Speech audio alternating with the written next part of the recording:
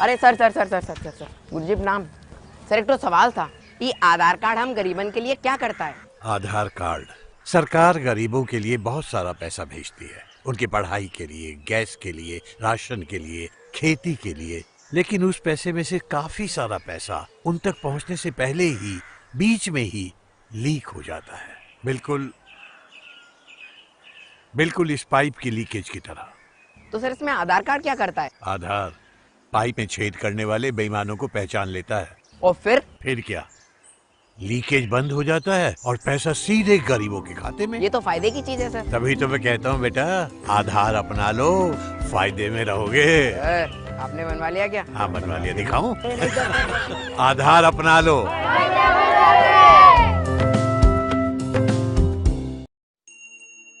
आयुष्मान भारत हो, भारत आयुष्मान हो, आयुष्मान हो। भारत को आयुष्मान बनाने, जन जन को आरोग्य बनाने, देश हित में चली हवा, मुफ्त में उपचार मिलेगी दवा। चली चली चली चली सेहत की हवा, चली चली मुफ्त होगा इलाज, मिलेगी दवा। बीमार न रहेगा अब लाचार, बीमारी का होगा मुफ्त उपचार, मुफ्त उपचार। बीमारी का होगा मुफ्त उपचार। चली चली सेहत की हवा, चली चली।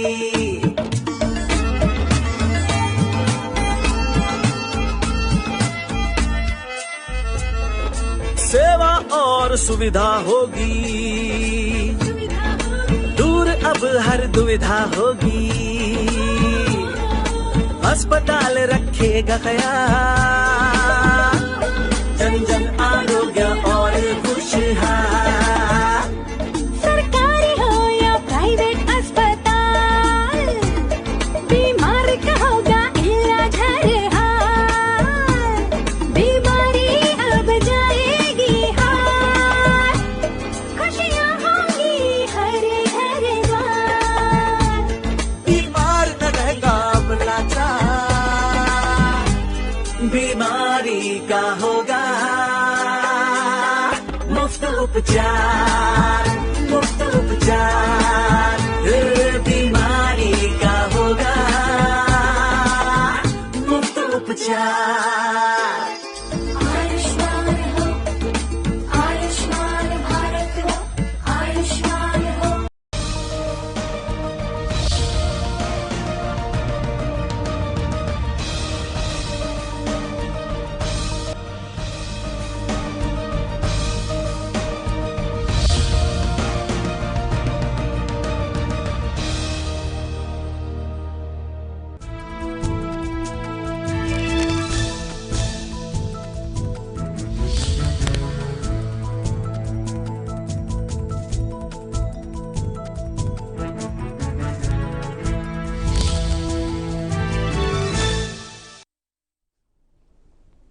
નમસ્કાર દર્શક મિત્રો, આપણા મુદ્દા આપણી વાતના ખાસ એપિસોડમાં આપનું સ્વાગત છે। મિત્રો, આજે ભારતનું અંદાજપત્ર રજૂ થયું। એક સમય હતો વર્ષો પહેલાં, આજથી 25-30 વર્ષ પહેલાં એક સમય હતો જ્યારે આપણે એક આર્થિક સંકટમાંથી પસાર થયા હતા અને એક ઐતિહાસિક બજેટ આપણી સમક્ષ રજૂ થયું હતું। એવી રીતના આજે પણ એક આપદાને અવસરમાં બદલવાની જ્યારે વાત આવે ત્યારે એક આરોગ્ય સંકટમાંથી જ્યારે આપણે પસાર થઈ ચૂક્યા છે ત્યારે આજે પણ એક એવું જ એક ઐતિહાસિક બજેટ રજૂ થયું છે જેમાં ઘણી બધા રિફોર્મ્સની તરફ આપણે આગળ વધી રહ્યા છે। તો આજે આપણે એની ચર્ચા કરીશું, વિગતવાર ચર્ચા કરીશું, ઘણા બધા મુદ્દાઓ છે એની વાત કરીશું અને આ મુદ્દાઓમાં ચર્ચા કરવા માટે આપણી સાથે ઘણા બધા એક્સપર્ટ્સ આ શોમાં જોડાશે। તો હું ઉત્સવ આપણા મુદ્દા આપણી વાત કાર્યક્રમમાં ફરી એકવાર એક સ્વાગત કરું છું અને અમારી સાથે અમારા સહયોગી છે નિશિતભાઈ જોશી।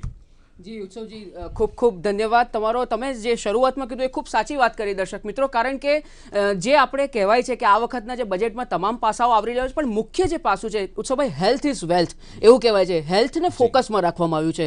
આ વખતે 137% જે રકમ છે એ હેલ્થ પર વધારે ફાળવવામાં આવી છે. તો એના માટે આજે આ મુદ્દા, આ ઉપરાંત ઇન્ફ્રાસ્ટ્રક્ચરને લઈને કેપિટલ એક્સપેન્ડિચર, એના પર પણ ખાસો ભાર મૂકવામાં આવ્યો છે. તો આ તમામ મુદ્દાઓ વિશે ચર્ચા કરીશું. આપણે સ્ટુડિયોમાં જે મહેમાન ઉપસ્થિત છે એમની સાથે, જે મહેમાન બહારથી જોડાશે એમની સાથે પણ આપણે વિગતે છણાવટ કરીશું. આ ચર્ચા કરવા માટે આપણી સાથે સ્ટુડિયોમાં બે મહેમાન જે ઉપસ્થિત છે એમનો પરિચય મેળવી લઈએ. દર્શક મિત્રો, આપણી સાથે સ્ટુડિયોમાં જાણીતા ટેક્સ કન્સલ્ટન્ટ, ટેક્સ એક્સપર્ટ મુકેશભાઈ પટેલ છે. મુકેશભાઈ, આપનું સ્વાગત છે. અને બીજા જે મહેમાન છે તે છે અર્થશાસ્ત્રી ડોક્ટર સોનલ યાદવ. સોનલબેન, આપનું પણ સ્વાગત છે. તો મુકેશભાઈ, પહેલા તો સૌથી પહેલો પ્રશ્ન એ કે બજેટને 10માંથી આપ કેટલા માર્ક્સ આપશો? જે ઉત્સવભાઈએ કહ્યું ને, આપણને ઉત્સવ મનાવવાનું મન થાય એવું આ અંદાજપત્ર, એટલા માટે કે એક અંગ્રેજીમાં ખૂબ સરસ, જેને કહીએ કે એક ફિલસૂફી યુક્ત કોટ છે કે every challenge or adversity carries the seed of an opportunity that can be transformed into prosperity. આજે કોરોનાની જે એડવર્સિટી હતી, આજે તેવે વખતે બધા એક વાત એ કરતા હતા કે કરદાતાઓ ઉપર કોરોના સેસ ઠોકી બેસાડવામાં આવશે. ફોર્ચ્યુનેટલી કોરોના સેસની વાત તો દૂર, પણ તમે જે કહ્યું કે health, in fact I rate this budget on a high for the 4 letters, કારણ કે હાઈનો જે સ્પેલિંગ છે HIGH, હેલ્થ, ઇન્ફ્રાસ્ટ્રક્ચર, ગ્રોથ અને હ્યુમન કેપિટલ. બિલકુલ. આ ચારનો સમાવેશ કરતો, એની સાથે વણાયેલું અને જેમ કહ્યું એમ આપત્તિને એક અવસરમાં પલટતું. મને 91-92નું ડૉક્ટર મનમોહન સિંહનું અંદાજપત્ર એટલા માટે યાદ આવે છે કે તે વખતે એક આપણે આર્થિક મહામારીથી આપણે પીડિત થતા. આ વખતે એક સ્વાસ્થ્યની, કોરોનાની વૈશ્વિક મહામારીથી આપણે લડવાનું હતું, જ્યારે આપણો એક નેગેટિવ 7.7%નો GDP ગ્રોથ રેટ હતો. એમાંથી એક તમારે માર્ગ કાઢીને આગળ વધવાનું હતું. નો ડાઉટ એમણે વ્યક્તિગત કરદાતાઓને નિરાશ કદાચ કર્યા હોય, પણ મારે કરદાતા મિત્રોને કહેવું છે કે જો દેશ તમારો સાબુત રહેશે, અર્થતંત્ર તમારું સમૃદ્ધ હશે અને તમે વિકાસના માર્ગે આગળ વધશો, તો એનો સીધો લાભ આપણને થઈને રહેવાનો જ છે. એટલે there has been a little disappointment કે અમને અમારું 80C 80D, અમારી એક્ઝમ્પશન લિમિટ્સ એ બધું નથી મળ્યું. પણ સાથે સાથે ધ પોઝિટિવ ઇઝ ઓલ્સો કે ભાઈ તમારા માટે એક ટ્રાન્સપેરન્ટ, એફિશિયન્ટ અને એકાઉન્ટેબલ ટેક્સ એડમિનિસ્ટ્રેશન, એટલીસ્ટ પ્રોસિજરની દિશામાં, કે જ્યાં એમણે કોઈ નાણાં કાઢવાના નહોતા, એમાં તો એમણે કેટલાક ખૂબ મક્કમ અને મજબૂત પગલાં લીધા છે. મુકેશભાઈ, પણ તમને એ પૂછવા માંગીશ કે જે કરદાતાઓ છે, કારણ કે આપણે બધા સ્પીચ સાંભળતા હોય, ટેક્સ પેયર્સ હંમેશા કે ક્યારે ઇન્કમ ટેક્સ સ્લેબની અનાઉન્સમેન્ટ થાય અને આપણને ખબર પડે કેટલો ટેક્સ ભરવાનો, કેટલો નથી ભરવાનો, તો કરદાતાઓએ આ ટેક્સમાંથી શું સમજવાનું છે, કેવી સમજણ લેવાની છે અને કેવી રીતના ટેક્સેશન બાબતે આગળ વધવાનું છે? સમજણ તો એ લેવાની છે ઉત્સવભાઈ કે જે નાણામંત્રીએ તમને એક લાઇનમાં એમ કહ્યું કે તૈયાર રહેજો તમારા pre field income tax returns માટે. એટલે એમણે અત્યારે પણ આ વર્ષે એમણે શરૂઆત કરી કે તમારા પગાર અને વ્યાજની આવક તમારા આવકવેરા રિટર્નમાં આવી જાય છે. હવે આગળ જતા એમણે કહ્યું કે ભાઈ તમારું ડિવિડન્ડ અને તમારો કેપિટલ ગેઇન્સ પણ આવશે. બરાબર છે. શા માટે? કારણ કે તમારા વિશે અમને બધી જ ખબર છે. એટલે ઉત્સવભાઈ, હવે કરદાતાઓએ એ સમજવું જરૂરી છે કે સરકાર એમના વિશે બધું જ જાણે છે અને તમારે એ જાણવું જરૂરી છે કે આવકવેરા ખાતું તમારા વિશે શું જાણે છે. એટલે તમે ખૂબ સંયમપૂર્વક, મને જે નાણામંત્રીની એક વાત ખૂબ ગમી, ભલે એ એકચ્યુઅલી નક્કર આર્થિક સંદર્ભમાં કોઈ રાહત નથી આપી શક્યા, પણ એમણે એમ કહ્યું કે ઇઝ ઓફ કોમ્પ્લાયન્સની દિશામાં અમે આગળ વધવા માંગીએ છીએ અને we want to raise tax revenue and its resources through voluntary compliance, greater voluntary compliance. મને લાગે છે કે જે લોકો ટેક્સ ભરે છે એમની પાસેથી જ તમે ટેક્સ ખાલી વસૂલ કર્યા કરો, એના કરતાં જે નથી ભરતા એમને પણ તમે પકડમાં રાખીને through artificial intelligence, through system તમે એમની પાસેથી વસૂલ કરો. મને લાગે છે આ તમામ લક્ષણ આ વખતના અંદાજપત્રની કાર્યવાહીના પેકેજમાં હું જોઈ રહ્યો છું. જી મુકેશભાઈ, જે બીજો પ્રશ્ન છે કે 75 વર્ષની વધુ ઉંમરના જે વ્યક્તિઓ છે એમને પેન્શન અને વ્યાજની જે કોઈ આવક થાય એમાંથી ટેક્સ રિટર્ન ફાઇલ કરવામાંથી મુક્તિ આપવામાં આવી છે. એમાં મારી કંઈક થોડીક મીઠી ફરિયાદ છે. મને લાગે છે કદાચ નાણામંત્રીનો ઉદ્દેશ્ય જે હતો એ ખૂબ ઇટ વોઝ આઉટસ્ટેન્ડિંગ, પણ એ ડિલિવર કરવામાં ક્યાંક ચૂકાયા છે.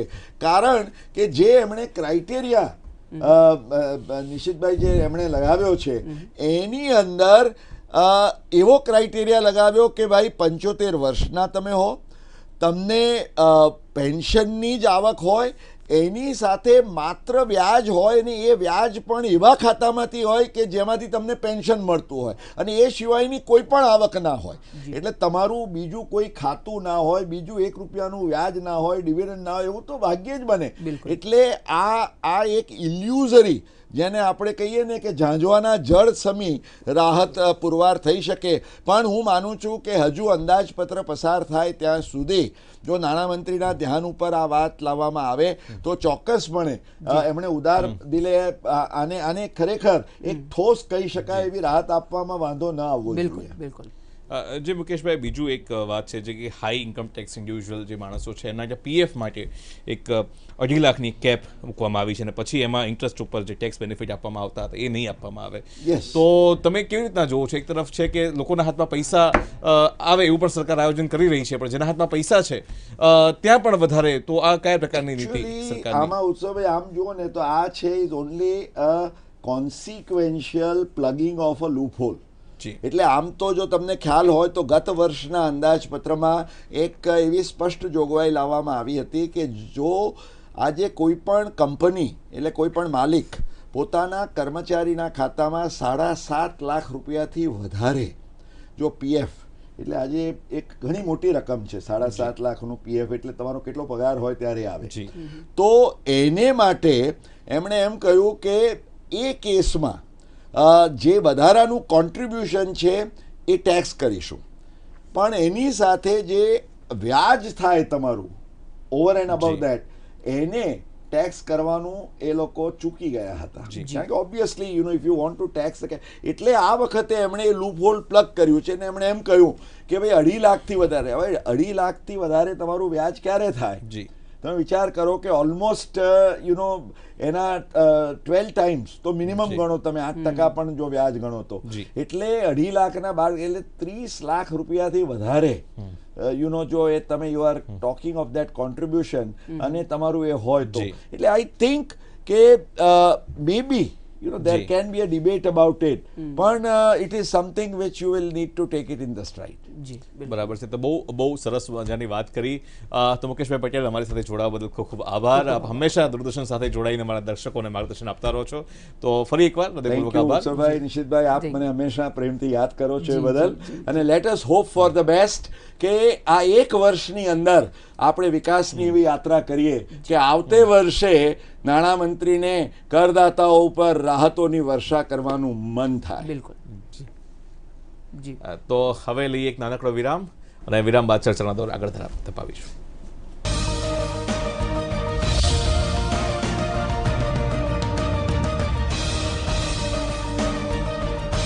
કેન્દ્રીય નાણામંત્રી નિર્મલા સીતારમણે ઐતિહાસિક પેપરલેસ એટલે કે ડિજિટલ બજેટ રજૂ કરી મોટાભાગના સેક્ટરને આવરી વિકાસલક્ષી બજેટ કર્યું રજૂ.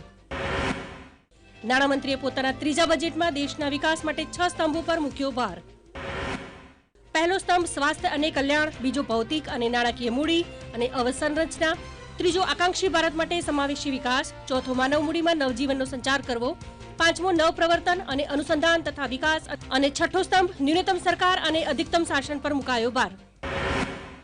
ઇન્કમટેક્સ સ્લેબમાં કોઈ ફેરફાર નહીં અને કોઈ છૂટ પણ આપવામાં આવી નથી. જોકે એફોર્ડેબલ હાઉસિંગમાં ઘર ખરીદનારને વ્યાજમાં 1.5 લાખ સુધીની એક્સ્ટ્રા છૂટનો સમય 1 વર્ષ વધારીને માર્ચ 2022 સુધીનો કરી દેવાયો.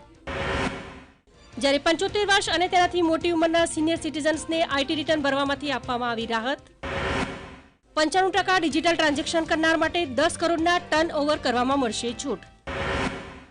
85,000 કરોડ રૂપિયાના ટેક્સ ડિસ્પ્યુટ તાજેતરમાં જ થયા છે ખતમ. ડિસ્પ્યુટ રિઝોલ્યુશન કમિટી બનાવાશે. 50 લાખ સુધીની આવક અને 10 લાખ સુધીની વિવાદિત ઇન્કમવાળા લોકોને આ કમિટીની પાસે જઈ શકશે. નેશનલ ફેસલેસ અપીલેટ ટ્રિબ્યુનલ બનશે. વીમા ક્ષેત્રે એફડીઆઈની સીમા 74% સુધી વધારવામાં આવી. તેમજ નાણાકીય વર્ષમાં એલઆઈસીનો આવશે આઈપીઓ. દરેક સરકારી બેંકોમાં 20,000 કરોડનું રોકાણ કરવામાં આવશે. બેંકોને એનપીએમાંથી છુટકારો અપાવવા માટે રિકન્સ્ટ્રક્શન કંપની અને એસેટ મેનેજમેન્ટ કંપની બનાવવામાં આવશે. કાર બાઇક વિરામ બાદ આપનું સ્વાગત છે. આપ જોઈ રહ્યા છો આપણા મુદ્દા આપણી વાત.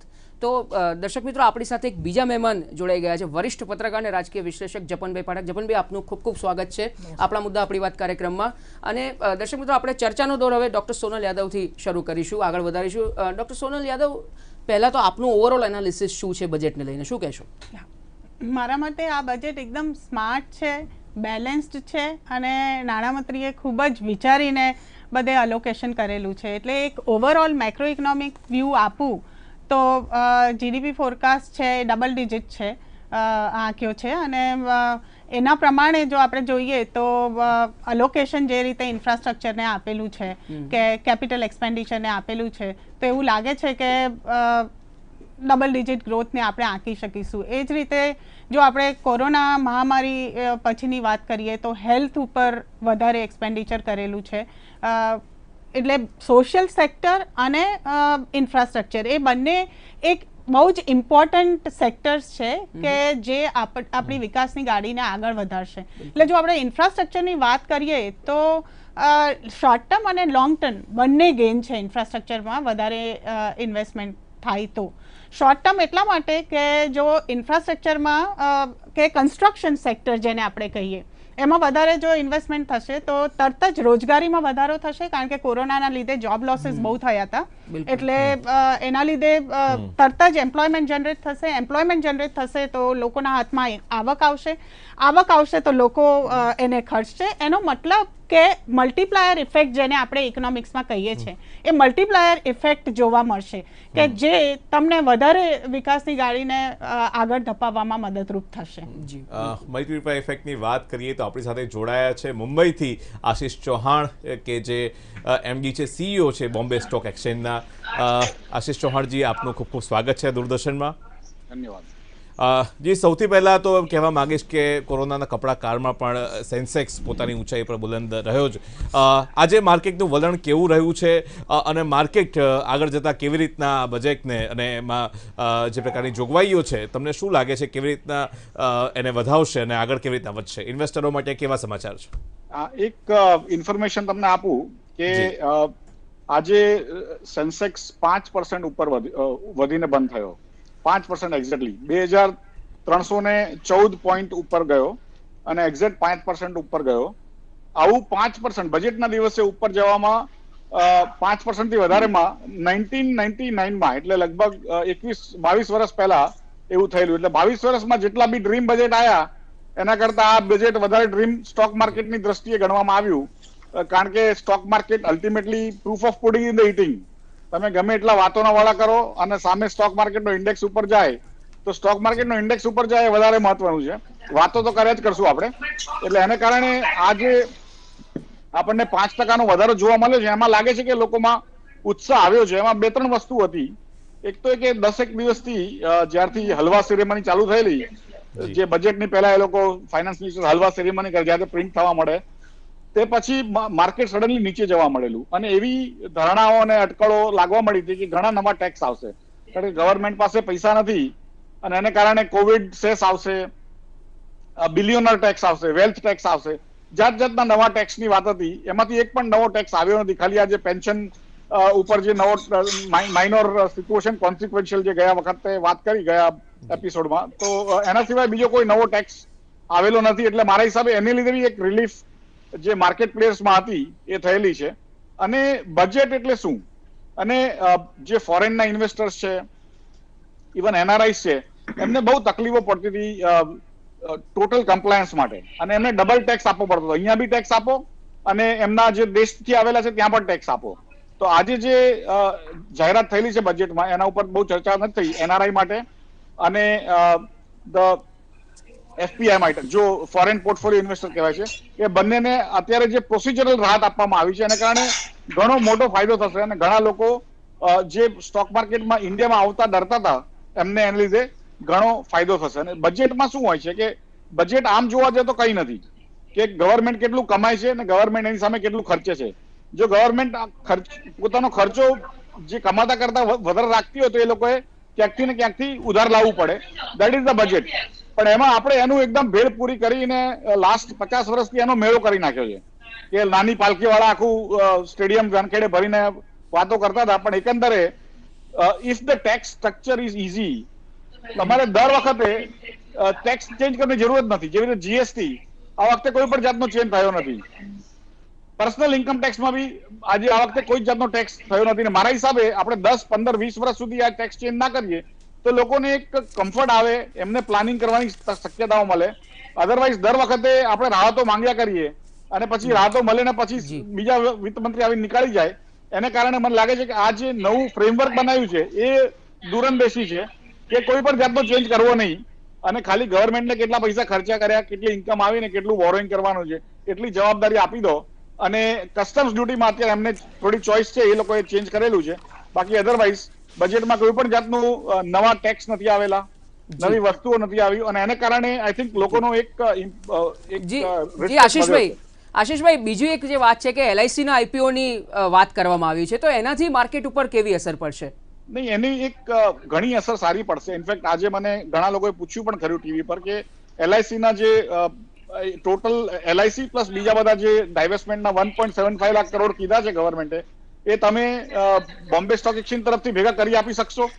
એટલે મેં કીધું કે પહેલા 10 મહિનામાં આ જે વિત્તીય વર્ષ ચાલી રહ્યું છે એમાં એપ્રિલથી લઈને જાન્યુઆરીના અંત સુધીમાં અમે લગભગ 14 લાખ કરોડ ઓલરેડી રેઝ કરી ચૂક્યા છીએ કોમર્શિયલ પેપર, કોર્પોરેટ બોન્ડ્સ અને ઇક્વિટી અને રાઇટ્સ મારફતે. એટલે 1.75 લાખ કરોડ અત્યારે ભારતનું જે સ્ટોક માર્કેટ છે એની ટોટલ સાઇઝ છે એની સરખામણીમાં 1.75 લાખ કરોડ કંઈ જ નથી. અને LIC નો ઇસ્યુ આવવાથી ઘણો કહીએ ને કે એક માર્કેટમાં કોન્ફિડન્સ વધશે અને જે માર્કેટ કેપિટલાઇઝેશન આવશે 15-20 લાખ કરોડ ઇવન એનાથી પણ વધારે ચર્ચાઈ રહ્યું છે. એને કારણે ભારતનું માર્કેટ કેપિટલાઇઝેશન બી ઘણું વધશે. અને જે બેડ બેંકની વાત થઈ છે એ બી એક તરફથી ઘણો પોઝિટિવ સંકેત છે. એક તો કે જે PSU બેંક છે એમને કેવી રીતે વધારે ઇક્વિટી આપવી જેથી એ લોકો વધારે લોન આપી શકે અને એમના જે બેડ લોન્સ છે એ બીજી એક બેંકમાં ટ્રાન્સફર કરી એસેટ રિકન્સ્ટ્રક્શન જેવી રીતે અને પછી એમને વેચી દેવા, એની ઉપર બી આ વખતે આઈ થિંક સારી રીતની ઘોષણાઓ થયેલી છે. એ પણ એક મહત્વનો મુદ્દો છે ઇન્વેસ્ટરો માટે. જી બિલકુલ આશીષભાઈ, તો અમારી સાથે જોડાયા અને આટલી રસપ્રદ ચર્ચા કરી એ બદલ આપનો ખૂબ ખૂબ આભાર.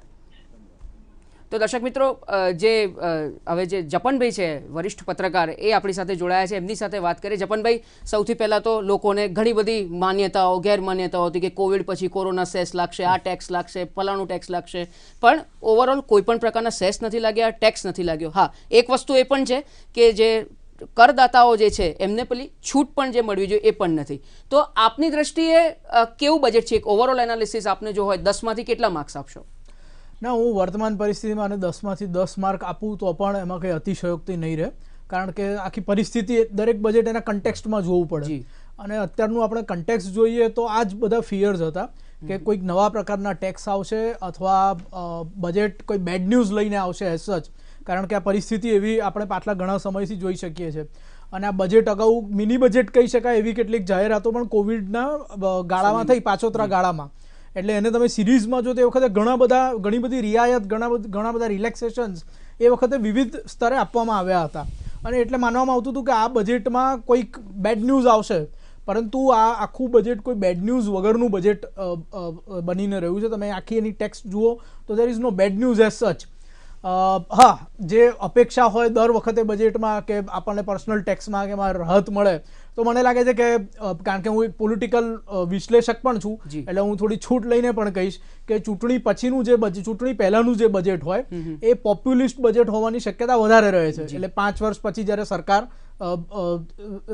ઇલેક્શનમાં જાય એ અગાઉનું બજેટ. એટલે ઘણી બધી પોપ્યુલિસ્ટ જાહેરાતો એ બજેટમાં થતી હોય છે. આપણે જોયું કે કેટલી બધી જાહેરાતો આ વખતે પણ 2019ની ચૂંટણી પહેલાં થઈ. પછીનું જે બજેટ હોય ઇલેક્શન પછીનું પહેલું બજેટ, એ બજેટ જનરલી પહેલા 2 બજેટ હોય છે એ થોડા સજારૂપ હોય છે. એટલે થોડાક કડક પગલાં લેવા હોય, થોડાક વધારાના ટેક્સ ઇમ્પોઝ કરવા હોય તો એની મોકળાશ કોઈ પણ ચૂંટાયેલી સરકાર માટે વિશ્વની કોઈ પણ ડેમોક્રેસીમાં રહેતી હોય છે. પરંતુ આપણે જોઈએ તો ગયા બજેટમાં પણ ઘણી બધી છૂટછાટો હતી. આ બજેટમાં પણ એઝ સચ તમે કહો કોઈ છૂટછાટ નથી, પણ જે ભય હતો કે ડાયરેક્ટ ટેક્સમાં કંઈક વધારો થશે, તો કોઈ પણ પ્રકારના ડાયરેક્ટ ટેક્સમાં વધારો નથી થયો. એટલે એ એક સારી વાત છે આજના બજેટની. બીજી વાત એ છે કે જે તાકીદની પરિસ્થિતિમાં જે બોધપાઠ મળ્યો આપણને કે આપણા હેલ્થ ઇન્ફ્રાસ્ટ્રક્ચરમાં ક્યાં ક્યાં કમીઓ છે, જેમ કે હું સાવ સરળ ભાષામાં કહું, કારણ કે આર્થિક તજજ્ઞતાની વાત તો બીજા નિષ્ણાતો કરશે, પણ હું કહું કે આપણે વારંવાર કહેવું પડે કે આપણે નેશનલ ઇન્સ્ટિટ્યૂટ ઓફ વાયરોલોજી પૂનામાં આપણા સેમ્પલ્સ ગયા છે ટેસ્ટ થવા માટે. બ્રિટનનો નવો એક આવ્યો પેલો વાયરસનો સ્ટ્રેન, તો આપણા સેમ્પલ ત્યાં ગયા છે. શરૂઆતમાં બધા સેમ્પલ ત્યાં ગયા છે. તો એ ઇન્સ્ટિટ્યૂટ વધારે પ્રમાણમાં ખુલે. બીજું કે જ્યાં જ્યાં લાગ્યું કે લેબોરેટરીઝની કમી છે તો આપણે કોવિડને એડ્રેસ કરવા માટે તો ઘણી બધી લેબોરેટરીઓ ખોલી કાઢી, પરંતુ કાયમી સ્તરે લેબોરેટરીઝ સ્થપાય, સારું હેલ્થ ઇન્ફ્રાસ્ટ્રક્ચર સ્થપાય. આપણા ગુજરાતમાં જેને કેન્દ્ર સરકાર એસ્પિરેશનલ ડિસ્ટ્રિક્ટ કહે છે, દાહોદ અને નર્મદા, તો એના માટે પણ એમાં સ્પેશિયલ હેલ્થ ઇન્ફ્રાસ્ટ્રક્ચરનું પ્રોવિઝન કરવામાં આવ્યું છે. બીજી એક બૂમ જે હતી આ કોવિડના ગાળામાં અને તે એના પાછોતરા ગાળામાં વિશેષ કરીને કે જોબ ક્રિએશન થાય એ પ્રકારની કોઈક જાહેરાત થાય, એ પ્રકારના કોઈ ઇનિશિયેટિવ લે. તો ઘણા બધા ઇનિશિયેટિવ તો ઓલરેડી મેં તમને કહ્યું કે મિની બજેટ જેવી કેટલીક જાહેરાતો થઈ કોવિડના ગાળામાં, સ્પેશિયલી નિર્મલા સીતારામને જ જાહેરાત કરી. તો એમાં ઘણા બધા ઇન્સેન્ટિવ્સ અને ઘણી બધી ઓપોર્ચ્યુનિટીઝ તો એમાં વર્ણવવામાં આવી હતી. પરંતુ આ વખતે પણ જે ઇન્ફ્રાસ્ટ્રક્ચર પર વિશેષ બળ આપવામાં આવ્યું છે, આપણે જો હેલ્થ, ઇન્ફ્રાસ્ટ્રક્ચર અને કૃષિ આ 3 વિષય પર વિશેષ બળ આપવામાં આવ્યું છે. તો ઇન્ફ્રાસ્ટ્રક્ચર પર જે બળ આપવામાં જેના કારણે ઘણું બધું જોબ ક્રિએશન થશે. આ ચર્ચાને આપણે આગળ ધપાવી. આપણી સાથે જોડાયા છે ચાર્ટર્ડ એકાઉન્ટન્ટ અને અર્થ નિષ્ણાત યમલ વ્યાસ. યમલભાઈ, આપનું સ્વાગત છે દૂરદર્શનમાં. નમસ્કાર જી. યમલભાઈ, આપને સૌથી પહેલાં તો પૂછવા માંગીશ કે ગમે ત્યારે વર્ષોથી આપણે જોઈએ છીએ ટ્રેન્ડ, પહેલાં સરકારમાં બજેટ આવતા ત્યારે એવું હતું કે સરકાર પૈસો ક્યાંથી કમાય એની વાત હતી કે જેના કારણે સામાજિક યોજનાઓ પર એનો ખર્ચો કરી શકે. પણ ગયા ઇકોનોમિક સર્વેની વાત કરીએ તો એમાં પણ એક વેલ્થ ક્રિએશનની વાત કરી હતી. આ ઇકોનોમિક સર્વે અને આ બજેટની પણ વાત કરીએ, એમાં લોકોના હાથમાં પૈસા આવે, એક કેપિટલ ઊભું થાય અને કેપિટલ ફરતું થાય અને ડિમાન્ડ જનરેટ થાય એવી વાત આ બજેટની અંદર કરવામાં આવી છે. તો જ્યારે ફિસ્કલ ડેફિસિટ, જ્યારે ઇકોનોમિક સર્વેમાં પણ એક વી શેપ ગ્રોથની વાત થઈ છે, ફિસ્કલ ડેફિસિટ પણ આપણી ધાર્યા કરતાં સ્વાભાવિક છે કે આવું સર્કિટ હતું એટલે રહી છે. તો તમે કેવી રીતના જોવો છો કે કેવી રીતના રેઝિલિયન્સ ભારતીય ઇકોનોમી બતાવશે અને કેવી રીતના આપણે પાછા વળીશું? આપણે જે માર્ચ મહિનામાં લોકડાઉન કર્યું ત્યાર પછી એપ્રિલ જોઈએ તો એપ્રિલમાં ખૂબ ખરાબ પરિસ્થિતિ હતી. ધીમે ધીમે સુધારો થતો ગયો અને કોઈએ પણ કલ્પના ના કરી હોય એવો વધારો બિઝનેસ એક્ટિવિટીમાં થયો છે ડિસેમ્બર મહિનામાં. એટલે જાન્યુઆરી મહિનાનો તો આપણે જોયું કે 1,20,000 કરોડની જે જીએસટી ના કલેક્શનનો આંકડો છે એ બતાવે છે કે આપણે પ્રી કોવિડ લેવલથી આગળ વધી ગયા છીએ. તો એ એક ઇન્ડિકેટર છે. પરંતુ હું કહું કે સરકારનો જો આ બજેટમાં વધુમાં વધુ બિરદાવા જેવો કંઈક વિષય હોય તો એને જે ફિસ્કલ ડેફિસિટને ઊંચી રાખી અને 12 લાખ કરોડના બોરોઇંગની જે વાત કરી છે, હું માનું છું કે એના કારણે આપણે હજુ પણ ધારીએ છીએ એના કરતાં વધારે ઝડપી આર્થિક ગ્રોથ થશે. કારણ કે અત્યારે માત્ર અને માત્ર આપણા દેશમાં જે જરૂર છે તે આપણે જેમ કહ્યું તેમ કે લોકોના હાથમાં નાણાં મૂકવાની, પૈસા ખર્ચવા માટે એમને પૈસા મળશે તો એ પૈસા વપરાશે એટલે એનું રોટેશન થશે અને માલની ડિમાન્ડ આવશે. ડિમાન્ડ થશે તો માલ. ભારતની એક ખાસિયત એવી છે કે જે બીજા દેશોમાં નથી કે સામાન્ય રીતે ઇકોનોમિસ્ટો એવું માનતા હોય છે કે જ્યારે પૈસા વધી જાય અને પ્રોડક્શન એટલું ને એટલું જ અથવા એક સીમિત કેપેસિટી હોય કોઈ પણ દેશની, તો એમાં ઇન્ફ્લેશન વધી જાય અને ઇન્ફ્લેશન વધી જાય એટલે ગરીબોને નુકસાન કરે છે. પરંતુ ભારત એક એવો દેશ છે કે જ્યાં આગળ ગમે તેટલું ડિમાન્ડ વધે છે એની સામે આપણે પ્રોડક્શન કરી જ લઈએ છીએ. આપણા દેશમાં જે આ આવડત છે, જે રેઝિલિયન્સ છે, એ હું માનું છું કે એક યુનિક છે આખા વિશ્વમાં અને એનું પ્રદર્શન આપણે 2021-22માં જોઈશું એવું મને સ્પષ્ટ દેખાય છે. અને જે સરકારે જે પ્રકારે આ એક ફિસ્કલ ડેફિસિટને ઊંચી રાખીને પણ ઇન્ફ્લેશન કંટ્રોલમાં રાખવા માટેના પ્રયત્નો કર્યા છે અને સાથે સાથે હેલ્થકેરમાં જે આપણે જોયું કે હેલ્થકેરની અંદર હવે લોકોને સામાન્ય રીતે સરકારી સેવા લેવામાં ડરતા હોય છે, પણ આપણે ગુજરાતમાં જોયું કે ગુજરાતમાં એસવીપીમાં સૌથી સારામાં સારી ટ્રીટમેન્ટ મળતી હતી અમદાવાદ સિવિલમાં, કે દરેક જ્યાં જ્યાં શહેરોમાં સિવિલ છે ત્યાં આગળ તો એટલી સારી સેવા લોકોને મળી છે, ડોક્ટરોએ જીવના જોખમે એમને બચાવ્યા છે. એટલે આ જે સરકારી સેવાઓ, મેડિકલ સેવાઓ વિશેનો જે ભ્રમ હતો એ પણ ભાગી ગયો છે.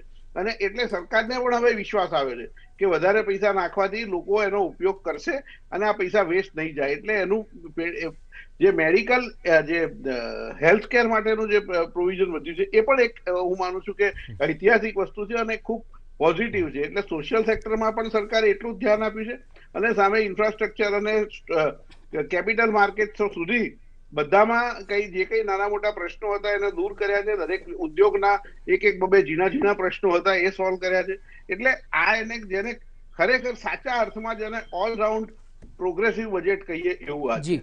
જી યમલજી, તો બીજો પ્રશ્ન એ છે કે ગયા વર્ષની સરખામણીમાં ગત વર્ષે 30 લાખ કરોડ રૂપિયાનું બજેટ હતું, આ વખતે 34,83,000 કરોડ રૂપિયાનું બજેટ છે. એટલે સરકારે જો જોઈએ તો હેલ્થ અને કેપિટલ એક્સપેન્ડિચર આ બંને ઉપર ખાસ, અને ઇન્ફ્રાસ્ટ્રક્ચર ત્રણેય પર ફોકસ કર્યું છે. કેપિટલ એક્સપેન્ડિચરની વાત કરો તો આ વખતે આગામી નાણાકીય વર્ષ સુધીમાં 5,54,000 કરોડ રૂપિયાનો લક્ષ્યાંક રાખ્યો છે. તો રોજગારીની દિશામાં વાત કરો અને વિકાસની દિશામાં વાત કરો તો આગામી કેટલા સમયમાં આની લાંબા ગાળાની અસરો રહેશે?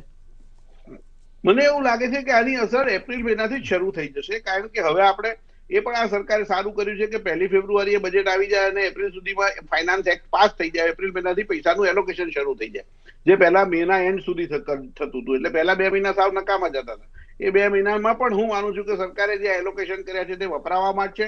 લોકોના હાથમાં પૈસા આવશે, લોકોને રોજગારી મળશે, નરેગામાં પણ પૈસા વપરાશે અને જ્યાં જ્યાં બજેટો વધાર્યા છે ત્યાં આગળ એની અંદર પૈસા લોકોના હાથમાં જશે. બીજું કે આ જે આખી સાયકલ છે એ ખૂબ જ જેને કહીએ ને કે સેલ્ફ ગ્રોઈંગ છે. એટલે એ એક વખત શરૂ થશે ને પછી એમાં જે ઝડપી સુધારો થશે અને જયારે સરકારે 11-12% સીધો જ આત્મનિર્ભરતા શબ્દને મળી વૈશ્વિક માન્યતા. ઓક્સફોર્ડ યુનિવર્સિટીએ આ શબ્દની 2020ના Hindi word of the year તરીકે કરી પસંદગી. પ્રધાનમંત્રી નરેન્દ્ર મોદીના આત્મનિર્ભરતા ભારત અભિયાનના એલાન બાદ આ શબ્દને વૈશ્વિક કક્ષાએ મળી છે નવી ઓળખ. આજથી બેંગલુરુમાં શરૂ થશે એશિયાનો સૌથી મોટો એર શો એરો ઇન્ડિયા. આત્મનિર્ભર ભારતની જોવા મળશે ઝલક. સંરક્ષણ મંત્રી રાજનાથસિંહે HALની બીજી પ્રોડક્શન લાઇનનું કર્યું ઉદ્ઘાટન. કહ્યું, ભારત વધુ સમય સુધી બીજા દેશો પર નહીં રહે નિર્ભર. કોરોનાને કારણે ચાલુ વર્ષે સામાન્ય જનતાના પ્રવેશ પર પાબંદી.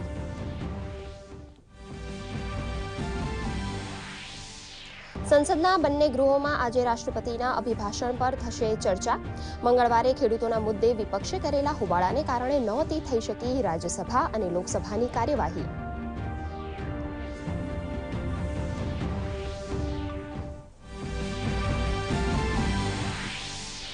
ભાજપના રાષ્ટ્રીય અધ્યક્ષ JP નડ્ડા આજથી કેરળના 2 દિવસીય પ્રવાસે. રોડ શોનું કરાશે આયોજન. આગામી વિધાનસભા ચૂંટણીને લઈને ભાજપ અધ્યક્ષે કરી પાર્ટી પ્રભારીઓની નિમણૂક. નરેન્દ્રસિંહ તોમરને આસામ અને પ્રહલાદ જોશીને કેરળના પ્રભારી બનાવાયા.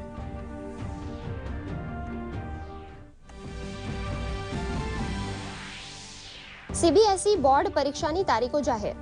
તારીખ 4 મેથી 11 જૂન 2021 સુધી યોજાશે પરીક્ષાઓ. મુખ્ય વિષયોની પરીક્ષા 6 મેથી થશે શરૂ. કેન્દ્રીય શિક્ષણ મંત્રી ડોક્ટર રમેશ પોખરિયાલ નિશંકે પરીક્ષાની તારીખોની કરી જાહેરાત.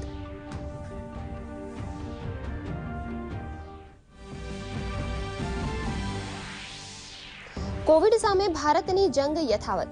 ગત 8 મહિના બાદ પ્રથમ સામે આવ્યા સૌથી ઓછા કેસ. રોજિંદો મૃતકાંક 100થી નીચે. કેરળ અને મહારાષ્ટ્રમાં વધતા કેસ જોઈને આરોગ્ય મંત્રાલયે કર્યો ઉચ્ચ સ્તરીય ટીમ મોકલવાનો નિર્ણય.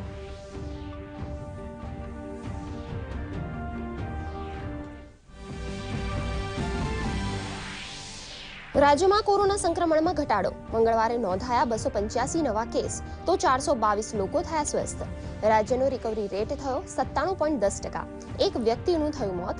મંગળવારે 40,550 વ્યક્તિઓને આપવામાં આવી રસી.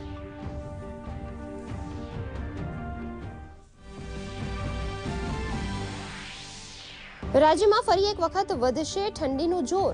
4 ફેબ્રુઆરીથી ફૂંકાશે ઉત્તર તરફના પવન. કચ્છમાં 4 અને 5 ફેબ્રુઆરીના રોજ કોલ્ડ વેવની આગાહી. તો રાજ્યમાં લઘુત્તમ તાપમાન 2 થી 4 ડિગ્રી ઘટવાની આગાહી. અમદાવાદમાં જોવા મળ્યું ધુમ્મસભર્યું વાતાવરણ.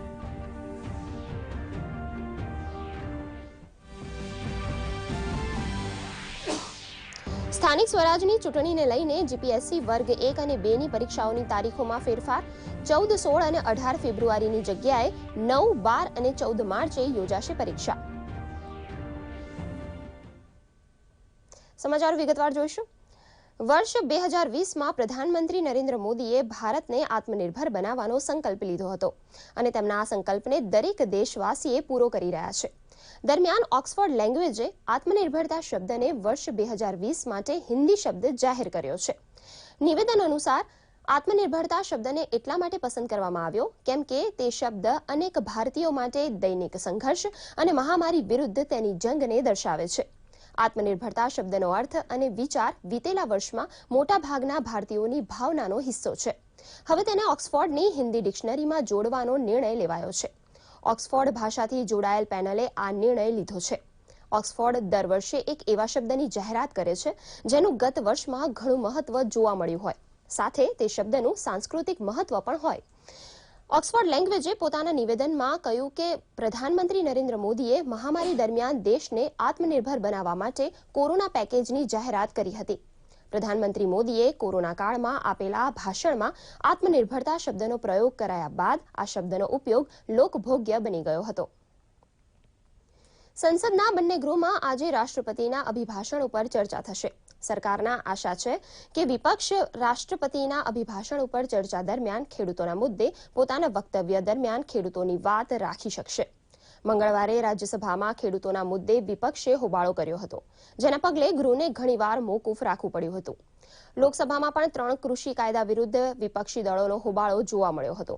ગૃહની કાર્યવાહી શરૂ થતાં કોંગ્રેસ સહિત વિપક્ષના તમામ દળોના સભ્યો અધ્યક્ષના આસનની સામે આવી સરકાર સામે નારેબાજી કરી હતી. ભાજપના સાંસદ લોકેટ ચેટર્જીએ દેશહિતમાં સરકારના કામોને વર્ણવ્યા હતા.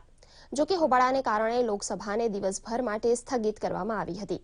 જોકે કૃષિ મંત્રી નરેન્દ્રસિંહ તોમરે કહ્યું છે કે સરકાર સંસદની અંદર અને બહાર ખેડૂતોના મુદ્દે ચર્ચા કરવા હંમેશા તૈયાર છે. माननीय अध्यक्ष महोदय, मैं आपके माध्यम से सभी सदस्यों को आग्रह करना चाहता हूं कि सदस्य अगर किसानों के बारे में चर्चा करने के लिए तैयार हैं तो सरकार सदन के भीतर भी और सदन के बाहर भी हमेशा चर्चा के लिए तैयार रही है. आज भी प्रश्नकाल में बड़ी संख्या में प्रश्न कृषि और कृषि कल्याण से संबंधित थे. कोविड के संकट में अथक परिश्रम करके संसद का आयोजन किया जा रहा है. इसमें निश्चित रूप से सरकार का, गांव का, गरीब का, किसान का तमाम सारा कामकाज होना है. Because of pandemic, we could not have question hour, and we could not have 0 hour, and many people protested against that, wrote articles also, made statements. Now we have question hour. Now we have question hour. Very important questions have been asked, and replies of ministers are giving. This is not fair. Corona काल में question our हो रहा है, जब प्रश्नकाल हो रहा है, और प्रश्नकाल का सबसे ज्यादा लाभ तो विपक्ष को ही मिलता है, और कहते हैं कि क्वेश्चन आवर ये विपक्ष का ही काल है. इसलिए बहुत दुखद है कि आज सदन की कार्रवाई को स्थगित करना पड़ा. सरकार हर प्रश्न का उत्तर देने के लिए तैयार है. कोई प्रश्न उठाना चाहे, जिस मुद्दे पर बहस चाहे. जब ऐसे दिक्कतें आती हैं और मुल्क में ऐसी स्थिति बनती है तो पार्लियामेंट क्या घंटों से, 2 घंटों से, मिनटों से नहीं, आप दिन भर चर्चा करो, एक दिन एक्सटेंड भी करो, इसके लिए कोई दिक्कत नहीं है. કેન્દ્રીય શિક્ષણ મંત્રી ડોક્ટર રમેશ પોખરિયાલ નિશંકે ગઈકાલે કેન્દ્રીય માધ્યમિક શિક્ષણ બોર્ડ અર્થાત સીબીએસઈ ધોરણ 10 અને 12ની બોર્ડ પરીક્ષાની તારીખો જાહેરાત કરી હતી. શિક્ષણ મંત્રીએ જણાવ્યું છે કે ધોરણ 10 અને 12ની બોર્ડ પરીક્ષાઓ 4 મેથી શરૂ થશે. ભાષા પરીક્ષાઓથી બોર્ડ પરીક્ષાઓની શરૂઆત થશે અને મુખ્ય વિષયોની પરીક્ષા 6 મેથી શરૂ થશે. અંતિમ પરીક્ષા 11 જૂનના રોજ યોજાશે. ધોરણ 12ની પરીક્ષામાં એક દિવસમાં 2 પેપર લેવાશે. સવારે 10:30 વાગ્યાથી 1:30 વાગ્યા સુધી પ્રથમ પેપર અને બપોરે 2:30 વાગ્યાથી સાંજે 5:30 સુધી બીજું પેપર લેવાશે. मुझे आशा है कि इस समय का आपने बहुत अच्छे तरीके से आप उपयोग कर रहे होंगे, क्योंकि आपकी परीक्षाएं 4 मई से हैं। पीछे के समय में मैंने ये भी कहा था कि सौदे के एक सेमिनार में मैंने कहा था कि हम लोग कोशिश करेंगे कि 2 तारीख तक 2 तारीख को आपको आपका जो विस्तार पूर्वक विषयवार तिथिवार कुछ आपको डेट शीट भी उपलब्ध करा सकें। और मुझे कहते हुए खुशी है कि आज ये डेट शीट आपको मिल रही है और इसमें बहुत कोशिश की गई है कि आपकी विषयों के बीच जो बहुत महत्वपूर्ण विषय हैं उनके बीच समय को थोड़ा सा अंतर हो, ताकि आपको तैयारी करने के लिए अच्छा मौका मिल सके और आप तनाव मुक्त रहें। રાજ્યમાં યોજાનારી સ્થાનિક સ્વરાજ્યની ચૂંટણીને ધ્યાનમાં રાખીને ગુજરાત જાહેર સેવા આયોગ એટલે કે જીપીએસસીની વર્ગ 1 અને 2ની પરીક્ષાના કાર્યક્રમમાં ફેરફાર કરવામાં આવ્યો છે। આયોગના જણાવ્યા અનુસાર ગુજરાત વહીવટી સેવા વર્ગ 1, ગુજરાત મુલ્કી સેવા વર્ગ 1 અને વર્ગ 2 તથા ગુજરાત નગરપાલિકા મુખ્ય અધિકારી સેવા વર્ગ 2ની મુખ્ય લેખિત પરીક્ષા 14, 16 અને 18 ફેબ્રુઆરીના રોજ યોજાનાર હતી, જે હવે 9 માર્ચ, 12 માર્ચ અને 14 માર્ચના રોજ યોજાશે। એશિયાનો સૌથી મોટો એરો શો આજથી બેંગલુરુમાં શરૂ થઈ રહ્યો છે। 3 દિવસના આ શોનું ઉદ્ઘાટન રક્ષામંત્રી રાજનાથ સિંહ કરશે। કોવિડ મહામારીના પગલે પ્રથમવાર તેને હાઇબ્રિડ પ્રારૂપમાં યોજવામાં આવે છે। 13મા એરો ઇન્ડિયા શોમાં વર્ચ્યુઅલી અને ભૌતિક રૂપે ભાગ લેવાનો અવસર છે। આ વખતે રક્ષા ક્ષેત્રમાં ભારતની ઉપલબ્ધિઓને દર્શાવવામાં આવ્યું છે।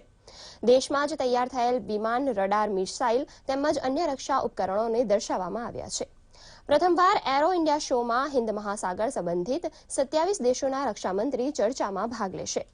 બીજી બાજુ વિવિધ દેશોના એર ઓફ ચીફ સ્ટાફની મીટિંગ પણ યોજાશે।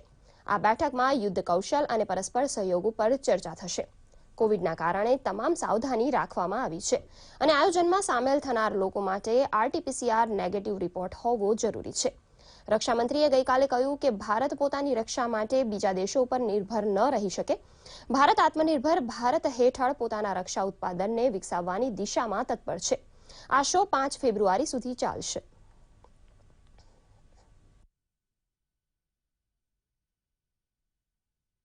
हिंदुस्तान एरोनॉटिक लिमिटेड यानी एचएल, इंडियन एयरफोर्स और साथ ही साथ आत्मनिर्भर भारत का जो हमारा यह कैंपेन है, इन तीनों को यह ताकत देगा, तीनों को यह मजबूती देगा। कोविड की इतनी महामारी के बावजूद 48,000 करोड़ का ऑर्डर आर्म्ड फोर्सेस की तरफ से आपको यह मिल गया है और मैं कह सकता हूं कि इंडिजिनस डिफेंस प्रोक्योरमेंट के इतिहास में यह सबसे बड़ा प्रोक्योरमेंट है। यदि मैं इसे कहूं कि यह हिस्टोरिकल डील है तो यह कहना भी एग्जेगरेशन नहीं होगा। हिस्टोरिकल डील है जो इंडियन एरोस्पेस सेक्टर को एक नई हाइट देगी, यह भी हमारा विश्वास है। तो भी बनाना होगा डिफेंस इक्विपमेंट्स, प्लेटफॉर्म्स, वेपन्स। कोशिश हमारी यह है कि हम खुद बनाएंगे और सीमा की और अपने स्वाभिमान की दोनों की सुरक्षा भी करेंगे। एक लाभ और हुआ है आज के इस उद्घाटन से।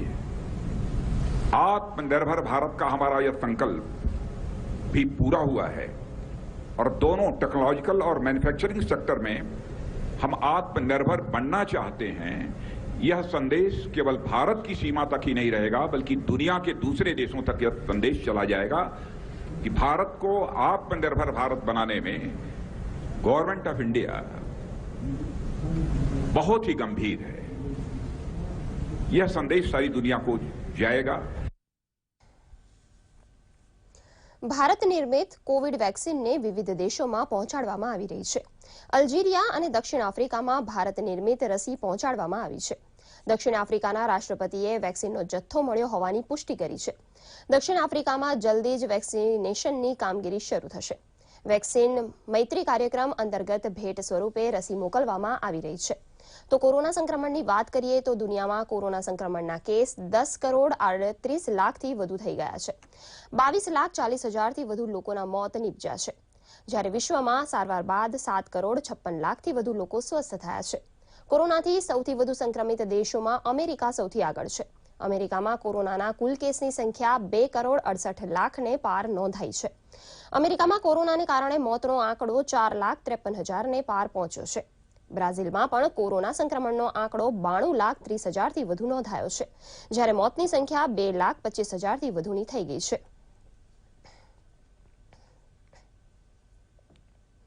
રાજ્યમાં દિવસે ને દિવસે કોરોના સંક્રમણમાં ઘટાડો નોંધાઈ રહ્યો છે. ગત મંગળવારે રાજ્યમાં નવા 285 કેસ નોંધાયા હતા, જે પૈકી વડોદરામાં 86, અમદાવાદમાં 61, સુરતમાં 37, રાજકોટમાં 31, જૂનાગઢમાં 10, ગાંધીનગર અને આણંદમાં 8-8, જામનગર અને ગીર સોમનાથમાં 6-6, અમરેલી અને બનાસકાંઠામાં 4-4 કેસ નોંધાયા હતા, જ્યારે અરવલ્લી, ભાવનગર, સુરેન્દ્રનગર અને તાપીમાં કોરોના સંક્રમણનો એક પણ કેસ નોંધાયો નથી.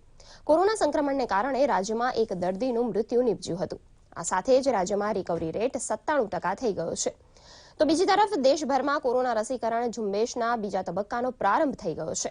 આજે 684 કેન્દ્રો પર 40,550 લોકોને વેક્સિન આપવામાં આવી હતી. રાજ્યમાં અત્યાર સુધીમાં 2,54,531 વ્યક્તિઓને રસી આપવામાં આવી છે. અને વધુ સમાચારો નાનકડા વિરામ બાદ. હાય મમ્મી, ફરીથી શોપિંગ? પપ્પાજી, તમે આને બગાડી છે. લિમિટમાં કરો તો કાંઈ ખરાબ નથી હોતું. લિમિટ વગર શોપિંગ કરશે તમારા કાર્ડ પર એડ ઓન છે ને? મેં તો કાર્ડ પર લિમિટ સેટ કરી દીધી છે. અચ્છા, આના ફાયદા એ છે કે રિસ્ક ઓછું થઈ જાય છે અને જો ફ્રોડ પણ થાય તો તરત બેંકને સૂચિત કરી દો નુકસાન ઓછું. દાદુ, નેક્સ્ટ ટાઈમ આ ગુલાબી dress. You are the limit. Limit તો સેટ છે. આરબીઆઈ કહે છે, જાણકાર બનો, સતર્ક રહો. વિરામ બાદ આપનું સ્વાગત છે. સમાચારોમાં આગળ વધીશું. ભાજપાના રાષ્ટ્રીય અધ્યક્ષ જેપી નડ્ડા આજથી કેરળના 2 દિવસીય પ્રવાસે જશે. આજે તેમનો એક રોડ શોનો કાર્યક્રમ છે. આ ઉપરાંત તેઓ રાજ્ય સમિતિ કાર્યાલયની પણ મુલાકાત લેશે. નડ્ડા આજે એક પત્રકાર પરિષદને પણ સંબોધશે. સાંજે તેમનો પદ્મનાભ મંદિર જવાનો કાર્યક્રમ છે. ભાજપના અધ્યક્ષ જેપી નડ્ડાએ આગામી વિધાનસભા ચૂંટણી માટે ઘણા પાર્ટી પ્રભારીઓની નિયુક્તિ કરી છે. નરેન્દ્રસિંહ તોમરને આસામના પ્રભારી બનાવવામાં આવ્યા છે. સાથે જ પ્રહલાદ જોશીને કેરળના પ્રભારી બનાવવામાં આવ્યા છે. આ ઉપરાંત જી કિશન રેડ્ડીને તમિલનાડુ માટે પ્રભારી બનાવાયા છે. રાજ્યમાં આગામી દિવસોમાં યોજાનારી સ્થાનિક સ્વરાજ્યની ચૂંટણીને લઈને રાજકીય પક્ષોએ તૈયારીઓ શરૂ કરી દીધી છે. ગાંધીનગર ખાતે બીજા દિવસે ભાજપની પાર્લામેન્ટરી બોર્ડની બેઠક યોજાઈ હતી. બેઠકમાં જામનગર, રાજકોટ અને અમદાવાદના ઉમેદવારોની પસંદગીને લઈને ચર્ચા થઈ હતી. આ બેઠકમાં ભાજપ અધ્યક્ષ સી.આર. પાટીલ, મુખ્યમંત્રી વિજય રૂપાણી, નાયબ મુખ્યમંત્રી નીતિન પટેલ, સ્થાનિક સાંસદો, ધારાસભ્ય તેમજ નિરીક્ષકો ઉપસ્થિત રહ્યા હતા. તમામ નેતાઓની હાજરીમાં ઉમેદવારોના નામની ચર્ચા કરવામાં આવી હતી. આજના ઝડપી યુગમાં લોકોને પોતાના વ્યવસાય અને નોકરીના સ્થળે ઝડપથી પહોંચવા માટે વાહનની ફરજિયાત જરૂર ઊભી છે. જો કે વધારે પડતા વાહનોના ઉપયોગના કારણે લોકોની શારીરિક તંદુરસ્તી સારી નથી રહેતી. ત્યારે સુરેન્દ્રનગરમાં આરટીઓ ઓફિસમાં એઆરટીઓ તરીકે ફરજ બજાવતા તાહિરભાઈ દાંત્રોલિયાની બદલી સુરેન્દ્રનગર ખાતે થતા તેઓ સાયકલિંગ કરીને દાહોદથી સુરેન્દ્રનગર ફરજના સ્થળે હાજર થયા હતા. તાહિરભાઈ અગાઉ પણ 200 કિલોમીટર, 400 કિલોમીટરની સાયકલિંગ રેસમાં ભાગ લઈ ચૂક્યા છે. તાજેતરમાં 23મી જાન્યુઆરીના રોજ હિંમતનગરથી સ્ટેચ્યુ ઓફ યુનિટી સુધીનું 600 કિલોમીટરનું અંતર 34 કલાકમાં પૂર્ણ કર્યું હતું. આ રેસ નિયત સમયમાં પૂર્ણ થતાં હવે તેઓ 2022માં પેરિસમાં યોજાનાર સ્પર્ધા માટે ક્વોલિફાય થયા છે. હાલ તો તાહિરભાઈ દરરોજ સવારે વહેલા ઉઠીને યોગા કરે છે, ત્યારબાદ 40થી 50 કિલોમીટર સાયકલિંગ કરે છે અને રોજ સાંજે વોક કરે છે. તેઓ જણાવે છે કે સાયકલિંગ કરવાથી શરીર પણ તંદુરસ્ત રહે છે અને પર્યાવરણને બચાવી શકાય છે. સાયકલિંગ એક એવી એક્ટિવિટી છે કે જેનાથી તમારે શારીરિક ક્ષમતા પણ મપાઈ જાય છે. લોકો પણ એમાંથી કંઈક પ્રેરણા લે. પ્લસ સરકારી અધિકારીઓમાં જનરલી એવું જ હોય છે કે આ સ્થળેથી બદલી થાય એટલે બીજા સ્થળે આ લોકો બાય કાર અથવા તો બાય ગમે તે પહોંચતા હોય છે. પણ મારો એક નવો ઉદ્દેશ જાગૃત થાય, લોકોને કે એમાંથી કંઈક પ્રેરણા મળે, એ હેતુથી મેં સાયકલ દ્વારા આવવાનું નક્કી કર્યું. ભારત સરકારની લોકલ ફોર વોકલ પહેલ અને રેલવે મંત્રાલયના સહયોગથી ભારતીય રેલવે કેટરિંગ અને ટુરિઝમ કોર્પોરેશન અમદાવાદ પ્રાદેશિક કાર્યાલય દ્વારા નવા વર્ષે ખાસ 4 વિશેષ ટુરિસ્ટ ટ્રેન શરૂ કરવાની પહેલ કરવામાં આવી છે. અમદાવાદ પ્રાદેશિક કાર્યાલયના ક્ષેત્રીય પ્રબંધક વાયુનંદન શુક્લાએ પત્રકારોને જણાવ્યું હતું કે IRCTC ફેબ્રુઆરી 2021માં 2 પિલગ્રીમ સ્પેશિયલ ટુરિસ્ટ ટ્રેન અને માર્ચ 2021માં 2 ભારત દર્શન ટ્રેન શરૂ કરશે. આ તમામ ટ્રેન રાજકોટથી શરૂ થશે અને રાજકોટ પરત આવશે.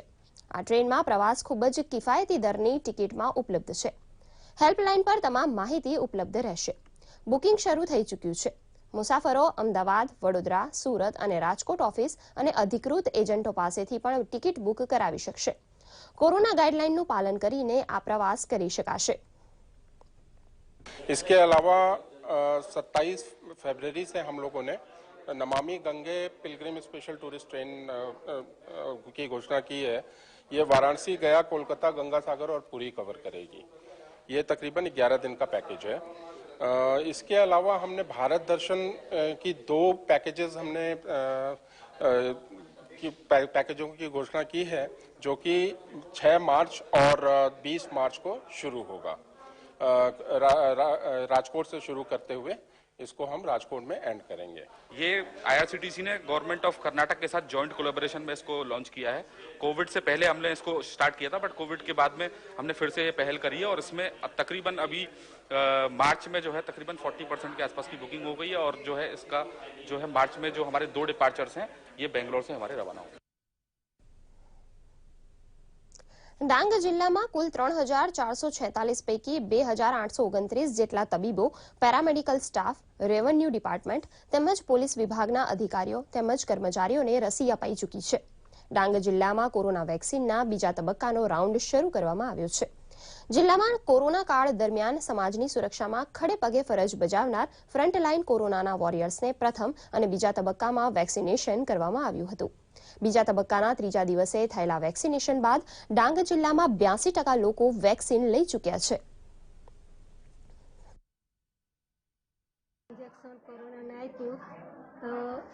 હમણાં મને અડધો કલાક થઈ ગયો છે, પણ મને રસીની કોઈ આડઅસર થઈ નથી. મેં રસી લીધી તેના અડધો કલાક થઈ ગયો, પણ મને કંઈ આડઅસર થઈ નથી. તો બીજા લે તો સારું એમ. ગુજરાતમાં કોરોનાના ઘટતા જતા સંક્રમણ વચ્ચે 2 સપ્તાહમાં હેલ્થ વર્કર્સને રોગ પ્રતિકારક શક્તિ વધારતી રસીનો પ્રથમ ડોઝ આપી દેવામાં આવ્યો છે. ફ્રન્ટલાઇન વોરિયર્સના બીજી હરોળના કર્મચારીઓ, અધિકારીઓને રસી આપવાનો શુભારંભ Nadiad ND Desai medical college ખાતે જિલ્લા વિકાસ અધિકારી DS ગઢવી તેમજ જિલ્લા ગ્રામ વિકાસ અધિકારીના નિયામક RT ઝાલા, ડોક્ટર ND દેસાઈને મેડિકલ કોલેજ ખાતે કોરોનાની રસી આપીને કરવામાં આવ્યો હતો. આ ઉપરાંત જિલ્લામાં અન્ય સ્થળોએ જિલ્લા પંચાયત, તાલુકા પંચાયત તેમજ અન્ય વર્કરો સહિત આશરે 10,000 ઉપરાંતને રસી મૂકવાનું કામ ચાલુ છે. રસી મુકાવવાથી કોઈ આડઅસર થતી નથી, તેથી સૌ લોકો રસી મુકાવે તેવી જિલ્લા વિકાસ અધિકારી ગઢવી અને જિલ્લા ગ્રામ વિકાસ એજન્સીના નિયામક RT ઝાલાએ જણાવ્યું હતું. હું તમામ ગ્રામ પંચાયત, તાલુકા પંચાયત, જિલ્લા પંચાયત અને અન્ય ખેડા જિલ્લાના ગ્રામજનોને પણ જણાવું છું કે રસી છે એ ખૂબ જ સેફ છે. જરા પણ દર્દ થતું નથી લેતા, એટલે કોઈ પણ જાતનો ડર કે સંકોચ રાખ્યા વગર આપ અવશ્ય રસી લ્યો. મને 15-20 મિનિટ થવાઈ છે. કોઈ પણ જાતનું રિએક્શન આવે એવું લાગતું નથી કે હજુ સુધી કોઈ એવા રિએક્શન આવ્યા નથી. અને સરકારશ્રીનો પણ આ તબક્કે અમને પ્રથમ હરોળના કોરોના વોરિયર તરીકે આ જે રસીકરણ કરવામાં આવ્યું અમારું, એ બદલ હું સરકારશ્રીનો પણ અંતઃકરણપૂર્વક આભાર માનું છું. દેવભૂમિ દ્વારકાના કલ્યાણપુર ગામે બાલવી માતાજીના મંદિર પાસે રહેતા જટાશંકરભાઈ વેલજીભાઈ ભોગાયતાના મકાનથી થોડે દૂર આવેલ ખંડેરમાંથી તેમના પત્ની જયાબેનનો મૃતદેહ હત્યા કરેલી હાલતમાં મળી આવ્યો હતો. તેની જાણ થતાં પોલીસ અધિક્ષક સુનિલ જોશી તથા DYSP special cell, LCB, SOG, સ્થાનિક પોલીસનો સ્ટાફ માણસો તાત્કાલિક ઘટના સ્થળે પહોંચી ગયો હતો અને તપાસ હાથ ધરી હતી. જેમાં પ્રાથમિક તપાસમાં જાણવા મળ્યું હતું કે મૃતક પાસેથી સોનુ નામના શખ્સે 10,000 રૂપિયા અઠવાડિયા માટે ઉછીના લીધા હતા. જોકે સમયસર પૈસા પરત નહીં કરતા બંને વચ્ચે રકઝક થઈ હતી અને સોનુએ જયાબહેનને માથાના ભાગમાં બોથડ પદાર્થનો ઘા કરતા ઈજા પહોંચી હતી અને ત્યારબાદ સોનુનો મિત્ર માલો ઉર્ફે માઇકલ આવી ચડતા બંને જણાએ જયાબહેનને માથામાં પથ્થરના ઘા મારીને મોત નિપજાવ્યું હતું. પોલીસે બંને આરોપીઓની ધરપકડ કરીને તપાસ હાથ ધરી છે. બ્રજેશ રાજપૂત અને બીજો જે આરોપી છે માલદેવ ઉર્ફે માઇકલ, એ બંનેને પકડી લીધો હતો. હત્યાનો જે મૂળ કારણ હતો એને ઇવનિંગમાં પહેલા ચોરી કરતા એને જોઈ લીધો હતો એ જે મહિલા છે, અને સાથે સાથે એ મહિલાએ સોનુ નામનો જે આરોપી છે એને 10,000 રૂપિયા ઉછીના પણ આપેલા હતા અને એ પણ એને પરત આપવા નહીં હતા અને સોનુને એવો પણ ડાઉટ હતો કે એના ઘરથી આપણે થોડો ઘણા વધારે પૈસા મળી પણ આવશે અને એને પૈસા જે 10,000 રૂપિયા છે એ પણ વારંવાર માંગણી કરે છે, એ પણ માંગવા નહીં પડે. તો એ ચોરી અને મર્ડર બંનેના ઈરાદેથી જ એને ઘરેની અંદર ગયો હતો અને એ માજી એમાં લાસ્ટમાં સામે આવી જતા એને પથ્થરથી એને મૃત્યુ ઉપજાવી હતી. પ્રજ્ઞાચક્ષુ બાળકો માટે હવે આશીર્વાદરૂપ કોમ્પ્યુટર આધારિત સંશોધનો સામે આવી રહ્યા છે. બ્રેઇલ ભાષામાં પાઠ્યપુસ્તકો તૈયાર કરવાનું કામ પણ ઘણું સહેલું બની રહે છે. જે ભાષામાં બોલવામાં આવે તે જ ભાષામાં બ્રેઇલ લિપિમાં વિગતોનું પ્રકાશન થઈ શકે તેવા સોફ્ટવેર આધારિત પ્રિન્ટર ઉપલબ્ધ થતા પ્રજ્ઞાચક્ષુ માટે અભ્યાસ આસન બન્યો છે. સમગ્ર રાજ્યમાં રાષ્ટ્રીય અંધજન મંડળ દ્વારા પ્રજ્ઞાચક્ષુઓ માટે પહેલી જ વાર કોમ્પ્યુટરમાં આ પ્રકારના સોફ્ટવેર ફિટ થઈ ચૂક્યા છે. જુદા જુદા વર્ઝન પછી 2020નું વર્ઝન બ્રેઇલ પ્રિન્ટર આવી જતા પ્રજ્ઞાચક્ષુ વિદ્યાર્થી પણ ખુશ છે. અંધજન મંડળના સંચાલકોએ જણાવ્યું હતું કે આગામી દિવસોમાં બોર્ડની પરીક્ષા આવી રહી હોવાના સંજોગોમાં આ સોફ્ટવેર વિદ્યાર્થીઓ માટે ખૂબ ઉપયોગી રહેશે. સાથેનું મશીન આવે છે એની અંદર જુદી જુદી ડિવાઇસીસ મૂકેલી છે કે જેના દ્વારા આપણે કંઈ પણ બોલીએ એનું બ્રેઇલ લિપિની અંદર ટ્રાન્સક્રાઇબ થાય અને આ અમને વાંચવા લખવામાં ઘણો સમય જાય એને બદલે અમે તરત બ્રેઇલમાં એ વાંચી શકીએ. તમે જે બોલ્યા હોય એ તરત અમે બ્રેઇલમાં વાંચવું હોય તો વાંચી શકીએ. આ જાતની લેટેસ્ટ ટેકનોલોજી સાથેના મશીનો હવે બહાર પડ્યા છે. એટલે અમારે તો આ વિદ્યાર્થીઓને ઘણો મોટો ફાયદો થઈ જાય. સ્પેલિંગમાં ફાયદો થઈ જાય, બીજું તરત એને બ્રેઇલ લિપિમાં વાંચન મળી જાય. અમરેલી જિલ્લાના દરિયાકાંઠે દર શિયાળામાં મોટી સંખ્યામાં છેક રશિયાથી આવતા પ્રવાસી પક્ષીનું આગમન થાય છે. ચાલુ વર્ષે શિયાળાની શરૂઆતમાં જ પ્રવાસી પક્ષીઓ આવવાની શરૂઆત થઈ હતી. દરિયાકાંઠાના વિક્ટર, ચાંચ, ખેરા, પટવામાં મોટી સંખ્યામાં પ્રવાસી પક્ષીઓ આવી ચૂક્યા છે. આવનારા સમયમાં અહીં લાખોની સંખ્યામાં પ્રવાસી પક્ષીઓના ઝુંડ ઉતરી આવશે. ઓણસાલ અમરેલી જિલ્લામાં પ્રવાસી પક્ષીઓ માટે ખૂબ જ સાનુકૂળ માહોલ છે.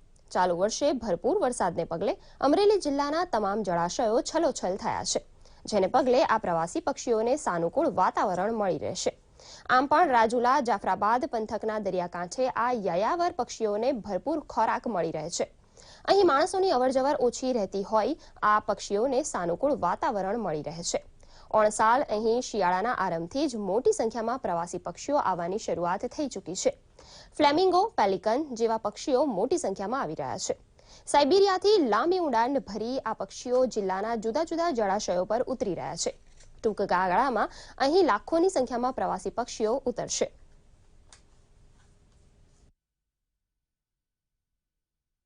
શિયાળાની અંદર અમારા દરિયા કિનારા ઉપર યાયાવર પક્ષીઓ આવે છે, એટલે કે માઇગ્રેટરી બર્ડ્સ.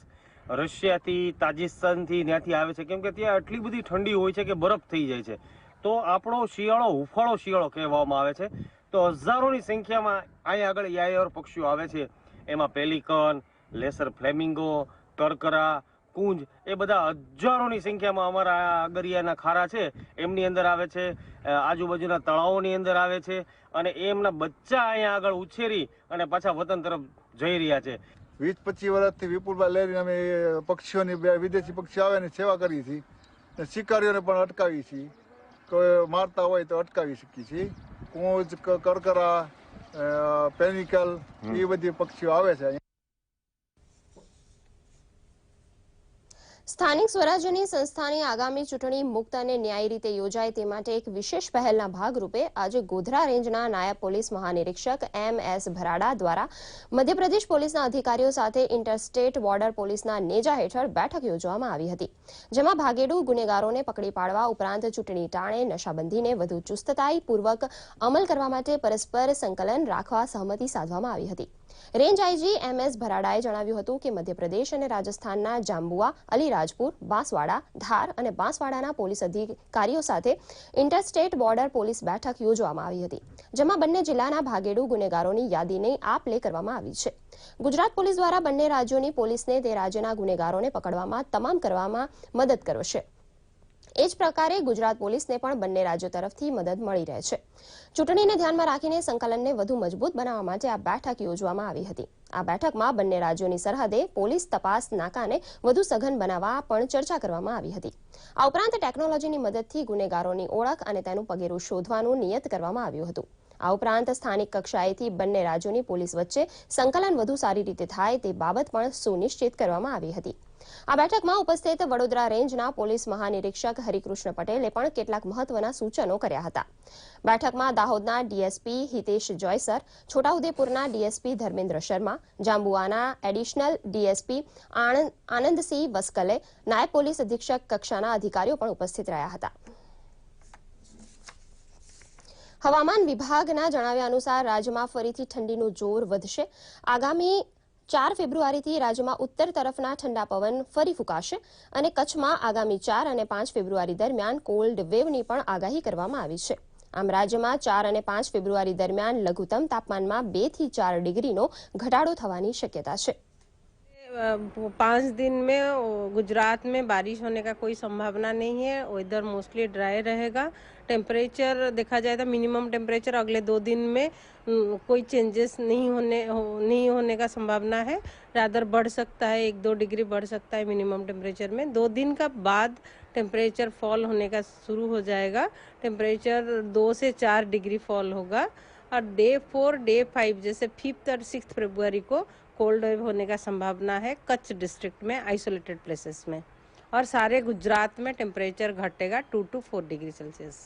सभी जगहों में ठंडी रहेगी और टेम्परेचर 2 से 4 डिग्री घटने का संभावना है. और कोस्टल एरिया में 5 फरवरी 6 फरवरी के लिए Gujarat coast adjoining north east Arabian sea में विंड स्ट्रांग रहेगी. 40 to 50 kilometre per hour, gusting to 55 kilometre per hour. मच्छर के लिए जाना मना है. अहमदाबाद में मोस्टली अभी टेम्परेचर जैसे चल रहा है, अभी अगले 2 दिन में भी टेम्परेचर में ज़्यादा कोई चेंजेस होने का संभावना नहीं है, लेकिन 2 दिन का बाद टेम्परेचर घटने का संभावना है. અને આ સાથે જ આ ન્યૂઝ બુલેટિન અહીં સમાપ્ત કરીએ છીએ. નમસ્કાર.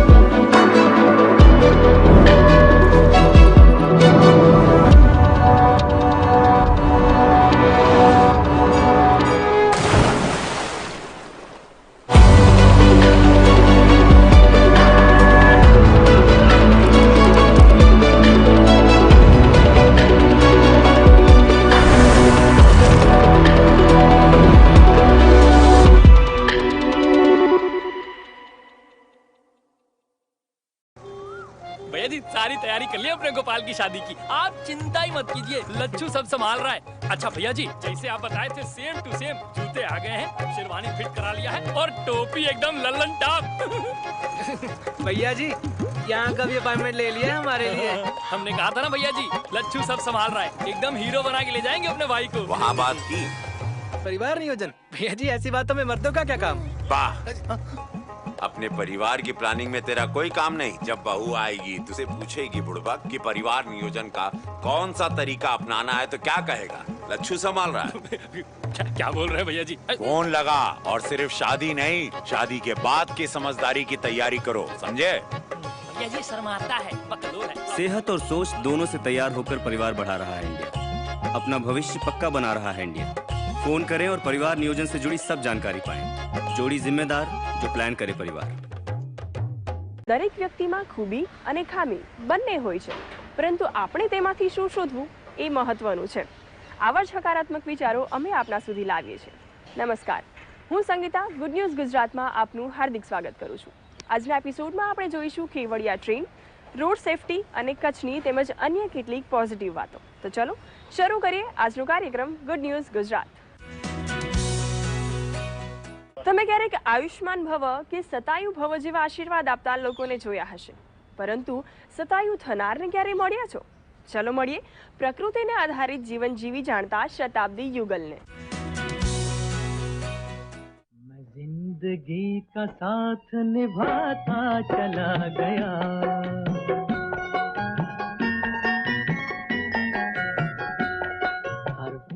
પહેલો સુખ તે જાતે નર્યા. આ કહેવતને આધાર બનાવ્યો છે આ શતાબ્દી યુગલે. 110 વર્ષના દાદા અને 106 વર્ષની દાદી અમરેલીના સનાળી ગામમાં રહે છે. તેમણે ગાંધી અને સરદારને પણ જોયેલા છે. તેઓ શિક્ષિત વધારે નથી, પણ સારા સ્વાસ્થ્ય અને તંદુરસ્તીમાં ભણેલા ગણેલાને પણ પાછળ પાડી દે તેમ છે. અટાણે ખોરાક આગળનો જોવો તો અટાણનો ખોરાક નબળો છે. આગળ ખોરાક હાસો હતો. શું ખાતા? બાજરો, દાળ, તલનું તેલ, તલ સેનાના વાવેતર હતા, બાજરાના દાળ, બીજું વાવેતર નહોતું. માંડવીથી પછી થઈ, તેથી બધું મહેનતનું કામ હતું, પરસેવાનું. અને અટાણે આવો હેલનો છે. એક જણો આજે ગમે એટલું હોય પાઈ ગઈ, અને ઓલું 3 જણા હોય તો એ કો હતા તે અડધો વીઘો જમી સાંજે પીએ. દહીં ખાતા, માખણ, જ્યારે બાજરાના રોટલા, રસ્તે ચોરીમાં બનાવે તો બેસે લાડવા ખાઈએ. ખેતરમાં બાજરો, જુવાર, ચણા જેવું વાવેતર કરતા અને તેમાં છાણિયું ખાતર નાખતા. સાથે શાકભાજીમાં કોઈ જાતનો દવાનો ઉપયોગ થતો નહીં, જેથી તેઓ નિરોગી રહ્યા. એનેથી એને જૂના શાકભાજીમાં શું ફેર હતો ત્યાં? ફેર છે હું તમને કહું, આ મોડું મોડું લાગે. ભૂલ્યા જેવું ગયું ન લાગે. એનું કારણ હવે આ બધું ખાતર આવ્યું ને, આ બધા રોગી તો એમાં છે. અને તમે ભણ્યા કેટલું? તે ભણતર કઈ ટાઈપનું હતું? બાપા એમાં હું ભણતર ગાયકવાડી ભાઈ ઉઠા હોતી આવડે છે. 3.5 કઈ રીતના બોલો ને એકાદો? બોલો. હા. 1 ઉઠું, 2 ઉઠા ને 3 ઉઠું, 4 ઉઠે 6, 5 ઉઠું 6 ઉઠે. હા, સડી જાય મને ઉઠાઈ આવડે. 5 પેઢી જોઈ ચૂકેલા દાદા દાદીની જીવનશૈલી સંપૂર્ણ ગાય આધારિત. હજુ પણ ગાયનું ઘી, માખણ ખાઈ સંપૂર્ણ સ્વસ્થ રહી ખેતી કામ કરે છે. મારો પરિવાર અત્યારે 5મી પેઢી પૂગી ગયો છે. 5મી પેઢી અત્યારે હાલ હયાત છે. બાકી બહુ ગૌ આધારિત ખેતી છે. મારા દાદા ખૂબ સુખી છે અને મારું આખું કુટુંબ 23 માણસોનું કુટુંબ છે. બહુ સુખી છે અને સંયુક્ત સાથે રહીએ છીએ. અને ખાસો ખોરાક છે લેવાનો દૂધનો. કે આ દાદાને છે દેશી ખાતું છે, દેશી વસ્તુથી જીવા છે અને દેશી આરોગ્ય લીધું છે, એટલે કોઈ જાતની એને ટીકડી લેવી નથી પડી. આજે 110 વર્ષ ઉંમરમાં કોઈ દિવસ બીમાર નથી થયા અને કોઈ જાતની એને તકલીફ નથી થતી. ને હજી આમ જો વાડી આવે એટલે છોકરાને એમ કે લાય 2 નાકા વાળું, તું વાળું કરી આય કે જમી આય. આટલું એનામાં તંદુરસ્તીની તાકાત છે. આ ગામમાં પરંપરા રહી છે કે ડોક્ટરે કહ્યું હોય કે દવામાં ગાયનું દૂધ અથવા ઘી લો તો એવા લોકોને દૂધ અને ઘી ફ્રીમાં આપવામાં આવે છે. આપણે સૌ સ્વાસ્થ્ય પ્રત્યે જાગૃત બનીએ તે માટે આ રાણી દાદી આપણને પ્રભાતિયું ગાઈ જગાડતા જાય છે. ઘનશ્યામ જાગો પ્રભુ એમને વાલા લાગો, જગાડે છે ભક્તિ માતા ઘનશ્યામ જાગો. નાના પોપટ મોર બોલે ઘનશ્યામ જાગો, સાંભળે કોયલ બોલે ઘનશ્યામ જાગો. ગુડ ન્યૂઝ ગુજરાત માટે અમરેલીથી હસમુખ રામાણીનો રિપોર્ટ. આપે કિંમતી હીરાને ઘરેણામાં મઢેલા જરૂર જોયા હશે, પરંતુ ક્યારે સાંભળ્યું છે કે હીરા થકી હૃદયની નળીને સાફ કરવામાં આવે?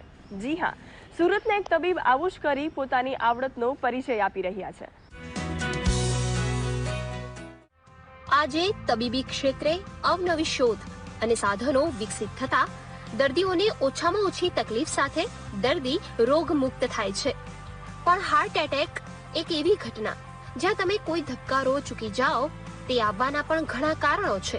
તેમાંનું એક એટલે ધમનીમાં બ્લોકેજ આવવું. આ છે સુરતના એક દર્દી જેમને છાતીમાં દુખાવો ઉપડ્યો. मैं 2019 में कनाडा घूमने के लिए गया तो वहाँ मेरे को हार्ट के अंदर तकलीफ हुई, दुखावा हुआ. वहाँ के डॉक्टर को बताया तो उन्होंने बताया कि भाई आपको नस में ब्लॉकिंग हो गया है तो उसके लिए आपको एंजियोग्राफी एंजियोप्लास्टिक कराना पड़ेगा. फिर वहाँ से हम लोग को सूरत आ गए हमारे घर. आने के बाद में हमने एक सर को जाके बताया, जो सर की फाइल चलती थी उनको, तो वो सर ने क्या कि भाई एंजियोप्लास्टिक करनी पड़ेगी. मैं एडमिट हुआ. अब वो एडमिट हुआ ने एंजियोप्लास्टिक करी, लेकिन मेरा वो बलून फूटा ही नहीं, वो गट्ठा हो गया था. तो वो सर ने बताया कि भाई अब तुम्हारे को बाईपास कराना पड़ेगा. तो हम लोगों ने हॉस्पिटल में 3 दिन रह के वहाँ से डिस्चार्ज ले लिया. फिर हमने सोचा कि भाई दूसरा डॉक्टर को भी ओपिनियन लेवे. આ તો સમસ્યાની વાત થઈ. એના સોલ્યુશન માટે શું થતું હોય છે જાણીએ. હૃદયની ધમનીઓમાં જે બ્લોકેજ હોય તો ઘણા લોકો સાંભળ્યું હોય કે તેને બલૂનથી તે નળીમાં ફૂલાવવામાં આવે છે અને તેમાં સ્ટેન્ટ મૂકવામાં આવે છે અને એને એન્જિયોપ્લાસ્ટી વિથ સ્ટેન્ટ કહેવાય. આ પદ્ધતિ બહુ કોમનલી થાય છે, પ્રચલિત છે. પણ કોઈ બ્લોકેજ એવી રીતના હોય કે જેમાં ઘણો બધો કેલ્શિયમ જામેલું હોય. જ્યારે આ એટલું બધું કેલ્શિયમ હોય ત્યારે એ ધમણી જે છે એ પથ્થર જેવી કઠણ થઈ જાય અને એવા બ્લોકેજ બલૂનથી ના ખુલી શકે અને પછી પેશન્ટ પાસે બે જ પર્યાય રહે કે અથવા તો કંઈ ન કરી શકાય અથવા તો બાયપાસ સર્જરીમાં જ જવું પડે.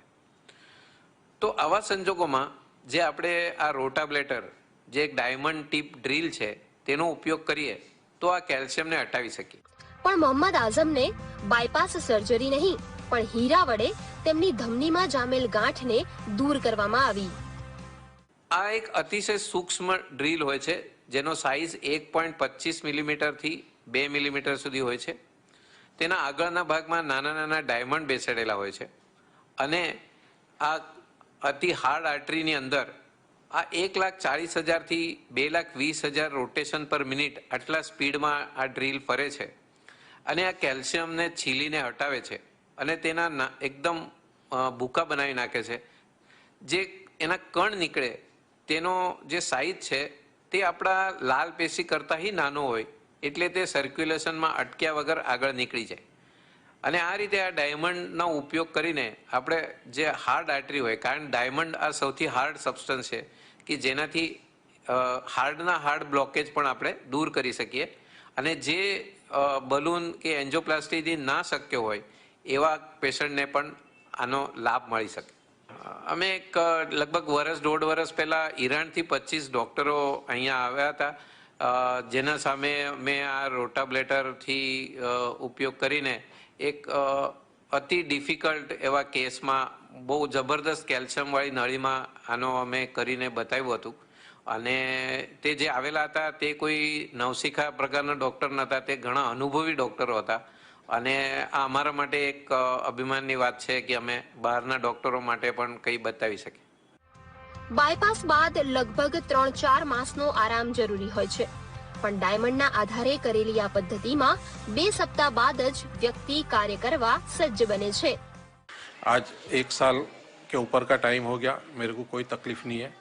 मैं नॉर्मल ज़िंदगी जी रहा हूँ, बाहर जा रहा हूँ, आ रहा हूँ, घूम रहा हूँ, फिर रहा हूँ, लेकिन मेरी दवा चालू है और मेरे को अभी बहुत अच्छा आएगा. और ये ट्रीटमेंट बहुत अच्छी ट्रीटमेंट है. जिसको बाईपास से बचना हो या दूसरी ट्रीटमेंट से बचना हो तो ये ट्रीटमेंट वो करा सकता है और इसमें कोई खतरा नहीं है, बहुत अच्छी तरह से होती है. ગુડ ન્યૂઝ ગુજરાત માટે સુરતથી ગૌતમ પટેલનો રિપોર્ટ. શું આપ જાણો છો, માર્ગ અકસ્માત એ કોરોના કરતાં પણ મોટી મહામારી છે. આ સ્ટોરી જોઈને તમે જાણી જશો. એટલે જ રોડ પર આપણી સુરક્ષા કે અન્યોની સુરક્ષા માટેના જરૂરી એવા સંસ્કાર એટલે રોડ સેફટીના સૂચનો.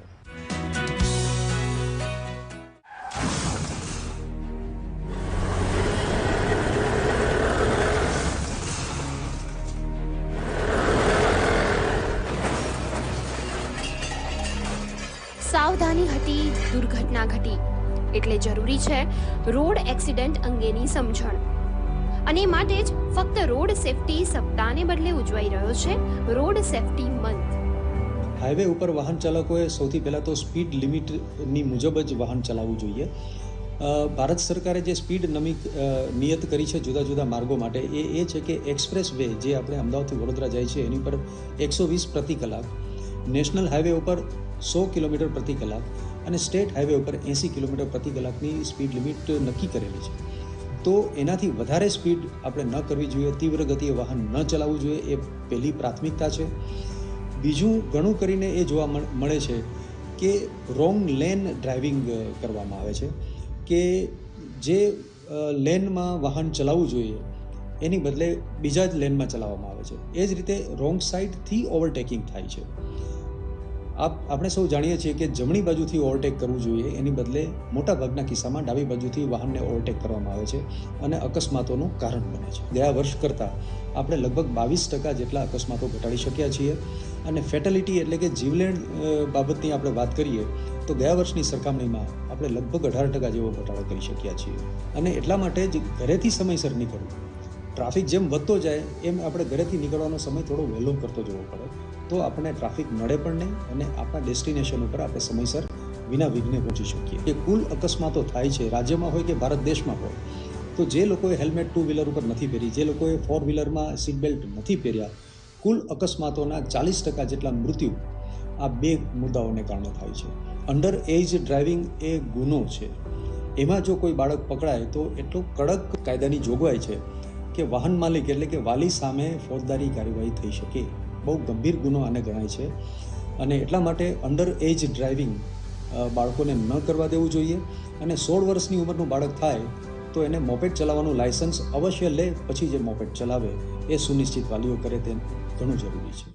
ઘણી વખત 4 વ્હીલ ચલાવતી વખતે સીટ બેલ્ટ પહેરવો અને 2 વ્હીલ ચલાવતી વખતે હેલ્મેટ પહેરવું આપણને કંટાળાજનક લાગતું હશે, પણ જો એ ન કરીએ તો શું થઈ શકે એનું એક ઉદાહરણ હું અને મારો પરિવાર કે જે આજથી 3 મહિના પહેલાં રાજકોટથી અમદાવાદ જઈ રહ્યા હતા અને સદનસીબે ચારેય વ્યક્તિએ સીટ બેલ્ટ જે છે એ પહેરેલા હતા અને ચોટીલાથી આગળ એક ગંભીર અકસ્માત અમને નડ્યો હતો અને ગાડી જે છે એ આખી પલટી ખાઈ અને ઊંધી પડી ગઈ હતી. પણ સીટ બેલ્ટ પહેરવાને લીધે 4માંથી એક પણ વ્યક્તિને કંઈ પણ ઈજા જે છે એ નથી થઈ. પણ જો સીટ બેલ્ટ ના પહેર્યો હોત તો આજે પરિસ્થિતિ કંઈક અલગ હોત. આ તો થઈ હાઈવે પરની સુરક્ષાની વાત, પરંતુ હાઈવે કરતા પણ શહેરોમાં લોકો વધુ બેદરકારીપૂર્વક વાહનો ચલાવતા હોય છે. પરંતુ ટ્રાન્સપોર્ટ ફ્રેન્ડલી શહેરો માટે શું જરૂરી છે તે જાણીએ. એટલે ટ્રાન્સપોર્ટેશન ફ્રેન્ડલી સિટીના 3 મૂળ પાયાના સિદ્ધાંતો છે. સૌથી પહેલું તો તેમાં આપણે જે પબ્લિક ટ્રાન્સપોર્ટ છે એને એમાં ઉત્તેજન આપવું જોઈએ. ખરેખર તો એવું હોવું જોઈએ કે ત્રણેય સેવાઓની વચ્ચે આપણે એક કોમન ટિકિટિંગ હોય, એક પ્રકારનું ફેર હોય, એક પ્રકારનું ઇન્ફોર્મેશન શેરિંગ હોય, એક પ્રકારનું પ્લેટફોર્મ શેરિંગ હોય. ત્યારે પછી આપણે એક સંકલિત ટ્રાન્સપોર્ટ સેવા ઊભી કરી શકીશું કે જો તમે શહેરમાં વાહન લઈને નીકળ્યા હો, તમારે મોટા રસ્તા પર પ્રાઇમ રિયલ એસ્ટેટ જેને કહેવાય એના પર જો તમારે પાર્ક કરવું હોય તો તમારે અમુક ચાર્જ આપવો પડશે. વર્ષ 2019માં માર્ગ અકસ્માતમાં 7,428 લોકોના મૃત્યુ થયા, જ્યારે કોરોનામાં અત્યાર સુધીમાં ગુજરાતમાં કુલ મૃત્યુનો આંકડો 4,370ની આસપાસ પહોંચ્યો છે. તો આપણે હવે સમજવાનું છે કે કયું પેન્ડેમિક વધુ ગંભીર છે.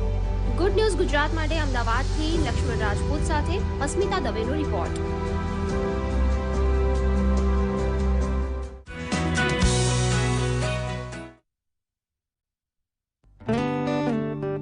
વધો વધો વધો મારે સંગ,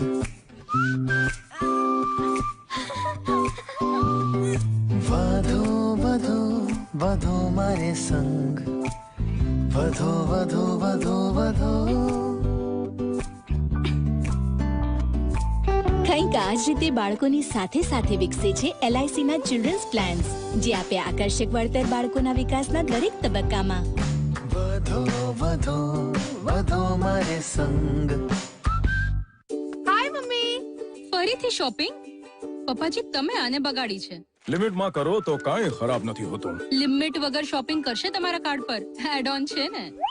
મેં તો કાર્ડ પર લિમિટ સેટ કરી દીધી છે. અચ્છા, આના ફાયદા એ છે કે રિસ્ક ઓછું થઈ જાય છે અને જો ફ્રોડ પણ થાય તો તરત બેંકને સૂચિત કરી દો નુકસાન ઓછું. દાદુ એ નેક્સ્ટ ટાઈમ આ ગુલાબી dress. You are the limit. Limit તો સેટ છે. આરબીઆઈ કહે છે જાણકાર બનો, સતર્ક રહો. हर कदम विश्वास का, हर कदम विकास का, नई दिशाएं, नई आशाएं और ऐसे ही मजबूत कदमों से प्रगति की ओर गतिमान है संघ प्रदेश। प्रधानमंत्री श्री नरेंद्र मोदी के शुभाशीष के साथ संघ प्रदेश के निर्माण दिवस के खास अवसर पर संघ प्रशासन प्रदेशवासियों को ढेर सारी शुभकामनाएं देते हुए विकास कार्यों की इसी श्रृंखला को अविरत रूप से जारी रखने के लिए प्रतिबद्ध है। संघ प्रदेश का प्रतिबद्ध संघ प्रशासन, हर कदम नवीनीकरण, हर कदम आधुनिकीकरण।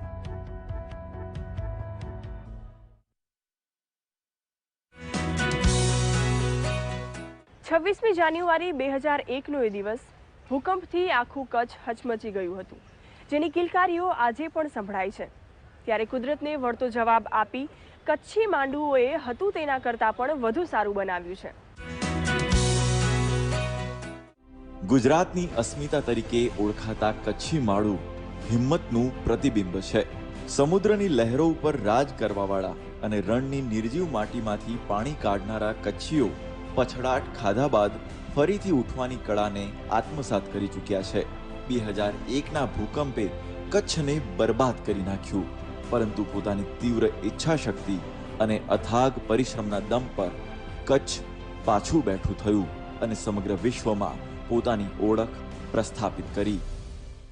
20 साल बाद अगर आप कच्छ का दौरा करेंगे आपको लगेगा ही नहीं कि कभी कुदरत की इतनी बड़ी त्रासदी का ये भोग बना था।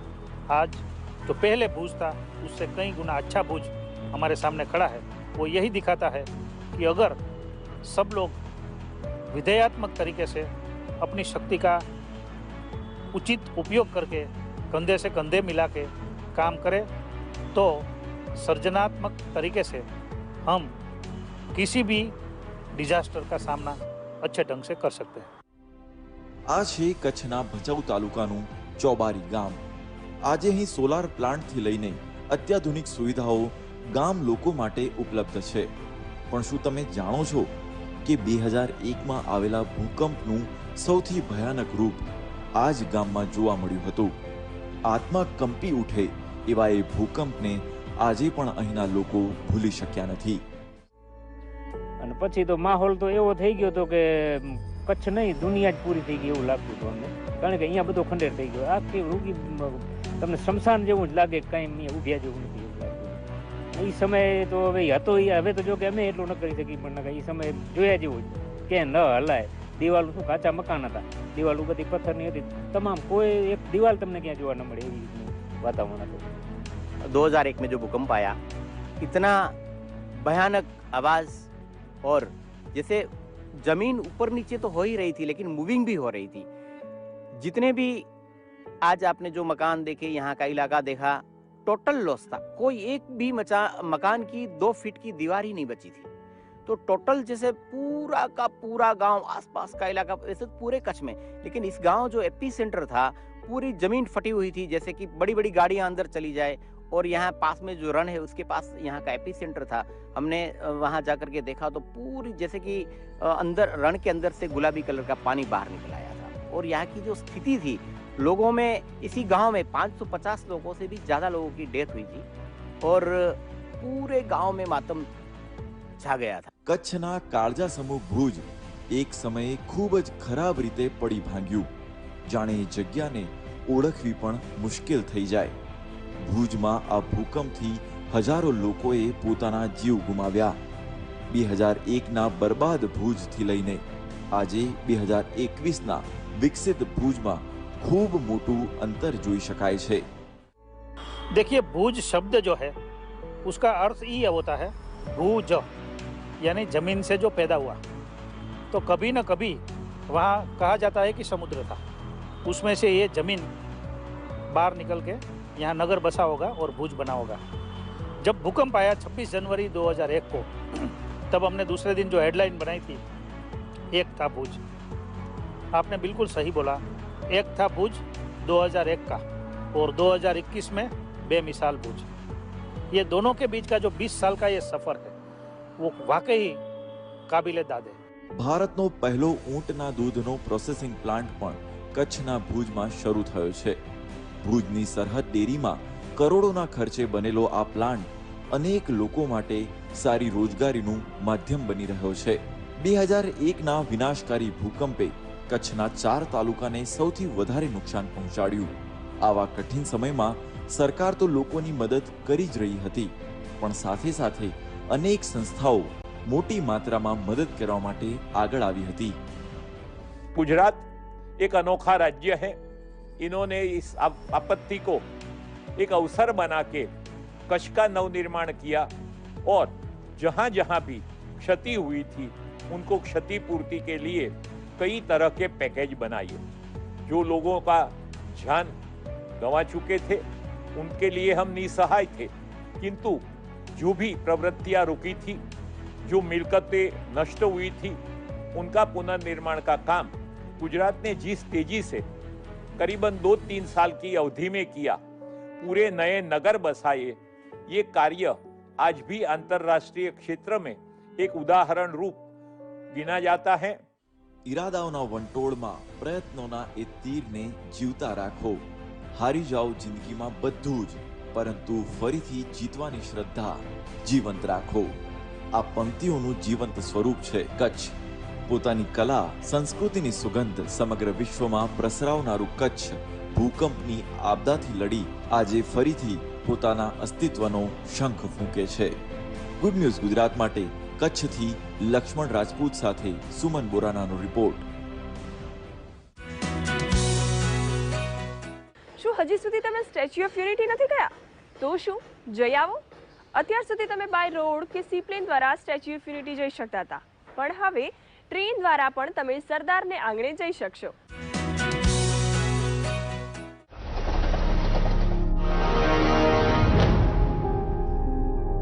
વડાપ્રધાન નરેન્દ્ર મોદી દ્વારા દેશના વિવિધ પ્રદેશો સાથે કેવડિયા સ્થિત સ્ટેચ્યુ ઓફ યુનિટીને જોડતી 8 ટ્રેનોને પ્રસ્થાન કરાવ્યું.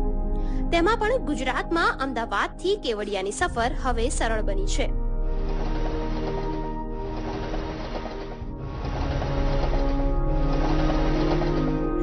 અહીંયા જે વર્લ્ડ ક્લાસ ટુરિઝમ ડેવલપ થયું છે, તો આખા ભારતના અલગ અલગ ભાષા, પ્રાંત, વેશ બધા લોકો અહીંયા જોવા મળશે ને બધા એક ભારત શ્રેષ્ઠ ભારતના ભાવ સાથે પાછા જશે. એના કારણે દેશની એકતા, અખંડિતતા એ વધુ મજબૂત બનશે. આ ટ્રેનમાં 3 પ્રકારના કોચ છે, જેમાં chair car, vista dome coach અને જનરલ કોચ. એમાંથી ખાસ છે વિસ્ટા ડોમ, જેમાંથી બેઠા બેઠા આકાશી નજારો પણ જોઈ શકાય છે. ડોમની અંદર અમે અત્યારે ઉપસ્થિત છીએ અને અહીંયા જે છે એ સામાન રાખવાના રેક છે. સામાન્ય રીતે આપણે જે ટ્રેન હોય છે એની અંદર સામાન રાખવા માટે જે ટ્રેન છે અથવા આપણે જે સીટમાં બેસીએ છીએ તેની ઉપર રેક આપવામાં આવે છે, પરંતુ અહીંયા અલગથી સામાન આપવાના રેક આપવામાં આવે છે. હવે જ્યારે કોચની અંદર આપણે એન્ટર થઈએ છીએ ત્યારે આપ જોઈ શકો છો કે ઉપરથી અને સાઈડમાંથી બંને બાજુથી એમાં કાચ લગાવેલા છે. એ કાચની અંદરથી જ્યારે ટ્રેન કોઈ સુંદર સરોવર અથવા તો જ્યારે કોઈ પણ જંગલમાંથી પસાર થાય છે તો એકદમ એક વ્યૂ જે છે એ જોવા મળી શકે છે. આપ જોઈ શકો છો કે આ જે મોટી મોટી જે કાચની બારીઓ છે એનામાંથી પ્રવાસીઓ જે છે જ્યારે સ્ટેચ્યુ ઓફ યુનિટી કે નર્મદા કે કોઈ પણ આખા જે સ્ટેશનોમાં પ્રવાસ કરતા હશે ત્યારે એમને બહુ સારી રીતે એક આખો વ્યૂ જોવા મળશે. સિટિંગની અગર વાત કરીએ તો આ ચેર કાર છે અને એની અંદર ખૂબ જ એકદમ કમ્ફર્ટેબલ જે સીટ છે એ લગાવવામાં આવી છે અને આ સીટોને એકદમ વ્યવસ્થિત રીતે રિવોલ્વિંગ પણ છે, ફરી પણ શકે છે.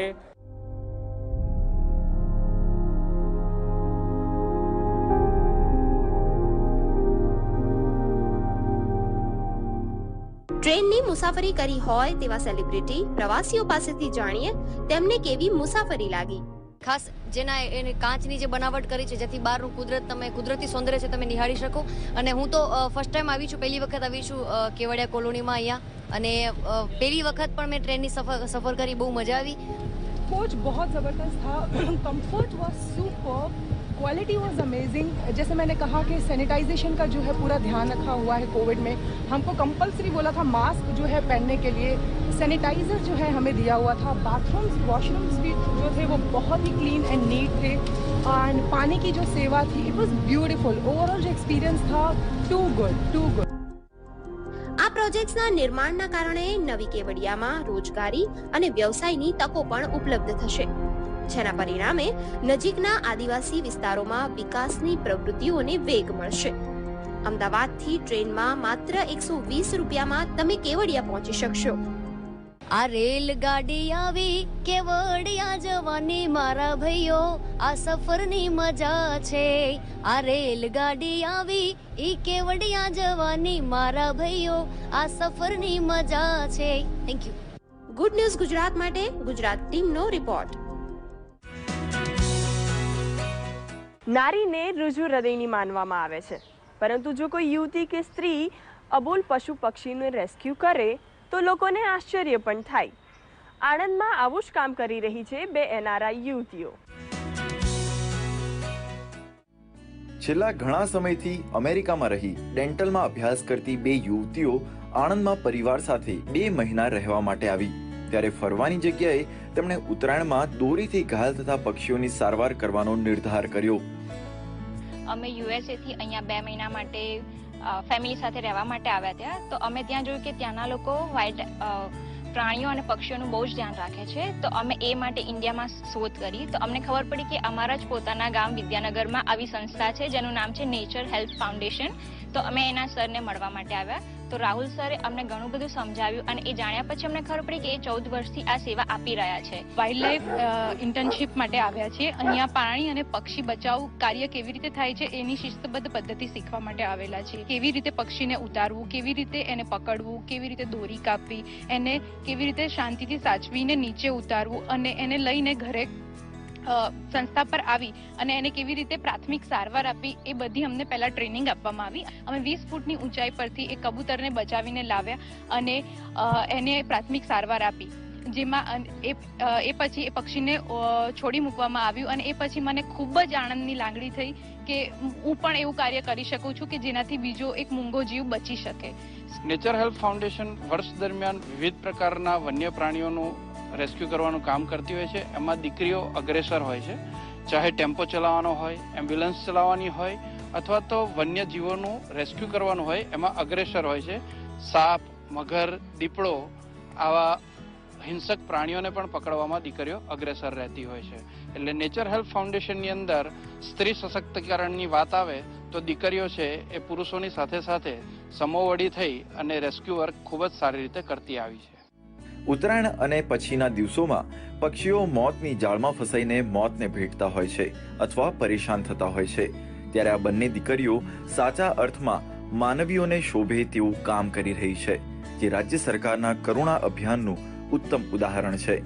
ગુડ ન્યૂઝ ગુજરાત માટે આણંદથી લાલજી પાનસુરિયાનો રિપોર્ટ।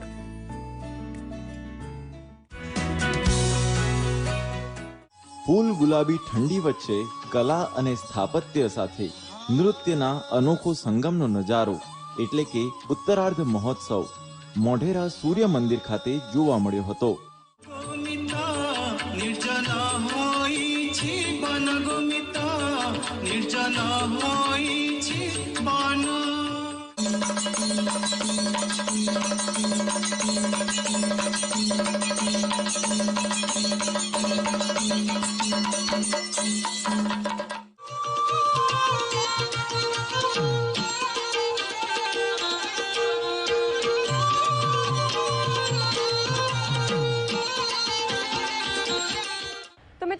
સકારાત્મક ખબરોનો અમારો કાર્યક્રમ ગુડ ન્યૂઝ ગુજરાત। આપ પણ આપના અભિપ્રાય અને આવી જ ગુડ ન્યૂઝ અમને મોકલી શકો છો। અમારું ઈમેલ આઈડી છે goodnewsgujarat@gmail.com। આ કાર્યક્રમ અમારી YouTube channel DD news Gujarati પર પણ આપ નિહાળી શકો છો। તો દર્શક મિત્રો, આવતા સપ્તાહે ફરી મળીશું, ત્યાર સુધી રજા આપો। નમસ્કાર।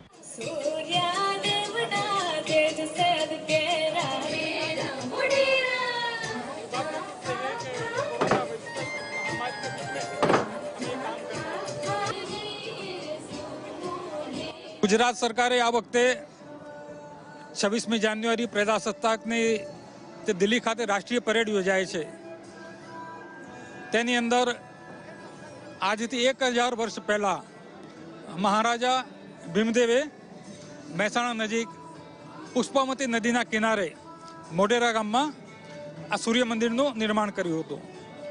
જે કોનાર્કનું સૂર્ય મંદિર છે ઓરિસ્સામાં, તેના કરતાં પણ આ જૂનું છે અને વૈશ્વિક રીતે પણ તેનું ખૂબ મોટું નામ છે. અનેક યાત્રીઓ આજે આ સૂર્ય મંદિર જોવા માટે આવતા હોય છે. અમને બી બહુ સારું લાગે છે કે અહીંયા આવવા મળ્યું, અહીંયા અમે પરફોર્મન્સ આપીશું અને ખુશી તો એટલી છે કે એમ સમાતી નથી અંદર. અને અમે એ દિવસે સારું જ પરફોર્મન્સ આપીશું, અમારું બેસ્ટ આપીશું એ દિવસે 26મી જાન્યુઆરીએ.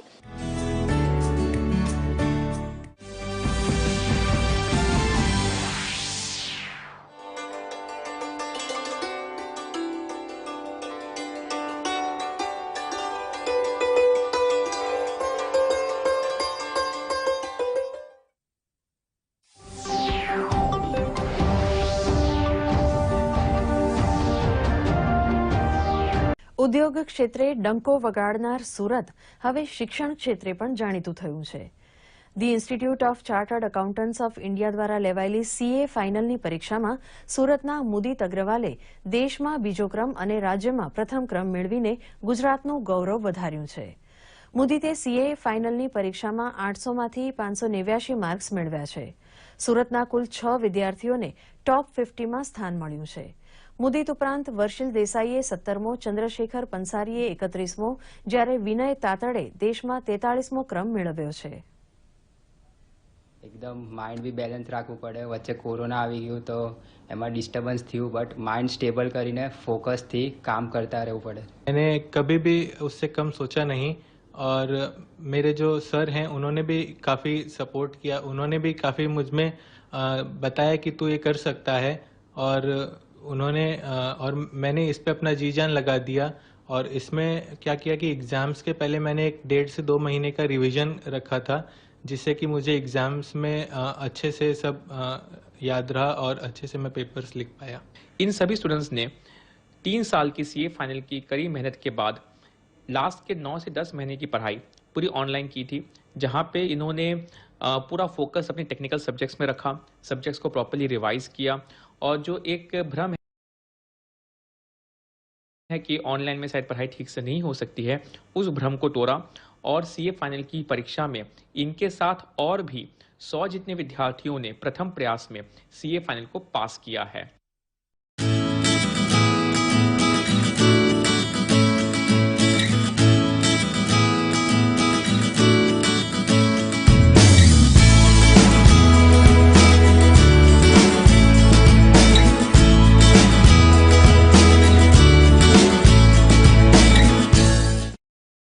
જમીનમાં અને હાઇડ્રોપોનિકની જો વાત કરવામાં આવે તો ફેરની વાત કરવામાં આવે તો ઘણો બધો ફેર છે.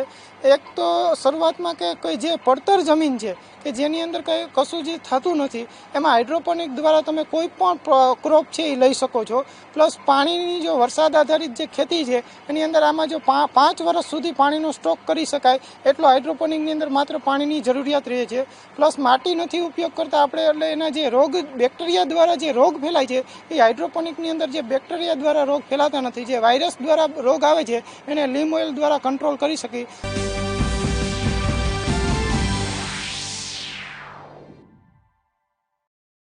કેન્દ્ર શાસિત પ્રદેશ સેલવાસ ખાતે મધ્યાહન ભોજન યોજના અંતર્ગત પ્રાથમિક શિક્ષણ મેળવતા વિદ્યાર્થીઓને પૌષ્ટિક ભોજનની સુવિધા આપવામાં આવી રહી છે. જે અંતર્ગત સેલવાસ પ્રાથમિક શિક્ષણ વિભાગ દ્વારા ઝંડા ચોક શાળાના 5800 વિદ્યાર્થીઓને મધ્યાહન ભોજન કિટ આપવામાં આવી હતી. કોરોના મહામારીના કારણે પ્રાથમિક શિક્ષણ મેળવતા બાળકો શાળાએ જઈ શકતા નથી અને ઘરે જ રહીને ઓનલાઈન શિક્ષણ મેળવી રહ્યા છે, ત્યારે બાળકો કુપોષણનો ભોગ ન બને તે માટે દર મહિને વાલીઓને શાળાએ બોલાવીને 5 કિલો ચોખા, 1 કિલો તુવર દાળ, 1 કિલો ચણા, 1 લીટર તેલ સહિતની ભોજન કીટનું વિતરણ કરવામાં આવે છે. દરેક બાળકોને વાલીઓને બોલાવીને એમને આપવામાં આવે છે અને એનાથી બાળકોની ઇમ્યુનિટી જળવાઈ રહે એટલા માટે અમે આ સરકારની સ્કીમ છે, દર મહિને જ આવે છે અને એ રીતે અમે એમને વિતરણ કરીએ છીએ. ये हमको समय समय पे राशन मिलता है और ये राशन से हमारे बच्चे जो है पूरी तरह बीमारी से लड़ने में सक्षम है और हम सरकार का आभार मानते हैं।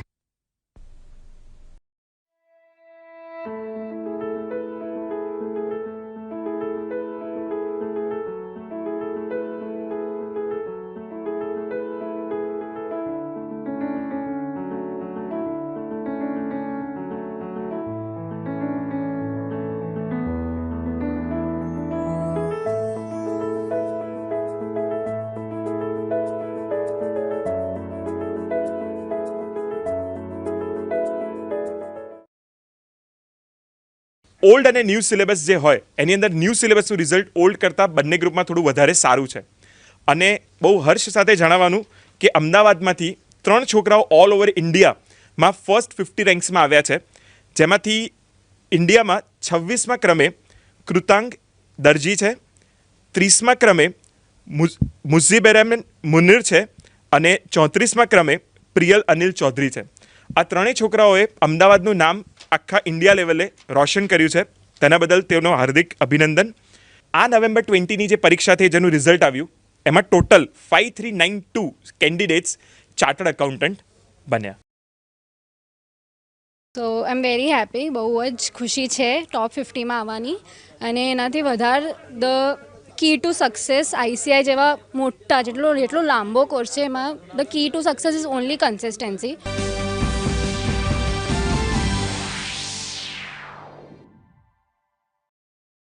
अगले 2 दिन में टेम्परेचर का ज़्यादा चेंजेस नहीं होने वाला है. टेम्परेचर राइजिंग ट्रेंड में रहेगा, 1-2 डिग्री तक बढ़ भी सकता है एंड बारिश होने का कोई संभावना नहीं है. डे 2 का बाद डे 3, डे 4, डे 5 में टेम्परेचर घटेगा by 2 to 4 degree Celsius and cold होने का संभावना है 4th, 5th को कच्छ डिस्ट्रिक्ट में कहीं कहीं आइसोलेटेड प्लेसेस में होने का संभावना है.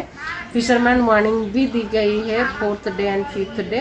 Gujarat coast adjoining north east Arabian sea में 40 to 50 किलोमीटर्स पर आवर रहेगी, gusting to 55 kilometres per hour रहेगी.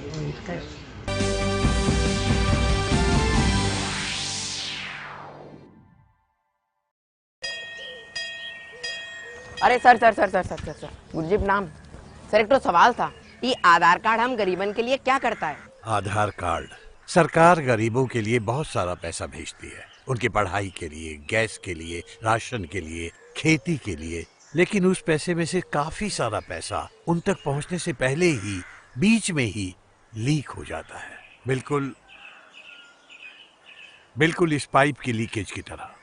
तो सर इसमें आधार कार्ड क्या करता है? आधार पाइप में छेद करने वाले बेईमानों को पहचान लेता है. और फिर क्या, लीकेज बंद हो जाता है और पैसा सीधे गरीबों के खाते में. ये तो फायदे की चीज है सर. तभी तो मैं कहता हूँ बेटा, आधार अपना लो, फायदे में रहोगे. आपने बनवा लिया क्या? हाँ बनवा लिया, दिखाऊं? आधार अपना लो.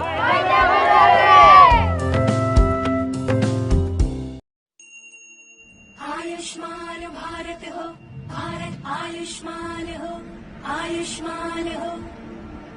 भारत को आयुष्मान बनाने, जन जन को आरोग्य बनाने,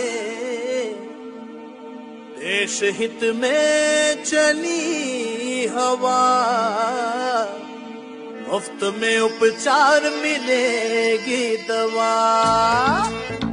चली चली चली चली सेहत की हवा, चली चली होगा इलाज मिलेगी दवा. बीमार न रहेगा अब लाचार, बीमारी का होगा मुफ्त उपचार, मुफ्त उपचार. बीमारी का होगा मुफ्त उपचार.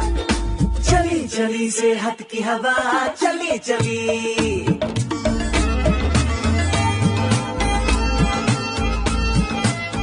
Reported.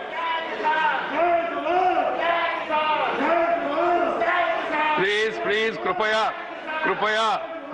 हाउस छोड़ दीजिए. मर्यादा परंपरा को पालन करिए. बहस होने दीजिए, किसानों के बारे में बहस होने दीजिए. देशवासी सुनना चाहते सदन में किसानों के बारे में चर्चा हो और कुछ अच्छा सुझाव आए और सरकार और विपक्ष मिलकर कुछ समाधान हल निकले, ये देशवासियों की इच्छा है। कृपया आप लोग मदद करिए। आप लोग प्लीज कृपया मार्शल्स को मदद दीजिए अपना काम करने के लिए। आप अपना काम करके उन लोगों को मदद करिए प्लीज।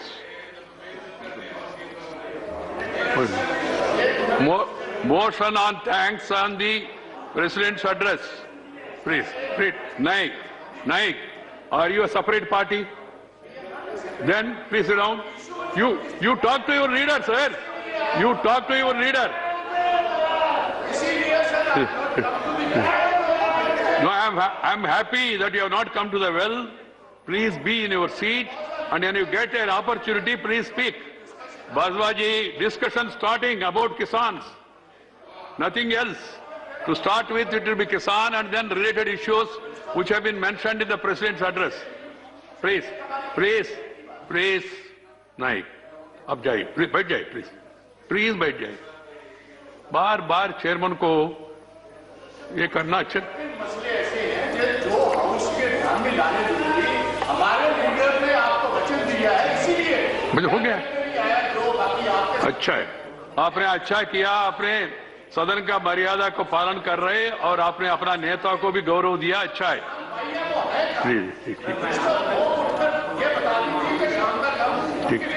ठीक। आप बैठ जाए, नहीं जाएगा ये रिकॉर्ड में नहीं जाएगा, No, Siva, please. No amendment. Amendments will come. I have to take up now. Give me some time to breathe. If members follow the rules and regulations, we will have congenial atmosphere to discuss. Once the President's address discussion starts, we will also have the amendments. Amendments moved by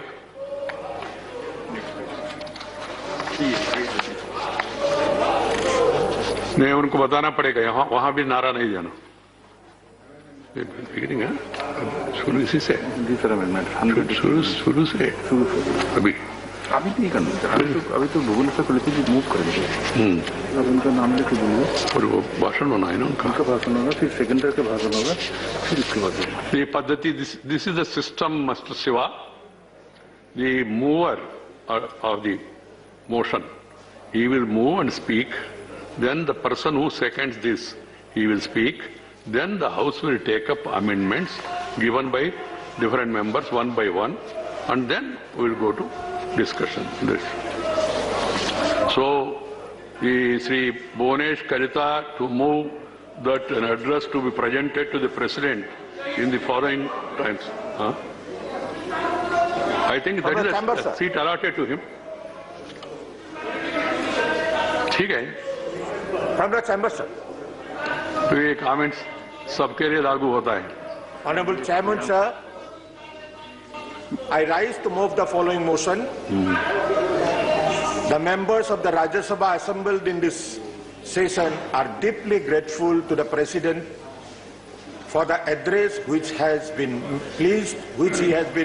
pleased to deliver to both the houses of Parliament assembled together on January 2021.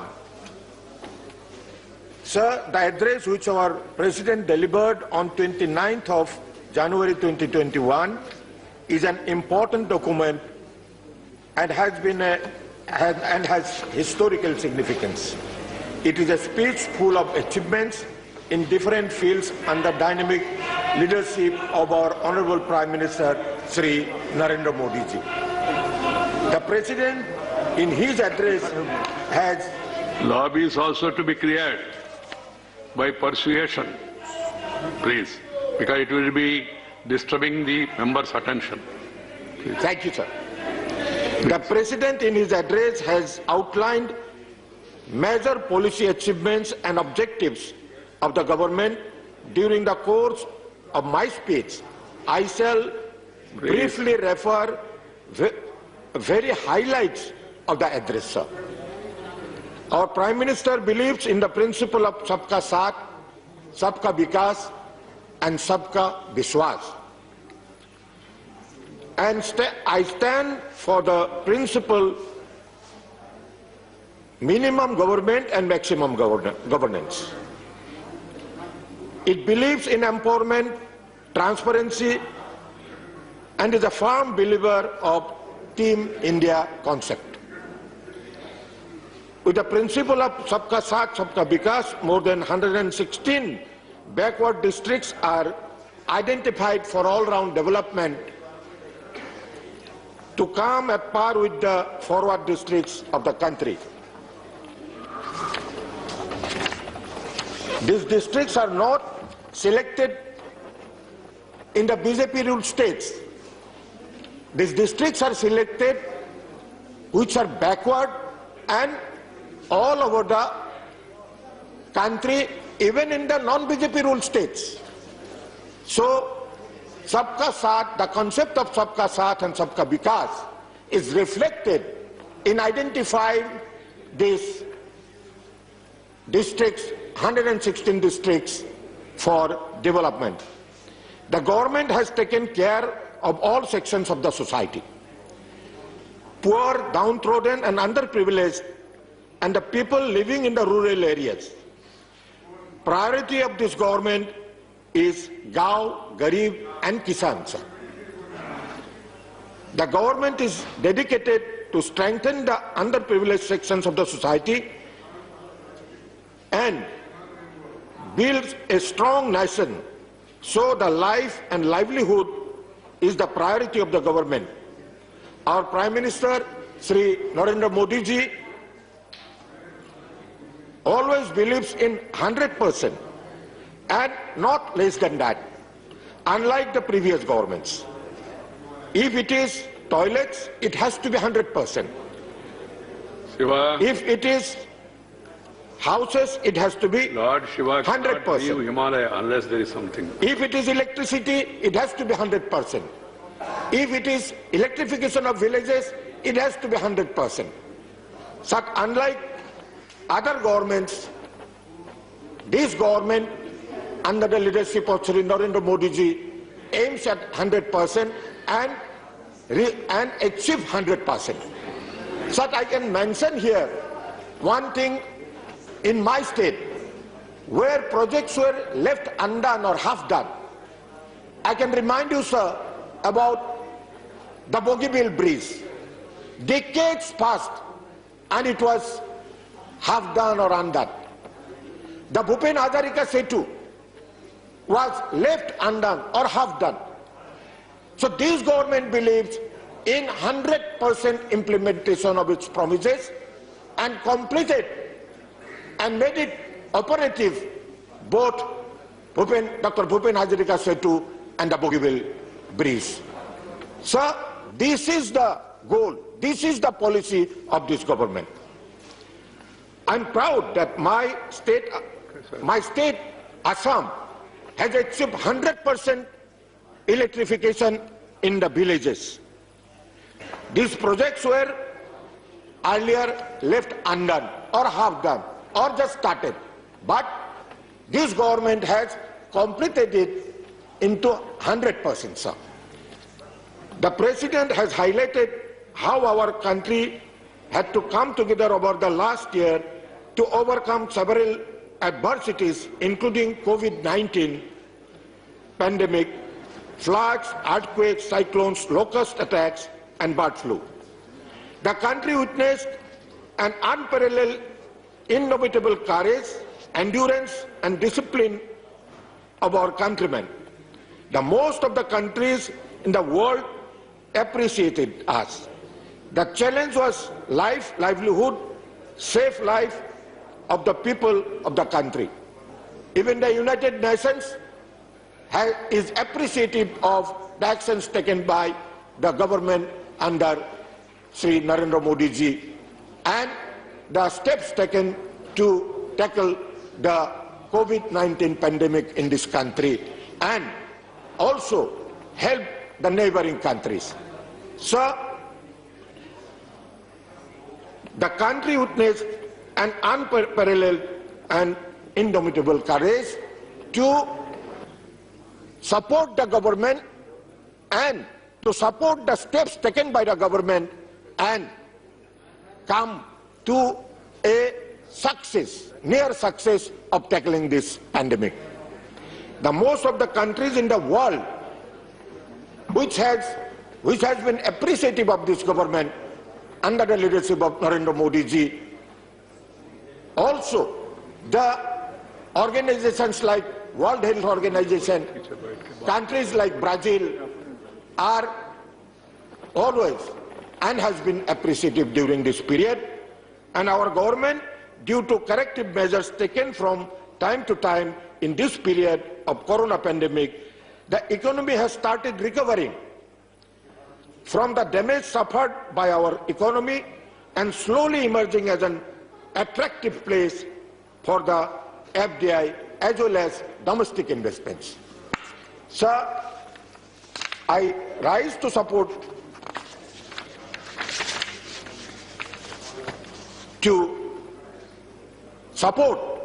the activities and the successes of the government led by Sri Narendra Modi ji, our Honorable Prime Minister. As per our economic survey, which has just been presented to both the Houses of Parliament by our Honorable Finance Minister, India's economy is firmly in the middle of a V-shaped recovery and will bounce back to record 11% growth in the 2021-22 after an estimated 7.7% contraction as per conservative estimates.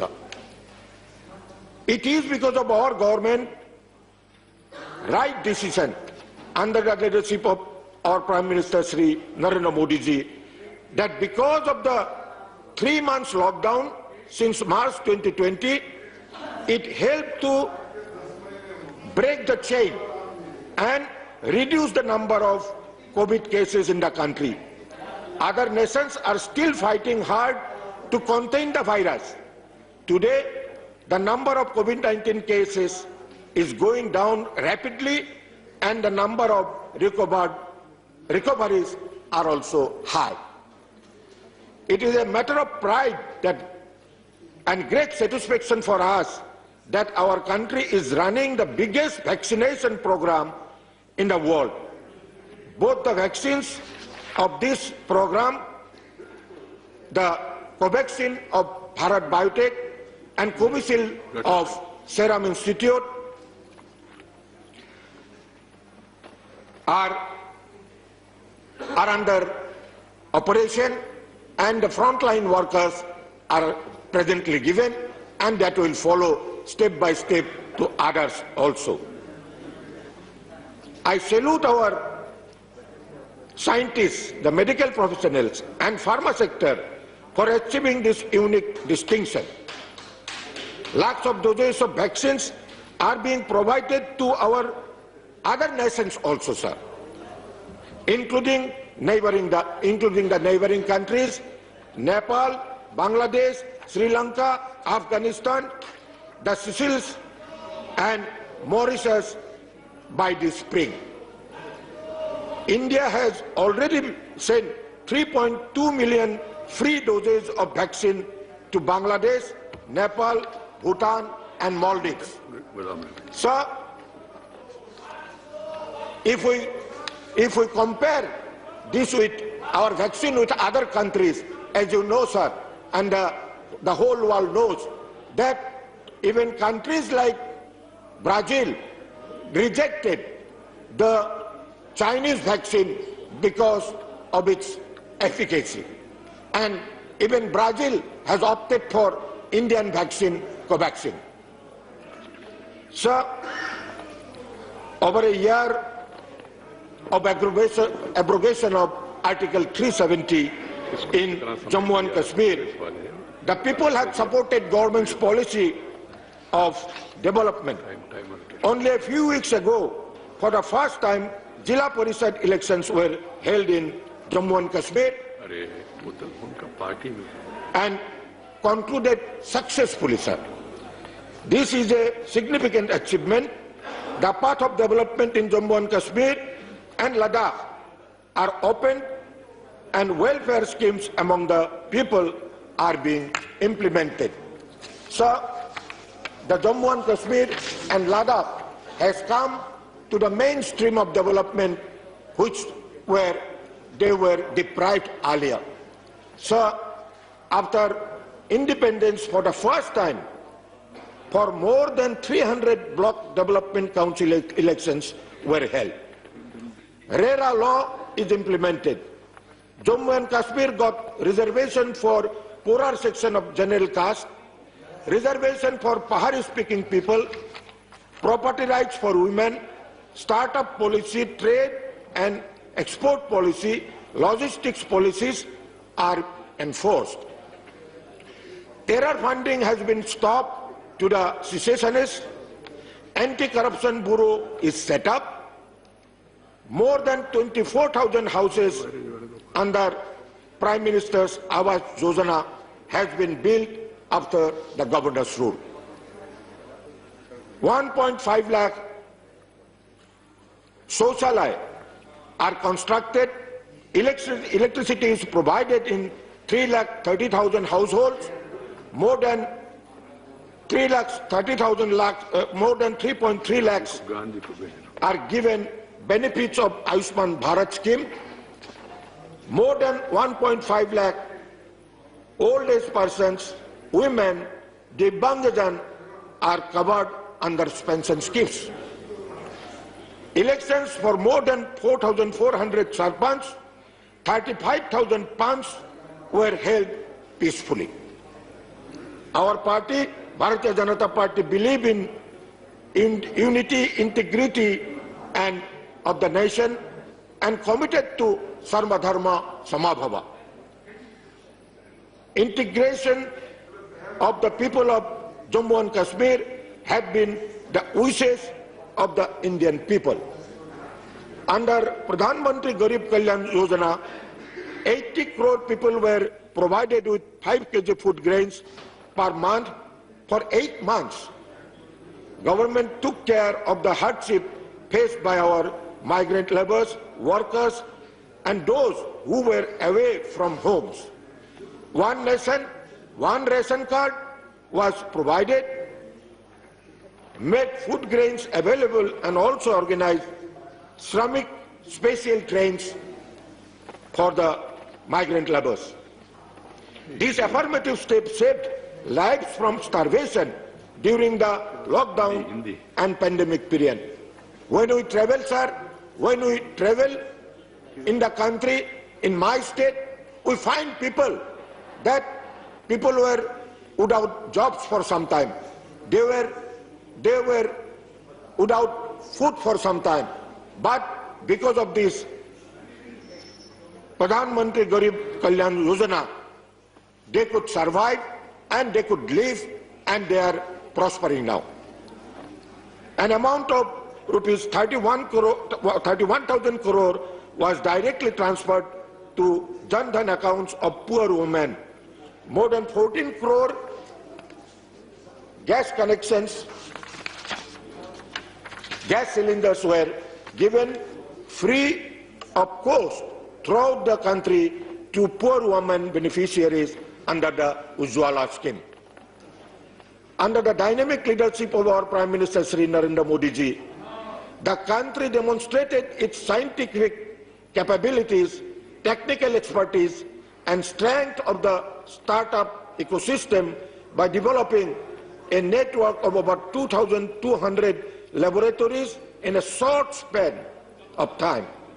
Manufacturing ventilators, PPE kits, test kits, programs like Rashtriya Poshan Abhiyan, Fit India Movement, and Khelo India Abhiyan have helped in creating awareness amongst our countrymen, especially youth and children, and the importance of health was,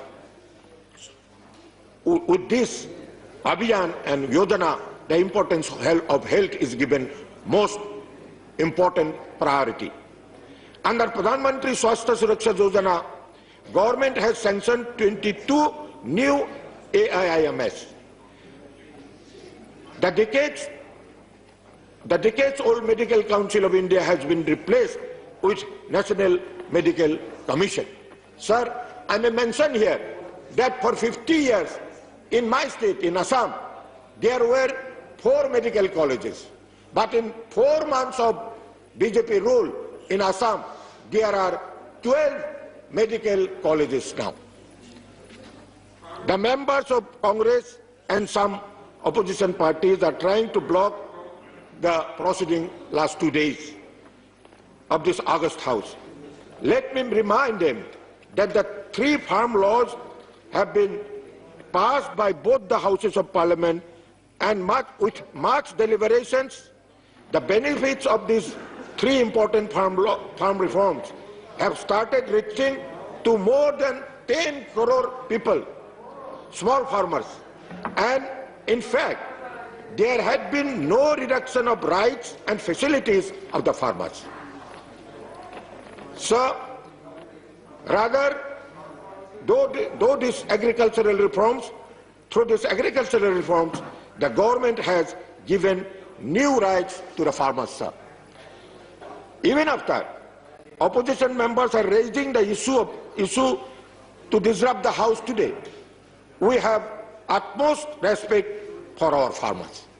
Sir, the Agriculture Minister, Sri Tomarji, and Honorable Minister Sri Piyush Goyalji is having discussions with the farmer leaders. Many rounds of discussions are already taken place, and door is always open for further discussion, so that this issue of farm laws can be resolved amicably.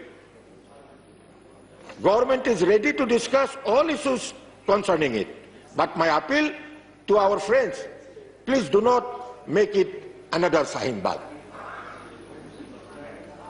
What happened to Citizenship Amendment Bill? In the Lok Sabha, the bill was brought in. The opposition had objections. The government listened to it, and the government did not pursue it to be passed in the previous parliament. So, instead, it was given in the BJP manifesto of 2019 parliament elections. People of India supported BJP and returned to power with decisive majority, and CAA was passed. Now you have objections, and you are objecting to it, and you want to organize another Shahin Bagh. The anti-CAA leaders in Assam are now forming regional parties. 1, 2, 3 more parties are growing. And let me remind you what Congress got in 2019 Lok Sabha elections.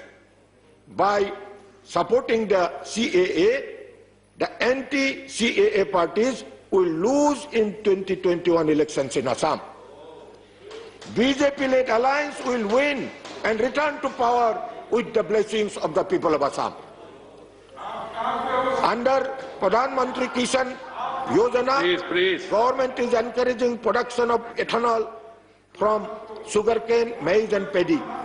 The annual ethanol production has increased from 38 crore to 190 crore litre. The production is expected to reach 320 crore litres this year, sir. Our government believes in Atmanirbhar Bharat. Rapid execution of major infrastructure projects and their completion even during COVID-19 pandemic situation speaks of volumes of government's resolve. Take the case of submarine optical fiber cable from Chennai to Port Blair, the Atal Tunnel or the Char Dham Road projects. These are only some examples. There are many examples which I can give, because the Atmanirbhar Bharat, the principle of this country to make it self-reliant, if somebody has taken practical steps, real success has been shown by the government led by Sri Narendra Modi ji. The government talks about growth to boost the infrastructure of our country to increase productivity of agriculture, industry, to create jobs for all sections of the society. Invest in road, railways, shipping, and also to see the coal and power sectors play a pivotal role in the country's economy. The Vande Bharat mission of this government has been hailed universally. Our country has registered a record improvement in the ease of doing business, ranking India has moved from 65 to 34 in World Tourism Ranking. Sir, it is a matter of pride for all of us that India has joined the Security Council as a non-permanent member in the United Nations for the 8th time by getting support from countries of nations who are close to India. This reflects our growing relations with other countries.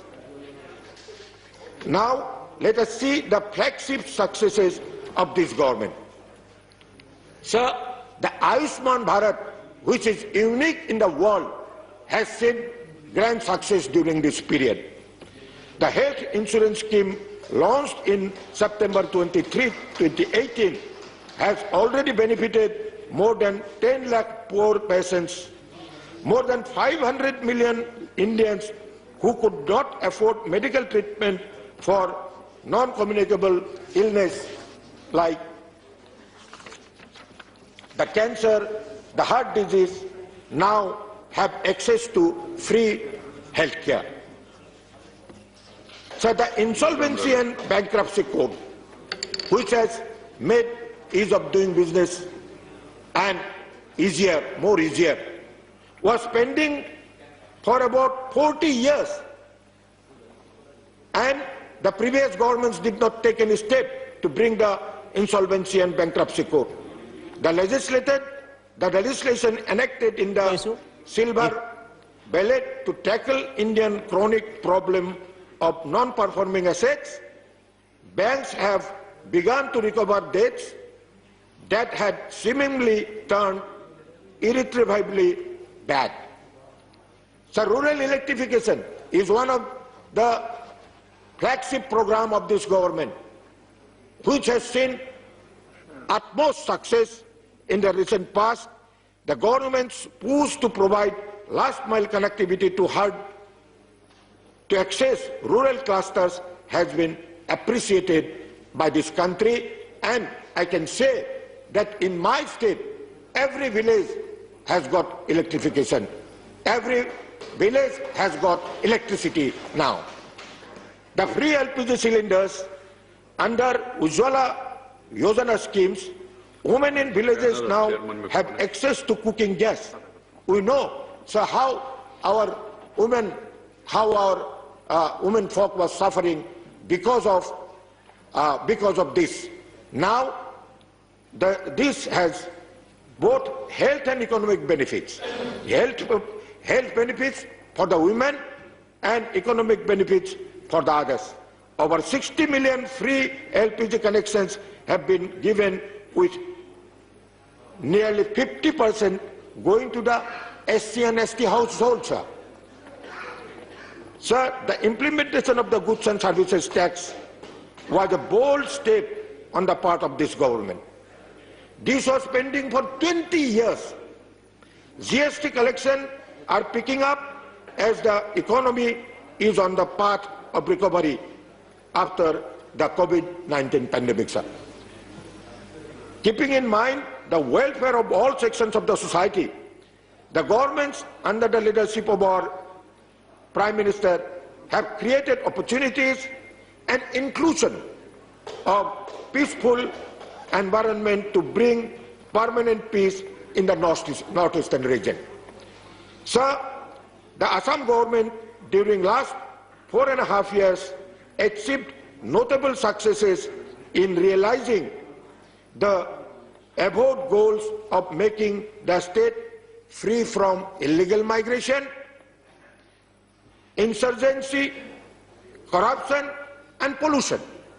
These were the above goals of the government, and the Assam government has achieved this.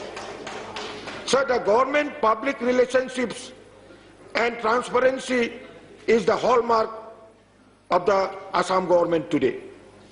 The Jati, Mati and Bheti secured for the indigenous people. Our Honorable Prime Minister visited Assam recently. He himself distributed Myaji Patta for 1,06,000 people by his own hand. Sir, this will secure the land rights of the landless people in Assam and particularly the indigenous people of Assam. Under the guidance and efforts of dynamic leadership of Shri Narendra Modi ji, BTR Accord was signed in January 2020, bringing an end to the Bodoland movement. Honorable Prime Minister Shri Narendra Modi ji addressed the biggest ever rally in Bodoland, bringing the Boros and non-Boros together.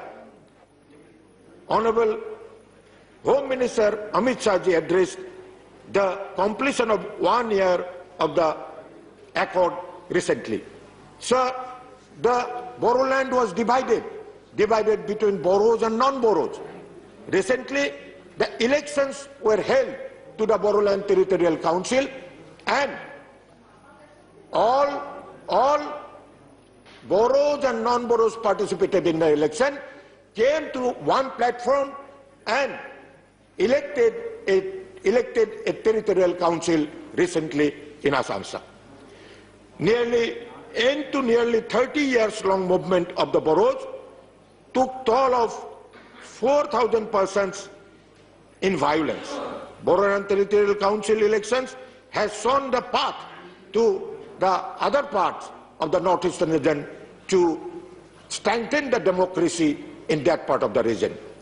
Another record for resettlement of Bru tribes has brought solution in states of Mizoram and Tripura, where we have seen disputes and clashes because of this problem. Recently, it has been settled, and resettlement of Bru tribes has been completed. Besides bringing peace and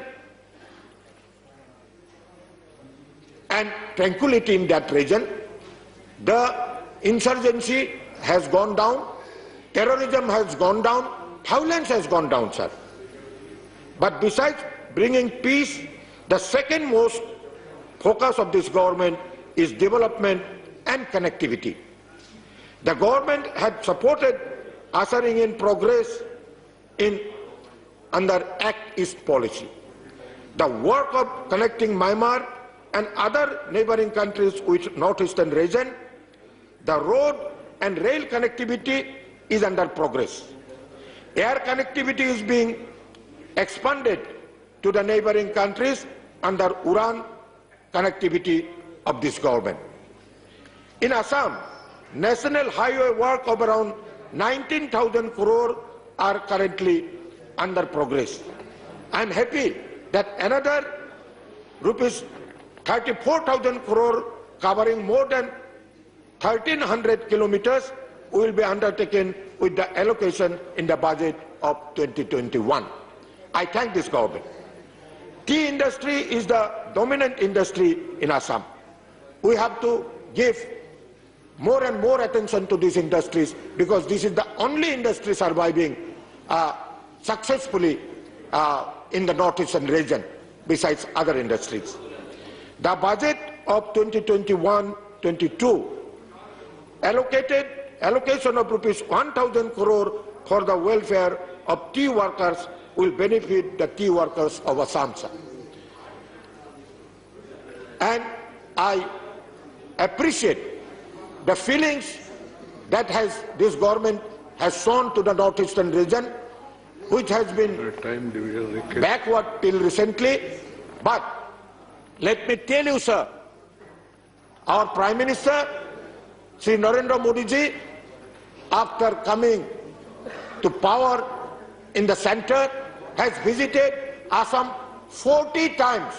I think no Prime Minister No Prime Minister in previous governments visited so many times to look after the people of Northeastern region, sir. Sir, his recent visit to distribute pattas to the indigenous people it was a successful program. He was welcomed by more than 5 lakhs people in a rally, sir. Sir, I want to raise some of the issues of the tea industry in Assam. The tea industry, which is one of the premier industry in the country, and Assam produce major tea. Assam is a major tea production state, and we have to give attention to this industry. And I am really glad that the tea workers are given importance. Tea workers today are, by the state government, by the central government, are given priority, and they are getting their due, they are getting their houses, they are getting their schools, they are getting their health care, and the community as well as other communities are prospering during the rule of Sri Narendra Modi ji. With this, I support the President's address and do hope that the whole House would support the President's address and would adopt the motion unanimously. Thank you, sir. Thank you. Thank you, Bhuvanesh ji. Sri Vijaypal Singh Tomar, seconding the motion. धन्यवाद माननीय सभापति महोदय।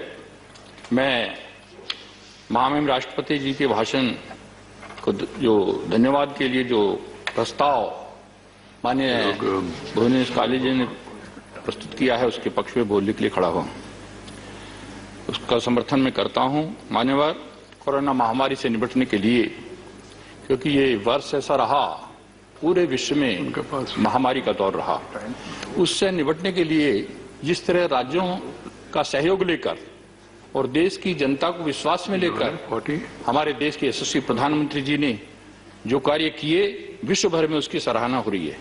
विश्व के न्यूनतम मृत्यु दर पर भारत में यहाँ 136 करोड़ लोगों की जान की चिंता की, वहीं विश्व के अन्य देशों को भी यहाँ से दवाएं भेजने का काम किया। यहाँ की मृत्यु दर प्रति लाख पर 112 रही। 48 घंटे के अंदर 2,76,000 लाख करोड़ का विशेष पैकेज प्रधानमंत्री गरीब कल्याण योजना का जारी किया। इससे 80 करोड़ लोगों को 5 किलो प्रति माह प्रति व्यक्ति राशन देने का काम किया गया, जो 8 माह तक चला। प्रवासी श्रमिकों के लिए श्रमिक चेन, स्पेशल श्रमिक रेल चलाने का काम किया गया और उनके लिए भी 5 किलो प्रति व्यक्ति प्रति माह राशन देने का काम किया गया। 14 करोड़ गरीब परिवारों को मुफ्त गैस के सिलेंडर उपलब्ध कराए गए।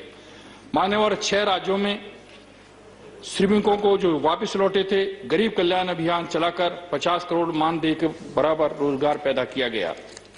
महोदय, यही नहीं, हमारे वर्तमान सरकार ने लगभग 3 करोड़ विधवा और दिव्यांगों को 500 रुपए प्रति माह के हिसाब से पेंशन दी और 4 करोड़ महिला और वृद्धों को जनधन खाते में 500 रुपए प्रति माह डाले। मई माह में जो विशेष आत्मनिर्भर भारत के नाम पे पैकेज दिया गया 20 लाख करोड़ का, उसको बढ़ाकर 27.6 लाख करोड़ कर दिया गया, जिसके द्वारा रेडी पटरी वालों को भी 5,000 करोड़ का पैकेज रहा और 10-10 हजार रुपए देकर के उनको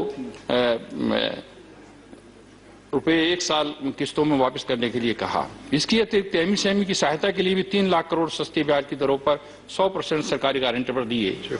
मान्यवर, विदेशों में फंसे 50 लाख भारतीयों को वंदे भारत अभियान के तहत भारत लाने का काम सरकार ने किया और 1 लाख जो भारत में विदेशों के थे उनको विदेशों में भेजने का काम किया, जिसकी तमाम विदेशों से तारीफ हो रही है। इसकी पूरे विश्व में प्रधानमंत्री मोदी जी के इस कार्य की प्रशंसा हो रही है। मान्यवर, कोरोना वायरस से मुक्ति अभियान में भी विश्व में अग्रणी रोल भारत अदा कर रहा है। 2 वैक्सीन, कोवैक्सीन और कोविशील्ड, जो कि भारत में निर्मित हैं, उनका टीकाकरण अभियान शुरू हो गया है।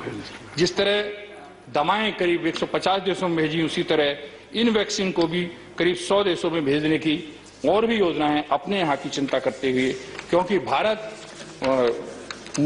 वसुधैव कुटुंबकम के सिद्धांत को मानता है, इसलिए यहाँ अपने 135 करोड़ लोगों की चिंता की जा रही है। वहीं विश्व के 600 करोड़ लोगों को भी हम जान बचाने के लिए, उनकी सहायता करने के लिए हमारी सरकार, वर्तमान सरकार तत्पर है। ये गर्व की बात है। भारत ने कोरोना महामारी से निपटने के प्रयासों में तो यहाँ यूएन के सेक्रेटरी जनरल ने प्रशंसा की है, WHO ने प्रशंसा की है और सभी जगह हमारे यशस्वी प्रधानमंत्री जी की प्रशंसा हो रही है। यही नहीं, यहाँ की गृह मंत्रालय की स्टैंडिंग कमेटी, हेल्थ मंत्रालय की स्टैंडिंग कमेटी ने भी इसकी सराहना की है कार्यों की। कोरोना के आने से पूर्व पीपीई किट, टेस्टिंग लैब, इन सब का भारी अभाव था, लेकिन इसके बाद करीब 2400 टेस्टिंग लैब हैं और 12 लाख टेस्ट प्रतिदिन आज हो रहे हैं। और यही नहीं, पीपीई किट, मास्क हम और देशों को भी भेजने का काम कर रहे हैं। करीब आयुष्मान भारत प्रधानमंत्री जन कल्याण योजना के तहत 1.5 करोड़ लोगों को 5 लाख का मुफ्त इलाज मिला है, जिससे उन गरीबों के 30,000 करोड़ का फायदा हुआ है, 30,000 करोड़ की बचत हुई है। इसी तरह 7,000 प्रधानमंत्री जन औषधि केंद्रों पर लाखों मरीजों को सस्ती दवा, जो 100 रुपए की दवा वो 20 रुपए की मिलती है, इस तरह देने का काम किया गया है और ये हमारे 3,000 करोड़ की बचत हुई है। इससे जो गरीब लोगों की बचत है, मध्यम वर्गीय लोगों की बचत है, 7,000 प्रधानमंत्री जन औषधि केंद्रों से दिया गया है। 2014 से साहब हमारे देश में 387 मेडिकल कॉलेज थे, जो बढ़कर 562 हो गए हैं।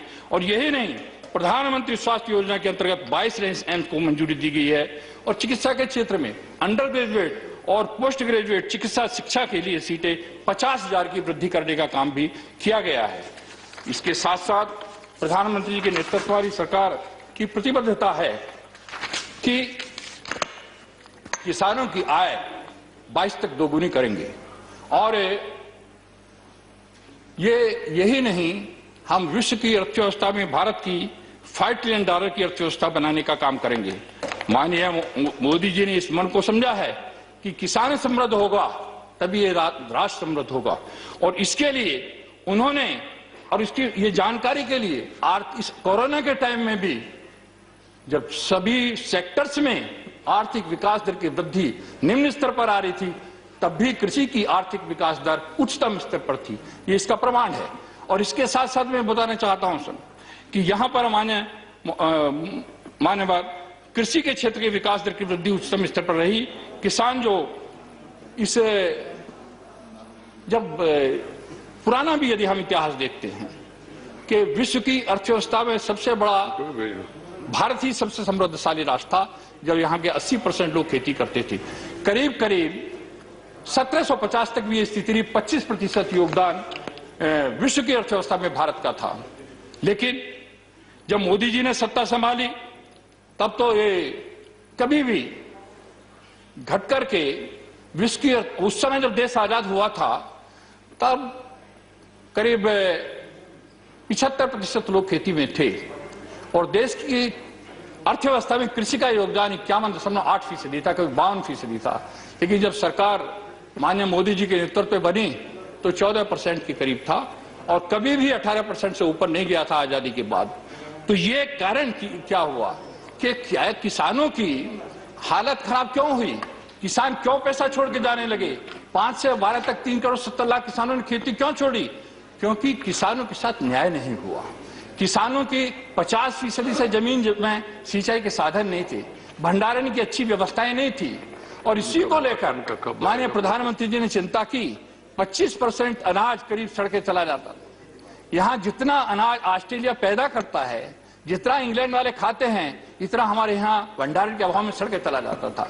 इसकी चिंता की कि हर खेत तक पानी पहुंचे, इसकी चिंता। अब ये बड़ा चुनौतीपूर्ण है कि किसानों की आय भी बढ़ानी है और विश्व में भारत की अर्थव्यवस्था को $5 ट्रिलियन तक पहुंचाना है, क्योंकि कांग्रेस का सबसे बड़ा रोजगार भी कृषि है। आज भी 45% रोजगार कृषि से मिलता है, इसको बढ़ा के 70% तक किया जा सकता है, क्योंकि 2/3 जनता कहीं ना कहीं किसान से जुड़ी हुई है। महोदय, मैं बताना चाहता हूं कि यहां आज करीब 86% लघु और सीमांत किसान हैं और इनके पास बहुत कम जमीन है। 23% ऐसे हैं जिनके पास 150 भी घर से भी कम जमीन है। और विश्व में भी यदि हम देखते हैं कि विश्व में भारत का हिस्सेदारी इस खेती और जमीन की 18% है, और पानी हमारे पास, आबादी हमारी 18% है, भूमि हमारे पास 2.4% है, पानी हमारे पास 4.2% है। कम भूमि और इस कम पानी में कैसे हम $5 ट्रिलियन पर इसको पहुंचाएंगे, चुनौती भरा काम है। लेकिन प्रधानमंत्री जी ने जिस तरह से कृषि के क्षेत्र में उनकी नेतृत्व में सरकार ने कदम उठाए हैं, उससे ये बिल्कुल संभव है कि कृषि की आय भी बढ़ेगी और ये $5 ट्रिलियन की अर्थव्यवस्था भी होगी। क्योंकि जो लघु और सीमांत किसान हैं, कम जमीन में कैसे ज्यादा अब तक आमदनी हो, अभी तक कृषि उत्पादन पर जोर दिया जा रहा था। अब सरकार का कृषि उत्पादन के साथ जहां प्रोडक्टिविटी बढ़े, प्रोडक्शन बढ़े, वहीं एग्री बिजनेस भी बढ़े, इससे प्रोसेसिंग हो, इससे मार्केटिंग हो, इसके लिए सरकार प्रयत्नशील है। लघु और सीमांत किसानों के लिए सरकार ने पीछे 6 वर्ष में काफी कदम उठाए हैं। नीम कोटेड यूरिया 100% किया है, इससे 6% लागत घटी है और 10% तक पैदावार बढ़ी है। इसी के साथ सिंचाई, कृषि सिंचाई योजना दी है। कृषि सिंचाई योजना में भी जहां 99 परियोजनाएं पेंडिंग थी, उनमें अधिकांश को पूरा करने का काम किया है। वहीं कृषि सिंचाई क्षेत्र में बजट बढ़ाने के साथ 40,000 करोड़ का कॉर्पोरेट फंड नाबार्ड में स्थापित करने का काम किया है। मान्यवर फसल बीमा योजना 1.5-2% पर प्रधानमंत्री फसल बीमा योजना शुरू की है। सॉइल हेल्थ कार्ड दिया है। किसान सम्मान निधि में 1,13,000 करोड़ अब तक किसानों के खाते में जा चुका है। 6,000 सालाना ये दिया जा रहा है। मान्यवर ई नाम से 1,000 मंडियों को जोड़ने का काम किया है। आगे भी 1,000 और मंडियों को जोड़ने की योजना है। पोस्ट हार्वेस्टिंग लॉसेस जो मैंने अभी कहा 15 से 22% तक होते हैं। एक सर्वे के अनुसार 92,000 करोड़ रुपए सालाना इसमें किसानों का खराब हो रहा है। जो यदि इसको बचाया जा सकता, मीट आउट किया जा सकता, 92,000 करोड़ का फायदा किसानों को होगा। तो इसकी चिंता करने का काम, ताकि भंडारण की चिंता हो। मान्यवर, ये कृषि अनुसंधान सर्वे के अनुसार यहां कृषि उत्पाद यदि कंज्यूमर को 100 रुपए में मिलता है, तो किसान की हिस्सेदारी उसमें 23 रुपए है। 100 में से 77 रुपए बिचौलियों के हाथ में जाता है। और मान्यवर, मैं कोरोना के टाइम में व्यक्तिगत अपना एक्सपीरियंस शेयर कर रहा हूं। मैं देहात से चला, एक खेत के पास गाड़ी में लौकी भरी थी, 10 रुपए की 3 किलो दी। गाजियाबाद एक्सटेंशन पे आकर पूछा 25 रुपए किलो। दिल्ली गोल मार्केट से मंगाई तो 30 रुपए किलो। तो वहां 3 रुपए किलो किसान दे रहा है और कंज्यूमर को 30 रुपए में मिल रही है, 27 रुपए बिचौलिए खा रहे हैं। इसका प्रैक्टिकल उदाहरण है कि इस तरह यदि इन बिचौलियों को समाप्त करने के लिए इन कानूनों के द्वारा बिचौलियों को समाप्त करने का जो प्रयास किया गया है, जो नए कानून आए हैं, मैं मान्यवर इसके साथ ही वैल्यू एडिशन करना। वैल्यू एडिशन हमारे देश में करीब 7% है, जबकि ब्राजील है, यूएस है, फिलीपींस है, बहुत देश है जहां 70% से अधिक वैल्यू एडिशन है। वैल्यू एडिशन के द्वारा किसानों की खेती बढ़ाना, डाइवर्सिफिकेशन करना इन नए कानूनों के द्वारा संभव है। क्यों? क्योंकि मैंने बताया 23% किसान ऐसे हैं जिनके पास तो 150 से भी कम जमीन है। 86%। तो इस वक्त आप राज्यसभा से सीधा प्रसारण देख रहे थे, जहां राष्ट्रपति के अभिभाषण पर इस वक्त चर्चा चल रही है। और आइए अब हम इस वक्त की सुर्खियों से आपको रूबरू कराते हैं और देखते हैं इस वक्त की सुर्खियां। राज्यसभा में प्रश्नकाल की जगह राष्ट्रपति के अभिभाषण पर चर्चा जारी। इसी दौरान किसानों के मुद्दे पर भी होगी सदन में चर्चा। राज्यसभा में हंगामा करने पर आम आदमी पार्टी के 3 सांसदों को मार्शल बुलाकर करना पड़ा। Which is going to light up the skies. All the, the supersonic aircraft. That's something the public very much looks forward to. Absolutely. मैं भी इंतजार कर रहा हूँ। देवी और सज्जनों, दिल थाम के रखिएगा क्योंकि आकाश जो है रंग बिरंगा होने वाला है और कई सारे शोर शराबे अलग अलग एयरक्राफ्ट से। वैसे आज एक ऐतिहासिक दिन ही है क्योंकि पहली बार ऐसे हो रहा है कि सूर्य किरण और सारंग एक साथ उड़ेंगे। वैसे तो अलग अलग कई बार उड़ रहे हैं। Pleasure hosting this as we actually pan now to the aerobatics that are going to be following, and you know all the aircraft, of course, right from the Sukhoi to the Surya Kiran to Tejas. It's been a pleasure hosting this bit from Asif and me, Vasanthi Hari Prakash. So, ladies and gentlemen, let's enjoy the Aero Show. Namaskara. Ladies and gentlemen, the fly past for today would commence with Hindustan Aeronautics Limited's Atmanirbhar formation display, the one that underscores the company's historical commitment to making India self-reliant in defense aviation sector. The products of several such onerous efforts in terms of its helicopters and aircraft would fly past in front of you in just a few seconds. Hindustan Aeronautics Limited has always risen to the occasion whenever it was required to.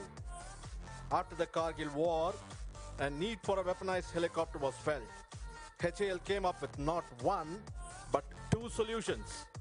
A quick-fix weaponized variant Rudra of ALH, which is in service for close to a decade now, and an advanced, dedicated combat helicopter perfectly tailored to our demanding environs.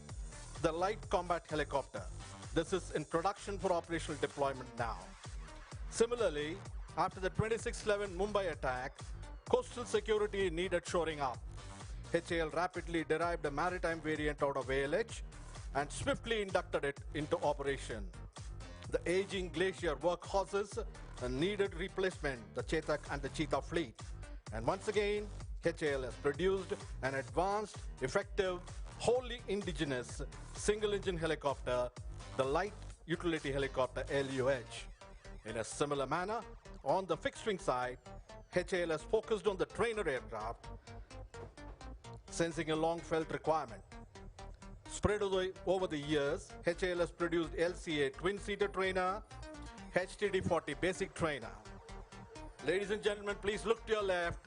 The first formation of Beam light utility helicopter in the lead, flanked by two ALH maritime variant in bright Coast Guard colors, is flying past you. The lead aircraft is flown by Wing Commander Unni Pillai and Wing Commander Anil Bambani, and the Coast Guard is being flown by Ananda Nurup, Dubey and Ashwin. Ladies and gentlemen, we will have one more helicopter formation coming from your left, and that's the Dhanush formation of light combat helicopters. This formation is led by John and Pupinder and flanked on both sides by Hari and Patak in Tech Demonstrator 4 and Rajesh and Sood in Tech Demonstrator 2. These agile and lethal helicopters have entered production and are poised to become a potent force multiplier in our operational frontiers. In case you find that hard to believe, wait to watch the scintillating display by the lead Dhanush in a short while from now. Ladies and gentlemen, look to your left. The Dhanush formation of light combat helicopters.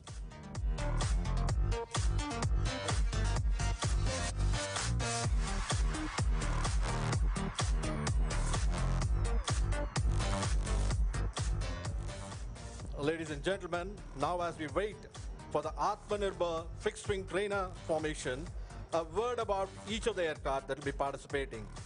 The HTT-40 has completed its spin phase trials and is on the verge of certification. The Hawkeye is an indigenously upgraded version of AJT with significant combat capability. The Sitara IJT is an advanced stage of flight trials undergoing the spin phase correctly. And finally, the Dornier 228, which is HAL's answer to the clarion call of the nation in Mission Udan, Ude Desh Ki Aam Nagrik, enabling the common man the flying experience.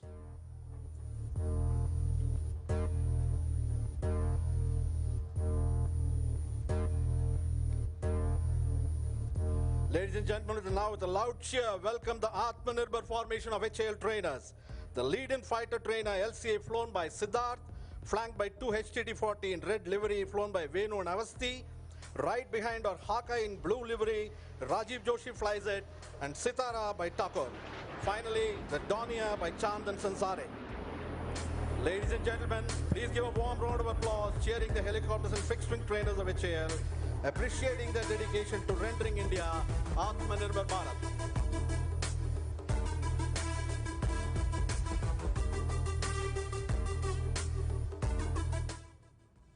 Following the enchanting performance by the Atmanirbhar formation, ladies and gentlemen, please keep looking to your left for the Netra formation.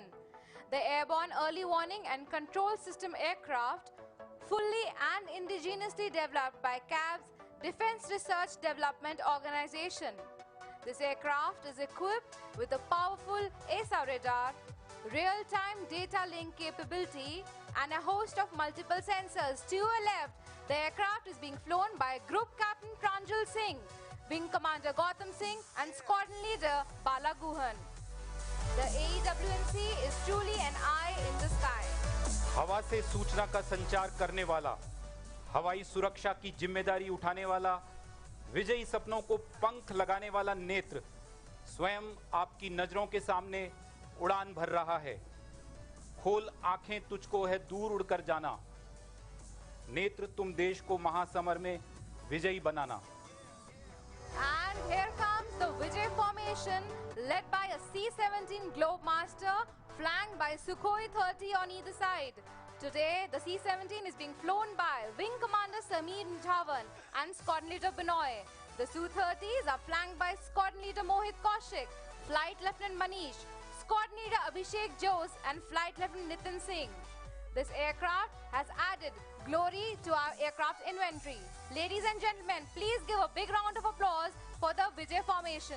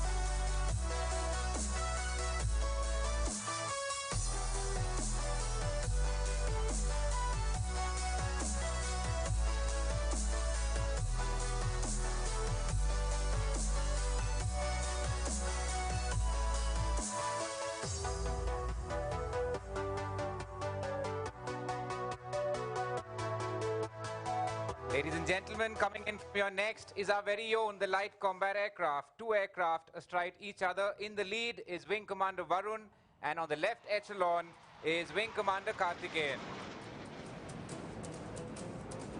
The light combat aircraft Tejas has been configured to match the demands of modern combat. More about this beautiful bird a little later. Look to your left once again. The next formation that is going to leave you spellbound is the Brahmastra formation. Flying in will be the Rafales for the very first time in Aero India. Marking a grand entry into the arena are the Omnirol fighters, the Rafale. The three aircraft are in Vic formation.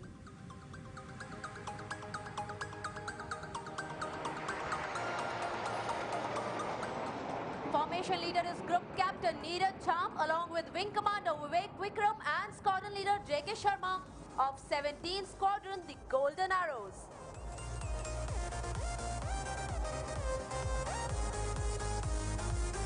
The next formation that will fly in from your left are truly intimidating. Along with the Sukhoi 30 MKI, you will see two deep penetration strike aircraft, Jaguars and Hawks.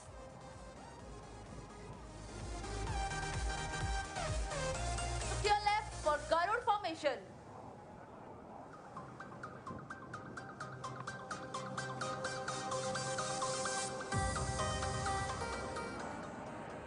The Sukhoi 30 is being flown by Squadron Leader D.D. Yadav and Squadron Leader U.B. Singh. The Jaguars are being flown by Wing Commander Mrinal Ranjan and Wing Commander Rao.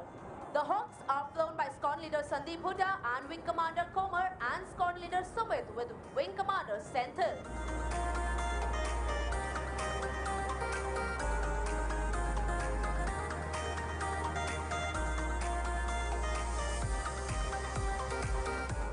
Flying in from your left, you will soon see the Trishul formation, comprising 3 Sukhoi 30 MKI in Wig formation. Now you can see the Wig formation led by Group Captain Gera. The formation will carry out a Trishul maneuver right in front of you.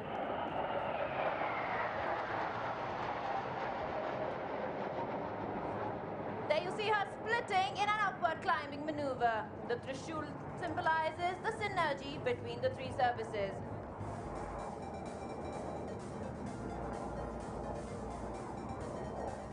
Lo and behold, you have a Trishul in the sky.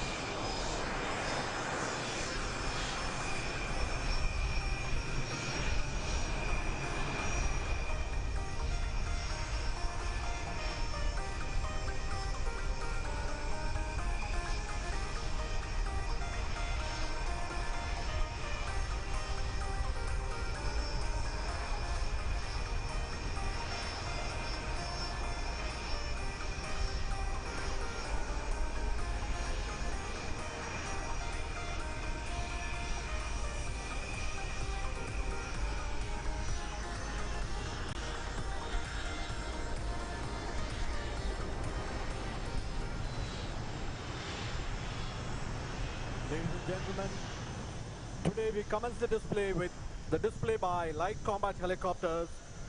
We have now in front of you the Light Combat Helicopter. Though light in weight, this machine carries the punch of a heavy weight. The sleek platform LCH is designed to remain rock steady on straight lines with minimal vibrations, making it an ideal platform for weapon delivery. A fact amply proven during its extensive trials.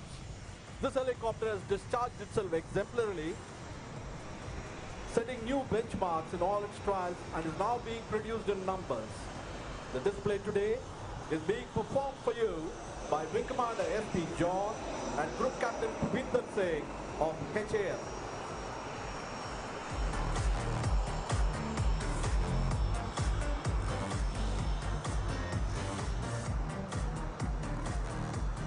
Please notice the rapid pull-up and the unique ability of the rotor, as the pilot will bunt the helicopter under negative G to come to a hover far away from ground.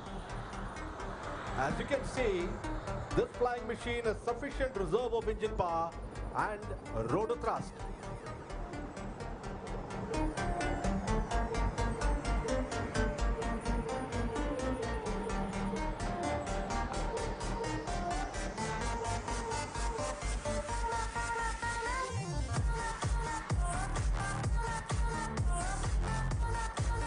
The LCH now is diving sharply to gather momentum and come in front of us to demonstrate some sharp minimum radius turns.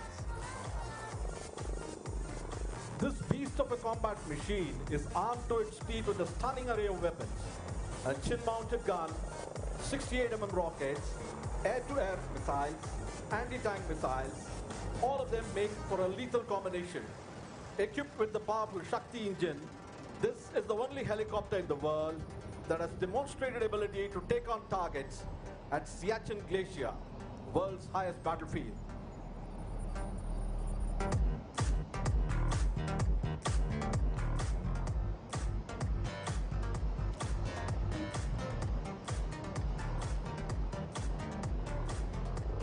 Here she is, coming right in front of you. And is performing a sharp minimum radius turn.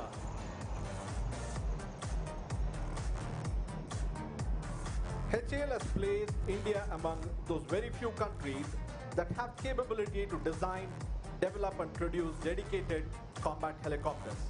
Combined with the single engine LUH, the old warhorse ALH through, with all its variants including the latest maritime variant, HAL has displayed complete mastery in the art and design of developing helicopters. HAL now has very few frontiers to be conquered, the heavyweight multi-role being one such niche. IMRH will plug that as well. Here she is, the LCH in front of us, will now perform some sideward movement parallel to the runway.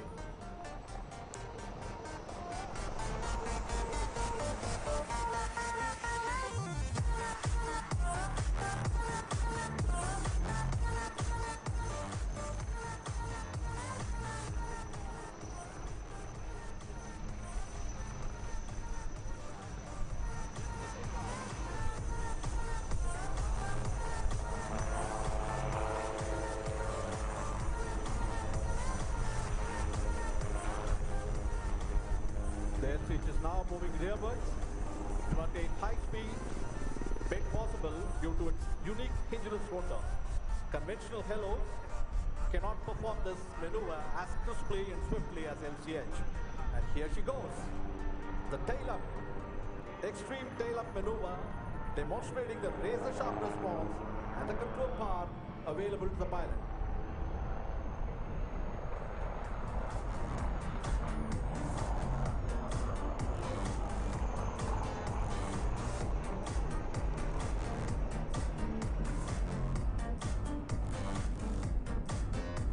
You now see the light combat helicopter positioning itself for some stall turns.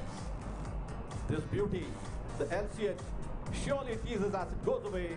Now look for its breathtaking steep climb, where the speed is bled off to zero and the beast turns with its tail rotor. This is an extremely difficult maneuver for most helicopters, but LCH does it with considerable ease. Ladies and gentlemen, this aircraft has the markings of a winner as it now moves in front of us to perform its signature maneuver one more time, the sharp rudder turn, and this time to the left.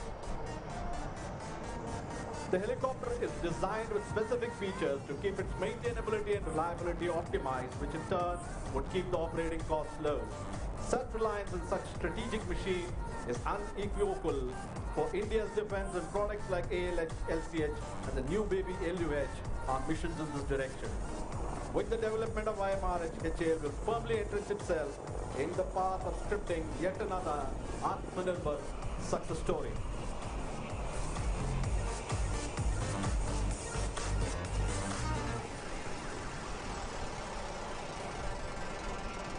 Ladies and gentlemen, please give a warm round of applause as the LCH has finished its display and is now exiting. Thanks and Jai Hind.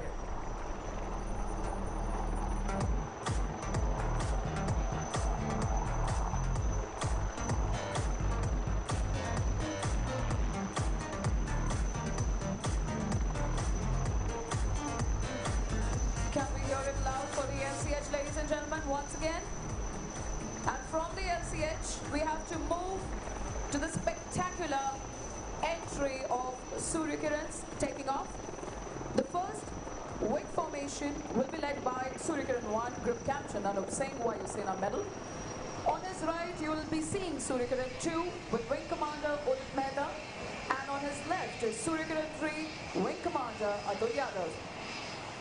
Streaming right behind Wing 1 will be Surya Kiran 4, 5 and 6, that is Wing Commander Mayank Nautiyal, Squadron Leader Aman Salaria and Wing Commander Nikhil Bhatt. Following close will be second wing led by Surya Kiran 7, Squadron Leader Abhijit Singh. On his right will be number 8, Squadron Leader Navjot Singh, and to his left will be number 9, Wing Commander Ajay Dashrathi. Ladies and gentlemen, stand by for the takeoff by Surya Kiran's aerobatic display team.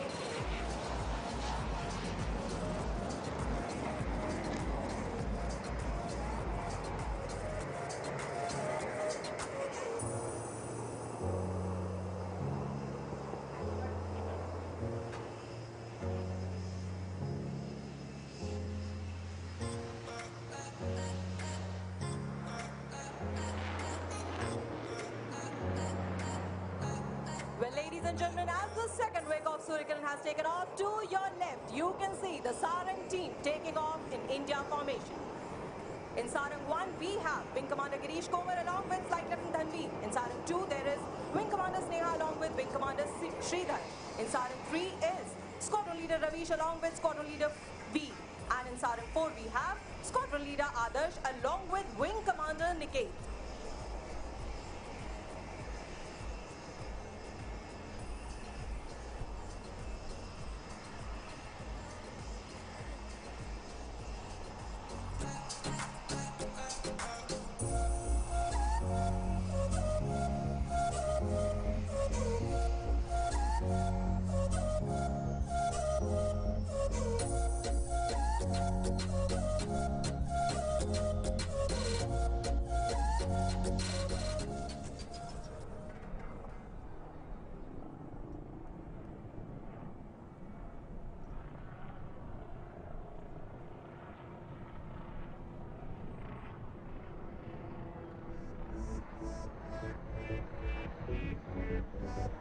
Just a few minutes earlier, you had witnessed this aircraft leading the beam formation. It had now come in front of you to provide a glimpse of its capabilities for the role that it would be expected to perform. Ladies and gentlemen, Here we have in front of us the light utility helicopter, which has now performed a high-speed run followed by a steep descending turn, dropping speed to come in front of us. The LUH is a 3-ton helicopter with a single RD-10 1U engine. It's been developed as a replacement to the Indian Armed Forces' aging Chetak and Cheetah fleet of single-engine helicopters.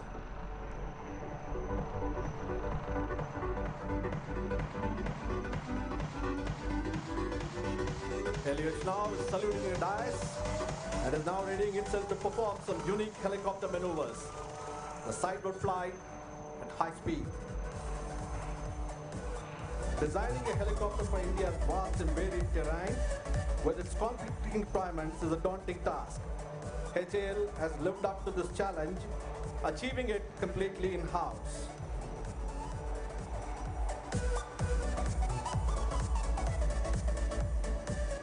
This helicopter has already completed all the necessary flight trials and has achieved initial operational clearance from the certification authorities.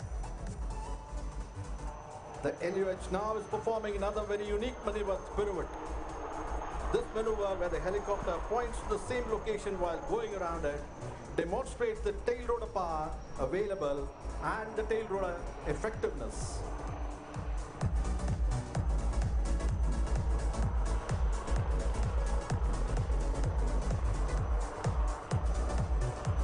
The LUH is being flown by HAL's Chief Test Pilot Wing Commander Unni Pillai along with Wing Commander Bambani as it now spirals up to position itself for performing other maneuvers.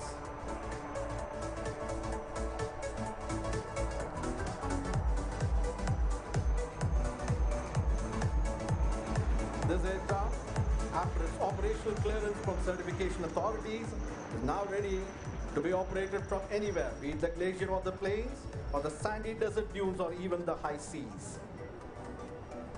Another unique feature of LUH is its segmented blades on the hingeless main rotor system, a first for HAL in its helicopter design, achieved completely through in-house expertise.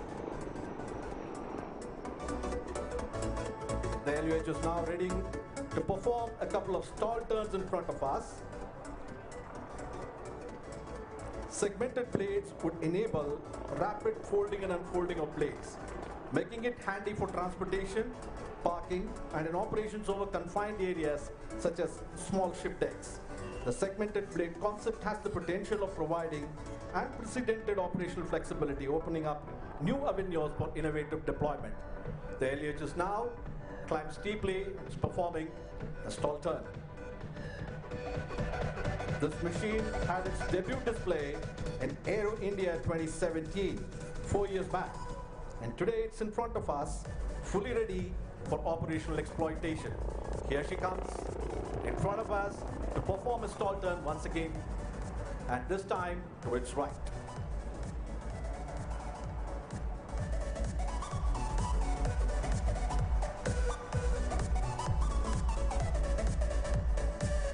Ladies and gentlemen, the light utility helicopter has completed its captivating display in front of us. Please give her a warm round of applause, welcoming her to join the ever-growing India's indigenous helicopter family, and wish her good luck and Godspeed.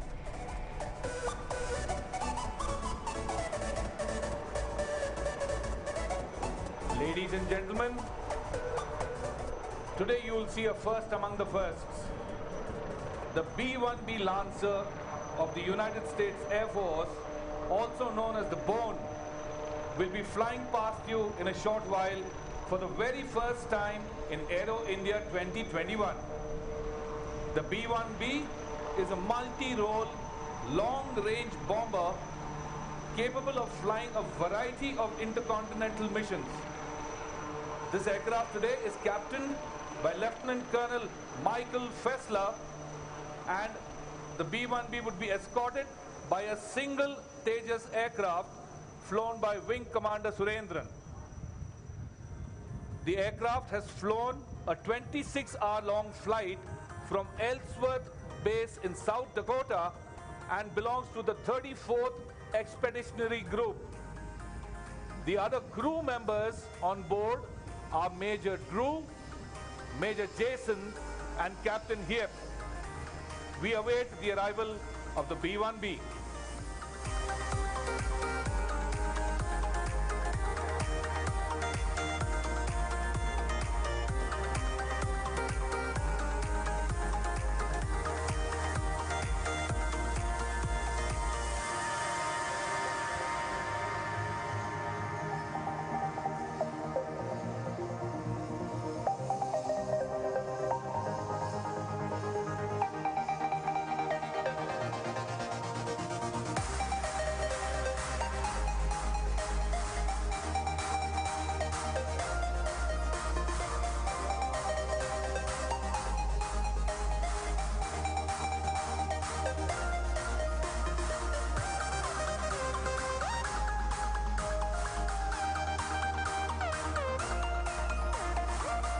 Ladies and gentlemen, look to your left and look at the B-1B escorted by a single Tejas. Once again, the pilot in command is Lieutenant Colonel Michael Fessler, and the other crew members, Major Drew, Major Jason, and Captain Hiep. He's aligning himself with the runway, the Tejas in right echelon. This aircraft once again has flown a 28-hour flight to come to India. Give a big round of applause to the United States Air Force participation.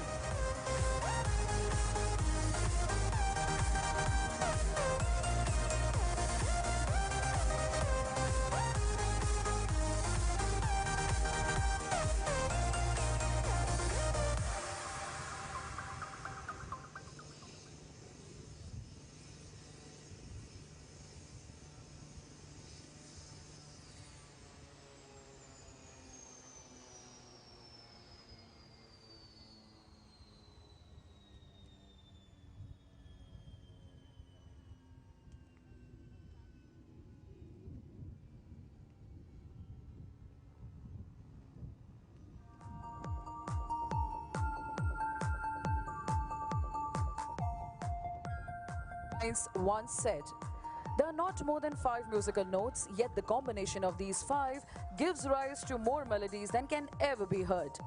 There are not more than 5 primary colors, yet in combination they produce more hues than can ever be seen. There are not more than 5 cardinal tastes, yet combination of them yield more flavors than can ever be tasted.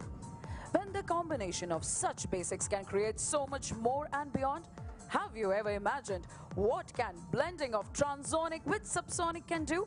It can create magic, sensation, and adrenaline that has never been felt. I am sure you not only must have imagined but might have desired to witness something like that. As we all are aware, the Indian Air Force has always strived to push the boundaries and venture into the newness and into an unimaginable while adding colors to the facets of military fervor. And this time, we have something as spectacular and suave as displayed by the Hawks and the Airledge at the same time and in the same frame. Good morning, ladies and gentlemen. Jai Hind. We take an immense pride and honor to announce the very first combined display of Surya Kiran Aerobatic Team and Sarang Helicopter Display Team of the Indian Air Force. We can assure you, this will leave you with a gush of visual sensation like never before.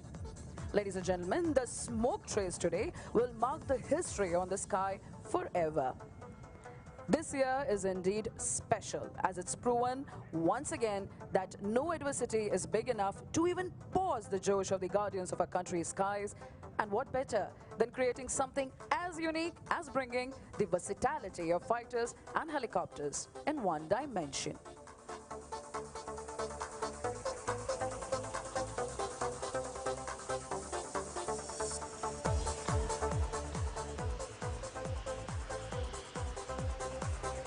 Before we start the display, there is only one announcement we would like to make. To keep your eyes glued on the simultaneous maneuvers performed by both the teams and keep listening carefully to the team commentators, Squadron Leader Arpita and Squadron Leader Anjali, who are here to assist you in guiding through this experience of rush and gush. With this, we are all set to dazzle this arena. Ladies and gentlemen, get ready to hold tight.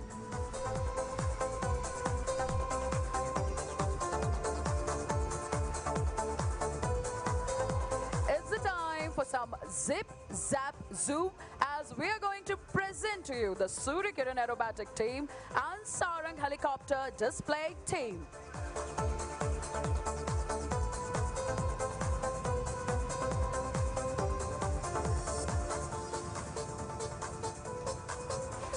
And here they come with the surprise. Ladies and gentlemen, put your hands together for Sarang helicopter display team.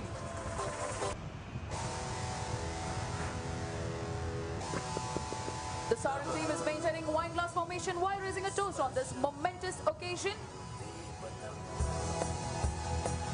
And here comes the Suryakiran team. A magnificent entry in a diamond formation.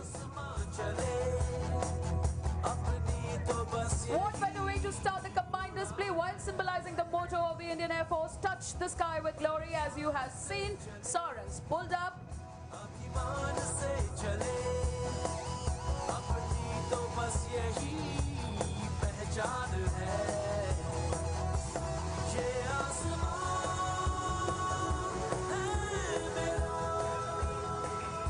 And now Sarangs moving in towards the left, making an English letter I in the sky, and this I stands for you, me and our motherland and these indigenously developed helicopters.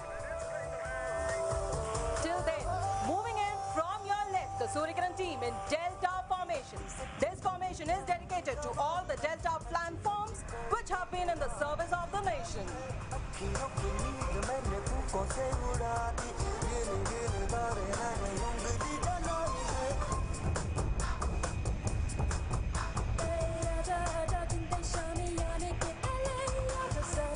Sarang is the only military helicopter display team in the world, and Suryakiran is the only 9-aircraft team in Asia and one of the few in the world.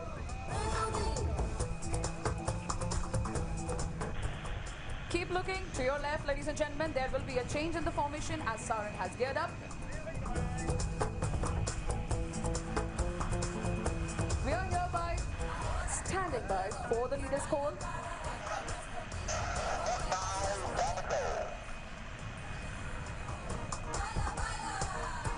That was a leader, and here you see the reaction. Sarangs coming in from your left in diamond formation, something very special for this occasion. Ladies and gentlemen, from your left. And right above them, there you can see the Suryakiran team in Made in India light combat aircraft Tejas formation.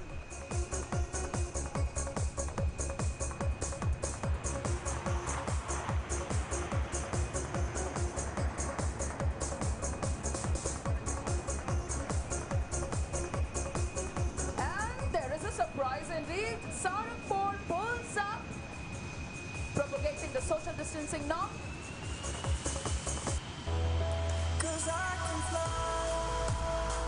The captain of Sarang 4 has just pulled up and now going for a short break after taking a stroll turn.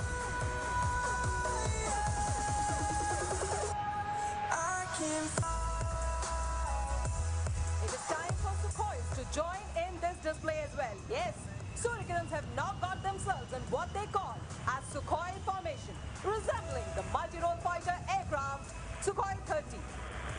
Ladies and gentlemen, this time from your left, the Sukhoi formation.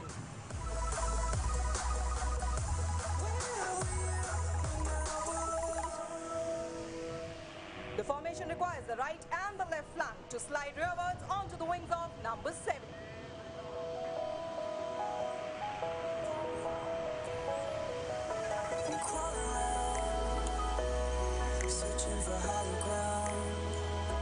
As you follow Suryakirans, now shift your gaze straight ahead.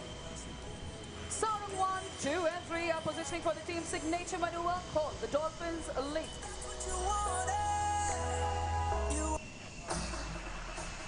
This maneuver requires a very high degree of skill achieved by strict mind and body coordination. All 3 helicopters flying abreast will pull up in the vertical plane, carry out a synchronized altitude and left, and here they are like the dolphin in the ocean. Sarangs in Dolphins Leap. And if you look a little high in the sky, you will see Suryakiran perform exclusively for the helicopter fleet of the Indian Air Force and specially for Sarangs. Yes, the next depiction of Suryakiran is of a rotor. You will see the rotor formation coming in from your left, signifying the motto of Sarangs. But for the rotors, we would have been closer. LH fleet in IAF has steadily grown from the conventional LH Mark 1 to Mark 4. The LH Mark IV is the weapon system integrated version with its air-to-air and air-to-ground weaponry, along with the modern avionics, is one amongst the lethal arm platforms with the IAF today.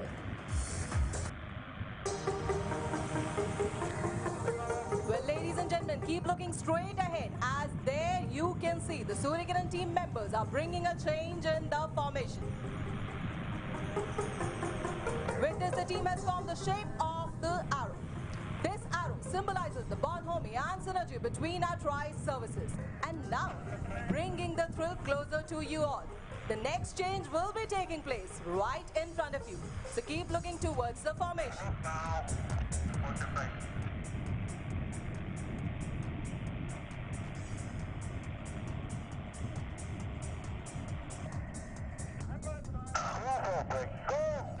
You just heard Sarang, team leader, and here is the reaction. Crossover break, ladies and gentlemen.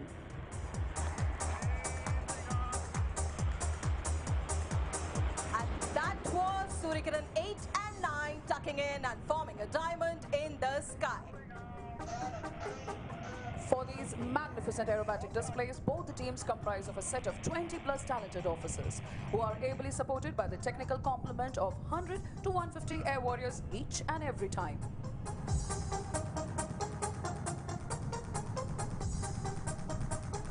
Stand by, as Suryakirans will be coming in for Vixen break. Meanwhile, the Sarangs are all set to let the heat go up. Coming in from your right and left this time, ladies and gentlemen.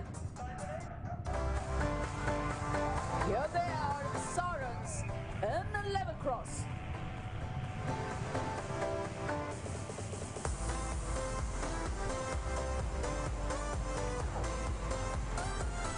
A perfect cross indeed.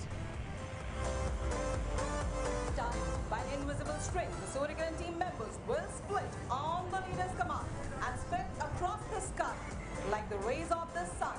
So ladies and gentlemen, keep looking straight ahead to 12 o'clock for Vixen break.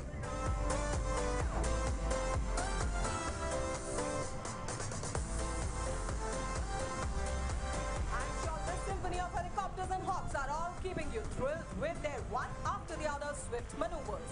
And there we have 12 o'clock, the Suryakiran team coming in for Vixen break.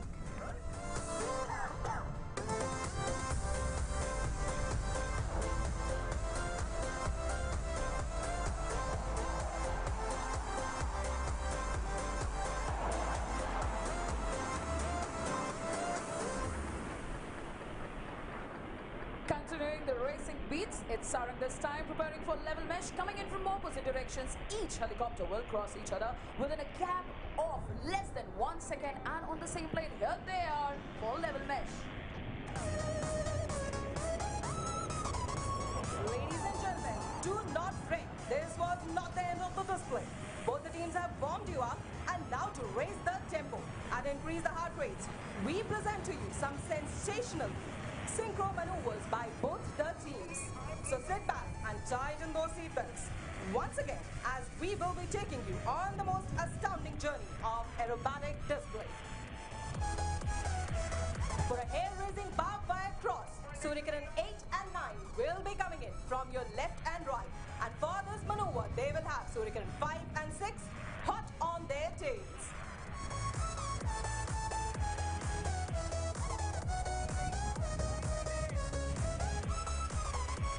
So keep looking to your left and right as Suryakiran 8 and 9 along with 5 and 6 are approaching towards each other with a closing speed of 1,000 kilometers per hour. From your left and right.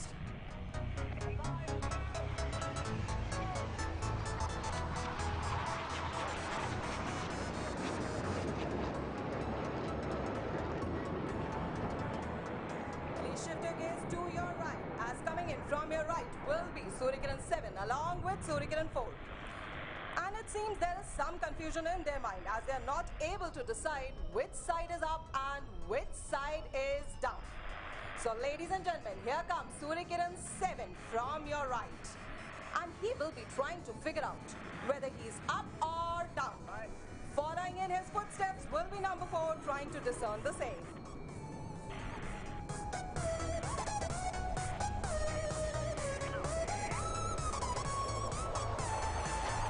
Once again, shift your gaze to your right as there comes Suryakiran 1, 2 and 3.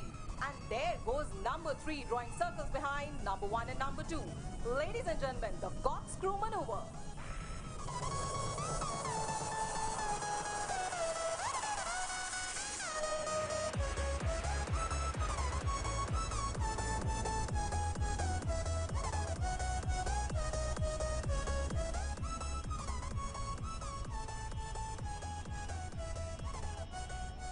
Integrity and diversity is India's distinction that trickles down to our team as well.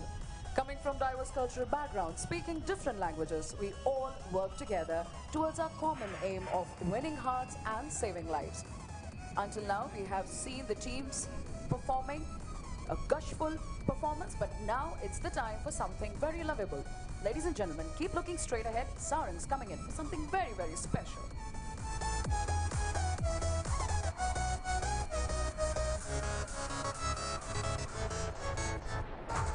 The next maneuver is dedicated to Aero India 2021. Here comes a pulsating Sarang heart. Joining the Sarangs, there you can see right above, high in the sky, Suryakiran 8 and 9. They have split up. And keep your gaze riveted towards both the teams, as here they are presenting a heart to the lovely ladies.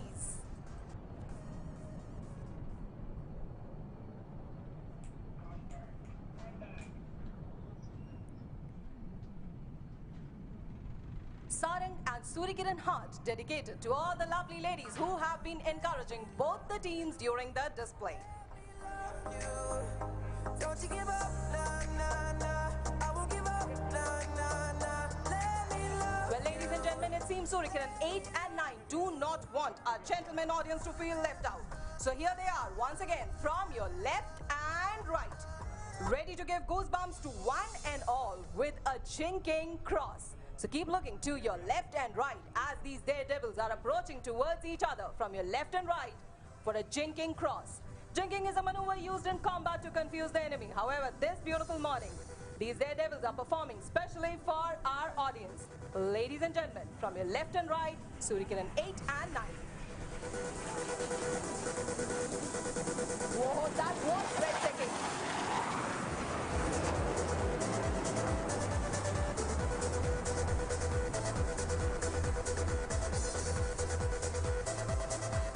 Ladies and gentlemen, please look straight ahead for the grand finale of today's display. The Sarang team is rolling in for the Sarang split on the soul-lilting tune of Vande Mataram. The leader will pull up to present a salute to the nation, followed very, very closely by the Suryakiran team for Starburst.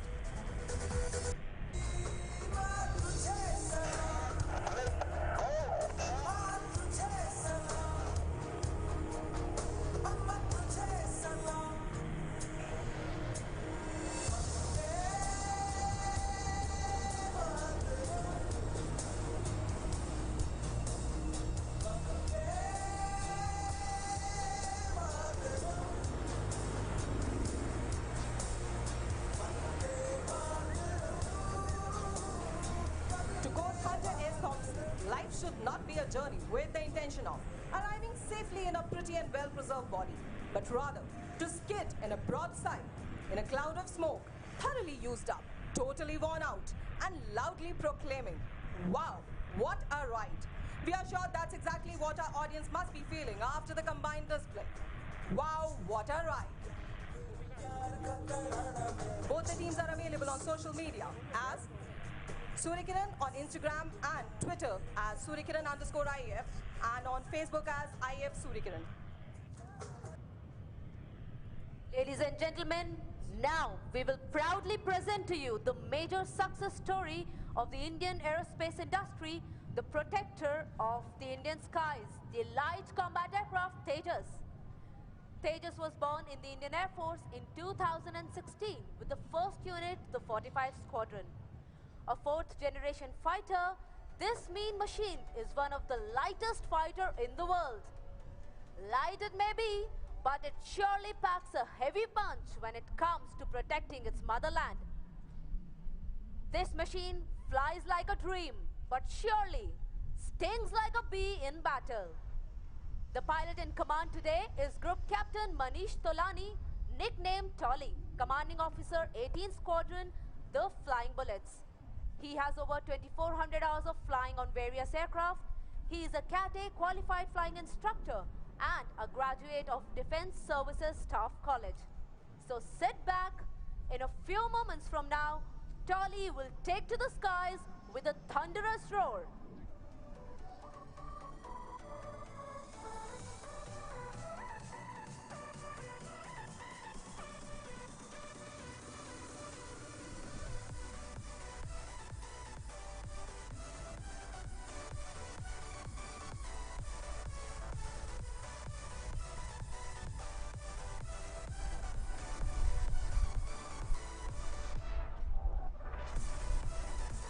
Let me tell you all that with the induction of the Tejas FOC, the Indian Air Force in particular, and the Indian aerospace industry as a whole has come a long way in indigenization and self-reliance.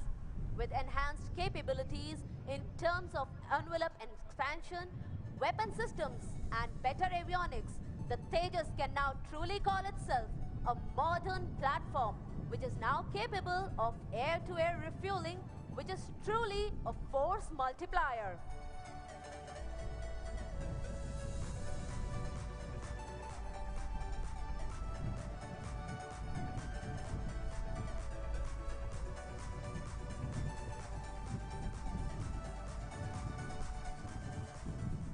High Squadron Leader Zufila will now guide you through the display of the light combat aircraft Tejas.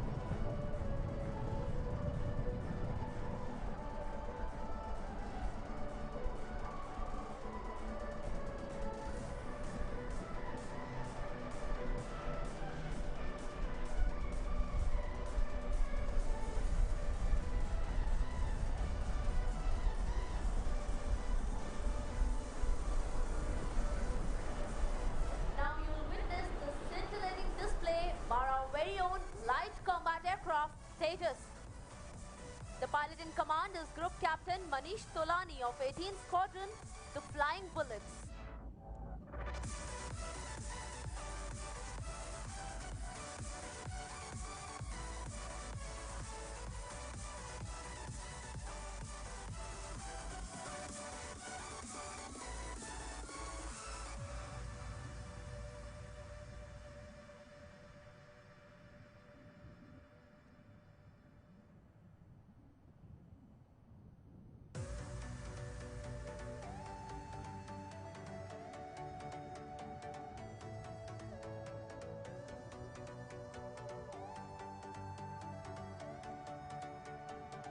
And here she goes, Tejas showing off its takeoff.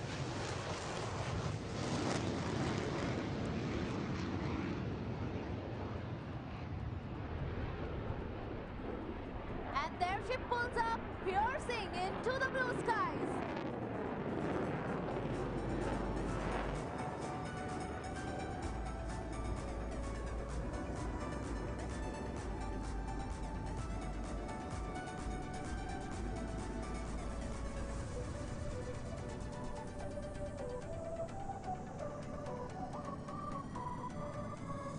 Look to your right and you will see him carrying out a half roll.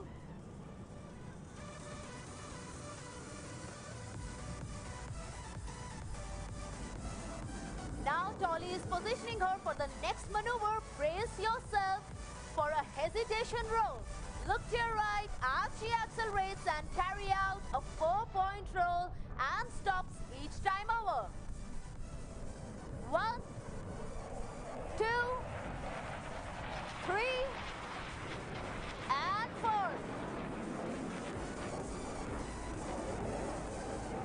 Not stopping to enthrall you all, she pulls up again to execute a vertical pitch back. Watch her curves as she goes up into the lovely skies of Bengaluru. And there she dives down like a beast to pick up the enemy. Tolly is now building up potential for a hard turn. And there you can see the pilot turning the aircraft to the left at maximum possible rate. This capability helps the pilot to quickly acquire the enemy during a combat, thanks to the excellent digital fly-by-wire system, which allows the pilot to maneuver in this fashion. Tolly is now positioning for the next maneuver called the red eye turn. Shift your gaze to your left.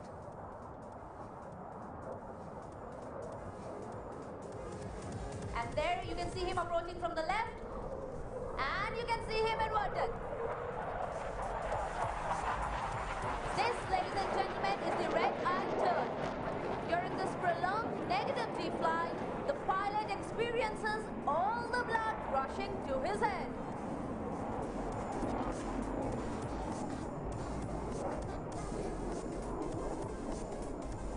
Tolly is now carrying out a left wing over to position her directly at the audience. Ladies and gentlemen, look straight ahead.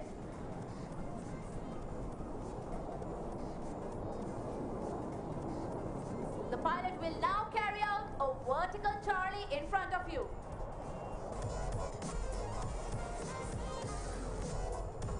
And there she goes up, pulling up into the sky, showing off her curves and the Delta platform. Watch her roll as she touches the sky with glory.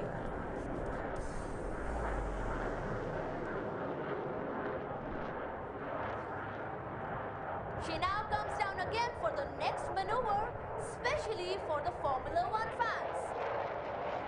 And that's exactly what the maneuver is, Formula 1 turn.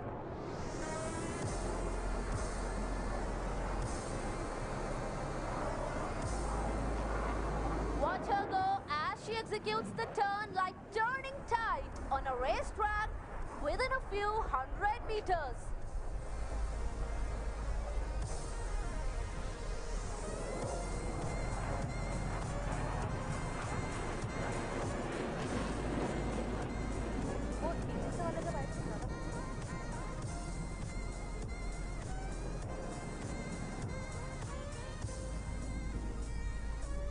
Enthralled, are you? Well, The pilot surely is not done yet. Look to your left as Tolly positions for the next maneuver.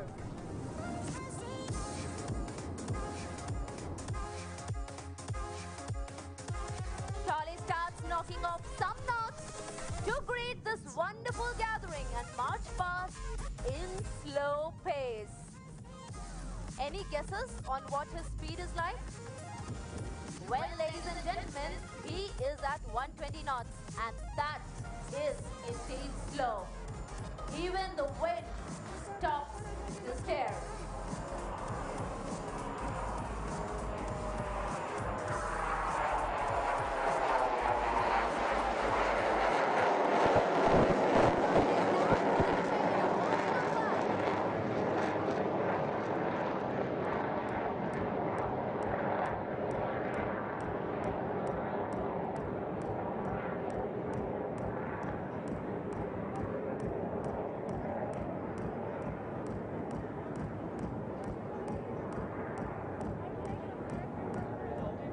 And there he inverts the aircraft and will bring her back through the vertical.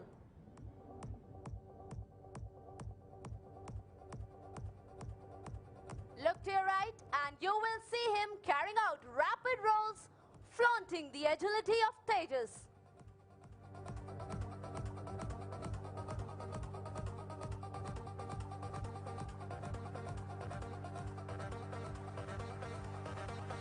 And there he rolls and flies upside down. Well, that was Tolly's style of greeting you all, the Spider-Man way.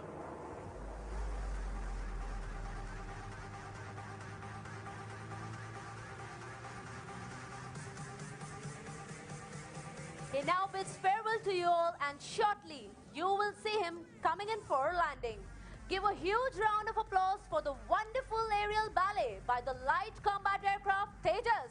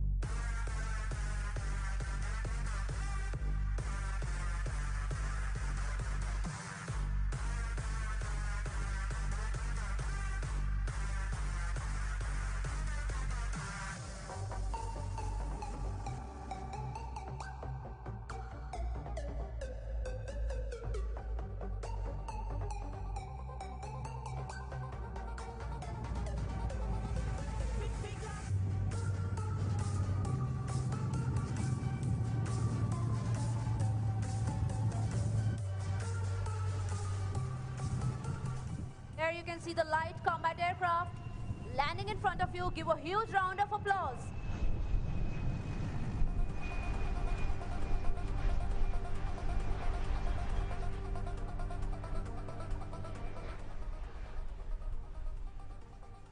Gentlemen, Honorable Raksha Mantri will now move from the dais to the chalet. Kindly remain seated.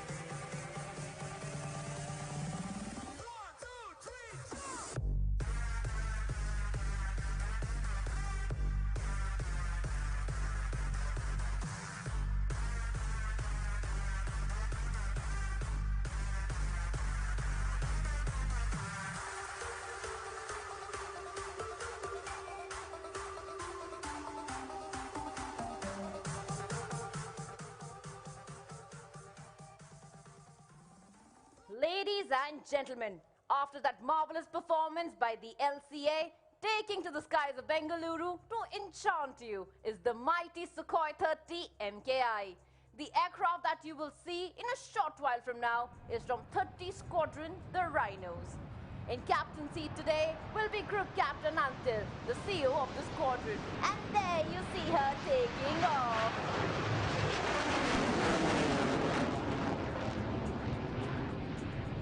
She has taken a quick left turn and is positioning for the loop, tumble and the yaw. Let me tell you that in the rear cockpit is squadron leader Khan.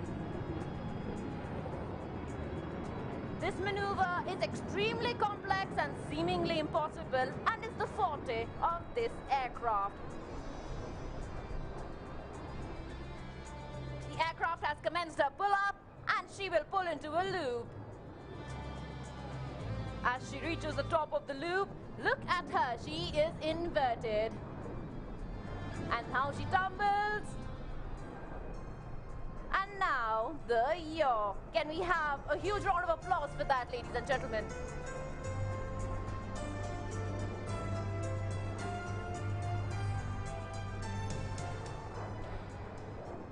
What you just saw was the aircraft saying goodbye to all known laws of aerodynamics. Of the skies at all, from the Sarangs to the Surya Kirans to Tejas.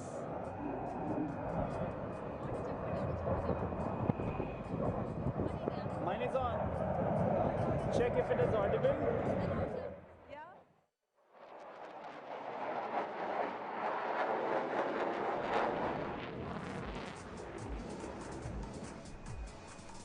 Look at the agility of this aircraft.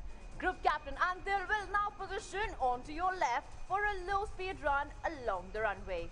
The maneuver allows the bird to slide behind any slower adversary.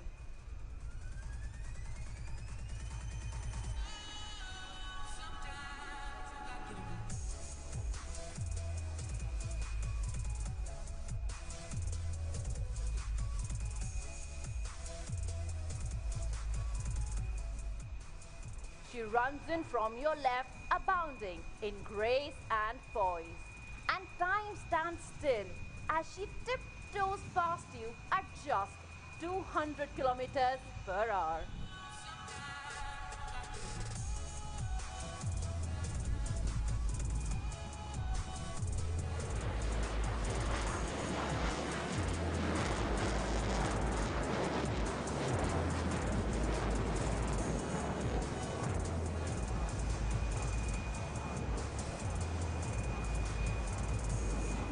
A fighter aircraft that can turn quickly even at low speeds is a nightmare for any adversary.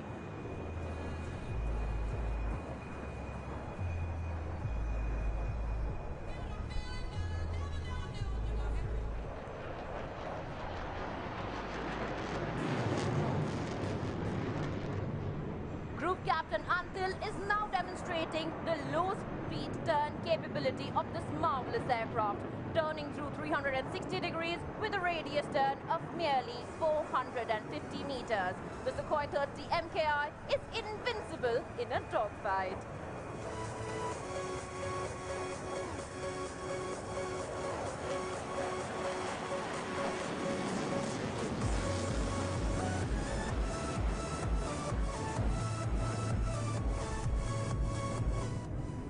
Just in case you were a little caught off and missed some of the finer details of the maneuver earlier on, we have for you, once again, the spectacular loop, tumble, yaw. And this time, the pilot will position the aircraft head-on to the dais.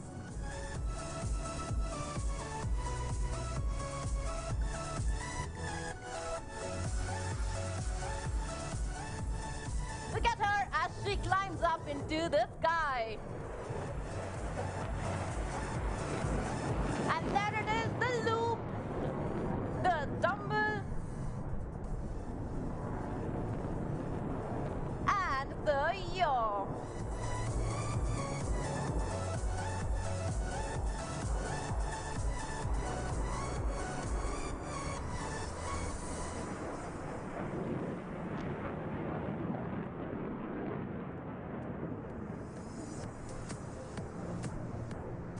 If you haven't seen an aircraft flying in reverse gear, this is perhaps your only chance to witness such a spectacle.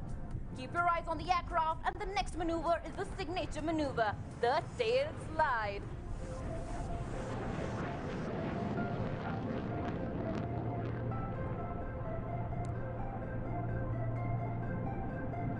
Out as the aircraft pulls up into the blue yonder. Group Captain Antil will make the aircraft stand on her tail and slow her down to 0 speed.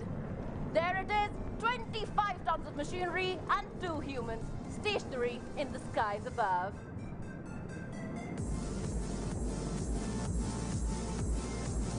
And now the captain is making the aircraft slide back, tail forward and vertically down. This maneuver displays the extraordinary performance of this aircraft and the stability of its engines in such an adverse and harsh maneuver.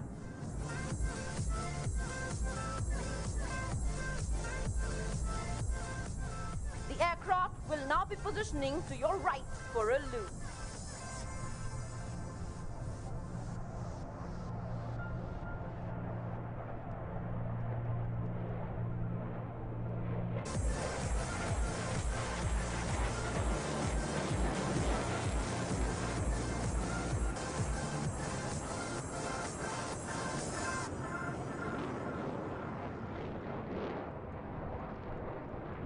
Look at that gorgeous O in the sky.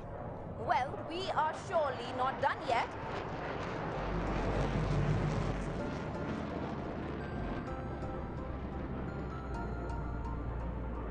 Group Captain Antil is now bringing the mighty flanker for a high-speed run. Do notice the speed at which it flies by you.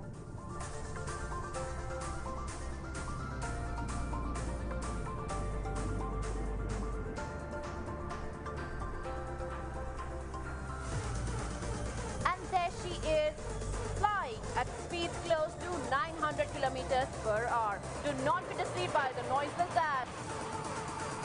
The thunder is never far behind when the flanker is around.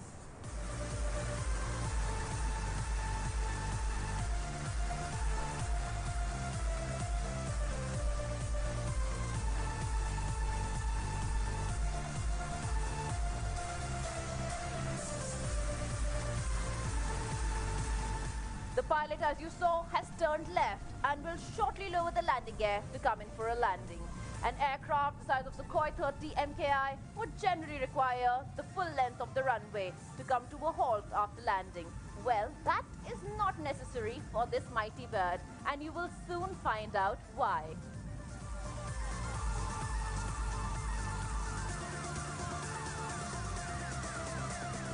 Look to your left and you will see the mighty flanker confidently making her approach to terra firma. Do notice the grace with which the wheels will kiss the earth.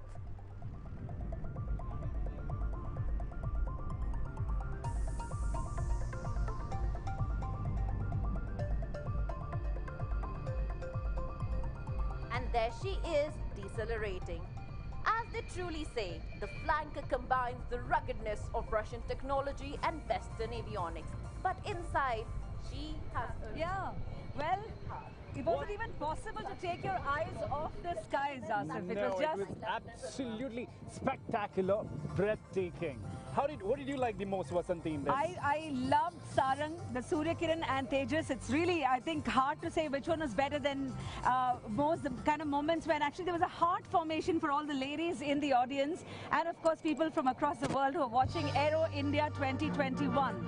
Moment of pride when a national bird actually came alive on that Sarang, and the kind of formations, the maneuvers that can hold their own place against the best of the world. The flips of our own Tejas, like just amazing, and the courage of the pilots just flying this machine, it's just wow. What kind when of... we saw that heart, actually, my heart was flipping, you know, you're like, क्या कर रहे हैं यार? क्या इतना भी possible है flights में करने के लिए? दंग रह जाएंगे, ताजुब हो जाएंगे आप नहीं, जब मुझे देखेंगे और भी तो। लगता है कि the way Aero India 2021 का काफी मतलब it has got many uses and applications. One is to showcase India's capability as the indigenous.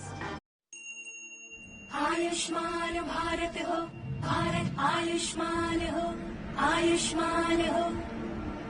Bharat को आयुष्मान बनाने, जन जन को आरोग्य बनाने, देश हित में चली हवा, मुफ्त में उपचार मिलेगी दवा। चली चली चली चली सेहत की हवा, चली चली मुफ्त होगा इलाज मिलेगी दवा। बीमार न रहेगा अब लाचार, बीमारी का होगा मुफ्त उपचार, मुफ्त उपचार, बीमारी का होगा मुफ्त उपचार। चली चली सेहत की हवा, चली चली।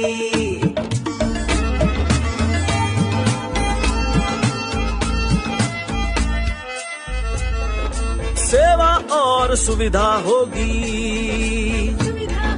दूर अब हर दुविधा होगी, अस्पताल रखेगा ख्याल, जन जन आरोग्य और खुशहाल।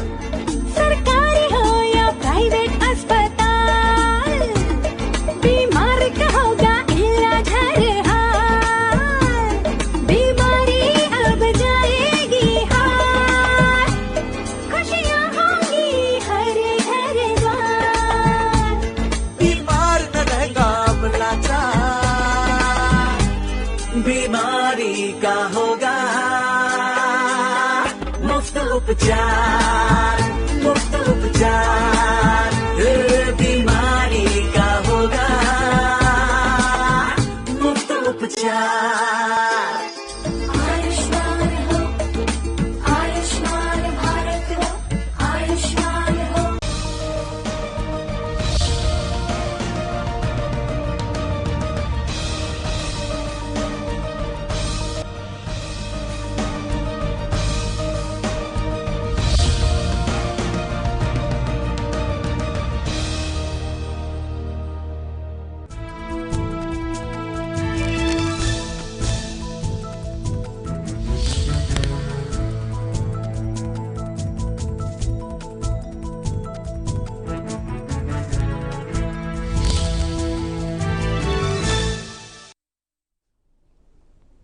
નમસ્કાર દર્શક મિત્રો, આપણા મુદ્દા આપણી વાતના ખાસ એપિસોડમાં આપનું સ્વાગત છે.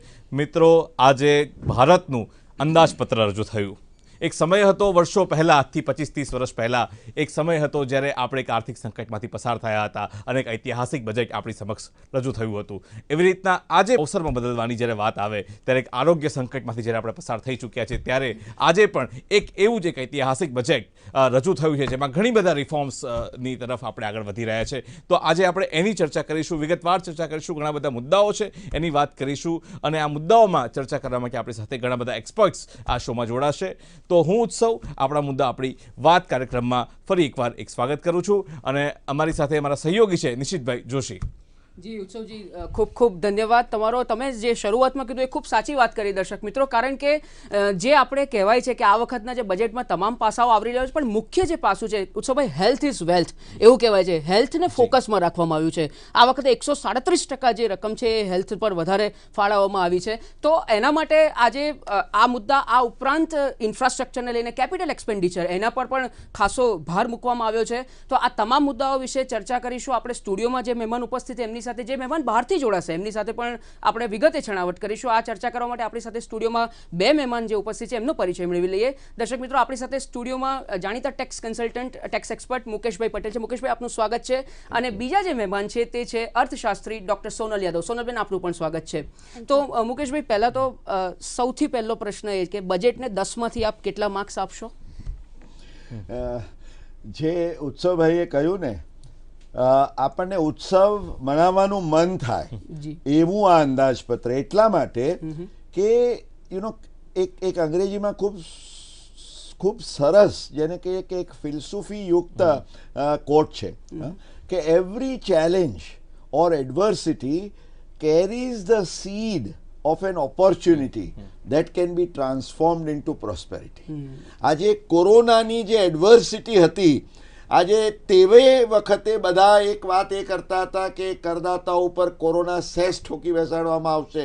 ફોર્ચ્યુનેટલી કોરોના સેસની વાત તો દૂર, પણ તમે જે કહ્યું કે health, in fact I rate this budget on a high for the 4 letters, કારણ કે હાઈનો જે સ્પેલિંગ છે HIGH, હેલ્થ, ઇન્ફ્રાસ્ટ્રક્ચર, ગ્રોથ અને હ્યુમન કેપિટલ. બિલકુલ, આ 4 નો સમાવેશ કરતો, એની સાથે વણાયેલું અને જેમ કહ્યું એમ આપત્તિને એક અવસરમાં પલટતું.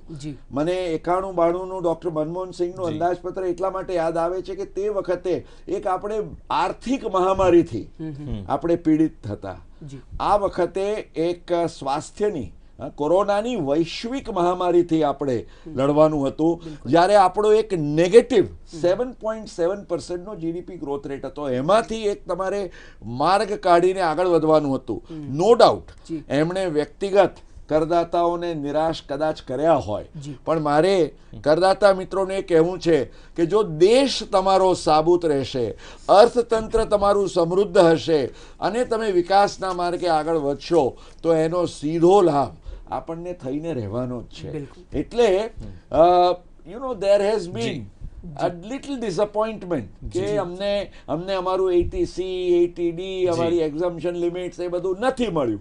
પણ સાથે સાથે ધ પોઝિટિવ ઇઝ ઓલ્સો કે ભાઈ તમારા માટે એક ટ્રાન્સપેરન્ટ, એફિશિયન્ટ અને એકાઉન્ટેબલ ટેક્સ એડમિનિસ્ટ્રેશન, એટલીસ્ટ પ્રોસિજરની દિશામાં, કે જ્યાં એમણે કોઈ નાણાં કાઢવાના નહોતા, એમાં તો એમણે કેટલાક ખૂબ મક્કમ અને મજબૂત પગલાં લીધા છે. મુકેશભાઈ, પણ તમને એ પૂછવા માંગીશ કે જે કરદાતાઓ છે, કારણ કે આપણે બધા સ્પીચ સાંભળતા હોય, ટેક્સ પેયર્સ હંમેશા કે ક્યારે ઇન્કમ ટેક્સ સ્લેબની અનાઉન્સમેન્ટ થાય અને આપણને ખબર પડે કેટલો ટેક્સ ભરવાનો, કેટલો નથી ભરવાનો, તો કરદાતાઓએ આ ટેક્સમાંથી શું સમજવાનું છે, કેવી સમજણ લેવાની છે અને કેવી રીતના ટેક્સેશન બાબતે આગળ વધવાનું છે? સમજણ તો એ લેવાની છે ઉત્સવભાઈ કે જે નાણામંત્રીએ તમને એક લાઇનમાં એમ કહ્યું કે તૈયાર રહેજો તમારા pre field income tax returns માટે.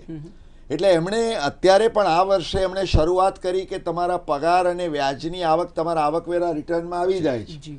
હવે આગળ જતા એમણે કહ્યું કે ભાઈ તમારું ડિવિડન્ડ અને તમારો કેપિટલ ગેઇન્સ પણ આવશે. બરાબર છે. શા માટે? કારણ કે તમારા વિશે અમને બધી જ ખબર છે. એટલે ઉત્સવભાઈ, હવે કરદાતાઓએ એ સમજવું જરૂરી છે કે સરકાર એમના વિશે બધું જ જાણે છે અને તમારે એ જાણવું જરૂરી છે કે આવકવેરા ખાતું તમારા વિશે શું જાણે છે.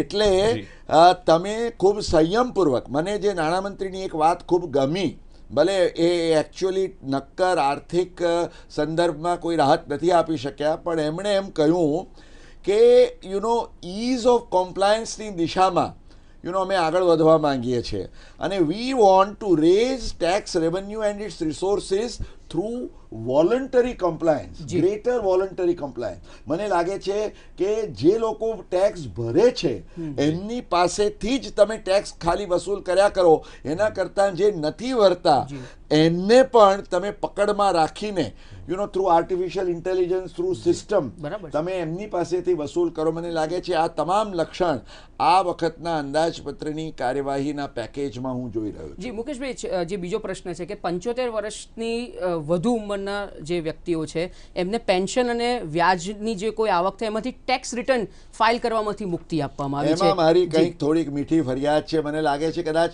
નાણામંત્રીનો ઉદ્દેશ્ય જે હતો એ ખૂબ ઇટ વોઝ આઉટસ્ટેન્ડિંગ, પણ એ ડિલિવર કરવામાં ક્યાંક ચૂકાયા છે. કારણ કે જે એમણે ક્રાઇટેરિયા નિશિતભાઈ જે એમણે લગાવ્યો છે એની અંદર એવો ક્રાઇટેરિયા લગાવ્યો કે ભાઈ 75 વર્ષના તમે હો, તમને પેન્શનની જ આવક હોય, એની સાથે માત્ર વ્યાજ હોય ને એ વ્યાજ પણ એવા ખાતામાંથી હોય કે જેમાંથી તમને પેન્શન મળતું હોય અને એ સિવાયની કોઈ પણ આવક ના હોય. એટલે તમારું બીજું કોઈ ખાતું ના હોય, બીજું 1 રૂપિયાનું વ્યાજ ના હોય, ડિવિડન્ડ ના હોય, એવું તો ભાગ્યે જ બને. એટલે આ એક ઇલ્યુઝરી જેને આપણે કહીએ ને કે ઝાંઝવાના જળ સમી રાહત પુરવાર થઈ શકે. પણ હું માનું છું કે હજુ અંદાજપત્ર પસાર થાય ત્યાં સુધી જો નાણામંત્રીના ધ્યાન ઉપર આ વાત લાવવામાં આવે તો ચોક્કસપણે એમણે ઉદાર દિલે આને ખરેખર એક ઠોસ કહી શકાય એવી રાહત આપવામાં વાંધો ન આવવો જોઈએ. બિલકુલ.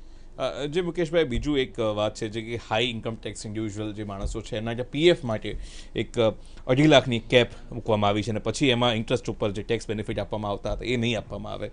તો તમે કેવી રીતના જોવો છો? એક તરફ છે કે લોકોના હાથમાં પૈસા આવે એવું પણ સરકાર આયોજન કરી રહી છે, પણ જેના હાથમાં પૈસા છે ત્યાં પણ વધારે, તો આ કયા પ્રકારની નીતિ સરકારની? આમાં ઉત્સવે આમ જુઓ ને તો આ છે is only a consequential plugging of a loop hole. એટલે આમ તો જો તમને ખ્યાલ હોય તો ગત વર્ષના અંદાજપત્રમાં એક એવી સ્પષ્ટ જોગવાઈ લાવવામાં આવી હતી કે જો આજે કોઈ પણ કંપની એટલે કોઈ પણ માલિક પોતાના કર્મચારીના ખાતામાં 7.5 લાખ રૂપિયાથી વધારે જો પીએફ, એટલે આજે એક ઘણી મોટી રકમ છે 7.5 લાખનું પીએફ, એટલે તમારો કેટલો પગાર હોય ત્યારે આવે, તો એને માટે એમણે એમ કહ્યું કે એ કેસમાં જે વધારાનું કોન્ટ્રીબ્યુશન છે એ ટેક્સ કરીશું, પણ એની સાથે જે વ્યાજ થાય તમારું ઓવર એન્ડ અબવ દેટ એને ટેક્સ કરવાનું એ લોકો ચૂકી ગયા હતા. કારણ કે obviously if you want to tax, એટલે આ વખતે એમણે એ લૂપ હોલ પ્લગ કર્યું છે અને એમણે એમ કહ્યું કે ભાઈ 2.5 લાખથી વધારે. હવે 2.5 લાખથી વધારે તમારું વ્યાજ ક્યારે થાય? તમે વિચાર કરો કે ઓલમોસ્ટ એના 12 ટાઈમ્સ તો મિનિમમ ગણો તમે, 8% પણ જો વ્યાજ ગણો તો, એટલે 2.5 લાખના બાર એટલે 30 લાખ રૂપિયાથી વધારે જો એ તમે you are talking of that contribution અને તમારું એ હોય તો, એટલે આઈ થિંક કે મે બી there can be a debate about it, but it is something which you will need to take it in the stride. બરાબર છે. તો બહુ સરસ મજાની વાત કરી. તો મુકેશભાઈ પટેલ, અમારી સાથે જોડાવા બદલ ખૂબ ખૂબ આભાર. આપ હંમેશા દૂરદર્શન સાથે જોડાઈને અમારા દર્શકોને માર્ગદર્શન આપતા રહો છો, તો ફરી એકવાર હૃદયપૂર્વક આભાર. ઉત્સવભાઈ, નિશિતભાઈ, આપ મને હંમેશા પ્રેમથી યાદ કરો છો એ બદલ, અને let us hope for the best કે આ એક વર્ષની અંદર આપણે વિકાસની એવી યાત્રા કરીએ કે આવતે વર્ષે નાણામંત્રીને કરદાતાઓ ઉપર રાહતોની વર્ષા કરવાનું મન થાય. બિલકુલ. તો હવે લઈએ એક નાનકડો વિરામ, અને વિરામ બાદ ચર્ચાના દોર આગળ ધપાવીશું.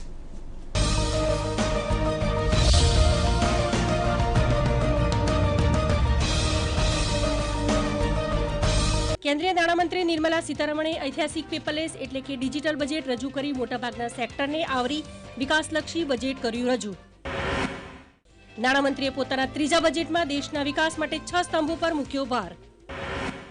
પહેલો સ્તંભ સ્વાસ્થ્ય અને કલ્યાણ, બીજો ભૌતિક અને નાણાકીય મૂડી અને અવસંરચના, ત્રીજો આકાંક્ષી ભારત માટે સમાવેશી વિકાસ, ચોથો માનવ મૂડીમાં નવજીવનનો સંચાર કરવો, પાંચમો નવપ્રવર્તન અને અનુસંધાન તથા વિકાસ, અને છઠ્ઠો સ્તંભ ન્યૂનતમ સરકાર અને અધિકતમ શાસન પર મુકાયો ભાર. ઇન્કમટેક્સ સ્લેબમાં કોઈ ફેરફાર નહીં અને કોઈ છૂટ પણ આપવામાં આવી નથી. જો કે એફોર્ડેબલ હાઉસિંગમાં ઘર ખરીદનારને વ્યાજમાં 1.5 લાખ સુધીની એક્સ્ટ્રા છૂટનો સમય 1 વર્ષ વધારીને માર્ચ 2022 સુધીનો કરી દેવાયો. જ્યારે 75 વર્ષ અને તેનાથી મોટી ઉંમરના સિનિયર સિટીઝન્સને આઈટી રિટર્ન ભરવામાંથી આપવામાં આવી રાહત. 95% ડિજિટલ ટ્રાન્ઝેક્શન કરનાર માટે 10 કરોડના ટર્ન ઓવર કરવામાં મળશે છૂટ. 85,000 કરોડ રૂપિયાના ટેક્સ ડિસ્પ્યુટ તાજેતરમાં જ થયા છે ખતમ. ડિસ્પ્યુટ રિઝોલ્યુશન કમિટી બનાવાશે. 50 લાખ સુધીની આવક અને 10 લાખ સુધીની વિવાદિત ઇન્કમવાળા લોકોને આ કમિટીની પાસે જઈ શકશે.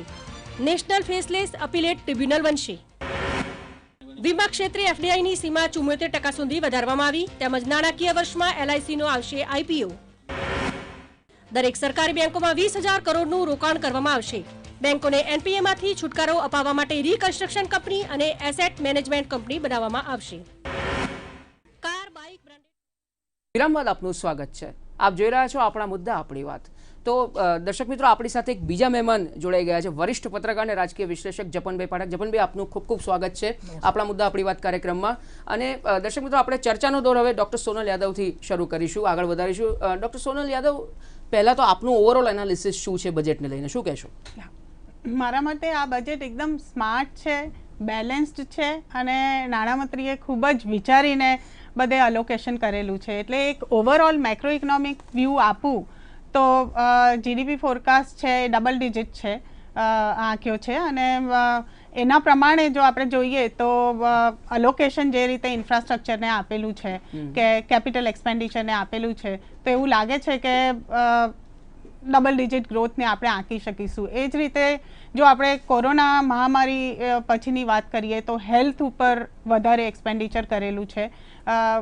એટલે સોશિયલ સેક્ટર અને ઇન્ફ્રાસ્ટ્રક્ચર એ બંને એક બહુ જ ઇમ્પોર્ટન્ટ સેક્ટર્સ છે કે જે આપણી વિકાસની ગાડીને આગળ વધારશે. એટલે જો આપણે ઇન્ફ્રાસ્ટ્રક્ચરની વાત કરીએ તો શોર્ટ ટર્મ અને લોંગ ટર્મ બંને ગેઇન છે ઇન્ફ્રાસ્ટ્રક્ચરમાં વધારે ઇન્વેસ્ટમેન્ટ થાય તો.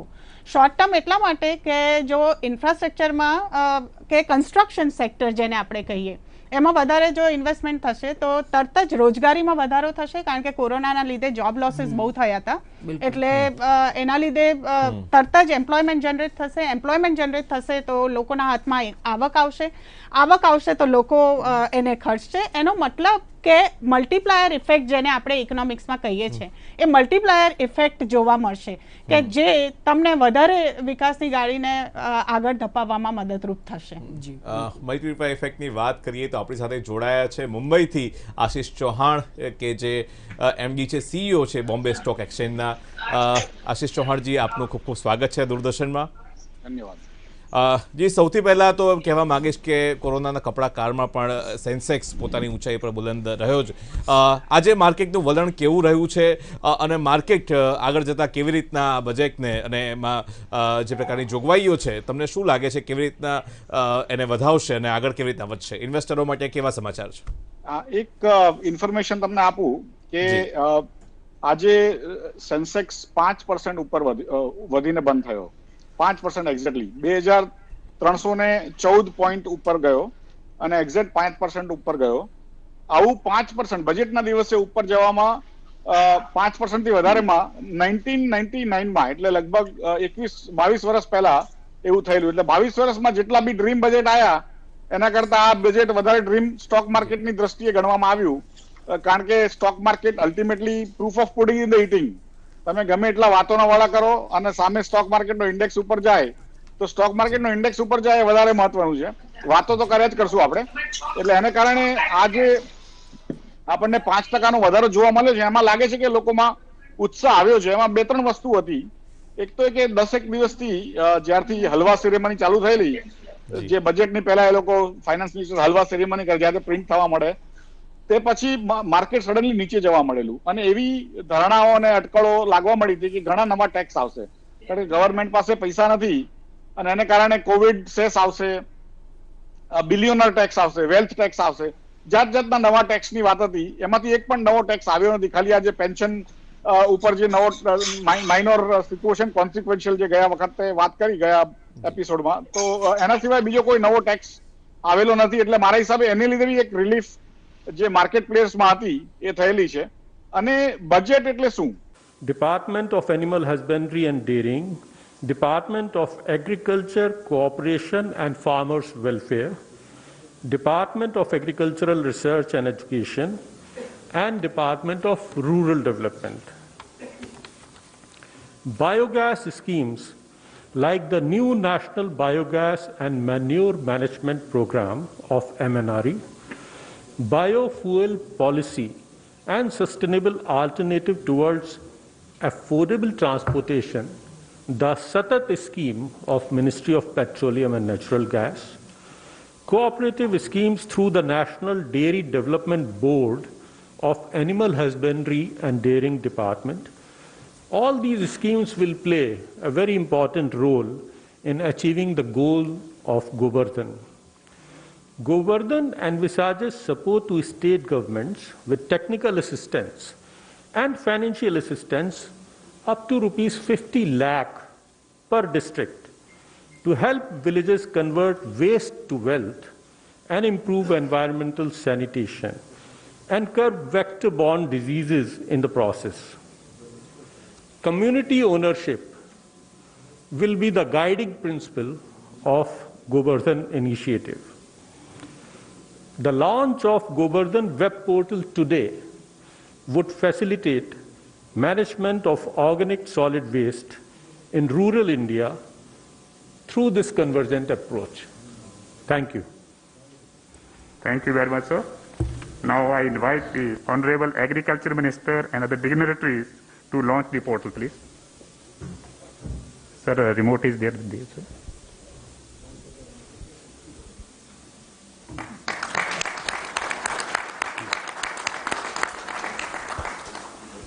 So, friends, dignitaries, this is a real-time portal.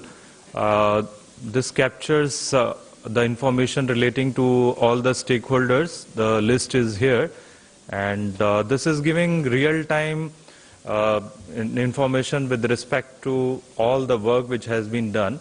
We have started capturing information starting from 2018, and we can see we have the real, this is a screenshot captured, but we can see the real portal also. If you can just shift to the real portal, that will provide the information. We'll just take a second. We'll shift to, yeah. So this is real-time, new entries have been done. So 211 biogas CBG plants are functional, and we can go down, scroll down, and it provides sort of information with respect to the objectives, etc., and also the key performance indicators of various stakeholders captured in the respective icons of the departments and the ministries, and their social feeds are also being captured. This is a unified portal. It's important to note. It's not just a drinking water, sanitation, or Jal Shakti ministries portal. All the departments of Government of India, they are captured here, and states and UTs, they have been given the login and password. They can enter their progress. It's a sort of a repository of all the resources also. We have all the resources in the form of PDF or doc or audio, video. So whatever resources are being generated. So Govardhan is a sort of a capturing everything which is being done in the country with respect to the overall mission of waste to wealth. Within that, converting cow dung and agricultural waste into biofuel, which is basically either just the biogas or compressed biogas or the biofertilizers. So this is a portal, and we hope that it will help us to really trigger increase farmers' income and also help in the waste management in rural India. Thank you. Thank you very much. Now I request the Honorable Minister for Jal Shakti, Shri Gajendra Singh Shekhawat ji, to address the gathering, please. धन्यवाद। गोवर्धन योजना के इस एकीकृत portal के शुभारंभ के अवसर पर मंच पर आसीन भारत सरकार के कृषि मंत्री आदरणीय तोमर साहब, मंच पर आसीन petroleum and natural gas minister आदरणीय धर्मेंद्र प्रधान जी, मंच पर आसीन भारत सरकार के पशुपालन, डेयरी एंड फिशरीज के मंत्री आदरणीय गिरिराज सिंह साहब, भारत सरकार के जल शक्ति मंत्रालय के सचिव आदरणीय पंकज कुमार जी, मेरे सहयोगी, मेरे साथी मंत्रिमंडल में आदरणीय राज्य मंत्री श्री रतनलाल कटारिया जी, और पत्रकार मित्रों, अधिकारीगण। जैसा अभी अपने ओपनिंग रिमार्क्स में सेक्रेटरी साहब ने और इस पोर्टल को इंट्रोड्यूस कराते हुए अरुण बरोका जी, एडिशनल सेक्रेटरी साहब ने जो बात कही है, माननीय प्रधानमंत्री जी की आंखों से पूरे देश ने एक सपना देखा, और वो सपना था स्वच्छता का। एक नई क्रांति का सूत्रपात देश में हुआ, और हम सब निश्चित रूप से 130 करोड़ लोग इस बात पर गर्व कर सकते हैं कि दुनिया का सबसे बड़ा सैनिटेशन प्रोग्राम और उसी के साथ साथ में दुनिया का सबसे बड़ा बिहेवियरल चेंज प्रोग्राम हमने सक्सेसफुली पिछले 5 साल में करके दिखाया। जो ओपन डेफिकेशन का आंकड़ा, ओपन डेफिकेटर्स का आंकड़ा पूरी दुनिया में 100 करोड़ था, और उसमें से 60 करोड़ 60% हिस्सेदारी भारत की थी। और भारत जैसे देशों की प्रगति की दर को देखते हुए यूनाइटेड नेशंस ने सस्टेनेबल डेवलपमेंट गोल्स में जिस काम के लिए 2030 का लक्ष्य निर्धारित किया था, हमने 11 साल पहले उसे अचीव किया। लेकिन माननीय प्रधानमंत्री जी ने जब गत वर्ष 2 अक्टूबर के दिन देश को ओपन डेफिकेशन फ्री घोषित किया, उस समय अपने आइकॉनिक स्पीच में ये बात कही थी कि ये हमारे लिए एक पायदान मात्र है कि हम इस जगह एक लैंडिंग है, यहाँ से खड़े होकर के हमको संपूर्ण स्वच्छता की ओर जाना है।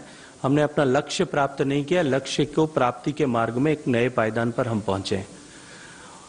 सैनिटेशन मिशन 2 माननीय प्रधानमंत्री जी के मार्गदर्शन में लिया गया और उसमें उन्होंने liquid waste management, solid waste management, गांव में संपूर्ण स्वच्छता के लिए इसकी आवश्यकता को प्रतिपादित किया और इसके लिए एक रोड मैप तय किया। सॉलिड वेस्ट मैनेजमेंट के जो घटक हैं उसमें गांव में सबसे महत्वपूर्ण जो है वो bio waste as well as गोबर, जो गाय का या जो हमारा पशुधन का गोबर होता है वो उसके लिए उसका सबसे बड़ा उत्तरदायी भी और सबसे बड़ा घटक भी है। कालातीत में परंपरागत रूप से उसे खाद के रूप में प्रयोग लिया जाता था, अभी भी लिया जाता है, लेकिन क्योंकि सिंथेटिक पेस्ट और जो केमिकल फर्टिलाइजर्स के कारण से उनके उपयोग की प्रवृत्ति कम हुई है और वो यत्र तत्र इसी तरह से बिखरा हुआ रहता है। विषय इतना था कि इसको जो है हम किस तरह से इसको एक कंचन के रूप में, वेल्थ के रूप में किस तरह से उपयोग कर सकें। और माननीय प्रधानमंत्री जी का जो कार्य पद्धति है, जो विजन था, वो ये था कि हम एक काम को करके मल्टीपल चीजों को एड्रेस कर सकते हैं। सैनिटेशन को, गोबर गांव का यदि समाप्त हो जाए तो निश्चित रूप से जो है सैनिटेशन के स्टैंडर्ड को, लेवल को इम्प्रूव किया जा सकता है। उसके साथ साथ में जो है हेल्थ इंडिकेटर्स पे, अगर स्वच्छता का जैसा सैनिटेशन मिशन 1 में जब हमने शौचालय बनाए थे और उसका जो परिणाम हुआ 10.5 करोड़ शौचालय बनाने का, उसके ROR को जिस तरह से पूरी दुनिया की संस्थाओं ने एनालाइज किया कि वो 4 गुना तक ROR मिला है हमको, 400% तक। देश के जो है हेल्थ इंडिकेटर्स में इंप्रूवमेंट हुआ है। लोगों की प्रति व्यक्ति, वर्ल्ड बैंक का भी स्टडी है, bill and Melinda Gates foundation की भी स्टडी है कि प्रति व्यक्ति जो प्रति परिवार जो एक्सपेंडिचर ओवर मेडिकल रिक्वायरमेंट्स होता था वो लगभग 50,000 रुपए प्रति वर्ष एवरेज कम हुआ है। तो निश्चित रूप से एक बहुत हेल्थ के पैरामीटर पर भी हमने बहुत बड़ी सफलता उसके द्वारा इनडायरेक्टली अर्जित की। गोवर्धन मिशन को अगर ठीक मायने में जैसी माननीय प्रधानमंत्री जी की संकल्पना है, अगर हम उसे लागू करते हैं तो निश्चित रूप से जो रिन्यूएबल एनर्जी में भारत जिस तेजी के साथ में बढ़ रहा है और उसमें जिस कमिटमेंट के साथ में भारत बढ़ रहा है वो भी निश्चित रूप से एड्रेस होता है। एक हमको बायो CNG जो मिलती है तो ऑल्टरनेटिव ग्रीनर फ्यूल के भी हम प्राप्त कर सकते हैं। और इसके साथ साथ में चौथा विषय कि हम अपनी इकोनॉमी पे जो इंपोर्ट के कारण से जो बर्डन है हाइड्रोकार्बन फ्यूल के इंपोर्ट के कारण से इसको जो है उसमें कुछ अंश तक उसमें कमी लाने में कामयाब हो सकते हैं। और इसके साथ साथ में 5वां ये पोर्टल जिसको आज लॉन्च किया है, पोर्टल के माध्यम से एक ट्रांसपेरेंसी जो भी काम कर रहे हैं वो ट्रांसपेरेंसी रहे, पूरा देश उसको साक्षात रूप में देख सके कि किस स्तर पर प्रगति हो रही है। और इसके साथ साथ में प्रगति के साथ साथ में एक सोशल अकाउंटेबिलिटी भी रहे कि एक चेक जो है समाज का भी रहे कि जो काम हो रहा है उसमें किस स्तर पर प्रगति हो रही है, कितना स्तर तक प्रगति हो रही है, ठीक उसका जो है उसके बारे में विचार सब लोग कर सकें। मैं अभिनंदन करना चाहता हूं, आदरणीय तोमर साहब यहाँ विराजे हैं। तोमर साहब ने इसमें जो एग्रीकल्चर फाइनेंस की जो लैंडिंग रेट है, जो इंटरेस्ट सबवेंशन भारत सरकार देती है कृषि पर, जो एग्रीकल्चर फाइनेंस पर, वो देना कृषि मंत्रालय ने इसमें स्वीकार किया है। और अब जो है कम लागत पर इस तरह के प्लांट्स को चालू करने के लिए और जिस इस दिशा में काम जो हुआ है उसको पूरा करने के लिए और अधिक गति प्रदान करने के लिए, इसको और ज्यादा वायबल बनाने के लिए वो फाइनेंस फैसिलिटी मिलेगी। माननीय धर्मेंद्र जी का भी अभिनंदन करना चाहता हूं कि उन्होंने जो हाइड्रोकार्बन फ्यूल को रिप्लेस करने के लिए जो CNG इससे मिलेगी, उस CBG को भी प्रोक्योरमेंट के लिए लॉन्ग टर्म कॉन्ट्रैक्ट, अगर कम्युनिटी बेस इस तरह का प्लांट बनता है, जैसे उदाहरण अभी बनासकांठा में और देश के अन्य स्थानों पर प्रारंभ भी हो गए, उसको जो है लॉन्ग टर्म का कॉन्ट्रैक्ट पेट्रोलियम कंपनियां खरीदें उसको, ताकि जो है किसान को या डेयरी को या जो दूसरे लोग मिलकर के सामाजिक सहभागिता से इस प्लांट को बनाना चाहते हैं, PPP मॉडल पे अगर करना चाहते हैं, तो उनको भी निश्चित रूप से एक जो है वायबिलिटी उसके कारण से, एश्योर्ड वायबिलिटी उसके कारण से मिलेगी। मैं ये मानता हूं कि ये देश में एक नए जो है स्वच्छता की क्रांति का सूत्रपात माननीय प्रधानमंत्री जी के नेतृत्व में हुआ है। मैं एक बार फिर सबका स्वागत करते हुए सबका अभिनंदन करना चाहता हूं। धन्यवाद सर। अब मैं अनुरोध करता हूँ honourable minister for fisheries, animal husbandry and dairying Shri Giriraj Singh ji से संबोधित करें सर। मैं सर्वप्रथम अपने गजेंद्र सिंह जी को, नरेंद्र जी को, धर्मेंद्र जी, कटारिया जी और तमाम अधिकारियों का सम्मान करते हैं, क्योंकि आज है प्रधानमंत्री के नीति और नियत को स्वच्छता के साथ जोड़ करके रखा है, जिसको इन्होंने कहा। आज पूरे दुनिया में 178 कंट्री है। अगर एक तरफ हम स्वच्छता से देखते हैं तो दूसरी तरफ हम ऑर्गेनिक फर्टिलाइजेशन की ओर देखते हैं, तीसरी तरफ जिसकी बात कहा बायोगैस के लिए। और हम इसमें, मेरा डिपार्टमेंट अग्रसर है, जिसकी चर्चा उन्होंने की। एक पायलट प्रोजेक्ट हमने एक गांव, जकड़ियापुर गांव में लगाया, जिसका जो रिजल्ट आया, उस गांव में केवल 66 लाख रुपए दूध से अमूल दे रहा था। और जब हमने बायोगैस लगाया, अब बायो सलरी उसका लिया, सेग्रीगेट करके खाद बनाया, तो परिवर्तन आया कि एक तो स्वच्छता आ गया, स्वच्छता आने के साथ साथ किसानों की आमदनी एडिशनल 2 करोड़ बढ़ गया। और 2 करोड़ बढ़ गया। शुरू में वो हमें 2 रुपये किलो दे रहे थे, लेकिन कुछ ही दिनों के बाद लगभग 30-40% किसानों ने अपनी सैलरी को खेतों में डालना शुरू कर दिया, जिससे उनको एक अच्छा लाभ हुआ। हम नेशनल डेयरी डेवलपमेंट बोर्ड उसका खाद बना रहा है, मार्केट कर रहा है, और आज पूरे दुनिया में लगभग 178 देश ऑर्गेनिक खाद की ओर जा रहे हैं, जिसकी चर्चा माननीय करेंगे। और भारत भी धन्यवाद योग्य है कि यहाँ ऑर्गेनिक खेती की ओर ग्रोथ बहुत अच्छा है। अभी भी हम 18% पर हैं। और ये जो 30 करोड़ जानवर हैं देश के अंदर में, ये 30 करोड़ कैटल है, बैफेलो है, और एवरेज अगर हम 7 किलो गोबर लेते हैं तो ये गोबर धन, कितना बड़ा धन किसानों के अंदर आएगा, इसकी कल्पना जब हम करते हैं तो किसान के पास खुशहाली की दिख रहा है। और मैं समझता हूं कि आने वाले दिन में एक तरफ बायोगैस उन किसानों को मिल रहा है, दूसरे तरफ धर्मेंद्र जी का डिपार्टमेंट शहर में और गांव में जो एंटरप्रेन्योर मॉडल ला रहा है, उसके कारण एक नई क्रांति आएगा। और मैं ये कह सकता हूं बड़े ही जिम्मेदारी के साथ, एक तरफ स्वच्छता को, ओडीएफ की बात की, अब ओडीएफ प्लस की ओर जाएंगे तो केवल स्वच्छ ही नहीं होगा, बल्कि हरित क्रांति में एक ग्रीन रेवोल्यूशन, ऑर्गेनिक रेवोल्यूशन भी आएगा और ग्रीन गैस भी आएगा, किसानों की खुशहाली बढ़ेगी। मैं इसके लिए धन्यवाद देता हूं।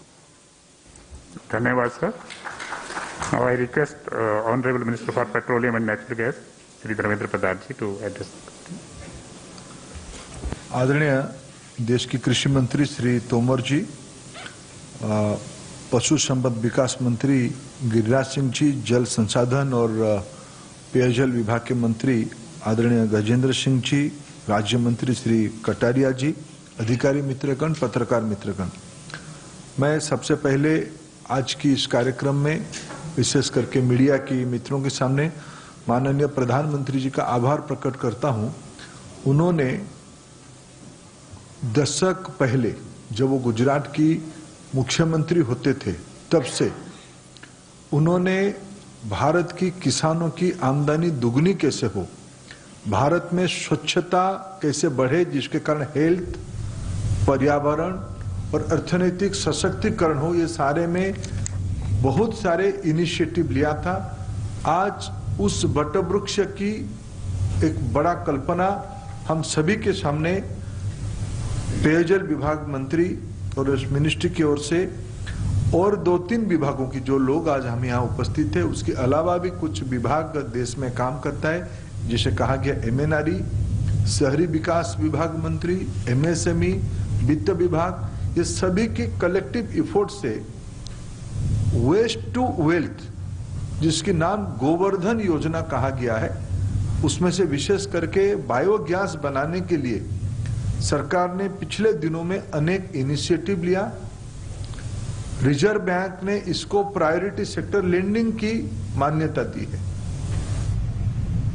तो आप देख रहे थे सीधा प्रसारण नई दिल्ली से, जहां पर यूनिफाइड गोवर्धन पोर्टल का लॉन्च किया गया। गोवर्धन योजना को एक और नया आयाम दिया गया है इस पोर्टल के जरिए, और गोवर्धन योजना को किस तरह से आगे बढ़ाया जा रहा है, किस तरह से ये न सिर्फ बायोगैस के क्षेत्र में किसानों को आत्मनिर्भर बना रही है, बल्कि बायो फर्टिलाइजर और वेस्ट मैनेजमेंट के क्षेत्र में भी किस तरह से स्वच्छता का अभियान एक नई क्रांति के साथ आगे बढ़ सकेगा, ये इस दौरान बताया गया। फिलहाल हम भैया जी सारी तैयारी कर ली अपने गोपाल की शादी की, आप चिंता ही मत कीजिए, लच्छू सब संभाल रहा है। अच्छा भैया जी, जैसे आप बताए थे सेम टू सेम जूते आ गए हैं, शेरवानी फिट करा लिया है और टोपी एकदम लल्लन टॉप।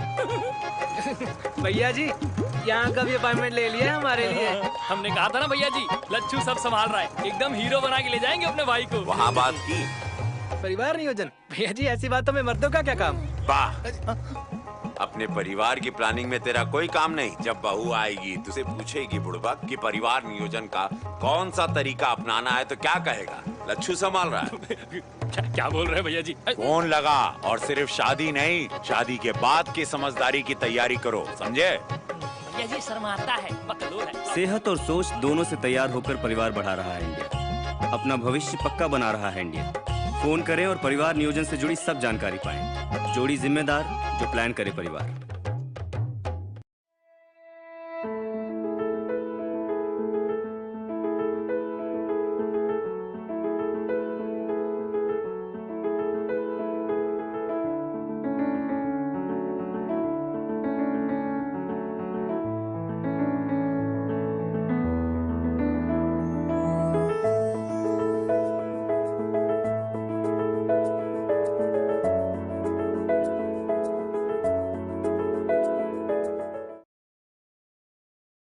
ઓલ્ડ અને ન્યૂ સિલેબસ જે હોય એની અંદર ન્યૂ સિલેબસનું રિઝલ્ટ ઓલ્ડ કરતાં બંને ગ્રુપમાં થોડું વધારે સારું છે.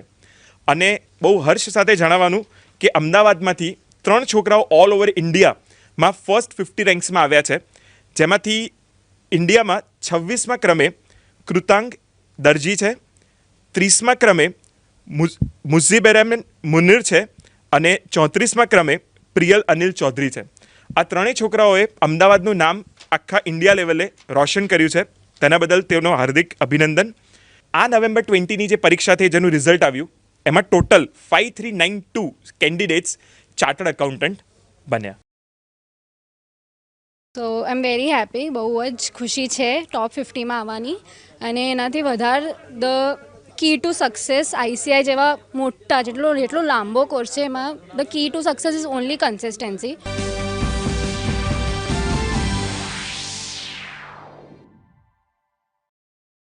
अगले 2 दिन में टेम्परेचर का ज़्यादा चेंजेस नहीं होने वाला है. टेम्परेचर राइजिंग ट्रेंड में रहेगा, 1-2 डिग्री तक बढ़ भी सकता है एंड बारिश होने का कोई संभावना नहीं है. डे 2 का बाद डे 3, डे 4, डे 5 में टेम्परेचर घटेगा by 2 to 4 degree Celsius and cold होने का संभावना है 4th, 5th को कच्छ डिस्ट्रिक्ट में कहीं कहीं आइसोलेटेड प्लेसेस में होने का संभावना है. फिशरमैन वार्निंग भी दी गई है 4th day and 5th day. Gujarat coast adjoining north east Arabian sea में 40 to 50 किलोमीटर्स पर आवर रहेगी, gusting to 55 kilometres per hour रहेगी.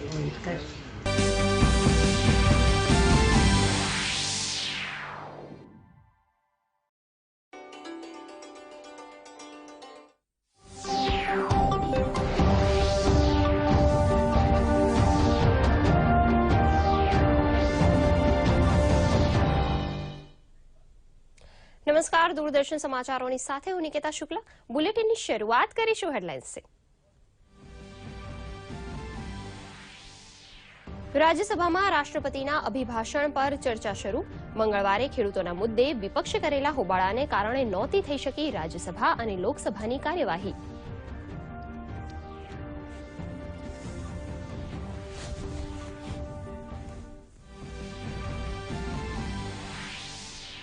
આ આજથી બેંગાલુરુમાં શરૂ થશે એશિયાનો સૌથી મોટો એર શો એરો ઇન્ડિયા.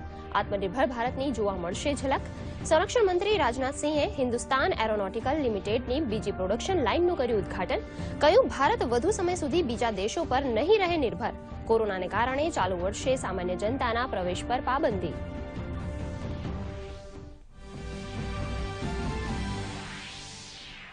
આત્મનિર્ભરતા શબ્દને મળી વૈશ્વિક માન્યતા. ઓક્સફર્ડ યુનિવર્સિટીએ આ શબ્દની 2020ના Hindi word of the year તરીકે કરી પસંદગી. પ્રધાનમંત્રી નરેન્દ્ર મોદીના આત્મનિર્ભરતા ભારત અભિયાનના એલાન બાદ આ શબ્દને વૈશ્વિક કક્ષાએ મળી છે નવી ઓળખ. ભાજપના રાષ્ટ્રીય અધ્યક્ષ જેપી નડ્ડા આજથી કેરળના 2 દિવસીય પ્રવાસે. રોડ શોનું કરાશે આયોજન. આગામી વિધાનસભા ચૂંટણીને લઈને ભાજપ અધ્યક્ષે કરી પાર્ટી પ્રભારીઓની નિમણૂક. નરેન્દ્રસિંહ તોમરને આસામ અને પ્રહલાદ જોશીને કેરળના પ્રભારી બનાવાયા.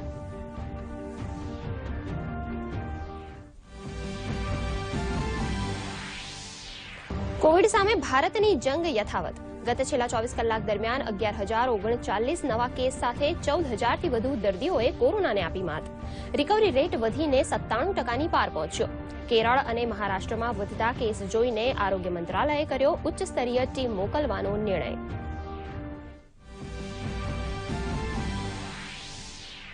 રાજ્યમાં કોરોના સંક્રમણમાં ઘટાડો.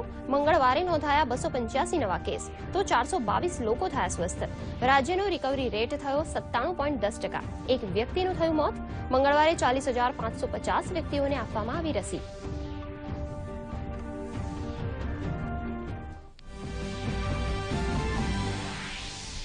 રાજ્યમાં ફરી એક વખત વધશે ઠંડીનું જોર.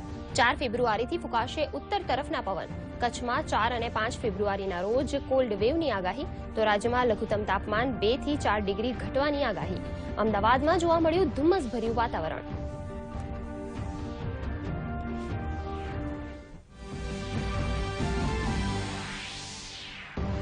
સેન્સેક્સમાં સતત ત્રીજા દિવસે તેજીનો માહોલ યથાવત. સેન્સેક્સે પ્રથમ વખત 50,200 અંકની સપાટી વટાવી. IndusInd bank, doctor Reddy labs, power grid corp, tech Mahindra, M&M સહિતના શેરોમાં પણ જોવા મળી તેજી. સમાચાર વિગતવાર જોઈશું. વર્ષ 2020માં પ્રધાનમંત્રી નરેન્દ્ર મોદીએ ભારતને આત્મનિર્ભર બનાવવાનો સંકલ્પ લીધો હતો અને તેમના આ સંકલ્પને દરેક દેશવાસી પૂરો કરી રહ્યા છે. દરમિયાન ઓક્સફર્ડ લેંગ્વેજે આત્મનિર્ભરતા શબ્દને વર્ષ 2020 માટે હિન્દી શબ્દ જાહેર કર્યો છે. નિવેદન અનુસાર આત્મનિર્ભરતા શબ્દને એટલા માટે પસંદ કરવામાં આવ્યો છે કેમ કે તે શબ્દ અનેક ભારતીયો માટે દૈનિક સંઘર્ષ અને મહામારી વિરુદ્ધ તેની જંગને દર્શાવે છે. આત્મનિર્ભરતા શબ્દનો અર્થ અને વિચાર વીતેલા વર્ષમાં મોટા ભાગના ભારતીયોની ભાવનાનો હિસ્સો છે. હવે તેને ઓક્સફર્ડની કે हमारे प्रकृति ने ही एक दूसरे की पूरकता का संदेश दिया है,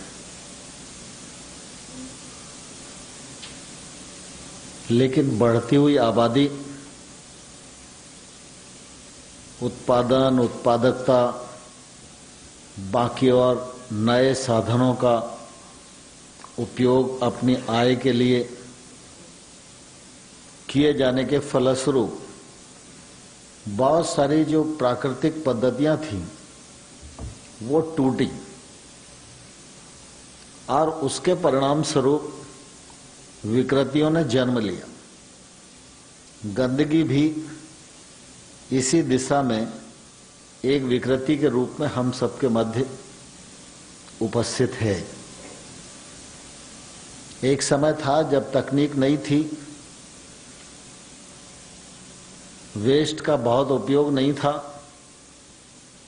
लेकिन उस समय ग्रामीण जनजीवन को देखेंगे तो ध्यान में आएगा कि कुछ भी वेस्ट नहीं था. मैं गांव का रहने वाला हूं, शायद 1 किलो गोबर भी व्यर्थ नहीं जाता होगा, चाहे उसका कंडों के लिए उपयोग हो, चाहे उसका खाद के लिए उपयोग हो. लेकिन ऐसा एक ताना वाना बना हुआ था जिसके कारण हम ये कह सकते हैं कि पुरातन कालीन हमारी पद्धति में भी वेस्ट कुछ नहीं था, हर चीज का उपयोग सुनिश्चित था. और उस समय गांव में लोगों को, जो लोग नहीं रहे होंगे, उनको लगता होगा कि गंदगी ज्यादा है, लेकिन मैं अपने अनुभव के आधार पर यह कह सकता हूं कि उस कालखंड में भी शहरों से अधिक स्वच्छता ग्रामीण क्षेत्रों में दृष्टिगत होती थी। लेकिन जब ये सब परिस्थिति हम सबके समक्ष खड़ी हुई तो सरकारों ने इस दिशा में कदम बढ़ाए, सामाजिक क्रांति भी हुई और मुझे इस बात की प्रसन्नता है कि जब प्रधानमंत्री नरेंद्र मोदी जी ने कार्यभार संभाला तो उन्होंने इस कार्य को प्राथमिकता प्रदान की। स्वच्छ भारत मिशन ग्रामीण और शहरी ऐसे 2 मिशन आरंभ उनके नेतृत्व में किए गए। हम सब जानते हैं कि जब कोई भी क्रांति की शुरुआत होती है तो पहले उपहास होता है, फिर कुछ बाधाएं आती हैं और अंततोगत्वा उस पर विजय प्राप्त हो ही जाती है। और मैं समझता हूं प्रधानमंत्री जी की दृढ़ संकल्पना, देश की जागरूकता और देश के अनान्य नागरिकों की भागीदारी के परिणाम स्वरूप आज हमारा देश ODF हो गया है और इसके सदपरिणाम समग्र क्षेत्र में हमको दिखाई दे रहे हैं। चाहे सामाजिक ताने बाने में सुधार की दृष्टि से हो, चाहे मनुष्य की आदत परिवर्तन की दृष्टि से हो, चाहे स्वास्थ्य पर पड़ने वाले जो विपरीत असर थे उनसे बचाव के मामले में हो, हर क्षेत्र में इसका लाभ दृष्टिगोचर हो रहा है। आज हम जब ODF प्लस की ओर बढ़ रहे हैं तो उस दिशा में यह एकीकृत पोर्टल निश्चित रूप से मील का पत्थर साबित होगा, ऐसा मैं विश्वासपूर्वक इस अवसर पर कह सकता हूं। इतनी बड़ी देश की आबादी और उसमें पशुओं की भी बड़ी आबादी, तो गोवर्धन जो है ये निश्चित रूप से बड़ी संपदा है। लेकिन केमिकल फर्टिलाइजर आने के बाद गोबर की दुर्गति हो गई, लेकिन अब इसको संपदा के रूप में परिवर्तन किया जाए, इस दृष्टि से सरकार के प्रयत्न हैं। उन प्रयत्नों का परिणाम आज हम सबके सामने परिलक्षित हो रहा है और मुझे इस बात की प्रसन्नता है कि आज चाहे हमारे पशुपालन मंत्री जी हों, पेट्रोलियम मंत्री जी हों, नेचुरल गैस भी उनके पास ही है, ये सब लोग मिलकर इस बात की चिंता कर रहे हैं कि समग्र भारत सरकार इस पूरे कार्यक्रम के प्रति अपनी अपनी जिम्मेवारी का निर्वाह करे और इस काम को आगे बढ़ाए, जिससे हम स्वच्छ भारत मिशन के लक्ष्यों को भी प्राप्त कर सकें और साथ ही साथ इसको एक आर्थिक मॉडल के रूप में विकसित कर सकें, जिससे ग्रामीण क्षेत्र में गांव में रहने वाले गरीब आदमी, गांव में रहने वाले पशुपालक और किसान, इनकी आमदनी में निश्चित रूप से बढ़ोतरी करने में यह योजना काम आवे। इस दृष्टि से जब एक और नोडल मिनिस्ट्री के रूप में गजेंद्र सिंह शेखावत जी का संकल्प देखता हूं और दूसरी तरफ हमारे धर्मेंद्र प्रधान जी उसको कैसे अच्छी कीमत उपलब्ध करा सकते हैं, उनकी गंभीरता को देखता हूं, तो मैं ये विश्वासपूर्वक कह सकता हूं कि यह योजना आने वाले कल में हमारे सामने विद्यमान जो चुनौतियां हैं उन पर विजय प्राप्त करने में बहुत मददगार होगी। जहां तक मेरा सवाल, मेरे मंत्रालय का सवाल, चाहे वो कृषि हो, चाहे वो ग्रामीण विकास हो, चाहे ग्रामीण विकास के सेल्फ हेल्प ग्रुप हों और हमारे गिरिराज जी का मंत्रालय, हम सब आपके साथ कंधे से कंधा और कदम से कदम मिलाकर चलेंगे और आपके द्वारा निर्धारित किए गए जो लक्ष्य उनको प्रधानमंत्री जी के नेतृत्व में प्राप्त करने में सफलता अर्जित करेंगे। आपको बहुत बहुत शुभकामनाएं, बहुत बहुत बधाइयां, धन्यवाद। धन्यवाद सर। फ्रेंड्स, गोवर्धन पोर्टल से संबंधित अगर आपको कोई जानकारी लेनी है, कोई प्रश्न है तो आप पूछ सकते हैं। Can you just use the number please,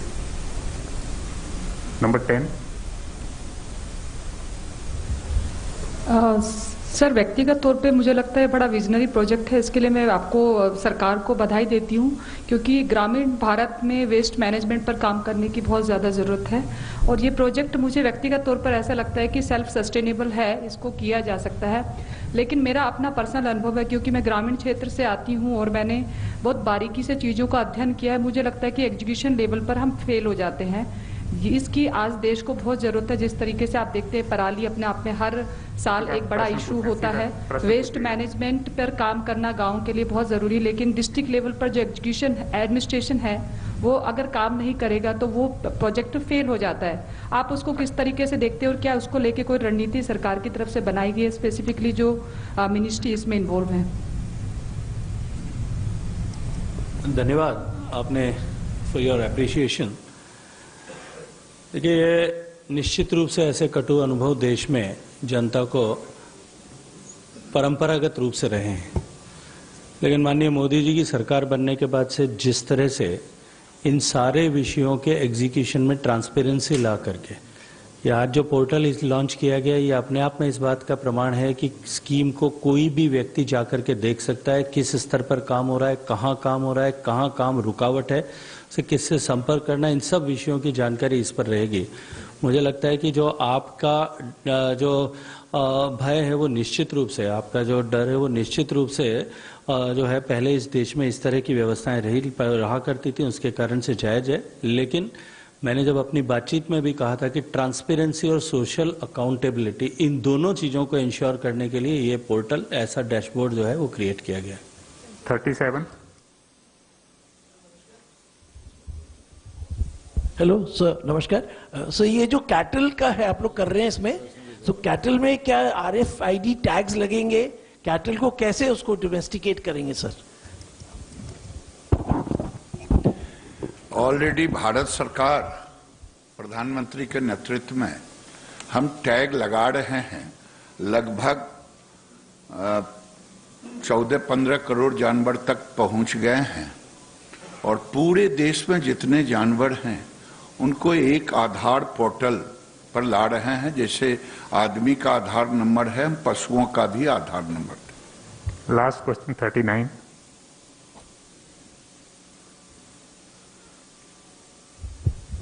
sir, इस योजना को गांव के लेवल पर जब आप लागू करेंगे, इम्प्लीमेंट करेंगे, तो ग्रामीणों की भागीदारी किस तरह से होगी? क्योंकि पोर्टल डिजिटल है, क्या वहां गांव में कोई मैकेनिज्म होगा जहां पर ग्रामीण जाके कोऑर्डिनेट कर सकें, और कैसे उनको फायदा पहुंचेगा सीधा? कुछ जानकारी दे सकते?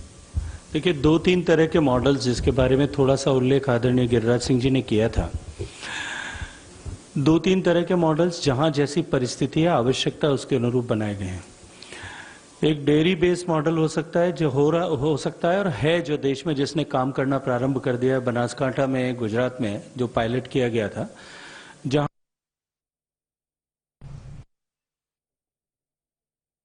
सीधे एक प्रेस कॉन्फ्रेंस जिसमें यूनिफाइड गोवर्धन पोर्टल को लॉन्च किया। केंद्रीय मंत्रियों ने, 4 केंद्रीय मंत्री मौजूद थे और साथ ही साथ ODF से ODF प्लस की तरफ कदम बढ़ाया है सरकार ने। वो गांव जो पहले से ODF के स्टेटस को मेंटेन कर रहे हैं, साथ ही इसमें वेस्ट मैनेजमेंट का जो सिस्टम है, इसमें जो इजाफा डिक्शनरीમાં જોડવાનો નિર્ણય લેવાયો છે।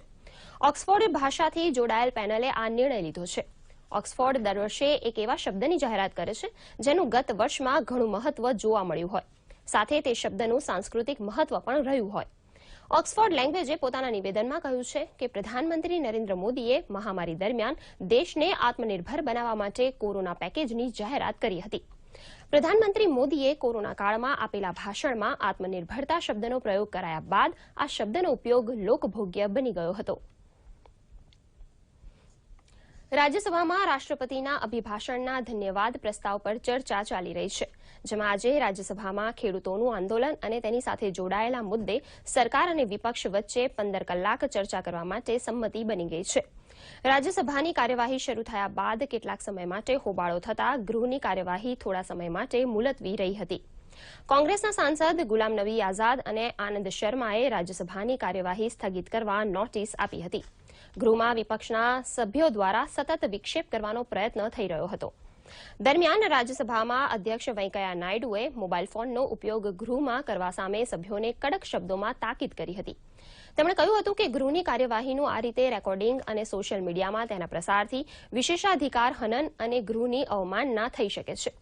દરમિયાન ખેડૂતોના મુદ્દે રાજ્યસભામાં ઘોંઘાટ કરતા આપ પાર્ટીના 3 સાંસદ સંજયસિંહ, સુશીલકુમાર ગુપ્તા અને એનડી ગુપ્તાને આજના એક દિવસ માટે બરતરફ કરવામાં આવ્યા છે. Such conduct is against parliamentary etiquette and is not expected from the honourable members. Members should desist from such unwarranted activities inside the chamber. Such unauthorized recording of the proceedings of House and its circulation in the social media may lead to breach of privilege and contempt of the House. Even the sections of the media who have now started using some of it, they have been advised please not to do it because that is not authorized, and then you will be liable for the consequences thereon. Keeping that in mind, I hope everybody will follow the rules. સેન્સેક્સમાં સતત ત્રીજા દિવસે તેજીનો માહોલ જોવા મળ્યો છે. Sensex સવારે 50,231.06 પર ખુલ્યો હતો. આ ઇન્ડેક્સનું અત્યાર સુધીનું સૌથી ઊંચું સ્તર છે. તો આ તરફ નિફ્ટીમાં પણ 51 પોઈન્ટની તેજી જોવા મળી હતી. સેન્સેક્સમાં તેજીને કારણે IndusInd bank, doctor Reddy labs, power grid corp, tech Mahindra, M&M સહિતના શેરોમાં તેજી જોવા મળી રહી છે.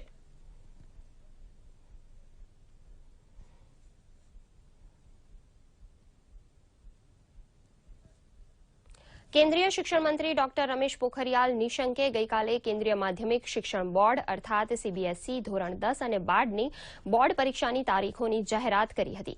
શિક્ષણ મંત્રીએ જણાવ્યું છે કે ધોરણ 10 અને 12ની બોર્ડ પરીક્ષાઓ 4 મેથી શરૂ થશે. ભાષા પરીક્ષાઓથી બોર્ડ પરીક્ષાઓની શરૂઆત થશે અને મુખ્ય વિષયોની પરીક્ષા 6 મેથી શરૂ થશે. અંતિમ પરીક્ષા 11 જૂનના રોજ યોજાશે. ધોરણ 12ની પરીક્ષામાં એક દિવસમાં 2 પેપર લેવાશે. સવારે 10:30 વાગ્યાથી 1:30 વાગ્યા સુધી પ્રથમ પેપર અને બપોરે 2:30 વાગ્યાથી સાંજે 5:30 સુધી બીજું પેપર લેવાશે.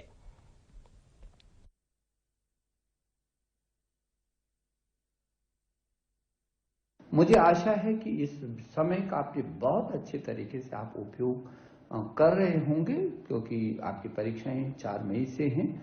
पीछे के समय में मैंने ये भी कहा था कि सौदह के एक सेमिनार में मैंने कहा था कि हम लोग कोशिश करेंगे कि 2 तारीख तक 2 तारीख को आपको आपका जो विस्तार पूर्वक विषयवार तिथिवार कुछ आपको डेट शीट भी उपलब्ध करा सकें. और मुझे कहते हुए खुशी है कि आज ये डेट शीट आपको मिल रही है और इसमें बहुत कोशिश की गई है कि आपकी विषयों के बीच जो बहुत महत्वपूर्ण विषय हैं उनके बीच समय को थोड़ा सा अंतर हो ताकि आपको तैयारी करने के लिए अच्छा मौका मिल सके और आप तनाव मुक्त रहें. એશિયાનો સૌથી મોટો એરો શો આજથી બેંગલુરુમાં શરૂ થઈ રહ્યો છે. 3 દિવસના આ શોનું ઉદ્ઘાટન રક્ષામંત્રી રાજનાથસિંહે કર્યું હતું. કોવિડ મહામારીના પગલે પ્રથમવાર તેને હાઇબ્રિડ પ્રારૂપમાં યોજવામાં આવે છે. 13મા એરો ઇન્ડિયા શોમાં વર્ચ્યુઅલી અને ભૌતિક રૂપે ભાગ લેવાનો અવસર છે. આ વખતે રક્ષા ક્ષેત્રમાં ભારતની ઉપલબ્ધિને દર્શાવવામાં આવ્યું છે. દેશમાં જ તૈયાર થયેલ વિમાન, રડાર, મિસાઇલ તેમજ અન્ય રક્ષા ઉપકરણોને દર્શાવવામાં આવ્યા છે. પ્રથમવાર એરો ઇન્ડિયા શોમાં હિન્દ મહાસાગર સંબંધિત 27 દેશોના રક્ષામંત્રી ચર્ચામાં ભાગ લેશે. બીજી બાજુ વિવિધ દેશોના એર ઓફ ચીફ સ્ટાફની મીટિંગ પણ થશે. આ બેઠકમાં યુદ્ધ કૌશલ અને પરસ્પર સહયોગ ઉપર ચર્ચા થશે. કોવિડના કારણે તમામ સાવધાની રાખવામાં આવી રહી છે અને આયોજનમાં સામેલ થનાર લોકો માટે RT-PCR નેગેટિવ રિપોર્ટ હોવો જરૂરી છે. રક્ષામંત્રીએ ગઈકાલે કહ્યું કે ભારત પોતાની રક્ષા માટે બીજા દેશો ઉપર નિર્ભર ન રહી શકે. ભારત આત્મનિર્ભર ભારત હેઠળ પોતાના રક્ષા ઉત્પાદનને વિકસાવવાની દિશામાં તત્પર છે. આ શો 5 ફેબ્રુઆરી સુધી ચાલશે. that have capability to design, develop and produce dedicated combat helicopters. Combined with the single engine LUH, the old warhorse ALH-3, with all its variants including the latest maritime variant, HAL has displayed complete mastery in the art and design of developing helicopters. HAL now has very few frontiers to be conquered. Corona સામેની જંગમાં ભારતને દિવસે ને દિવસે સફળતા મળી રહી છે. ગત 24 કલાક દરમિયાન દેશમાં 11,039 નવા કેસ નોંધાયા હતા. જો કે 14,225 દર્દીઓ સાજા થયા છે. નોંધનીય છે કે વેક્સિન મૈત્રી કાર્યક્રમ અંતર્ગત વિદેશોમાં કોરોનાની વેક્સિન ભેટ સ્વરૂપે મોકલવામાં આવી રહી છે. તાજેતરમાં ભારત દ્વારા અલ્જીરિયા અને દક્ષિણ આફ્રિકામાં ભારત નિર્મિત રસી પહોંચાડવામાં આવી છે. તો દુનિયામાં કોરોના સંક્રમણની વાત કરીએ તો વિશ્વમાં કોરોના સંક્રમણના 10,38,00,000થી વધુ કેસ નોંધાયા છે, જ્યારે 22,40,000થી વધુ લોકોના મોત નીપજ્યા છે. તો વિશ્વમાં સારવાર બાદ 7,56,00,000થી વધુ લોકો સ્વસ્થ થયા છે. કોરોનાથી સૌથી વધુ સંક્રમિત દેશોમાં અમેરિકા સૌથી આગળ છે. અમેરિકામાં કોરોનાના કુલ કેસની સંખ્યા 2,68,00,000ને પાર પહોંચાઈ છે. અમેરિકામાં કોરોનાને કારણે મોતનો આંકડો 4,53,000ને પાર પહોંચ્યો છે. બ્રાઝિલમાં પણ કોરોના સંક્રમણનો આંકડો 92,30,000થી વધુ નોંધાયો છે, જ્યારે મોતની સંખ્યા 2,25,000થી વધુની થઈ ગઈ છે. રાજ્યમાં દિવસે ને દિવસે કોરોના સંક્રમણમાં ઘટાડો નોંધાઈ રહ્યો છે. ગત મંગળવારે રાજ્યમાં નવા 285 કેસ નોંધાયા હતા, જે પૈકી વડોદરામાં 86, અમદાવાદમાં 61, સુરતમાં 37, રાજકોટમાં 31, જૂનાગઢમાં 10, ગાંધીનગર અને આણંદમાં 8-8, જામનગર અને ગીર સોમનાથમાં 6-6, અમરેલી અને બનાસકાંઠામાં 4-4 કેસ નોંધાયા હતા, જ્યારે અરવલ્લી, ભાવનગર, સુરેન્દ્રનગર અને તાપીમાં કોરોના સંક્રમણનો એક પણ કેસ નોંધાયો નથી. કોરોના સંક્રમણને કારણે રાજ્યમાં એક દર્દીનું મૃત્યુ નીપજ્યું હતું. આ સાથે જ રાજ્યમાં રિકવરી રેટ 97% થઈ ગયો છે. તો બીજી તરફ દેશભરમાં કોરોના રસીકરણના ઝુંબેશના બીજા તબક્કાનો પ્રારંભ થઈ ચૂક્યો છે. આજે 684 કેન્દ્રો પર 40,550 લોકોને વેક્સિન આપવામાં આવી હતી. રાજ્યમાં અત્યાર સુધીમાં 2,54,531 વ્યક્તિઓને રસી આપવામાં આવી છે. ભાજપાના રાષ્ટ્રીય અધ્યક્ષ જેપી નડ્ડા આજથી કેરળના 2 દિવસીય પ્રવાસે જશે. આજે તેમનો એક રોડ શોનો પણ કાર્યક્રમ છે. આ ઉપરાંત તેઓ રાજ્ય સમિતિ કાર્યાલયની મુલાકાત પણ લેશે. નડ્ડા આજે એક પત્રકાર પરિષદને પણ સંબોધશે. સાંજે તેમનો પદ્મનાભ મંદિર જવાનો કાર્યક્રમ છે. ભાજપના અધ્યક્ષ જેપી નડ્ડાએ આગામી વિધાનસભા ચૂંટણી માટે ઘણા પાર્ટી પ્રભારીઓની નિયુક્તિ કરી છે. નરેન્દ્રસિંહ તોમરને આસામના પ્રભારી બનાવવામાં આવ્યા છે. સાથે જ પ્રહલાદ જોશીને કેરળના પ્રભારી બનાવવામાં આવ્યા છે. આ ઉપરાંત જી કિશન રેડ્ડીને તામિલનાડુ માટે પ્રભારી બનાવ્યા છે. રાજ્યમાં આગામી દિવસોમાં યોજાનારી સ્થાનિક સ્વરાજની ચૂંટણીને લઈને રાજકીય પક્ષોએ તૈયારીઓ શરૂ કરી દીધી છે. ગાંધીનગર ખાતે બીજા દિવસે ભાજપની પાર્લામેન્ટરી બોર્ડની બેઠક યોજાઈ હતી.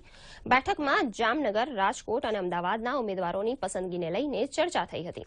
આ બેઠકમાં ભાજપ અધ્યક્ષ સી.આર. પાટીલ, મુખ્યમંત્રી વિજય રૂપાણી, નાયબ મુખ્યમંત્રી નીતિન પટેલ, સ્થાનિક સાંસદો, ધારાસભ્ય તેમજ નિરીક્ષકો ઉપસ્થિત રહ્યા હતા. તમામ નેતાઓની હાજરીમાં ઉમેદવારોના નામની ચર્ચા કરવામાં આવી હતી. સ્થાનિક સ્વરાજ્યની ચૂંટણીનો ધમધમાટ શરૂ થઈ ગયો છે. ત્યારે કોંગ્રેસે અમદાવાદ મહાનગરપાલિકાની ચૂંટણીને લઈને 10 વોર્ડના ઉમેદવારોની યાદી જાહેર કરી છે. જેમાં ગોતા, ચાંદલોડિયા, રાણીપ, નવાવાડજ, ઘાટલોડિયા, થલતેજ, નારણપુરા, નરોડા, નવરંગપુરા અને વાસણા વોર્ડનો સમાવેશ થાય છે. તો આજે કોંગ્રેસ નવી યાદી જાહેર કરી શકે છે. ત્યારે હજુ ઘણા વોર્ડની યાદી ફાઇનલ વિચારણા હેઠળ છે. ત્યારે નવા ચહેરાઓને તક આપવામાં આવશે તેવા પણ સંકેતો કોંગ્રેસે આપ્યા છે. આજના ઝડપી યુગમાં લોકોને પોતાના વ્યવસાય અને નોકરીના સ્થળે ઝડપથી પહોંચવા માટે વાહનની ફરજિયાત જરૂર ઊભી છે. જોકે વધારે પડતા વાહનોના ઉપયોગના કારણે લોકોની શારીરિક તંદુરસ્તી સારી નથી રહેતી. ત્યારે સુરેન્દ્રનગરમાં આરટીઓ ઓફિસમાં એઆરટીઓ તરીકે ફરજ બજાવતા તાહિરભાઈ દાંત્રોલિયાની બદલી સુરેન્દ્રનગર ખાતે થતા તેઓ સાયકલિંગ કરીને દાહોદથી સુરેન્દ્રનગર ફરજના સ્થળે હાજર થયા હતા. તાહિરભાઈ અગાઉ પણ 200 કિલોમીટર, 400 કિલોમીટરની સાયકલિંગ રેસમાં ભાગ લઈ ચૂક્યા છે. તાજેતરમાં 23મી જાન્યુઆરીના રોજ હિંમતનગરથી સ્ટેચ્યુ ઓફ યુનિટી સુધીનું 600 કિલોમીટરનું અંતર 34 કલાકમાં તેમણે પૂર્ણ કર્યું હતું. આ રેસ નિયત સમયમાં પૂર્ણ થતાં હવે તેઓ 2022માં પેરિસમાં યોજાનાર સ્પર્ધા માટે ક્વોલિફાય થયા છે. હાલ તો તાહિરભાઈ દરરોજ સવારે વહેલા ઉઠીને યોગા કરે છે. ત્યારબાદ 40 થી 50 કિલોમીટર સાયકલિંગ કરે છે. અને રોજ સાંજે વોક કરે છે. તેઓ જણાવે છે કે સાયકલિંગ કરવાથી શરીર પણ તંદુરસ્ત રહે છે અને પર્યાવરણને બચાવી શકાય છે. શારીરિક ક્ષમતા પણ મપાઈ જાય છે, લોકો પણ એમાંથી કંઈક પ્રેરણા લે. પ્લસ સરકારી અધિકારીઓમાં જનરલી એવું જ હોય છે કે આ સ્થળેથી બદલી થાય એટલે બીજા સ્થળે આ લોકો બાય કાર અથવા તો બાય ગમે તે પહોંચતા હોય છે. પણ મારો એક નવો ઉદ્દેશ જાગૃત થાય લોકોને કે એમાંથી કંઈક પ્રેરણા મળે એ હેતુથી મેં સાયકલ દ્વારા આવવાનું નક્કી કર્યું. અરવલ્લી જિલ્લાના ટેબલ ટેનિસના 2 ખેલાડીઓની રાષ્ટ્રીય કક્ષાએ પસંદગી થઈ છે. ગાંધીધામ ખાતે યોજાયેલી રાજ્યકક્ષાની Stiga Cosco Gujarat state table tennis championship 2020 સ્પર્ધામાં સમગ્ર રાજ્યભરના ખેલાડીઓએ ભાગ લીધો હતો, જેમાં મોડાસા શહેરના અરમાન શેખે સિલ્વર અને જન્મેજય પટેલે બ્રોન્ઝ મેડલ મેળવ્યો છે. આ બંને ખેલાડીઓ હવે આગામી દિવસોમાં રાષ્ટ્રીય કક્ષાએ ઇન્દોર ખાતે યોજાનાર ટેબલ ટેનિસ સ્પર્ધામાં ભાગ લેશે. આ બંને ખેલાડીઓએ કોરોના સંક્રમણ વચ્ચે ઘરે રહી પ્રેક્ટિસ સ્થળે કોચ મઝહર સુથારના માર્ગદર્શન હેઠળ અથાગ મહેનત કરી હતી, જેથી જ્વલંત સફળતા મેળવી સમગ્ર રાજ્યમાં મોડાસા શહેરનું નામ રોશન કર્યું છે. અરમાન અને જન્મેજયના કોચ મઝહર સુથારે જણાવ્યું હતું કે સરકાર દ્વારા ખેલાડીઓને તમામ સુવિધાઓ આપવામાં આવે છે, જેથી બંને ખેલાડીઓ દેશ માટે મેડલ મેળવવા રોજના 7 થી 8 કલાક પ્રેક્ટિસ કરે છે.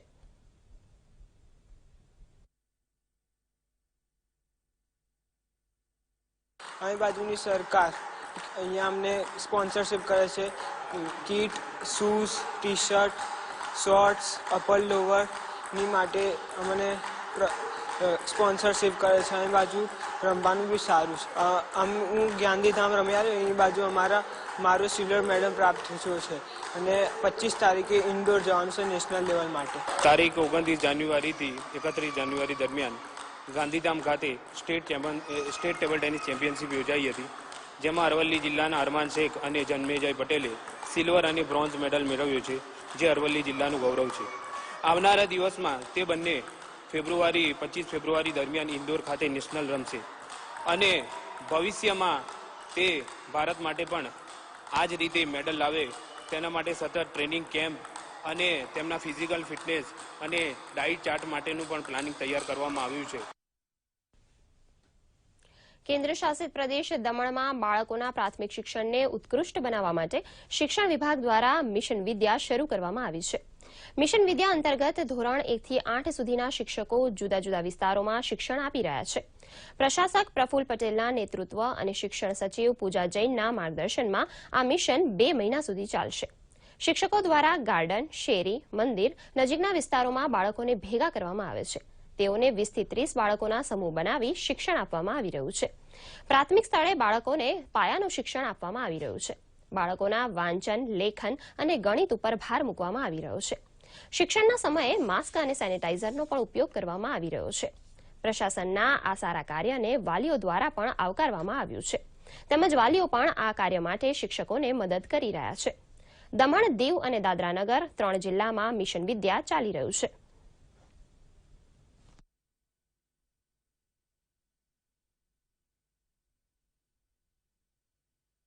અમારા શિક્ષક સાથી મિત્રો સાથે અમે ફળિયામાં શેરીમાં જઈને એક મંડળ બનાવીને બાળકોને વાંચન, લેખન, ગણનનું ક્રિયા કરાવીએ છીએ, તેમજ એ માટે અમે વાલીનો પણ સહયોગ લઈએ છીએ. મિશન વિદ્યામાં અમારા કેટલા શાળાના બાળકો જે ક ખ ગ પર ચાલતા હતા તે હમણે 10 દિવસના પ્રોગ્રેસમાં એવું સારું એવું વાંચતા શીખી ગયા છે. तो देखने के आते हैं टीचर लोग कैसे पढ़ाते हैं, तो हम लोग को तो अच्छा लगता है पढ़ाते हैं बच्चों लोग को. जब घर पे ऑनलाइन में पढ़ाते हो तो बच्चे लोग पढ़ते, इधर पढ़ाते हो तो टीचर लोग हम लोग सब टीचर वाले लोगों को अच्छा लगता है. આગામી 28 ફેબ્રુઆરીએ મહીસાગર જિલ્લા પંચાયતની 28 બેઠકો અને જિલ્લામાં સમાવિષ્ટ 6 તાલુકા પંચાયતની 126 બેઠકો માટે 873 મતદાન મથકો પર ઈવીએમથી ચૂંટણી યોજાશે, જે માટે ઈવીએમના ફર્સ્ટ લેવલ ચેકિંગની કામગીરી મહીસાગર જિલ્લા કલેક્ટર કચેરી ખાતે ચાલી રહી છે.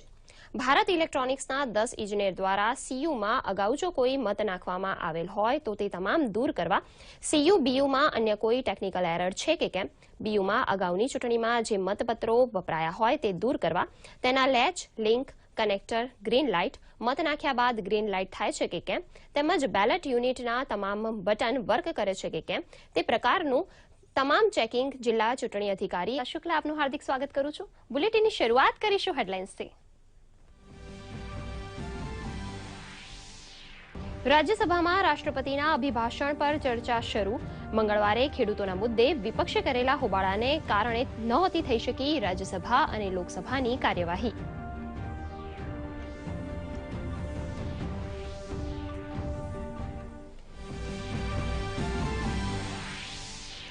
આજથી બેંગલુરુમાં શરૂ થયો એશિયાનો સૌથી મોટો air show arrow India.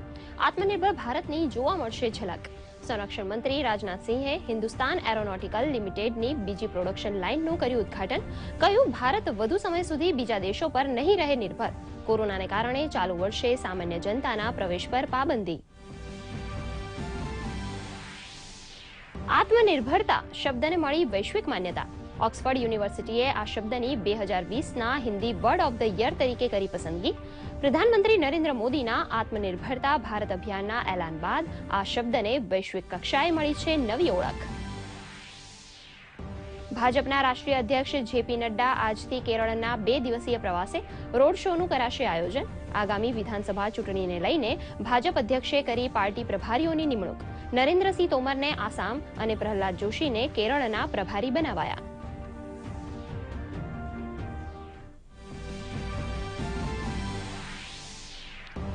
Covid સામે ભારતની જંગ યથાવત.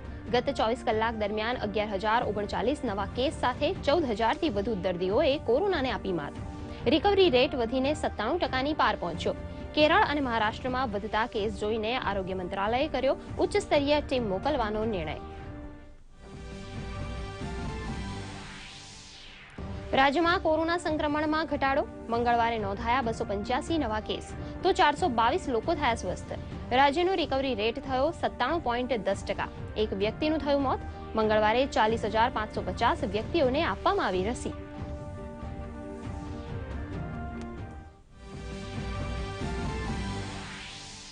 રાજ્યમાં ફરી એક વખત વધશે ઠંડીનું જોર.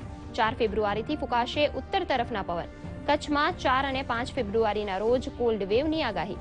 તો રાજ્યમાં લઘુત્તમ તાપમાન 2 થી 4 ડિગ્રી ઘટવાની આગાહી. અમદાવાદમાં જોવા મળ્યું ધુમ્મસભર્યું વાતાવરણ.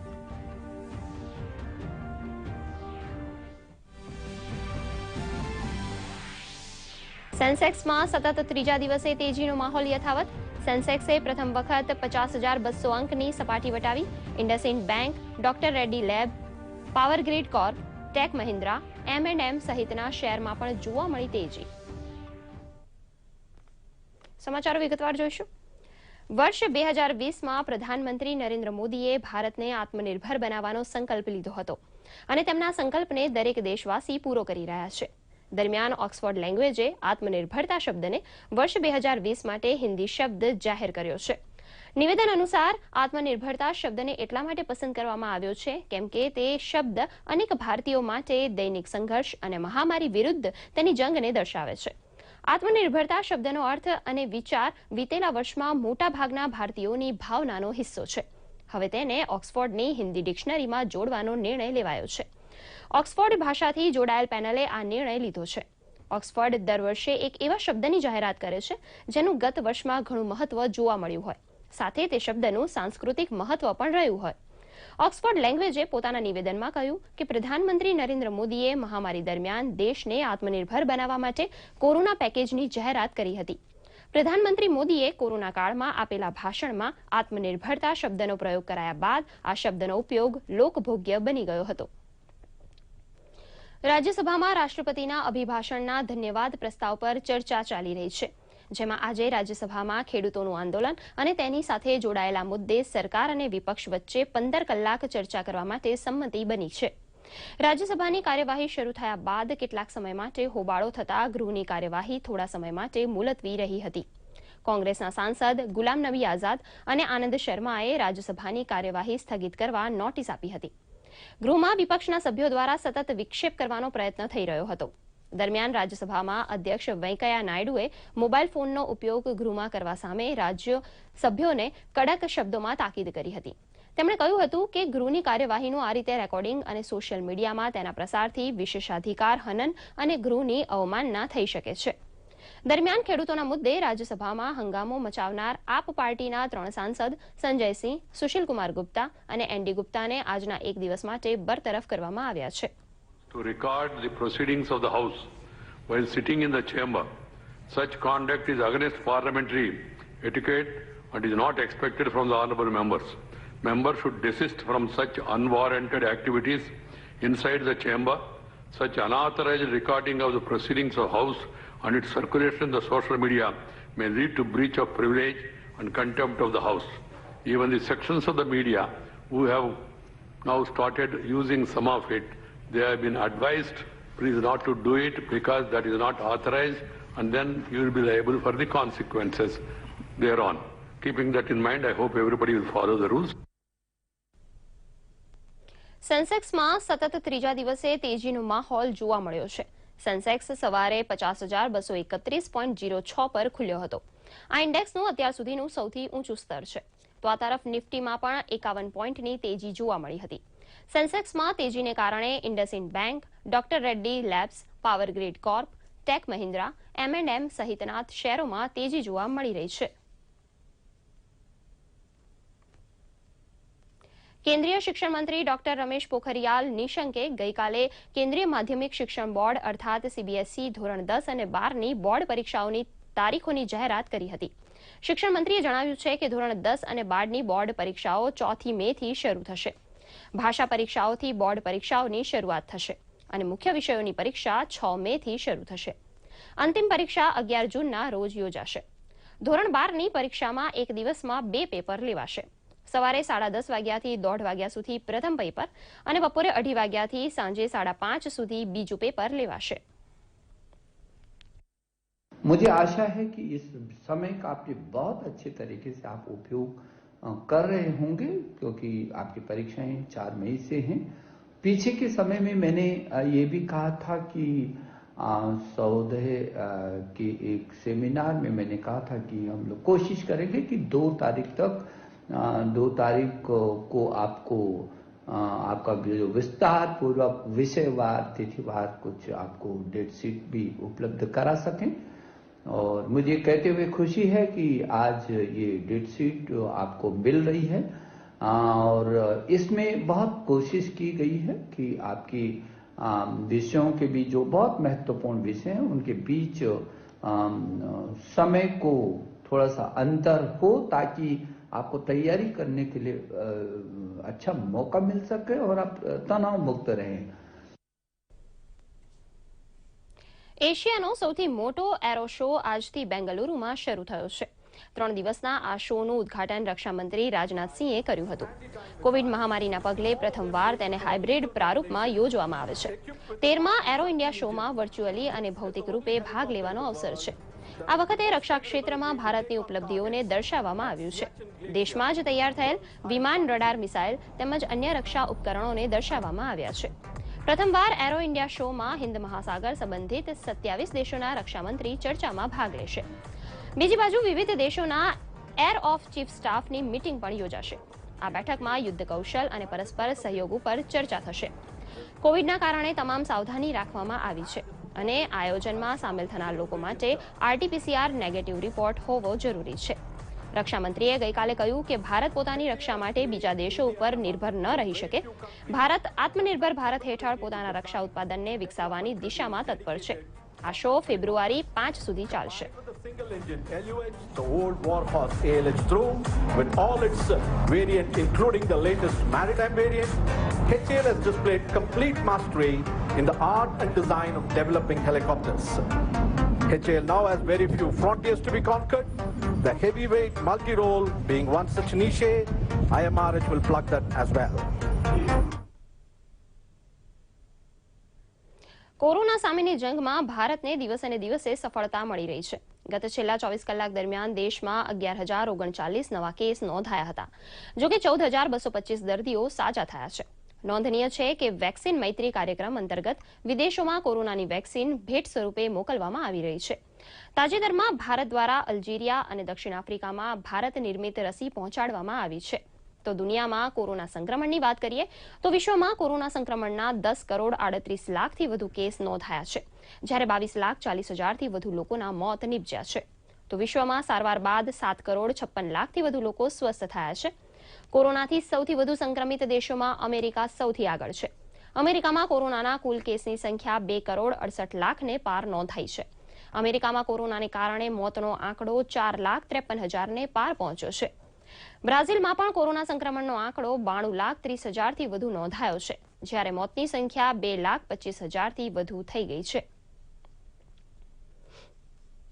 રાજ્યમાં દિવસે ને દિવસે કોરોના સંક્રમણમાં ઘટાડો નોંધાઈ રહ્યો છે.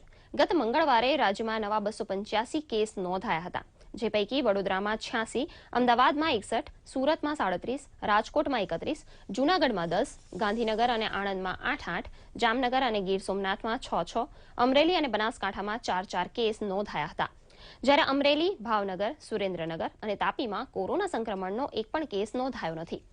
કોરોના સંક્રમણને કારણે રાજ્યમાં એક દર્દીનું મૃત્યુ નીપજ્યું હતું. આ સાથે જ રાજ્યમાં રિકવરી રેટ 97% થઈ ગયો છે. તો બીજી તરફ દેશભરમાં કોરોના રસીકરણ ઝુંબેશના બીજા તબક્કાનો પ્રારંભ થઈ ગયો છે. આજે 684 કેન્દ્રો પર 40,550 લોકોને વેક્સિન આપવામાં આવી હતી. રાજ્યમાં અત્યાર સુધીમાં 2,54,531 વ્યક્તિઓને રસી આપવામાં આવી છે.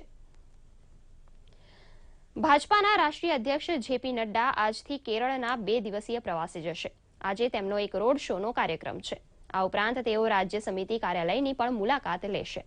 નડ્ડા આજે એક પત્રકાર પરિષદને પણ સંબોધશે. સાંજે તેમનો પદ્મનાભ મંદિર જવાનો કાર્યક્રમ છે. ભાજપના અધ્યક્ષ જેપી નડ્ડાએ આગામી વિધાનસભા ચૂંટણી માટે ઘણા પાર્ટી પ્રભારીઓની નિયુક્તિ કરી છે. નરેન્દ્રસિંહ તોમરને આસામના પ્રભારી બનાવવામાં આવ્યા છે. સાથે જ પ્રહલાદ જોશીને કેરળના પ્રભારી બનાવવામાં આવ્યા છે. આ ઉપરાંત જી કિશન રેડ્ડીને તામિલનાડુ માટે પ્રભારી બનાવાયા છે.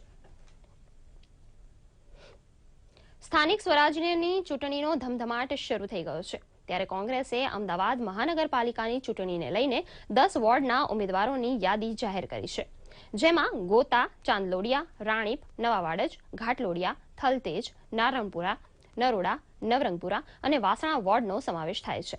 તો આજે કોંગ્રેસ નવી યાદી જાહેર કરી શકે છે, ત્યારે હજુ પણ ઘણા વોર્ડની યાદી ફાઇનલ વિચારણા હેઠળ છે, ત્યારે નવા ચહેરાઓને તક આપવામાં આવશે તેવા પણ સંકેતો કોંગ્રેસે આપ્યા છે. અમદાવાદ મ્યુનિસિપલ કોર્પોરેશનના 48 વોર્ડની 192 બેઠકો માટે ઉમેદવારી નોંધાવવા માટે લોકોમાં ભારે ઉત્સાહ જોવા મળી રહ્યો છે. આ માટે ફોર્મ વિતરણ હાલ ચાલી રહ્યું છે. 6 ફેબ્રુઆરી સુધી ફોર્મ ભરવાની પ્રક્રિયા ચાલશે. ફોર્મ વિતરણ કેન્દ્ર પરથી કેન્દ્ર સરકારની કોવિડ ગાઈડલાઈન પ્રમાણે ફોર્મનું વિતરણ કરવામાં આવી રહ્યું છે. અમદાવાદ મ્યુનિસિપલ કોર્પોરેશનના વોર્ડ 41, 42 અને 48માં અત્યાર સુધીમાં 131થી વધુ ફોર્મનું વિતરણ કરવામાં આવ્યું છે. આ અંગે વધુ માહિતી આપતા રિટર્નિંગ ઓફિસર BS બારડે જણાવ્યું હતું કે ઉમેદવારી ફોર્મ લેવા આવનાર ઉમેદવારોના ટેમ્પરેચર અને સોશિયલ ડિસ્ટન્સિંગ સહિતનું ધ્યાન રાખવામાં આવે છે.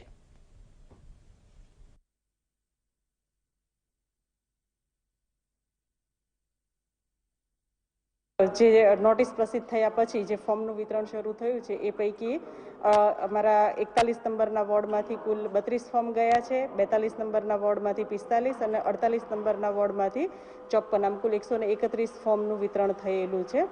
અને પબ્લિકનો રશને વધારે છે એટલે પૂરેપૂરી જે કોવિડની ગાઈડલાઈન છે સરકારશ્રીની એના તમામ નિયમોનું પાલન કરી અને અમે વ્યવસ્થા પણ કરેલી છે. અહીંયા એક મેડિકલ ટીમ પણ મૂકેલી છે કે જે તમામ અંદર એન્ટર થતા વ્યક્તિનું થર્મલ ગનથી એનું ટેમ્પરેચર માપે છે.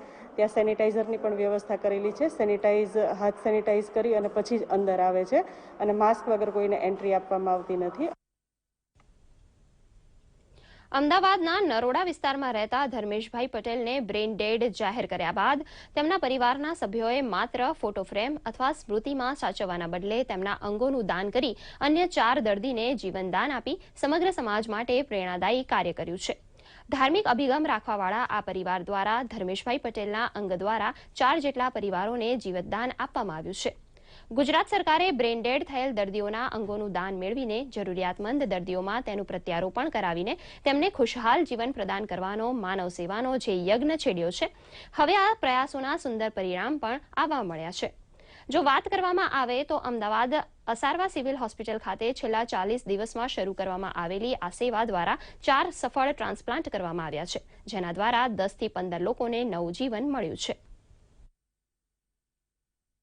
સિવિલ હોસ્પિટલના ઓર્ગન રિટ્રાઇવલમાં જ્યારથી ચાલુ થયું ત્યારે 40 દિવસમાં અમે 4 ઓર્ગન પેશન્ટ બ્રેન ડેડ પેશન્ટના ઓર્ગન રિટ્રાઇવ કરી શક્યા છીએ.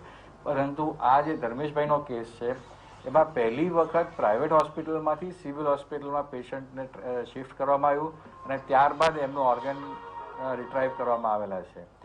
પણ સાથે બીજો અંદરનો એક આનંદ એ હતો કે આપણે જિંદગી ગુમાવી રહ્યા છીએ, પણ આપણા અંદરથી 2 કિડની, પછી 2 આંખો અને લીવર, આ વસ્તુ જો બીજાને આપણે આપી શકીશું તો એ અંગોની ગણતરીમાં આપણે 5 લોકોની જિંદગી બચાવી શકીશું. અને એ માટે પરિવાર આખો અમારો તૈયાર થયો અને બીજાની જિંદગી બચાવવા માટે કે આપણે ગુમાવ્યા પણ બીજાના પરિવારની અંદર આવી આફત આવે અને એ વ્યક્તિને સાંત્વના મળે, એમનું સ્વાસ્થ્ય સારું રહે અને પરિવાર આનંદમાં રહે, એ માટે અમે આવો નિર્ણય લીધો. આજના ઝડપી યુગમાં લોકોને પોતાના વ્યવસાય અને નોકરીના સ્થળે ઝડપથી પહોંચવા માટે વાહનની ફરજિયાત જરૂરિયાત હોય છે. જોકે વધારે પડતા વાહનોના ઉપયોગને કારણે લોકોની શારીરિક તંદુરસ્તી સારી નથી રહેતી. ત્યારે સુરેન્દ્રનગરમાં આરટીઓ ઓફિસમાં એઆરટીઓ તરીકે ફરજ બજાવતા તાહિરભાઈ દાંત્રોલિયાની બદલી સુરેન્દ્રનગર ખાતે થતા તેઓ સાયકલિંગ કરીને દાહોદથી સુરેન્દ્રનગર ફરજના સ્થળે હાજર થયા હતા. તાહિરભાઈ અગાઉ પણ 200 કિલોમીટર, 400 કિલોમીટરની સાયકલિંગ રેસમાં ભાગ લઈ ચૂક્યા છે. તાજેતરમાં 23મી જાન્યુઆરીના રોજ હિંમતનગરથી સ્ટેચ્યુ ઓફ યુનિટી સુધીનું 600 કિલોમીટરનું અંતર 34 કલાકમાં તેમણે પૂર્ણ કર્યું હતું. આ રેસ નિયત સમયમાં પૂર્ણ થતા હવે તેઓ 2022માં પેરિસમાં યોજાનાર સ્પર્ધા માટે ક્વોલિફાય થયા છે. હાલ તો તાહિરભાઈ દરરોજ સવારે વહેલા ઉઠીને યોગા કરે છે, ત્યારબાદ 40 થી 50 કિલોમીટર સાયકલિંગ કરે છે અને રોજ સાંજે વોક કરે છે. તેઓ જણાવે છે કે સાયકલિંગ કરવાથી શરીર પણ તંદુરસ્ત રહે છે અને પર્યાવરણને પણ બચાવી શકાય છે. શારીરિક ક્ષમતા પણ મપાઈ જાય છે, લોકો પણ એમાંથી કંઈક પ્રેરણા લે. પ્લસ સરકારી અધિકારીઓમાં જનરલી એવું જ હોય છે કે આ સ્થળેથી બદલી થાય એટલે બીજા સ્થળે આ લોકો બાય કાર અથવા તો બાય ગમે તે પહોંચતા હોય છે. પણ મારો એક નવો ઉદ્દેશ જાગૃત થાય, લોકોને કે એમાંથી કંઈક પ્રેરણા મળે, એ હેતુથી મેં સાયકલ દ્વારા આવવાનું નક્કી કર્યું. નવસારી નગરપાલિકાને મહાનગરપાલિકા બનાવવાની દિશામાં ભરવામાં આવી રહેલા પગલાંના ભાગરૂપે 8 ગ્રામ પંચાયત અને 1 નગરપાલિકાનો ઉમેરો કરી 2 લાખની વસ્તી ધરાવતા નવસારી નગરપાલિકાને 3.5 લાખ જેટલી વસ્તી કરી દેવામાં આવી છે, જેમાં વિજલપોર નગરપાલિકા વિસ્તારના લોકોની સમસ્યા વધુ વણસી છે. શહેરી વિસ્તારને નગરપાલિકા વિસ્તારમાં જોડી દેવામાં આવ્યો છે, પરંતુ સ્થાનિક સમસ્યાઓનો નિવેડો આવી શક્યો નથી. શહેરમાં કેટલાક વિસ્તારોમાં ખુલ્લી ગટરો 20 વર્ષ જૂની છે. પીવાના પાણીની સમસ્યા દિવસે ને દિવસે વધી રહી છે. પાલિકાના શાસકો અને સ્થાનિક રહીશો અને વિપક્ષ દ્વારા વારંવાર રજૂઆતો પણ કરવામાં આવી છે, પરંતુ નિરાકરણ આવી શક્યું નથી. શહેરનું વિસ્તરણ કરવામાં આવ્યું છે, પરંતુ ગામનું વિસ્તરણ ન થતાં લોકોની સમસ્યા વધુને વધુ વણસી રહી છે.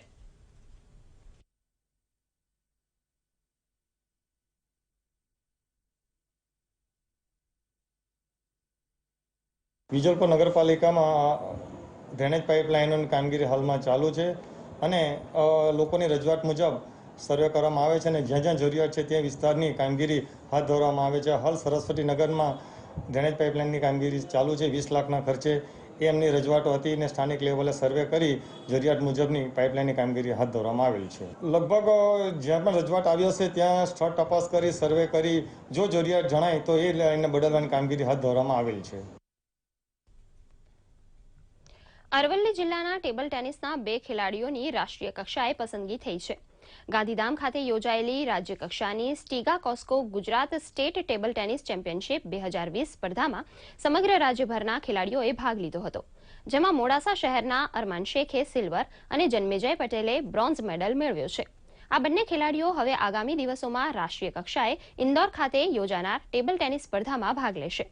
આ બંને ખેલાડીઓએ કોરોના સંક્રમણ વચ્ચે ઘરે રહી પ્રેક્ટિસ સ્થળે કોચ મઝહર સુથારના માર્ગદર્શન હેઠળ અથાગ મહેનત કરી હતી, જેથી જ્વલંત સફળતા મેળવી સમગ્ર રાજ્યમાં મોડાસા શહેરનું નામ રોશન કર્યું છે. અરમાન અને જન્મેજયના કોચ મઝહર સુથારે જણાવ્યું હતું કે સરકાર દ્વારા ખેલાડીઓને તમામ સુવિધાઓ આપવામાં આવે છે, જેથી બંને ખેલાડીઓ દેશ માટે મેડલ મેળવવા રોજના 7 થી 8 કલાક પ્રેક્ટિસ કરે છે.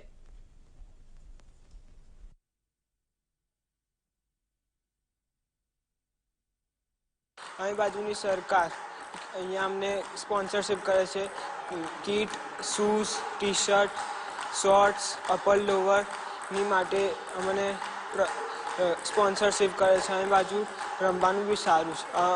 હું ગાંધીધામ રમ્યા અહીં બાજુ મારો સિલ્વર મેડલ પ્રાપ્ત થયો છે અને 25 તારીખે ઇન્ડોર જવાનું છે નેશનલ લેવલ માટે. તારીખ 29 જાન્યુઆરીથી 31 જાન્યુઆરી દરમિયાન ગાંધીધામ ખાતે સ્ટેટ ટેબલ ટેનિસ ચેમ્પિયનશિપ યોજાઈ હતી, જેમાં અરવલ્લી જિલ્લાના અરમાન શેખ અને જન્મેજય પટેલે સિલ્વર અને બ્રોન્ઝ મેડલ મેળવ્યો છે, જે અરવલ્લી જિલ્લાનું ગૌરવ છે. આવનારા દિવસમાં તે બંને 25 ફેબ્રુઆરી દરમિયાન ઇન્દોર ખાતે નેશનલ રમશે અને ભવિષ્યમાં તે ભારત માટે પણ આ જ રીતે મેડલ લાવે તેના માટે સતત ટ્રેનિંગ કેમ્પ અને તેમના ફિઝિકલ ફિટનેસ અને ડાઇટ ચાર્ટ માટેનું પણ પ્લાનિંગ તૈયાર કરવામાં આવ્યું છે. કેન્દ્ર શાસિત પ્રદેશ દમણમાં બાળકોના પ્રાથમિક શિક્ષણને ઉત્કૃષ્ટ બનાવવા માટે શિક્ષણ વિભાગ દ્વારા મિશન વિદ્યા શરૂ કરવામાં આવી છે. મિશન વિદ્યા અંતર્ગત ધોરણ 1 થી 8 સુધીના શિક્ષકો જુદા જુદા વિસ્તારોમાં શિક્ષણ આપી રહ્યા છે. પ્રશાસક પ્રફુલ પટેલના નેતૃત્વ અને શિક્ષણ સચિવ પૂજા જૈનના માર્ગદર્શનમાં આ મિશન 2 મહિના સુધી ચાલશે. શિક્ષકો દ્વારા ગાર્ડન, શેરી, મંદિર નજીકના વિસ્તારોમાં બાળકોને ભેગા કરવામાં આવે છે અને તેઓને 20 થી 30 બાળકોના સમૂહ બનાવી શિક્ષણ આપવામાં આવી રહ્યું છે. પ્રાથમિક સ્તરે બાળકોને પાયાનું શિક્ષણ આપવામાં આવી રહ્યું છે. બાળકોના વાંચન, લેખન અને ગણિત ઉપર ભાર મૂકવામાં આવી રહ્યો છે. શિક્ષણના સમયે માસ્ક અને સેનિટાઇઝરનો પણ ઉપયોગ કરવામાં આવી રહ્યો છે. પ્રશાસનના આ સારા કાર્યને વાલીઓ દ્વારા પણ આવકારવામાં આવ્યું છે, તેમજ વાલીઓ પણ આ કાર્ય માટે શિક્ષકોને મદદ કરી રહ્યા છે. દમણ, દીવ અને દાદરા નગર 3 જિલ્લામાં મિશન વિદ્યા ચાલી રહ્યું છે.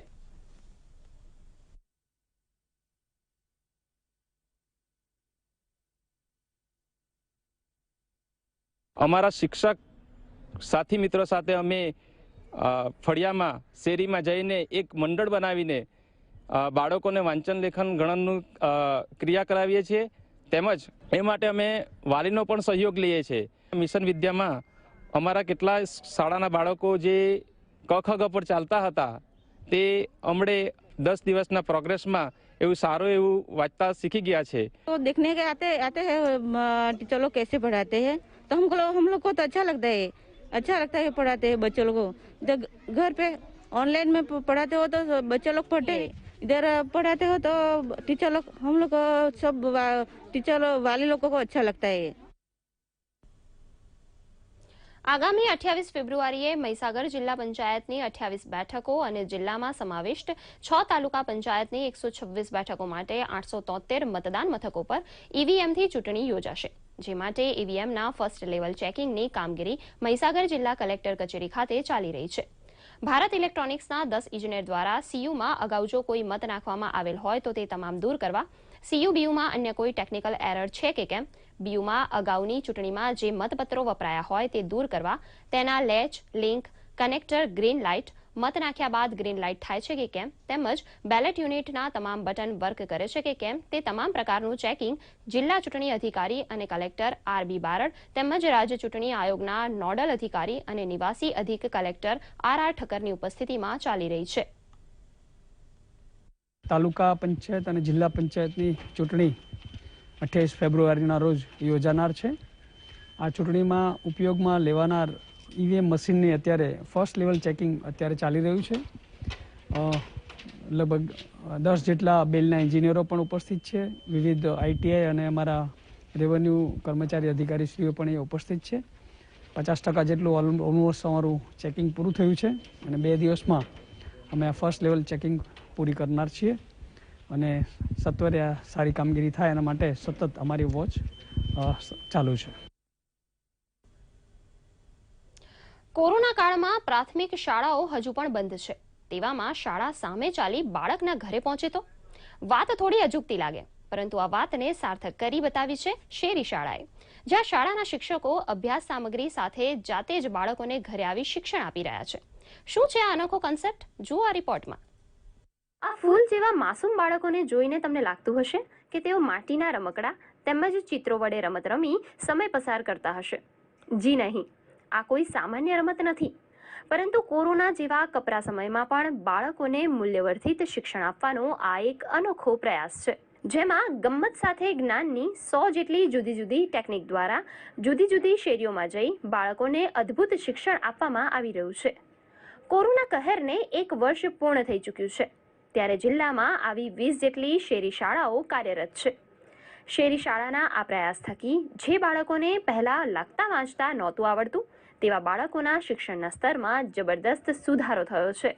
મારા બાળકને પહેલા કંઈ જ આવડતું નહોતું, પણ જ્યારથી આ શેરી શાળા ચાલુ કરી જીવન તીર્થ સંસ્થા તરફથી, ત્યારથી લખતા વાંચતા ધીરે ધીરે ટીળેમથી બધું શીખવા માંડ્યા છે બાળકો. 2 બાળક મારા જાય છે શેરી શાળામાં, અને જ્યારે હું પૂછું કે શું કરીને આવ્યા, તો નવા બાળ ગીતો, પછી આ માટીની રમતો, એ બધી અમને આવીને કે સાહેબો શીખડાવે છે અમને. મને પહેલા ઘરે બહુ કંટાળો આવતો હતો, પણ શહેરી શિક્ષણ શીખવાથી મને એને બહુ મજા આવે છે. રમત નવી નવી શીખવાડે છે અને શિક્ષણ નવું શીખવાડે છે. શેરી શિક્ષણવાળા અમને ઘરે ભણાવવા આવે છે. અમને નવું શીખવા મળે છે, નવી રમતો શીખવા મળે છે. આજે વિશ્વભરમાં સસ્ટેનેબલ એજ્યુકેશન એટલે કે મૂલ્યવર્ધિત શિક્ષણની ચર્ચા થઈ રહી છે. તેથી જ સરકાર દ્વારા પ્રજ્ઞા શિક્ષણ ચલાવવામાં આવે છે. તેમાં સહયોગી બનવા અમદાવાદના કોબા વિસ્તારમાં આવેલી જીવન તીર્થ સંસ્થા છેલ્લા કેટલાય સમયથી શાળાઓમાં ગમ્મત સાથે જ્ઞાનના કોન્સેપ્ટથી શાળાઓમાં મૂલ્યવર્ધિત શિક્ષણ આપતી હતી.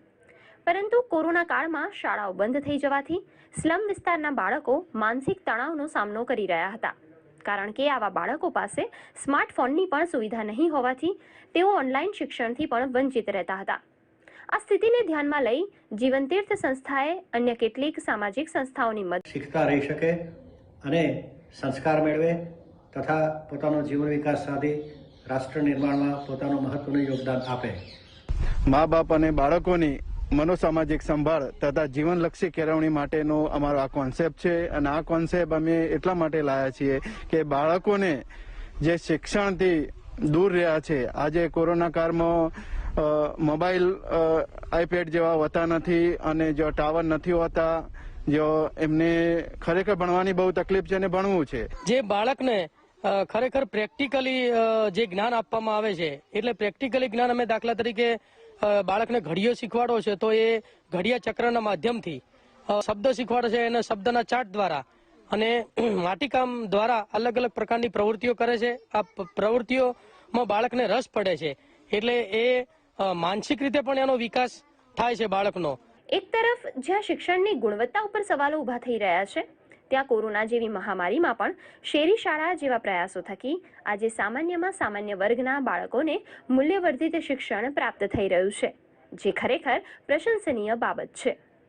સરફરાઝ નાગોરી સાથે બ્યુરો રિપોર્ટ, બનાસકાંઠા દૂરદર્શન. હવામાન વિભાગના જણાવ્યા અનુસાર રાજ્યમાં ફરીથી ઠંડીનું જોર વધશે. આગામી 4 ફેબ્રુઆરીથી રાજ્યમાં ઉત્તર તરફના ઠંડા પવન ફરી ફૂંકાશે અને કચ્છમાં આગામી 4 અને 5 ફેબ્રુઆરી દરમિયાન કોલ્ડ વેવની પણ આગાહી કરવામાં આવી છે.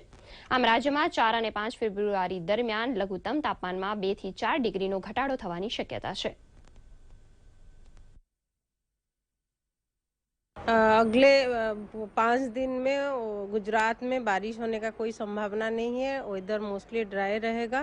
टेम्परेचर देखा जाए तो मिनिमम टेम्परेचर अगले 2 दिन में कोई चेंजेस नहीं होने का संभावना है. रादर बढ़ सकता है, 1-2 डिग्री बढ़ सकता है मिनिमम टेम्परेचर में. 2 दिन का बाद टेम्परेचर फॉल होने का शुरू हो जाएगा. टेम्परेचर 2 से 4 डिग्री फॉल होगा और डे 4, डे 5 जैसे 5th और 6th फरवरी को कोल्ड वेव होने का संभावना है कच्छ डिस्ट्रिक्ट में आइसोलेटेड प्लेसेस में. और सारे गुजरात में टेम्परेचर घटेगा 2 to 4 डिग्री सेल्सियस. सभी जगहों में ठंडी रहेगी और टेम्परेचर 2 से 4 डिग्री घटने का संभावना है. और कोस्टल एरिया में 5 फरवरी 6 फरवरी के लिए Gujarat coast adjoining north east Arabian sea में विंड स्ट्रांग रहेगी. 40 to 50 kilometre per hour, gusting to 55 kilometre per hour. मछुआरों के लिए जाना मना है. अहमदाबाद में मोस्टली अभी टेम्परेचर जैसे चल रहा है, अभी अगले 2 दिन में भी टेम्परेचर में ज़्यादा कोई चेंजेस होने का संभावना नहीं है, लेकिन 2 दिन का बाद टेम्परेचर घटने का संभावना है.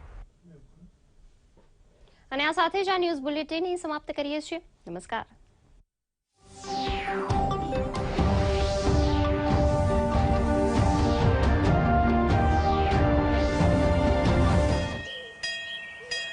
अरे sir sir sir sir sir sir sir Gurjeet नाम सर, एक तो सवाल था, ये आधार कार्ड हम गरीबन के लिए क्या करता है? आधार कार्ड सरकार गरीबों के लिए बहुत सारा पैसा भेजती है, उनकी पढ़ाई के लिए, गैस के लिए, राशन के लिए, खेती के लिए, लेकिन उस पैसे में से काफी सारा पैसा उन तक पहुंचने से पहले ही बीच में ही लीक हो जाता है, बिल्कुल इस पाइप की लीकेज की तरह। तो सर इसमें आधार कार्ड क्या करता है? आधार पाइप में छेद करने वाले बेईमानों को पहचान लेता है। और फिर क्या, लीकेज बंद हो जाता है और पैसा सीधे गरीबों के खाते में। ये तो फायदे की चीज है सर। तभी तो मैं कहता हूँ बेटा, आधार अपना लो, फायदे में रहोगे। आपने बनवा लिया क्या? हाँ बनवा लिया, दिखाऊं? आधार अपना लो।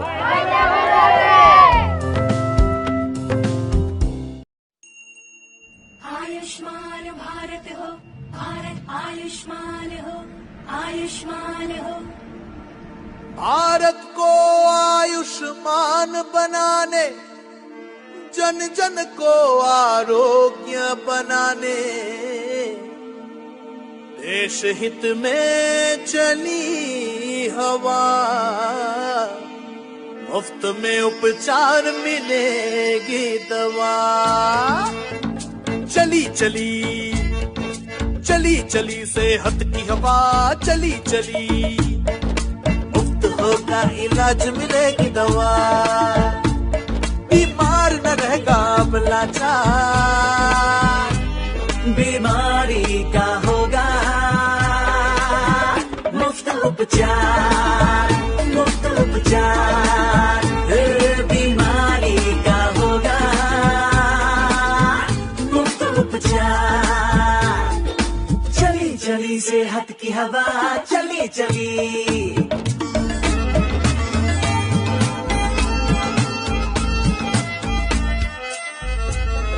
सेवा और सुविधा होगी, दूर अब हर दुविधा होगी, अस्पताल रखेगा ख्याल, जन जन आरोग्य और खुशहाल। सरकारी हो या प्राइवेट अस्पताल, बीमार का होगा इलाज हर हाल, बीमारी अब जाएगी हार, खुशियाँ होंगी हर हर बार, बीमार न रहेगा अब लाचार, बीमारी का होगा मुफ्त उपचार, मुफ्त उपचार, बीमारी का होगा मुफ्त उपचार। आयुष्मान हो, आयुष्मान भारत हो, आयुष्मान हो।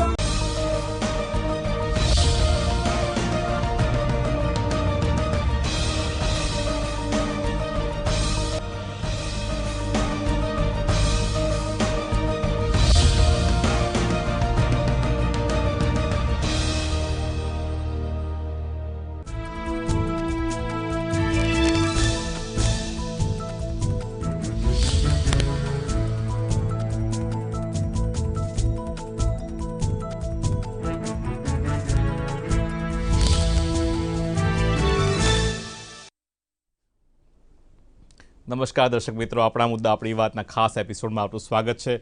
મિત્રો, આજે ભારતનું અંદાજપત્ર રજૂ થયું। એક સમય હતો વર્ષો પહેલાં, આજથી 25-30 વર્ષ પહેલાં એક સમય હતો જ્યારે આપણે એક આર્થિક સંકટમાંથી પસાર થયા હતા અને એક ઐતિહાસિક બજેટ આપણી સમક્ષ રજૂ થયું હતું। એવી રીતના આજે પણ એક આપદાને અવસરમાં બદલવાની જ્યારે વાત આવે ત્યારે એક આરોગ્ય સંકટમાંથી જ્યારે આપણે પસાર થઈ ચૂક્યા છે ત્યારે આજે પણ એક એવું જ એક ઐતિહાસિક બજેટ રજૂ થયું છે જેમાં ઘણી બધા રિફોર્મ્સની તરફ આપણે આગળ વધી રહ્યા છે। તો આજે આપણે એની ચર્ચા કરીશું, વિગતવાર ચર્ચા કરીશું, ઘણા બધા મુદ્દાઓ છે એની વાત કરીશું અને આ મુદ્દાઓમાં ચર્ચા કરવા માટે આપણી સાથે ઘણા બધા એક્સપર્ટ્સ આ શોમાં જોડાશે। તો હું ઉત્સવ આપણા મુદ્દા આપણી વાત કાર્યક્રમમાં ફરી એકવાર એક સ્વાગત કરું છું અને અમારી સાથે અમારા સહયોગી છે નિશિતભાઈ જોશી। જી ઉત્સવજી ખૂબ ખૂબ ધન્યવાદ તમારો. તમે જે શરૂઆતમાં કીધું એ ખૂબ સાચી વાત કરી દર્શક મિત્રો, કારણ કે જે આપણે કહેવાય છે કે આ વખતના જે બજેટમાં તમામ પાસાઓ આવરી રહ્યા છે, પણ મુખ્ય જે પાસું છે ઉત્સવભાઈ, હેલ્થ ઇઝ વેલ્થ એવું કહેવાય છે. હેલ્થને ફોકસમાં રાખવામાં આવ્યું છે. આ વખતે 137% જે રકમ છે એ હેલ્થ પર વધારે ફાળવવામાં આવી છે. તો એના માટે આજે આ મુદ્દા, આ ઉપરાંત ઇન્ફ્રાસ્ટ્રક્ચરને લઈને કેપિટલ એક્સપેન્ડિચર, એના પર પણ ખાસો ભાર મૂકવામાં આવ્યો છે. તો આ તમામ મુદ્દાઓ વિશે ચર્ચા કરીશું. આપણે સ્ટુડિયોમાં જે મહેમાન ઉપસ્થિત એમની સાથે, જે મહેમાન બહારથી જોડાશે એમની સાથે પણ આપણે વિગતે છણાવટ કરીશું. આ ચર્ચા કરવા માટે આપણી સાથે સ્ટુડિયોમાં બે મહેમાન જે ઉપસ્થિત છે એમનો પરિચય મેળવી લઈએ. દર્શક મિત્રો, આપણી સાથે સ્ટુડિયોમાં જાણીતા ટેક્સ કન્સલ્ટન્ટ, ટેક્સ એક્સપર્ટ મુકેશભાઈ પટેલ છે. મુકેશભાઈ, આપનું સ્વાગત છે. અને બીજા જે મહેમાન છે તે છે અર્થશાસ્ત્રી ડોક્ટર સોનલ યાદવ. સોનલબેન, આપનું પણ સ્વાગત છે. તો મુકેશભાઈ, પહેલા તો સૌથી પહેલો પ્રશ્ન એ કે બજેટને 10માંથી આપ કેટલા માર્ક્સ આપશો? જે ઉત્સવભાઈએ કહ્યું ને, આપણને ઉત્સવ મનાવવાનું મન થાય એવું આ અંદાજપત્ર, એટલા માટે કે એક અંગ્રેજીમાં ખૂબ સરસ, જેને કહીએ કે એક ફિલસૂફી યુક્ત કોટ છે કે every challenge or adversity carries the seed of an opportunity that can be transformed into prosperity. આજે કોરોનાની જે એડવર્સિટી હતી, આજે તેવે વખતે બધા એક વાત એ કરતા હતા કે કરદાતાઓ ઉપર કોરોના સેસ ઠોકી બેસાડવામાં આવશે. ફોર્ચ્યુનેટલી કોરોના સેસની વાત તો દૂર, પણ તમે જે કહ્યું કે health, in fact I rate this budget on a high for the 4 letters, કારણ કે હાઈનો જે સ્પેલિંગ છે HIGH, હેલ્થ, ઇન્ફ્રાસ્ટ્રક્ચર, ગ્રોથ અને હ્યુમન કેપિટલ. બિલકુલ, આ 4નો સમાવેશ કરતો, એની સાથે વણાયેલું અને જેમ કહ્યું એમ આપત્તિને એક અવસરમાં પલટતું. મને 91-92નું ડૉક્ટર મનમોહન સિંહનું અંદાજપત્ર એટલા માટે યાદ આવે છે કે તે વખતે એક આપણે આર્થિક મહામારીથી આપણે પીડિત થતા. આ વખતે એક સ્વાસ્થ્યની, કોરોનાની વૈશ્વિક મહામારીથી આપણે લડવાનું હતું, જ્યારે આપણો એક નેગેટિવ 7.7%નો GDP ગ્રોથ રેટ હતો. એમાંથી એક તમારે માર્ગ કાઢીને આગળ વધવાનું હતું.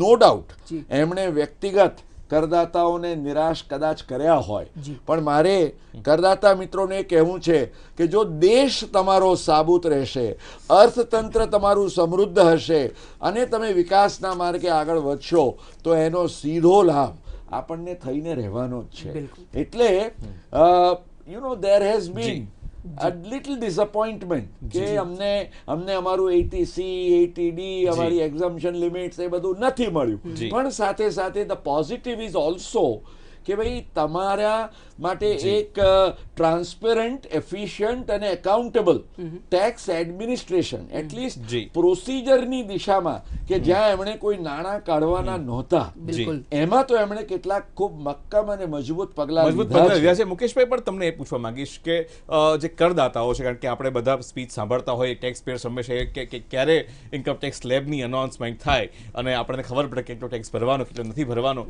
તો કરદાતાઓએ આ ટેક્સમાંથી શું સમજવાનું છે, કેવી સમજણ લેવાની છે અને કેવી રીતના ટેક્સેશન બાબતે આગળ વધવાનું છે? સમજણ તો એ લેવાની છે ઉત્સવભાઈ કે જે નાણામંત્રીએ તમને એક લાઇનમાં એમ કહ્યું કે તૈયાર રહેજો તમારા pre field income tax returns માટે. એટલે એમણે અત્યારે પણ આ વર્ષે એમણે શરૂઆત કરી કે તમારા પગાર અને વ્યાજની આવક તમારા આવકવેરા રિટર્નમાં આવી જાય છે. હવે આગળ જતા એમણે કહ્યું કે ભાઈ તમારું ડિવિડન્ડ અને તમારો કેપિટલ ગેઇન્સ પણ આવશે. શા માટે? કારણ કે તમારા વિશે અમને બધી જ ખબર છે. એટલે ઉત્સવભાઈ, હવે કરદાતાઓએ એ સમજવું જરૂરી છે કે સરકાર એમના વિશે બધું જ જાણે છે અને તમારે એ જાણવું જરૂરી છે કે આવકવેરા ખાતું તમારા વિશે શું જાણે છે. એટલે તમે ખૂબ સંયમપૂર્વક, મને જે નાણામંત્રીની એક વાત ખૂબ ગમી, ભલે એ એકચ્યુઅલી નક્કર આર્થિક સંદર્ભમાં કોઈ રાહત નથી આપી શક્યા, પણ એમણે એમ કહ્યું કે ઇઝ ઓફ કોમ્પ્લાયન્સની દિશામાં અમે આગળ વધવા માંગીએ છીએ અને we want to raise tax revenue and its resources through voluntary compliance, greater voluntary compliance. મને લાગે છે કે જે લોકો ટેક્સ ભરે છે એમની પાસેથી જ તમે ટેક્સ ખાલી વસૂલ કર્યા કરો, એના કરતાં જે નથી ભરતા એમને પણ તમે પકડમાં રાખીને through artificial intelligence, through system તમે એમની પાસેથી વસૂલ કરો. મને લાગે છે આ તમામ લક્ષણ આ વખતના અંદાજપત્રની કાર્યવાહીના પેકેજમાં હું જોઈ રહ્યો છું. જી મુકેશભાઈ, જે બીજો પ્રશ્ન છે કે 75 વર્ષની વધુ ઉંમરના જે વ્યક્તિઓ છે એમને પેન્શન અને વ્યાજની જે કોઈ આવક થાય એમાંથી ટેક્સ રિટર્ન ફાઇલ કરવામાંથી મુક્તિ આપવામાં આવી છે. એમાં મારી કંઈક થોડીક મીઠી ફરિયાદ છે. મને લાગે છે કદાચ નાણામંત્રીનો ઉદ્દેશ્ય જે હતો એ ખૂબ ઇટ વોઝ આઉટસ્ટેન્ડિંગ, પણ એ ડિલિવર કરવામાં ક્યાંક ચૂકાયા છે. કારણ કે જે એમણે ક્રાઇટેરિયા નિશિતભાઈ જે એમણે લગાવ્યો છે એની અંદર એવો ક્રાઇટેરિયા લગાવ્યો કે ભાઈ 75 વર્ષના તમે હો, તમને પેન્શનની જ આવક હોય, એની સાથે માત્ર વ્યાજ હોય ને એ વ્યાજ પણ એવા ખાતામાંથી હોય કે જેમાંથી તમને પેન્શન મળતું હોય, અને એ સિવાયની કોઈ પણ આવક ના હોય. એટલે તમારું બીજું કોઈ ખાતું ના હોય, બીજું 1 રૂપિયાનું વ્યાજ ના હોય, ડિવિડન્ડ ના હોય, એવું તો ભાગ્યે જ બને. એટલે આ એક ઇલ્યુઝરી, જેને આપણે કહીએ ને કે ઝાંઝવાના જળ સમી રાહત પુરવાર થઈ શકે. પણ હું માનું છું કે હજુ અંદાજપત્ર પસાર થાય ત્યાં સુધી જો નાણામંત્રીના ધ્યાન ઉપર આ વાત લાવવામાં આવે તો ચોક્કસપણે એમણે ઉદાર દિલે આને ખરેખર એક ઠોસ કહી શકાય એવી રાહત આપવામાં વાંધો ન આવવો જોઈએ. બિલકુલ. જે મુકેશભાઈ, બીજું એક વાત છે જે કે હાઈ ઇન્કમ ટેક્સ ઇન્ડિવિજ્યુઅલ જે માણસો છે એના જે પીએફ માટે એક 2.5 લાખની કેપ મૂકવામાં આવી છે અને પછી એમાં ઇન્ટરેસ્ટ ઉપર જે ટેક્સ બેનિફિટ આપવામાં આવતા હતા એ નહીં આપવામાં આવે. તો તમે કેવી રીતના જોવો છો? એક તરફ છે કે લોકોના હાથમાં પૈસા આવે એવું પણ સરકાર આયોજન કરી રહી છે, પણ જેના હાથમાં પૈસા છે ત્યાં પણ વધારે, તો આ કયા પ્રકારની નીતિ સરકાર? આમાં ઉત્સવે આમ જુઓ ને તો આ છે is only a consequential plugging of a loop hole. એટલે આમ તો જો તમને ખ્યાલ હોય તો ગત વર્ષના અંદાજપત્રમાં એક એવી સ્પષ્ટ જોગવાઈ લાવવામાં આવી હતી કે જો આજે કોઈ પણ કંપની એટલે કોઈ પણ માલિક પોતાના કર્મચારીના ખાતામાં 7.5 લાખ રૂપિયાથી વધારે જો પીએફ, એટલે આજે એક ઘણી મોટી રકમ છે 7.5 લાખનું પીએફ, એટલે તમારો કેટલો પગાર હોય ત્યારે આવે, તો એને માટે એમણે એમ કહ્યું કે એ કેસમાં જે વધારાનું કોન્ટ્રીબ્યુશન છે એ ટેક્સ કરીશું, પણ એની સાથે જે વ્યાજ થાય તમારું ઓવર એન્ડ અબવ દેટ એને ટેક્સ કરવાનું એ લોકો ચૂકી ગયા હતા. કારણ કે obviously if you want to tax, એટલે આ વખતે એમણે એ લૂપ હોલ પ્લગ કર્યું છે અને એમણે એમ કહ્યું કે ભાઈ 2.5 લાખથી વધારે. હવે 2.5 લાખથી વધારે તમારું વ્યાજ ક્યારે થાય?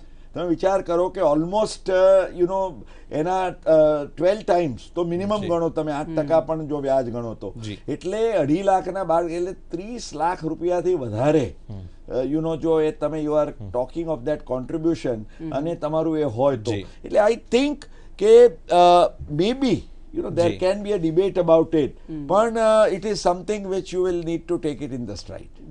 બરાબર છે. તો બહુ સરસ મજાની વાત કરી.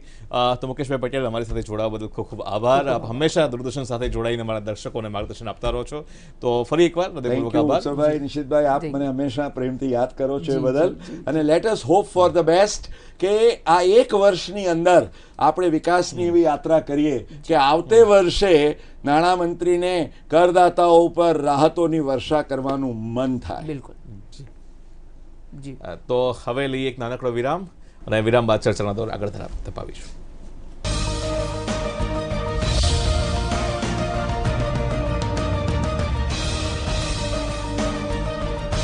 કેન્દ્રીય નાણામંત્રી નિર્મલા સીતારમણે ઐતિહાસિક પેપરલેસ એટલે કે ડિજિટલ બજેટ રજૂ કરી મોટાભાગના સેક્ટરને આવરી વિકાસલક્ષી બજેટ કર્યું રજૂ. નાણામંત્રીએ પોતાના ત્રીજા બજેટમાં દેશના વિકાસ માટે 6 સ્તંભો પર મૂક્યો ભાર. પહેલો સ્તંભ સ્વાસ્થ્ય અને કલ્યાણ, બીજો ભૌતિક અને નાણાકીય મૂડી અને અવસંરચના, ત્રીજો આકાંક્ષી ભારત માટે સમાવેશી વિકાસ, ચોથો માનવ મૂડીમાં નવજીવનનો સંચાર કરવો, પાંચમો નવપ્રવર્તન અને અનુસંધાન તથા વિકાસ, અને છઠ્ઠો સ્તંભ ન્યૂનતમ સરકાર અને અધિકતમ શાસન પર મુકાયો ભાર. ઇન્કમટેક્સ સ્લેબમાં કોઈ ફેરફાર નહીં અને કોઈ છૂટ પણ આપવામાં આવી નથી. જોકે એફોર્ડેબલ હાઉસિંગમાં ઘર ખરીદનારને વ્યાજમાં 1.5 લાખ સુધીની એક્સ્ટ્રા છૂટનો સમય 1 વર્ષ વધારીને માર્ચ 2022 સુધીનો કરી દેવાયો. જ્યારે 75 વર્ષ અને તેનાથી મોટી ઉંમરના સિનિયર સિટીઝન્સને આઈટી રિટર્ન ભરવામાંથી આપવામાં આવી રાહત. 95% ડિજિટલ ટ્રાન્ઝેક્શન કરનાર માટે 10 કરોડના ટર્ન ઓવર કરવામાં મળશે છૂટ. 85,000 કરોડ રૂપિયાના ટેક્સ ડિસ્પ્યુટ તાજેતરમાં જ થયા છે ખતમ. ડિસ્પ્યુટ રિઝોલ્યુશન કમિટી બનાવાશે. 50 લાખ સુધીની આવક અને 10 લાખ સુધીની વિવાદિત ઇન્કમવાળા લોકોને આ કમિટીની પાસે જઈ શકશે. નેશનલ ફેસલેસ અપીલેટ ટ્રિબ્યુનલ બનશે. વીમા ક્ષેત્રે એફડીઆઈની સીમા 74% સુધી વધારવામાં આવી. તેમજ નાણાકીય વર્ષમાં એલઆઈસીનો આવશે આઈપીઓ. દરેક સરકારી બેંકોમાં 20,000 કરોડનું રોકાણ કરવામાં આવશે. બેંકોને એનપીએમાંથી છુટકારો અપાવવા માટે રિકન્સ્ટ્રક્શન કંપની અને એસેટ મેનેજમેન્ટ કંપની બનાવવામાં આવશે. વિરામ બાદ આપનું સ્વાગત છે. આપ જોઈ રહ્યા છો આપણા મુદ્દા આપણી વાત. તો દર્શક મિત્રો, આપણી સાથે એક બીજા મહેમાન જોડાઈ ગયા છે, વરિષ્ઠ પત્રકાર અને રાજકીય વિશ્લેષક જપનભાઈ પાઠક. જપનભાઈ, આપનું ખૂબ ખૂબ સ્વાગત છે આપણા મુદ્દા આપણી વાત કાર્યક્રમમાં. અને દર્શક મિત્રો, આપણે ચર્ચાનો દોર હવે ડૉક્ટર સોનલ યાદવથી શરૂ કરીશું, આગળ વધારીશું. ડૉક્ટર સોનલ યાદવ, પહેલાં તો આપનું ઓવરઓલ એનાલિસિસ શું છે બજેટને લઈને, શું કહેશો? મારા મતે આ બજેટ એકદમ સ્માર્ટ છે, બેલેન્સ્ડ છે અને નાણામંત્રીએ ખૂબ જ વિચારીને બધે અલોકેશન કરેલું છે. એટલે એક ઓવરઓલ મેક્રો ઇકોનોમિક વ્યૂ આપું તો જીડીપી ફોરકાસ્ટ છે એ ડબલ ડિજિટ છે આંક્યો છે. અને એના પ્રમાણે જો આપણે જોઈએ તો અલોકેશન જે રીતે ઇન્ફ્રાસ્ટ્રક્ચરને આપેલું છે કે કેપિટલ એક્સપેન્ડિચરને આપેલું છે, તો એવું લાગે છે કે ડબલ ડિજિટ ગ્રોથને આપણે આંકી શકીશું. એ જ રીતે જો આપણે કોરોના મહામારી પછીની વાત કરીએ તો હેલ્થ ઉપર વધારે એક્સપેન્ડિચર કરેલું છે. એટલે સોશિયલ સેક્ટર અને ઇન્ફ્રાસ્ટ્રક્ચર એ બંને એક બહુ જ ઇમ્પોર્ટન્ટ સેક્ટર્સ છે કે જે આપણી વિકાસની ગાડીને આગળ વધારશે. એટલે જો આપણે ઇન્ફ્રાસ્ટ્રક્ચરની વાત કરીએ તો શોર્ટ ટર્મ અને લોંગ ટર્મ બંને ગેઇન છે ઇન્ફ્રાસ્ટ્રક્ચરમાં વધારે ઇન્વેસ્ટમેન્ટ થાય તો. શોર્ટ ટર્મ એટલા માટે કે જો ઇન્ફ્રાસ્ટ્રક્ચરમાં કે કન્સ્ટ્રક્શન સેક્ટર જેને આપણે કહીએ એમાં વધારે જો ઇન્વેસ્ટમેન્ટ થશે તો તરત જ રોજગારીમાં વધારો થશે, કારણ કે કોરોનાના લીધે જોબ લોસીસ બહુ થયા હતા. એટલે એના લીધે તરત જ એમ્પ્લોયમેન્ટ જનરેટ થશે. એમ્પ્લોયમેન્ટ જનરેટ થશે તો લોકોના હાથમાં આવક આવશે. આવક આવશે તો લોકો એને ખર્ચશે. એનો મતલબ કે મલ્ટીપ્લાયર ઇફેક્ટ જેને આપણે ઇકોનોમિક્સમાં કહીએ છીએ એ મલ્ટીપ્લાયર ઇફેક્ટ જોવા મળશે કે જે તમને વધારે વિકાસની ગાડીને આગળ ધપાવવામાં મદદરૂપ થશે. મલ્ટીપ્લાયર ઇફેક્ટની વાત કરીએ તો આપણી સાથે જોડાયા છે મુંબઈથી આશિષ ચૌહાણ, કે જે એમડી છે, સીઈઓ છે બોમ્બે સ્ટોક એક્સચેન્જના. આશિષ ચૌહાણજી, આપનું ખૂબ ખૂબ સ્વાગત છે દૂરદર્શનમાં. ધન્યવાદ. જી, સૌથી પહેલાં તો કહેવા માંગીશ કે કોરોનાના કપડા કાળમાં પણ સેન્સેક્સ પોતાની ઊંચાઈ પર બુલંદ રહ્યો જ. આજે માર્કેટનું વલણ કેવું રહ્યું છે અને માર્કેટ આગળ જતાં કેવી રીતના બજેટને અને એમાં જે પ્રકારની જોગવાઈઓ છે, તમને શું લાગે છે કેવી રીતના એને વધાવશે અને આગળ કેવી રીતના વધશે? ઇન્વેસ્ટરો માટે કેવા સમાચાર છે? એક ઇન્ફોર્મેશન તમને આપું કે આજે સેન્સેક્સ 5% ઉપર વધીને બંધ થયો. 5% એક્ઝેક્ટલી 2314 પોઈન્ટ ઉપર ગયો અને એક્ઝેક્ટ 5% ઉપર ગયો. આવું 5% બજેટના દિવસે ઉપર જવામાં 5% થી વધારેમાં 1999માં એટલે લગભગ 22 વર્ષ પહેલા એવું થયેલું. એટલે 22 વર્ષમાં જેટલા બી ડ્રીમ બજેટ આવ્યા એના કરતા આ બજેટ વધારે ડ્રીમ સ્ટોક માર્કેટની દ્રષ્ટિએ ગણવામાં આવ્યું, કારણ કે stock market ultimately proof of pudding in the eating. તમે ગમે એટલા વાતોના વાળા કરો અને સામે સ્ટોક માર્કેટનો ઇન્ડેક્સ ઉપર જાય તો સ્ટોક માર્કેટનો ઇન્ડેક્સ ઉપર જાય એ વધારે મહત્વનું છે. વાતો તો કર્યા જ કરશું આપણે. એટલે એને કારણે આજે આપણને 5%નો વધારો જોવા મળ્યો છે. એમાં લાગે છે કે લોકોમાં ઉત્સાહ આવ્યો છે. એમાં 2-3 વસ્તુ હતી. એક તો કે 10 દિવસથી જ્યારથી હલવા સેરેમની ચાલુ થયેલી, જે બજેટની પહેલા એ લોકો ફાઇનાન્સ મિનિસ્ટર હલવા સેરેમની કરે જ્યારે પ્રિન્ટ થવા મળે, તે પછી માર્કેટ સડનલી નીચે જવા મળેલું અને એવી ધારણાઓ અને અટકળો લાગવા મળી હતી કે ઘણા નવા ટેક્સ આવશે, કારણ કે ગવર્મેન્ટ પાસે પૈસા નથી અને એને કારણે કોવિડ સેસ આવશે, બિલિયનર ટેક્સ આવશે, વેલ્થ ટેક્સ આવશે, જાત જાતના નવા ટેક્સની વાત હતી. એમાંથી એક પણ નવો ટેક્સ આવ્યો નથી. ખાલી આજે પેન્શન ઉપર જે નવો માઇનોર સિચ્યુએશન કોન્સિક્વન્શિયલ જે ગયા વખતે વાત કરી ગયા એપિસોડમાં, તો એના સિવાય બીજો કોઈ નવો ટેક્સ આવેલો નથી. એટલે મારા હિસાબે એની લીધે બી એક રિલીફ જે માર્કેટ પ્લેયર્સમાં હતી એ થયેલી છે. અને બજેટ એટલે શું, અને જે ફોરેનના ઇન્વેસ્ટર્સ છે, ઇવન એનઆરઆઈસ છે, એમને બહુ તકલીફો પડતી હતી ટોટલ કમ્પ્લાયન્સ માટે અને એમને ડબલ ટેક્સ આપવો પડતો હતો. અહીંયા બી ટેક્સ આપો અને એમના જે દેશથી આવેલા છે ત્યાં પણ ટેક્સ આપો.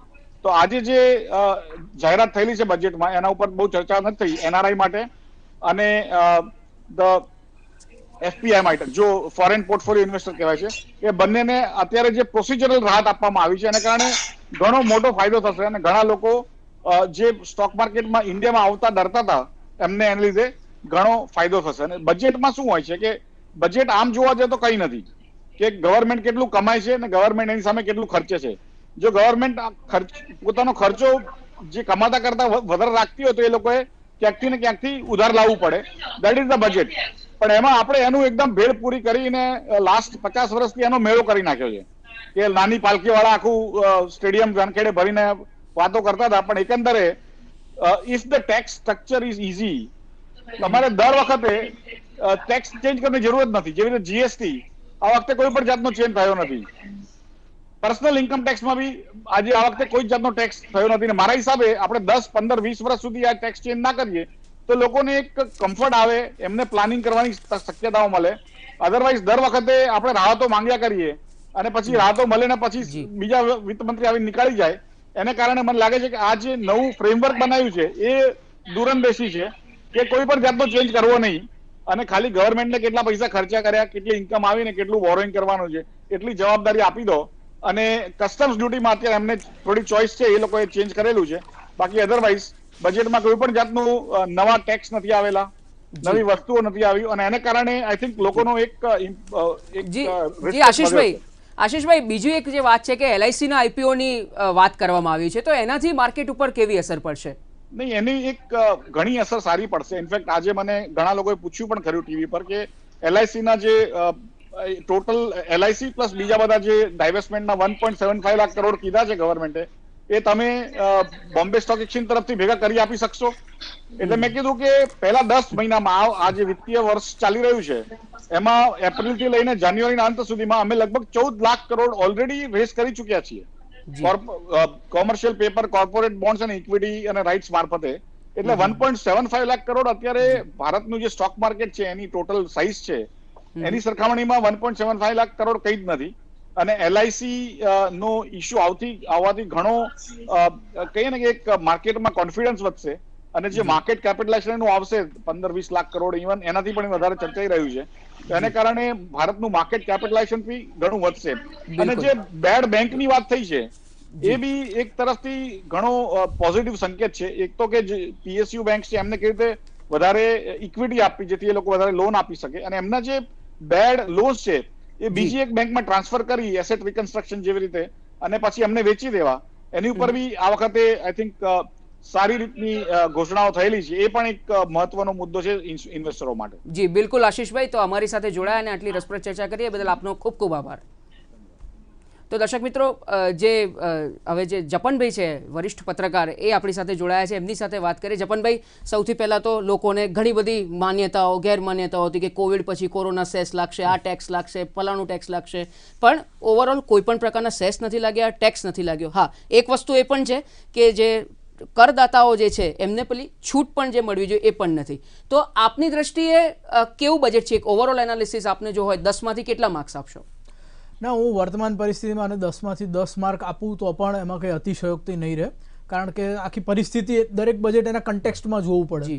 અને અત્યારનું આપણે કન્ટેક્સ્ટ જોઈએ તો આ જ બધા ફિયર્સ હતા કે કોઈક નવા પ્રકારના ટેક્સ આવશે અથવા બજેટ કોઈ બેડ ન્યૂઝ લઈને આવશે એઝ સચ, કારણ કે આ પરિસ્થિતિ એવી આપણે પાછલા ઘણા સમયથી જોઈ શકીએ છીએ.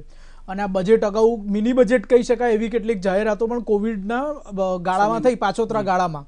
એટલે એને તમે સિરીઝમાં જો તે વખતે ઘણી બધી રિયાયત, ઘણા બધા રિલેક્સેશન્સ એ વખતે વિવિધ સ્તરે આપવામાં આવ્યા હતા. અને એટલે માનવામાં આવતું હતું કે આ બજેટમાં કોઈક બેડ ન્યૂઝ આવશે, પરંતુ આ આખું બજેટ કોઈ બેડ ન્યૂઝ વગરનું બજેટ બનીને રહ્યું છે. તમે આખી એની ટેક્સ્ટ જુઓ તો there is no bad news as સચ.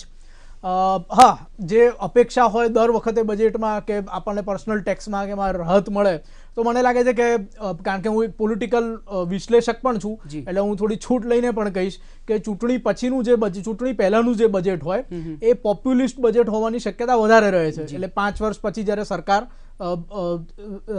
ઇલેક્શનમાં જાય એ અગાઉનું બજેટ, એટલે ઘણી બધી પોપ્યુલિસ્ટ જાહેરાતો એ બજેટમાં થતી હોય છે. આપણે જોયું કે કેટલી બધી જાહેરાતો આ વખતે પણ 2019ની ચૂંટણી પહેલાં થઈ. પછીનું જે બજેટ હોય ઇલેક્શન પછીનું પહેલું બજેટ, એ બજેટ જનરલી પહેલા 2 બજેટ હોય છે એ થોડા સજારૂપ હોય છે, એટલે થોડાક કડક પગલાં લેવા હોય, થોડાક વધારાના ટેક્સ ઇમ્પોઝ કરવા હોય તો એની મોકળાશ કોઈ પણ ચૂંટાયેલી સરકાર માટે વિશ્વની કોઈ પણ ડેમોક્રેસીમાં રહેતી હોય છે. પરંતુ આપણે જોઈએ તો ગયા બજેટમાં પણ ઘણી બધી છૂટછાટો હતી, આ બજેટમાં પણ એઝ સચ તમે કહો કોઈ છૂટછાટ નથી, પણ જે ભય હતો કે ડાયરેક્ટ ટેક્સમાં કંઈક વધારો થશે તો કોઈ પણ પ્રકારના ડાયરેક્ટ ટેક્સમાં વધારો નથી થયો, એટલે એ એક સારી વાત છે આજના બજેટની. બીજી વાત એ છે કે જે તાકીદની પરિસ્થિતિમાં જે બોધપાઠ મળ્યો આપણને કે આપણા હેલ્થ ઇન્ફ્રાસ્ટ્રક્ચરમાં ક્યાં ક્યાં કમીઓ છે, જેમ કે હું સાવ સરળ ભાષામાં કહું, કારણ કે આર્થિક તજજ્ઞતાની વાત તો બીજા નિષ્ણાતો કરશે, પણ હું કહું કે આપણે વારંવાર કહેવું પડે કે આપણે નેશનલ ઇન્સ્ટિટ્યૂટ ઓફ વાયરોલોજી પૂનામાં આપણા સેમ્પલ્સ ગયા છે ટેસ્ટ થવા માટે. બ્રિટનનો નવો એક આવ્યો પેલો વાયરસનો સ્ટ્રેન, તો આપણા સેમ્પલ ત્યાં ગયા છે, શરૂઆતમાં બધા સેમ્પલ ત્યાં ગયા છે. તો એ ઇન્સ્ટિટ્યૂટ વધારે પ્રમાણમાં ખુલે. બીજું કે જ્યાં જ્યાં લાગ્યું કે લેબોરેટરીઝની કમી છે તો આપણે કોવિડને એડ્રેસ કરવા માટે તો ઘણી બધી લેબોરેટરીઓ ખોલી કાઢી, પરંતુ કાયમી સ્તરે લેબોરેટરીઝ સ્થપાય, સારું હેલ્થ ઇન્ફ્રાસ્ટ્રક્ચર સ્થપાય. આપણા ગુજરાતમાં જેને કેન્દ્ર સરકાર એસ્પિરેશનલ ડિસ્ટ્રિક્ટ કહે છે, દાહોદ અને નર્મદા, તો એના માટે પણ એમાં સ્પેશિયલ હેલ્થ ઇન્ફ્રાસ્ટ્રક્ચરનું પ્રોવિઝન કરવામાં આવ્યું છે. બીજી એક બૂમ જે હતી આ કોવિડના ગાળામાં અને તે એના પાછોતરા ગાળામાં વિશેષ કરીને કે જોબ ક્રિએશન થાય એ પ્રકારની કોઈક જાહેરાત થાય, એ પ્રકારના કોઈ ઇનિશિયેટિવ લે, તો ઘણા બધા ઇનિશિયેટિવ તો ઓલરેડી મેં તમને કહ્યું કે મિની બજેટ જેવી કેટલીક જાહેરાતો થઈ કોવિડના ગાળામાં, સ્પેશિયલી નિર્મલા સીતારામને જ જાહેરાત કરી, તો એમાં ઘણા બધા ઇન્સેન્ટિવ્સ અને ઘણી બધી ઓપોર્ચ્યુનિટીઝ તો એમાં વર્ણવવામાં આવી હતી. પરંતુ આ વખતે પણ જે ઇન્ફ્રાસ્ટ્રક્ચર પર વિશેષ બળ આપવામાં આવ્યું છે, આપણે જો હેલ્થ, ઇન્ફ્રાસ્ટ્રક્ચર અને કૃષિ આ 3 વિષય પર વિશેષ બળ આપવામાં આવ્યું છે, તો ઇન્ફ્રાસ્ટ્રક્ચર પર જે બળ આપવામાં આવ્યું જેના કારણે ઘણું બધું જોબ ક્રિએશન થશે. આ ચર્ચાને આપણે આગળ ધપાવી. આપણી સાથે જોડાયા છે ચાર્ટર્ડ એકાઉન્ટન્ટ અને અર્થ નિષ્ણાત યમલ વ્યાસ. યમલભાઈ, આપનું સ્વાગત છે દૂરદર્શનમાં. નમસ્કાર જી. યમલભાઈ, આપને સૌથી પહેલાં તો પૂછવા માંગીશ કે ગમે ત્યારે વર્ષોથી આપણે જોઈએ છીએ ટ્રેન્ડ, પહેલાં સરકારમાં બજેટ આવતા ત્યારે એવું હતું કે સરકાર પૈસો ક્યાંથી કમાય એની વાત હતી કે જેના કારણે સામાજિક યોજનાઓ પર એનો ખર્ચો કરી શકે. પણ ગયા ઇકોનોમિક સર્વેની વાત કરીએ તો એમાં પણ એક વેલ્થ ક્રિએશનની વાત કરી હતી. આ ઇકોનોમિક સર્વે અને બજેટની પણ વાત કરીએ, એમાં લોકોના હાથમાં પૈસા આવે, એક કેપિટલ ઊભું થાય અને કેપિટલ ફરતું થાય અને ડિમાન્ડ જનરેટ થાય એવી વાત આ બજેટની અંદર કરવામાં આવી છે. તો જ્યારે ફિસ્કલ ડેફિસિટ, જ્યારે ઇકોનોમિક સર્વેમાં પણ એક વી શેપ ગ્રોથની વાત થઈ છે, ફિસ્કલ ડેફિસિટ પણ આપણી ધાર્યા કરતાં સ્વાભાવિક છે કે આવું સર્કિટ હતું રહી છે, તો તમે કેવી રીતના જોવો છો કે કેવી રીતના રેઝિલિયન્સ ભારતીય ઇકોનોમી બતાવશે અને કેવી રીતના આપણે પાછા વળીશું? આપણે જે માર્ચ મહિનામાં લોકડાઉન કર્યું ત્યાર પછી એપ્રિલ જોઈએ તો એપ્રિલમાં ખૂબ ખરાબ પરિસ્થિતિ હતી, ધીમે ધીમે સુધારો થતો ગયો અને કોઈએ પણ કલ્પના ના કરી હોય એવો વધારો બિઝનેસ એક્ટિવિટીમાં થયો છે ડિસેમ્બર મહિનામાં. એટલે જાન્યુઆરી મહિનાનો તો આપણે જોયું કે 1,20,000 કરોડની જે જીએસટી ના કલેક્શનનો આંકડો છે એ બતાવે છે કે આપણે પ્રી કોવિડ લેવલથી આગળ વધી ગયા છીએ, તો એ એક ઇન્ડિકેટર છે. પરંતુ હું કહું કે સરકારને જો આ બજેટમાં વધુમાં વધુ બિરદાવવા જેવો કંઈક વિષય હોય તો એને જે ફિસ્કલ ડેફિસિટને ઊંચી રાખી અને 12 લાખ કરોડના બોરોઇંગની જે વાત કરી છે, હું માનું છું કે એના કારણે આપણે હજુ પણ ધારીએ છીએ એના કરતા વધારે ઝડપી આર્થિક ગ્રોથ થશે. કારણ કે અત્યારે માત્ર અને માત્ર આપણા દેશમાં જે જરૂર છે તે આપણે જેમ કહ્યું તેમ કે લોકોના હાથમાં નાણાં મૂકવાની, પૈસા ખર્ચવા માટે એમને પૈસા મળશે તો એ પૈસા વપરાશે એટલે એનું રોટેશન થશે અને માલની ડિમાન્ડ આવશે, ડિમાન્ડ થશે તો માલ. ભારતની એક ખાસિયત એવી છે કે જે બીજા દેશોમાં નથી કે સામાન્ય રીતે ઇકોનોમિસ્ટો એવું માનતા હોય છે કે જ્યારે પૈસા વધી જાય અને પ્રોડક્શન એટલું ને એટલું જ રહે અથવા એક સીમિત કેપેસિટી હોય કોઈ પણ દેશની, તો એમાં ઇન્ફ્લેશન વધી જાય અને ઇન્ફ્લેશન વધી જાય એટલે ગરીબોને નુકસાન કરે છે. પરંતુ ભારત એક એવો દેશ છે કે જ્યાં આગળ ગમે તેટલું ડિમાન્ડ વધે છે એની સામે આપણે પ્રોડક્શન કરી જ લઈએ છીએ. આપણા દેશમાં જે આ આવડત છે, જે રેઝિલિયન્સ છે, એ હું માનું છું કે એક યુનિક છે આખા વિશ્વમાં અને એનું પ્રદર્શન આપણે 2021-22માં જોઈશું એવું મને સ્પષ્ટ દેખાય છે. અને જે સરકારે જે પ્રકારે આ એક ફિસ્કલ ડેફિસિટને ઊંચી રાખીને પણ ઇન્ફ્લેશન કંટ્રોલમાં રાખવા માટેના પ્રયત્નો કર્યા છે અને સાથે સાથે હેલ્થકેરમાં જે આપણે જોયું કે હેલ્થકેરની અંદર હવે લોકોને સામાન્ય રીતે સરકારી સેવા લેવામાં ડરતા હોય છે, પણ આપણે ગુજરાતમાં જોયું કે ગુજરાતમાં એસવીપીમાં સૌથી સારામાં સારી ટ્રીટમેન્ટ મળતી હતી, અમદાવાદ સિવિલમાં કે દરેક જ્યાં શહેરોમાં સિવિલ છે ત્યાં આગળ તો એટલી સારી સેવા લોકોને મળી છે, ડોક્ટરોએ જીવના જોખમે એમને બચાવ્યા છે. એટલે આ જે સરકારી સેવાઓ, મેડિકલ સેવાઓ વિશેનો જે ભ્રમ હતો એ પણ ભાંગી ગયો છે. અને એટલે સરકારને પણ હવે વિશ્વાસ આવ્યો છે કે વધારે પૈસા નાખવાથી લોકો એનો ઉપયોગ કરશે અને આ પૈસા વેસ્ટ નહીં જાય. એટલે એનું જે મેડિકલ જે હેલ્થ કેર માટેનું જે પ્રોવિઝન વધ્યું છે એ પણ એક હું માનું છું કે ઐતિહાસિક વસ્તુ છે અને ખૂબ પોઝિટિવ છે. એટલે સોશિયલ સેક્ટરમાં પણ સરકારે એટલું જ ધ્યાન આપ્યું છે અને સામે ઇન્ફ્રાસ્ટ્રક્ચર અને કેપિટલ માર્કેટ સુધી બધામાં જે કઈ નાના મોટા પ્રશ્નો હતા એને દૂર કર્યા છે. દરેક ઉદ્યોગના એક બબે ઝીણા પ્રશ્નો હતા એ સોલ્વ કર્યા છે. એટલે આ એને જેને ખરેખર સાચા અર્થમાં જેને ઓલરાઉન્ડ પ્રોગ્રેસિવ બજેટ કહીએ એવું આ છે. જી યમલજી, તો બીજો પ્રશ્ન એ છે કે ગયા વર્ષની સરખામણીમાં ગત વર્ષે 30 લાખ કરોડ રૂપિયાનું બજેટ હતું, આ વખતે 34,83,000 કરોડ રૂપિયાનું બજેટ છે. એટલે સરકારે જો જોઈએ તો હેલ્થ અને કેપિટલ એક્સપેન્ડિચર આ બંને ઉપર ખાસ, અને ઇન્ફ્રાસ્ટ્રક્ચર ત્રણેય પર ફોકસ કર્યું છે. કેપિટલ એક્સપેન્ડિચરની વાત કરો તો આ વખતે આગામી નાણાકીય વર્ષ સુધીમાં 5,54,000 કરોડ રૂપિયાનો લક્ષ્યાંક રાખ્યો છે. તો રોજગારીની દિશામાં વાત કરો અને વિકાસની દિશામાં વાત કરો તો આગામી કેટલા સમયમાં આની લાંબા ગાળાની અસરો રહેશે? મને એવું લાગે છે કે આની અસર એપ્રિલ મહિનાથી જ શરૂ થઈ જશે. કારણ કે હવે આપણે એ પણ આ સરકારે સારું કર્યું છે કે 1 ફેબ્રુઆરીએ બજેટ આવી જાય અને એપ્રિલ સુધીમાં ફાઇનાન્સ એક્ટ પાસ થઈ જાય. એપ્રિલ મહિનાથી પૈસાનું એલોકેશન શરૂ થઈ જાય, જે પહેલા મેના એન્ડ સુધી થતું હતું. એટલે પહેલા 2 મહિના સાવ નકામા જતા હતા. એ 2 મહિનામાં પણ હું માનું છું કે સરકારે જે એલોકેશન કર્યા છે તે વપરાવામાં જ છે. લોકોના હાથમાં પૈસા આવશે, લોકોને રોજગારી મળશે, નરેગામાં પણ પૈસા વપરાશે અને જ્યાં જ્યાં બજેટો વધાર્યા છે ત્યાં આગળ એની અંદર પૈસા લોકોના હાથમાં જશે. બીજું કે આ જે આખી સાયકલ છે એ ખૂબ જ જેને કહીએ ને કે સેલ્ફ ગ્રોઈંગ છે.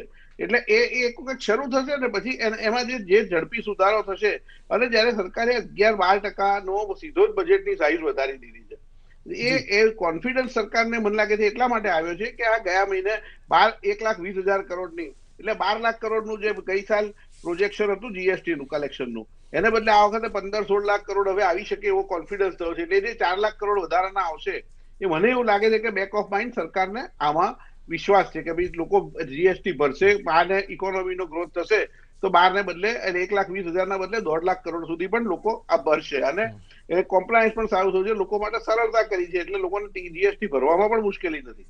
એટલે આ જે આખી જે સેલ્ફ ગ્રોઈંગ સાયકલ છે ઇકોનોમીની એ મને લાગે છે કે એપ્રિલ મહિનાથી જ શરૂ થઈ જશે. જે એક સેલ્ફ ગ્રોઈંગ સાયકલની આખી વાત કરી છે.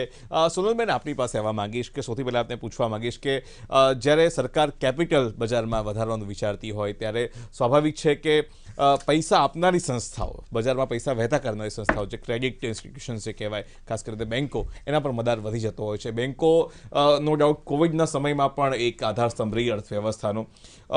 તો પૂછવા માંગીશ કે અત્યારે હાલ એનપીએ પણ એક મોટી સમસ્યા છે. આરબીઆઈ પોતે કહ્યું છે કે લગભગ 10% પણ વધારે એનાથી એનપીએ થઈ શકે અને સરકારે પણ એના રિકેપિટલાઇઝેશન માટે 20,000 કરોડ રૂપિયા જેવી રકમ પણ ફાળવી છે.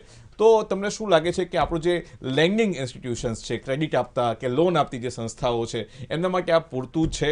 અને શું જે આપણી આકાંક્ષા છે જે આપણી ઇકોનોમીને લઈને, એ ઇકોનોમીમાં બેન્કિંગ સેક્ટર કેટલો મહત્વનો ભાગ ભજવશે?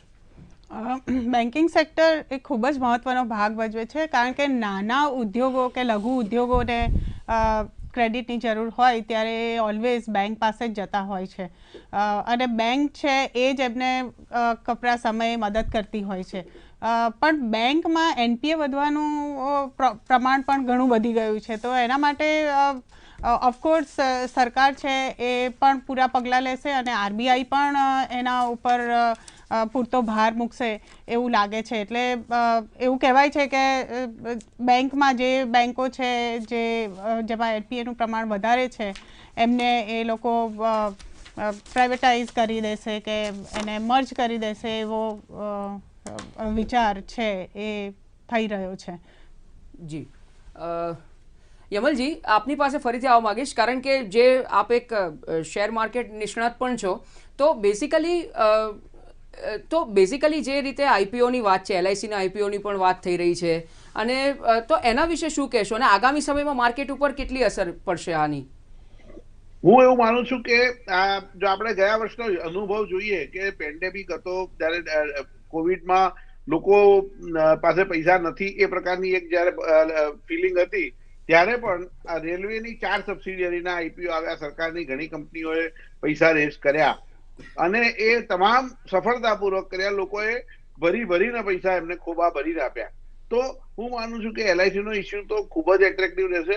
માત્ર સ્થાનિક રિટેલ ઇન્વેસ્ટરો નહીં પણ દુનિયાભરના ઇન્વેસ્ટરોને એમાં રસ પડશે અને જે સાઈઝ જે પ્રકારની સરકાર વિચારી રહી છે, હું એવું માનું છું કે એને અભૂતપૂર્વ પ્રતિસાદ મળશે. સાથે સાથે આ જે સરકારનું આખી બજેટની જે બજેટ પાછળનું થિંકિંગ છે અને જે એમણે જે પ્રકારની પ્રોવિઝન્સ કરી છે એના ઉપરથી મને એવું લાગે છે કે આજે જે શેર બજારમાં વધારો થયો એ સૂચક છે અને સાથે સાથે એ જેને આપણે કહીએ કે હજુ ખાલી શરૂઆત છે એવું છે.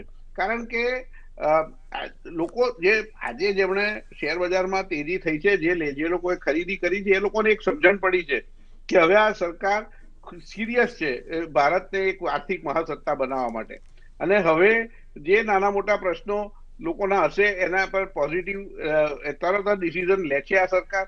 અને જે રીતે નાના રોકાણકારથી માંડીને સંસ્થાકીય વિદેશી રોકાણકારો સુધી બધાને જે રીતે સારી સુવિધા મળે છતાં બધાના હકનું પ્રોટેક્શન થાય એ પ્રકારે જે વ્યવસ્થા સરકાર ગોઠવી છે એ પ્રમાણે હું જોતા મને એવું લાગે છે જેમ કે ઇન્સ્યોરન્સમાં 74% હોલ્ડિંગ કરવાની વિદેશીઓને છૂટ આપી છે.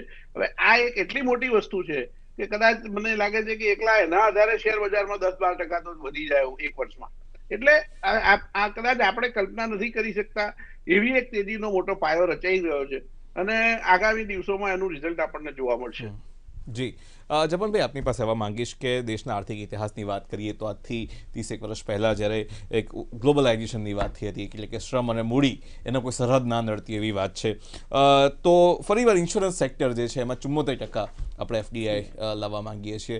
તો તમને શું લાગે છે કે વિદેશી રોકાણ આવવાથી શું અહીંયા જે ઇન્સ્યોરન્સ પ્રોડક્ટ છે અથવા જો એનું જે એમાં કોમ્પિટિશન કેટલી વધશે અથવા તો ભાવ સસ્તા મોંઘા કેટલું થશે અને ઓવરઓલ આજે જે લોકોના જીવન સાથે કે લોકોની જીવનની સુરક્ષા સાથે એક પ્રકારની સામાજિક સુરક્ષા પણ કહી શકાય, એક પ્રકારનું કેપિટલ પણ કહી શકાય, આ બંનેને સંતુલિત કરતી જે ઇન્સ્યોરન્સ સેક્ટર છે એમાં તમે કેવો ગ્રોથ જોવો છો? ઇનફેક્ટ આજે ફાઇનાન્સ મિનિસ્ટરે જ્યારે એમનો ઇન્ટરવ્યૂ લેવામાં આવ્યો આના પછી ત્યારે એમણે કહ્યું કે અમારું બેલેન્સિંગ એપ્રોચ છે, બિલકુલ એક્સ્ટ્રીમ સોશિયાલિઝમ તરફ પણ નહીં અને એક્સ્ટ્રીમ કેપિટલિઝમ તરફ પણ નહીં.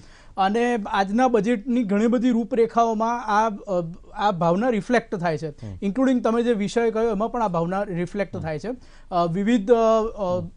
વિવિધ ક્ષેત્રો ઓપન કરવાની સાથે સાથે આ બેલેન્સિંગનો એપ્રોચ પણ એના અમલીકરણમાં રહેશે. આગળ એની જે ડિટેલ આવશે અમલીકરણની એના પછી જ આ વિષય પર કંઈ ચોક્કસ રીતે કહી શકાશે. જી ચોક્કસ, તો એના પછી કહી શકાશે. સોનલબેન, આપની પાસે આવવા માંગીશ, આપને પૂછવા માંગીશ કે ખાસ કરીને હેલ્થકેર સેક્ટરમાં થોડા સમયમાં દિલીપ ભાવલંકરજી પણ આપણી સાથે જોડાશે. જે એક્સપેન્ડિચર છે એ આપણું જીડીપીના 1.8% જેટલું આપણે વધારી છે. નો ડાઉટ કે નેશનલ હેલ્થ પોલિસીમાં આપણે 2.5% જેવી કલ્પના કરી છે. તો આ જે વધારો છે એ તમને કેવું લાગે છે કોરોના કાળની અંદર જ્યારે આ વધારો થયો છે તો કેટલું જરૂરી છે હેલ્થકેર સેક્ટર અને લોકોનું સ્વાસ્થ્ય મજબૂત રહેવાથી ઇકોનોમીનો ગ્રોથ કેટલો વધે છે? કેમ કે માણસ બીમાર હોય ઘરે કામ કરવા ના જાય એ પણ એક પ્રકારની ખોટ જ છે, અમે માનીએ છીએ એ પ્રમાણે, બરાબર? તો શું એની અસર પડશે ઇકોનોમી ઉપર? હેલ્થ સેક્ટર ઉપર ખર્ચો કરવો ખૂબ જ જરૂરી છે, એટલે જેને આપણે સોશિયલ સેક્ટર કહીએ છીએ, જેમાં સ્વાસ્થ્ય અને શિક્ષણ બંને આવી જાય. અને વર્ષોથી આપણે જોઈએ છે કે સૌથી ઓછું અલોકેશન હોય તો એ હેલ્થમાં છે, 2%થી પણ ઓછું. આ વખતે પહેલીવાર એવું લાગે છે કે સરકાર છે એના ટાર્ગેટને કદાચ લાંબા ગાળામાં એચીવ કરી શકશે, કારણ કે જો હેલ્થ સારી હશે તો ઓબ્વિયસલી એબ્સેન્ટિઝમ છે કામના સ્થળે એ ઓછું થશે, પ્રોડક્ટિવિટી વધશે અને એ પ્રોડક્ટિવિટી વધશે તો એ ચોક્કસ વિકાસ છે એ આગળ ધપાવશે. એટલે સોશિયલ સેક્ટર એ ઇકોનોમી માટે ખૂબ જ જરૂરી છે અને હું ખૂબ જ ખુશ છું કે સરકારે છે એ હેલ્થ ઉપર વધારે ફોકસ કર્યું છે. 35,000 કરોડ તો ખાલી રસીકરણ માટે એટલે વેક્સિનેશન માટે ફાળવ્યા છે. એટલે એવું લાગે છે કે જેમ જેમ લોકો વેક્સિન લેશે એમ ઇકોનોમીને વધારે ફાયદો થશે, કારણ કે લોકો વધારે ફરવા જશે એટલે ટુરિઝમ છે, કે બીજા સેક્ટર્સ છે એને પણ વધારે બૂસ્ટ મળશે એવું લાગે છે. એટલે હેલ્થ ખૂબ જ જરૂરી છે. હેલ્થ છે તો વેલ્થ છે. ઇનફેક્ટ ઉત્સવભાઈ ડબલ કરવામાં આવ્યું હેલ્થનું બજેટ, ડબલથી પણ વધારે. અને ધ્યાનાકર્ષક વાત એ છે કે તરફ સોશિયલ સેક્ટરમાં વધારો કરવામાં આવ્યો, તો બીજી તરફ MSMEનું જે બજેટ છે એ પણ ડબલ કરવામાં આવ્યું છે. એટલે એક તરફ જોબ ક્રિએશન અને બીજી તરફ આ કોવિડની પરિસ્થિતિના બેકડ્રોપમાં જે સોશિયલ સેક્ટરમાં જે માંગ હતી એ બંનેની પૂર્તિ કરવામાં આવી છે. જી બરાબર, બહુ ખૂબ સારી વાત કરી જપનભાઈ. યમલજી, આપને એક પ્રશ્ન પૂછવા માંગીશ કે જે આગામી 3 વર્ષમાં 7 ટેક્સટાઇલ પાર્ક્સ બનાવવાનું આયોજન છે ને એની જોગવાઈ કરવામાં આવી છે. પહેલાં તો આ કેટલી તાતી જરૂરિયાત હતી, કારણ કે અમદાવાદ એક સમયે ટેક્સટાઇલ હબ હતું, સુરત છે, તો આગામી દેશની ઓવરઓલ હોલિસ્ટિક વાત કરતા હોઈએ ત્યારે આને કેટલી જરૂરિયાત આપ જોવો છો એને? ના, આમાં એવું છે કે ટેક્સટાઇલની એક ખાસિયત એ છે કે તે ખૂબ મોટા પ્રમાણમાં જોબ ક્રિએશન કરે છે. અને બાંગ્લાદેશનું લગભગ સમગ્ર તંત્ર, વિયેટનામનું સમગ્ર તંત્ર આ ટેક્સટાઇલ ઉપર ચાલે છે. એટલે ટેક્સટાઇલમાં આપણે ગુજરાતમાં ખાસ કરીને કે દક્ષિણના અમુક શહેરોમાં જે પ્રકારે અથવા સુરતમાં જે વિવિંગ અને સ્પિનિંગ થાય છે, એનાથી આગળ જે ગાર્મેન્ટ બનાવવાની વાત છે, તો એ ગાર્મેન્ટ બનાવવા માટે તો દેશના ગમે તે ભાગમાં એ કરી શકાય અને કરવું જોઈએ કે જ્યાં જ્યાં જરૂરિયાત છે કે જ્યાં જોબ ક્રિએશન જ્યાં આગળ મળી શકે એવા જે સ્કિલ્ડ વર્કરો, આમાં સ્કિલ બહુ લાંબી નથી જોઈતી, એટલે એમને સ્કિલ ટ્રેન કરવામાં બહુ વાર ના થાય. એટલે હું એવું માનું છું કે સરકારે સર્વે કર્યો હશે, સરકારે કંઈક નીતિ આયોગે કોઈ રિપોર્ટ આપ્યો હશે જેના આધારે આ 7 કેન્દ્રો સરકારે સિલેક્ટ કર્યા હશે. અને ગુજરાતમાં તો ઓલરેડી છે જ, અને ગુજરાતમાં ટેક્સટાઇલનો વિકાસ વધારે ઝડપથી થશે કારણ કે કોટનનો ક્રોપ સારો થઈ રહ્યો છે. એટલે આપણે જે કોટન યાર્ન અને કોટન સ્પિનિંગમાં આપણે પ્રભુત્વ છે તે આપણું ચાલુ જ રહેશે દક્ષિણની સાથે કોમ્પિટિશનમાં. અને હું એવું માનું છું કે ટેક્સટાઇલમાં જો ખરેખર આ સરકાર ધારે છે એ પ્રમાણે થાય તો આપણે જે બેરોજગારીનો પ્રશ્ન છે અથવા તો જે વધારે સારી રોજગારી આપવાની લોકોની જે સરકારની ઈચ્છા છે એ આના દ્વારા મહદઅંશે હલ થઈ શકે એમ છે. બિલકુલ. જપનભાઈ, બીજી જો વાત કરીએ, તમે તો પત્રકાર છો અને સમાજને પ્રતિનિધિત્વ કરો છો, એક સોશિયલ ઇમ્પેક્ટ સમાજના તમામ વર્ગો ઉપર, એને લઈને જો થોડીક વાત કરવી હોય તો એ કેવી સોશિયલ ઇમ્પેક્ટ રહેશે આ બજેટની આવનારા અમુક વર્ષો સુધી? ના, એટલે હેલ્થ ઇન્ફ્રાસ્ટ્રક્ચર વચ્ચે એટલે એ સદાકાળ કામ આવશે એવું નથી કે એ માત્ર આવી તાકીદની પરિસ્થિતિ હોય, પેન્ડેમિકની ત્યારે જ કામ આવશે. એટલે એક ચિરંજીવી હેલ્થ ઇન્ફ્રાસ્ટ્રક્ચર થશે જે ઘણા વખતથી આપણને એમ લાગે કે અવગણવામાં આવતું હતું હેલ્થ સેક્ટર. ઇવન અમારા પત્રકારમાં પણ હેલ્થની બીટ હોય તો એને લાઇટ વેટ ગણવામાં આવતી હજી સુધી, ક્રાઇમ હોય કે પોલિટિક્સ હોય એની કમ્પેરમાં. પણ આ વર્ષે હેલ્થના પત્રકારોને પણ ઘણું કામ મળ્યું. તો એવું જ હેલ્થનું બજેટ છે એ પણ હંમેશા અવગણનાયુક્ત રહેતું હોય એવું આપણને લાગતું હતું, પરંતુ આ વખતે એને એડ્રેસ કરવામાં આવ્યું છે. મને લાગે છે એની ખૂબ મોટી ઇમ્પેક્ટ પડશે. બીજું જે ઇન્ફ્રાસ્ટ્રક્ચરમાં હ્યુજ એક્સપેન્ડિચર થશે, ઘણો બધો ખર્ચ થશે, એના કારણે રોજગારીનું સર્જન થશે, લોકો પાસે સરપ્લસ પૈસો આવશે તો પૈસો સર્ક્યુલેટ થશે, એનું એક્સપેન્ડિચર થશે, એનો વેગ વધશે, તો એના લીધે ઇકોનોમી ટ્રિગર થશે. તો આ વિવિધ ઇમ્પેક્ટ્સ અત્યારે જે દેખાય છે તાકીદની, કે જે અત્યારની પરિસ્થિતિને એડ્રેસ કરવા માટે ખૂબ ઉપયુક્ત પણ છે, તો એના આપણને પરિણામ જોવા મળશે. બીજું કે જ્યારે બજેટના જ્યારે ઇન ડેપ્થ ડોક્યુમેન્ટ્સ જોઈશું, જેમ કે આજે હું જોતો હતો ડેપ્થમાં ડોક્યુમેન્ટ, તો રોડ એન્ડ ટ્રાન્સપોર્ટ વિભાગની પ્રેસ રિલીઝ છે તેમાં લખ્યું છે કે અમૃતસર જામનગર હાઈવેનું કામ FY 2021-2022માં શરૂ થશે. અને રેલવેનું તમે ડિપાર્ટમેન્ટલ એમના એનાઉન્સમેન્ટ જુઓ તો ઘણા બધા પ્રોજેક્ટ તો માર્ચ પહેલાં જ શરૂ થઈ જવાના છે, જેમાં ગાંધીનગરનું રેલવે સ્ટેશન હશે, અમદાવાદ બોટાદનું ગેજ કન્વર્ઝન હશે, મુંબઈ આબુ રોડ એટલે એમાં ગુજરાત પણ આવી જશે, એનું ઇલેક્ટ્રિફિકેશન છે, પીપાવાવ પોર્ટની કનેક્ટિવિટી છે. તો આવી ઘણી નાની ડિટેલ્સ પણ જ્યારે બજેટના ડિટેલ ડોક્યુમેન્ટનો અભ્યાસ કરીશું ત્યારે બહાર આવશે આગામી દિવસોમાં, એની પણ ઇમ્પેક્ટ રહેશે. જે યમલભાઈ, આપને એક અંતિમ સવાલ પૂછવા માંગુ છું કે સરકારનું એક જોર એક ડિસઇન્વેસ્ટમેન્ટ પર રહે છે, અને ડિસઇન્વેસ્ટમેન્ટ ઘણીવાર લોકોને ખાનગીકરણ સાથે જોડીને જોવે છે. તો મૂળ તો ડિસઇન્વેસ્ટમેન્ટ ને પ્રાઇવેટાઇઝેશન વચ્ચે ફરક શું છે? અને જે IDBI અને અન્ય બે બેંકોની વાત છે અને એક ઇન્સ્યોરન્સ કંપનીની વાત છે, એને પણ એક ડિસઇન્વેસ્ટમેન્ટ કરવાની વાત છે, તો સરકાર શા માટે આવા પગલાં લેતી હોય છે અને એનાથી શું ફાયદો થતો હોય છે? દાખલા તરીકે આ વખતે જે 2.5 લાખ કરોડ રૂપિયાની જે ડિસઇન્વેસ્ટમેન્ટનો જે ટાર્ગેટ છે, તો આ ડિસઇન્વેસ્ટમેન્ટ એવું છે કે જ્યાં આગળ કોઈ પણ પ્રકારનો કંટ્રોલ સરકાર પાસેથી જતો નથી. આ એવા એકમો છે કે જે માત્ર લોસ કરતા હોય, અથવા તો જે મોટાભાગનું જે આયોજન છે એ કોઈક યુનિટ પાસે ફાટલ જમીન પડેલી હોય, દાખલા તરીકે એને પણ કે ડેવલપ કરવાનો રાઈટ આપે, સરકાર વેચે નહીં જમીન, પણ એને ડેવલપમેન્ટ કરવાનો રાઈટ આપે. દાખલા તરીકે રેલવે પાસે દરેક શહેરોમાં પ્રાઇમ લોકેલિટીમાં જમીનો હોય છે, તો એ એક એક્સપેરિમેન્ટ તરીકે કોઈ રેલવે એક બે એવા પ્રોજેક્ટો કરે કે જેની અંદર સેંકડો કરોડ રૂપિયા રેલવેને મળે અને સરકારને મળે. તો આ પ્રકારનું જે આખું 1,80,000 કરોડનું છે, અથવા તો જેમ LICમાં 80,000 કરોડના શેરો વેચે, માઇનોરિટી સ્ટેક વેચે, તો 80,000 કરોડ એટલે કદાચ 15% વધારે નહીં હોય મારા માનવા પ્રમાણે. તો આ રીતે જે સરકાર કરે છે એ જે પોતે હમણાં આટલા વર્ષોથી જે મહેનત કરીને સરકારે ઉભા કરેલા યુનિટ છે એનો એક નાનો ભાગ શેર કરવાનો લોકોને તક પણ આપે છે, અને સાથે સાથે એ પોતાના માટે વિકાસના જે કાર્યો છે એના માટે પૈસા ઉભા કરે છે. સરકારનો પોતાનો તો કોઈ ધંધો નથી, તો આ સરકારી યુનિટો જે ધંધો કરે છે અને જે એમણે મિલકત બનાવી છે એનું શેરિંગ કરી અને જે સમાજના નબળા વર્ગોને મદદ થાય તેવું કરે છે. તો આ પ્રાઇવેટાઇઝેશન આમાં ક્યાંય હું જોતો નથી, અને કોઈ ખાનગી એકમોને વેચી દેવાની વાતો એ પ્રકારની કોઈ પણ વસ્તુ આમાં બને એવી કોઈ શક્યતા નથી. અને માત્ર ફાજલ એસેટ જે છે સરકારની એને વેચવામાં આવશે, અથવા તો લોસ મેકિંગ એસેટો છે એને વેચવામાં આવશે, અને એ પૈસામાંથી વિકાસના કામો કરશે સરકાર.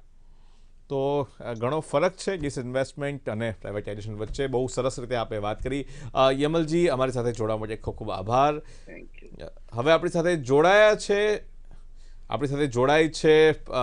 ડૉક્ટર દિલીપ માવલંકર, કે જે Indian institute of public health ગાંધીનગરના ડાયરેક્ટર છે અને સરકારની કમિટીઓના પણ ઘણા સભ્ય છે. Indian institute of public health કે જેણે કોવિડ કાળમાં ખૂબ જ સરસ કામગીરી કરી, ખૂબ જ સરસ રીતે લોકોની વચ્ચે જઈને એક જાગૃતિ, માર્ગદર્શન અને બહુ મોટા પાયે પબ્લિક હેલ્થને ચર્ચામાં લાવવાનું કામ પણ IIPચે કર્યું. ડૉક્ટર દિલીપ માવલંકર, આપનું ખૂબ ખૂબ સ્વાગત છે. આભાર.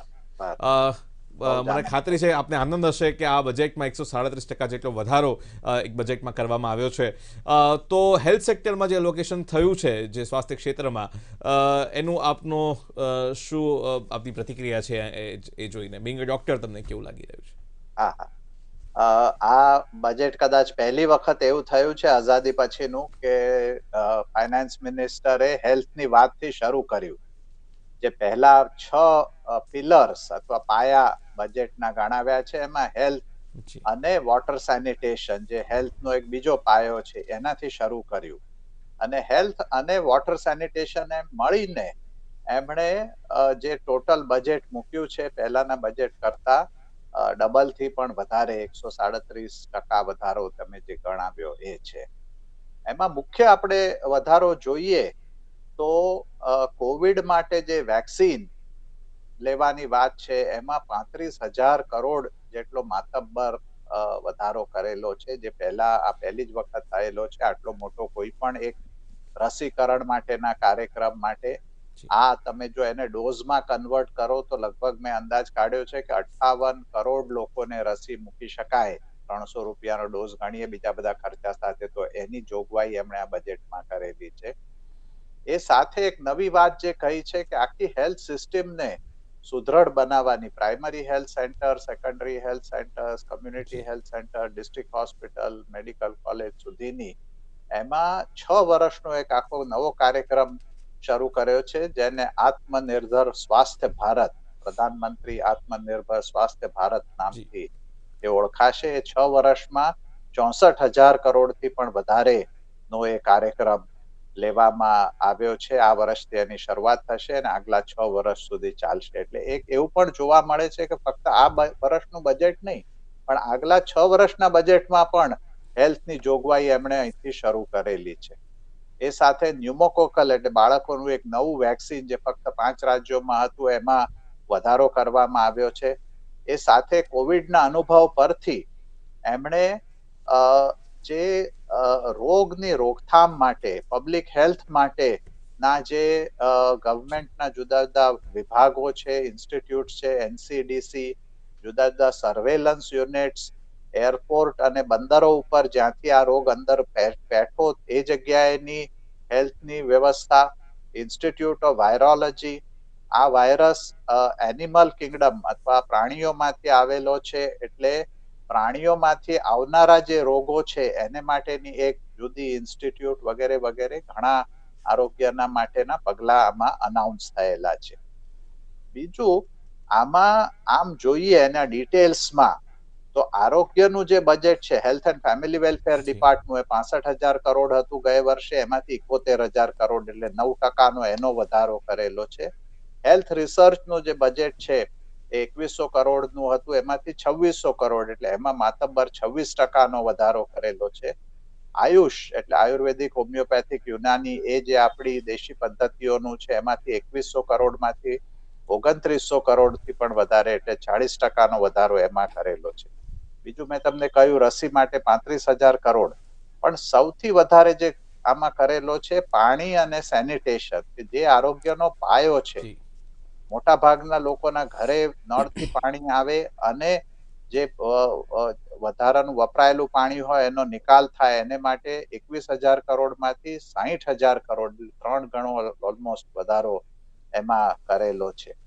એક બાબત થોડી એ ચર્ચા માંગી લે છે અને કદાચ ડિટેલ્સ આવશે તે વખતે ખબર પડશે કે ન્યુટ્રિશન માટેનો જે બજેટ છે એમાં 350 કરોડમાંથી 2700 કરોડ કર્યા છે. મે બી બીજા કોઈ વિભાગ સાથે એને ભેળવીને એ લગભગ એટલું ને એટલું કદાચ રહેશે.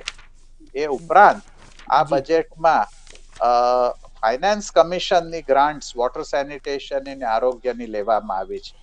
એમ જોઈએ તો સમગ્ર બજેટમાં આરોગ્યમાં ઘણો બધો ચેન્જ અને વૃદ્ધિ કરવામાં આવેલી છે. જી બિલકુલ. ડોક્ટર માવલંકર, આપને પૂછવા માંગીશ કે અત્યાર સુધી 94,000 કરોડ રૂપિયા ખર્ચાતા હતા, હવે આ વખતના જે બજેટમાં 137%ની વૃદ્ધિ થઈ છે, 2,34,000 કરોડ રૂપિયા હેલ્થ પાછળ ખર્ચવામાં આવ્યા છે. એટલે જે સરકારનો જે ઉદ્દેશ્ય છે કે પ્રિવેન્ટિવ ક્યોર, એટલે કે કોઈ પણ બીમારી થવા જ નહીં દેવાની, ને જો બીમારી થાય તો એને રિસર્ચ એન્ડ ડેવલપમેન્ટ R&D કરીને અલગ અલગ વેક્સિન ને એ બધું વિકસાવીને એને કંટ્રોલ કરવાની, આ કેટલું મહત્વનું પગલું છે? એટલે મહત્વનું છે, પણ આમાં જે વધારો થયો છે મેં તમને કહ્યું એ મોટા ભાગનો પાણી અને સેનિટેશનમાં વધારો છે. ઉપરાંત એટલે એમાં લગભગ 40,000 કરોડનો વધારો એમાં છે. 35,000 કરોડ વેક્સિનેશન, કોવિડ વેક્સિનેશનમાં વધારેલા છે, અને 36 વત્તા 13 એમ કરીને લગભગ 50,000 કરોડ એ પાંચમા ફાઇનાન્સ 14મા ફાઇનાન્સ કમિશનના પૈસા છે. એટલે આ જે ખરેખર વધારો આમ બતાવે છે એ જ્યારે ડિટેલ આવશે તે વખતે ખબર પડશે, પણ એટલો બધો વધારો એક્સેપ્ટ વેક્સિન એ સિવાય એટલો બધો વધારો અને પાણી અને ગટર વ્યવસ્થામાં મોટો ભાગનો વધારો છે. આરોગ્યમાં મેં તમને કહ્યું એ પ્રમાણે 65,000 કરોડમાંથી 71,000 કરોડ એટલે 9%નો 10%નો વધારો છે.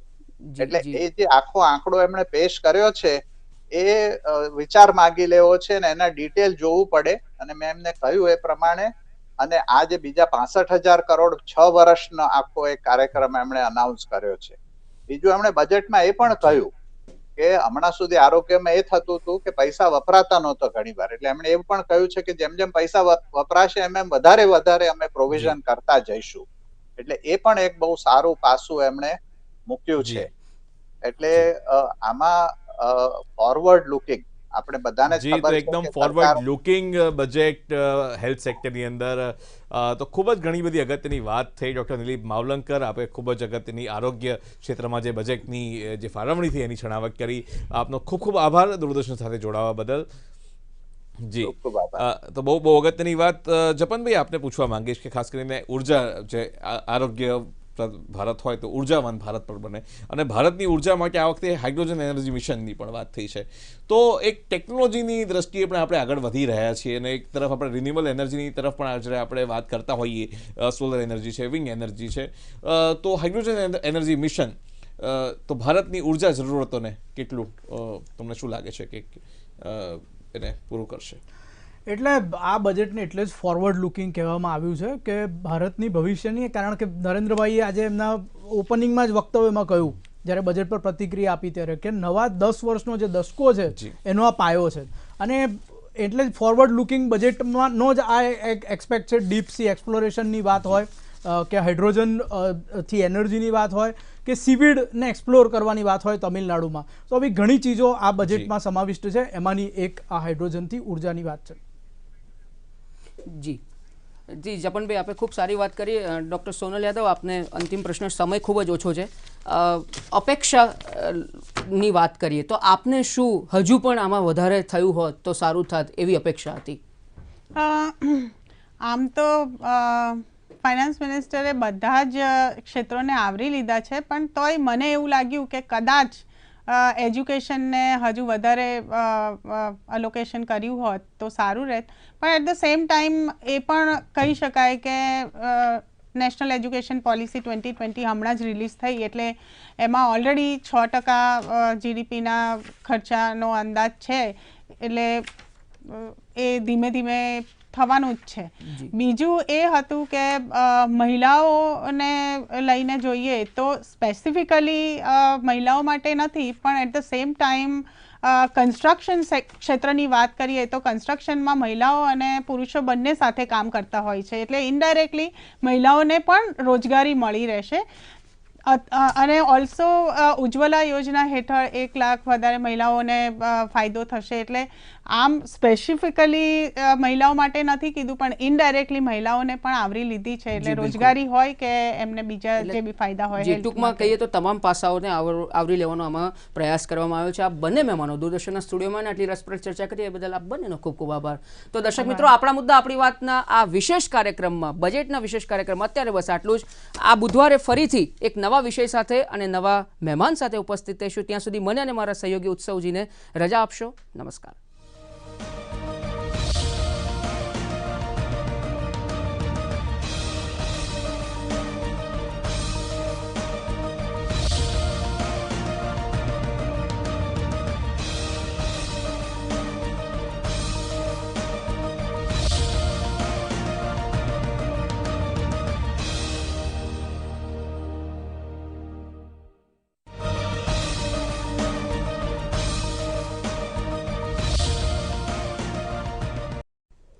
વર્ષ 2020માં પ્રધાનમંત્રી નરેન્દ્ર મોદીએ ભારતને આત્મનિર્ભર બનાવવાનો સંકલ્પ લીધો હતો અને તેમના સંકલ્પને દરેક દેશવાસી પૂરો કરી રહ્યા છે. દરમિયાન ઓક્સફોર્ડ લેંગ્વેજે આત્મનિર્ભરતા શબ્દને વર્ષ 2020 માટે હિન્દી શબ્દ જાહેર કર્યો છે. નિવેદન અનુસાર આત્મનિર્ભરતા શબ્દને એટલા માટે પસંદ કરવામાં આવ્યો છે કેમ કે તે શબ્દ અનેક ભારતીયો માટે દૈનિક સંઘર્ષ અને મહામારી વિરુદ્ધ તેની જંગને દર્શાવે છે. આત્મનિર્ભરતા શબ્દનો અર્થ અને વિચાર વીતેલા વર્ષમાં મોટાભાગના ભારતીયોની ભાવનાનો હિસ્સો છે. હવે તેને ઓક્સફોર્ડની હિન્દી ડિક્શનરીમાં જોડવાનો નિર્ણય લેવાયો છે. ઓક્સફોર્ડ ભાષાથી જોડાયેલ પેનલે આ નિર્ણય લીધો છે. ઓક્સફોર્ડ દર વર્ષે એક એવા શબ્દની જાહેરાત કરે છે જેનું ગત વર્ષમાં ઘણું મહત્વ જોવા મળ્યું હોય, સાથે તે શબ્દનું સાંસ્કૃતિક મહત્વ પણ રહ્યું હોય. ઓક્સફોર્ડ લેંગ્વેજે પોતાના નિવેદનમાં કહ્યું કે પ્રધાનમંત્રી નરેન્દ્ર મોદીએ મહામારી દરમિયાન દેશને આત્મનિર્ભર બનાવવા માટે કોરોના પેકેજની જાહેરાત કરી હતી. પ્રધાનમંત્રી મોદીએ કોરોના કાળમાં આપેલા ભાષણમાં આત્મનિર્ભરતા શબ્દનો પ્રયોગ કરાયા બાદ આ શબ્દનો ઉપયોગ લોકભોગ્ય બની ગયો હતો. રાજ્યસભામાં રાષ્ટ્રપતિના અભિભાષણના ધન્યવાદ પ્રસ્તાવ પર ચર્ચા ચાલી રહી છે, જેમાં આજે રાજ્યસભામાં ખેડૂતોનું આંદોલન અને તેની સાથે જોડાયેલા મુદ્દે સરકાર અને વિપક્ષ વચ્ચે 15 કલાક ચર્ચા કરવા માટે સંમતિ બની છે. રાજ્યસભાની કાર્યવાહી શરૂ થયા બાદ કેટલાક સમય માટે હોબાળો થતા ગૃહની કાર્યવાહી થોડા સમય માટે મુલતવી રહી હતી. કોંગ્રેસના સાંસદ ગુલામ નબી આઝાદ અને આનંદ શર્માએ રાજ્યસભાની કાર્યવાહી સ્થગિત કરવા નોટિસ આપી હતી. ગૃહમાં વિપક્ષના સભ્યો દ્વારા સતત વિક્ષેપ કરવાનો પ્રયત્ન થઈ રહ્યો હતો. દરમિયાન રાજ્યસભામાં અધ્યક્ષ વેંકૈયા નાયડુએ મોબાઈલ ફોનનો ઉપયોગ ગૃહમાં કરવા સામે રાજ્ય સભ્યોને કડક શબ્દોમાં તાકીદ કરી હતી. તેમણે કહ્યું હતું કે ગૃહની કાર્યવાહીનું આ રીતે રેકોર્ડિંગ અને સોશિયલ મીડિયામાં તેના પ્રસારથી વિશેષાધિકાર હનન અને ગૃહની અવમાનના થઈ શકે છે. દરમિયાન ખેડૂતોના મુદ્દે રાજ્યસભામાં હંગામો મચાવનાર આપ પાર્ટીના 3 સાંસદ સંજયસિંહ, સુશીલકુમાર ગુપ્તા અને એનડી ગુપ્તાને આજના એક દિવસ માટે બરતરફ કરવામાં આવ્યા છે. To record the proceedings of the House while sitting in the chamber.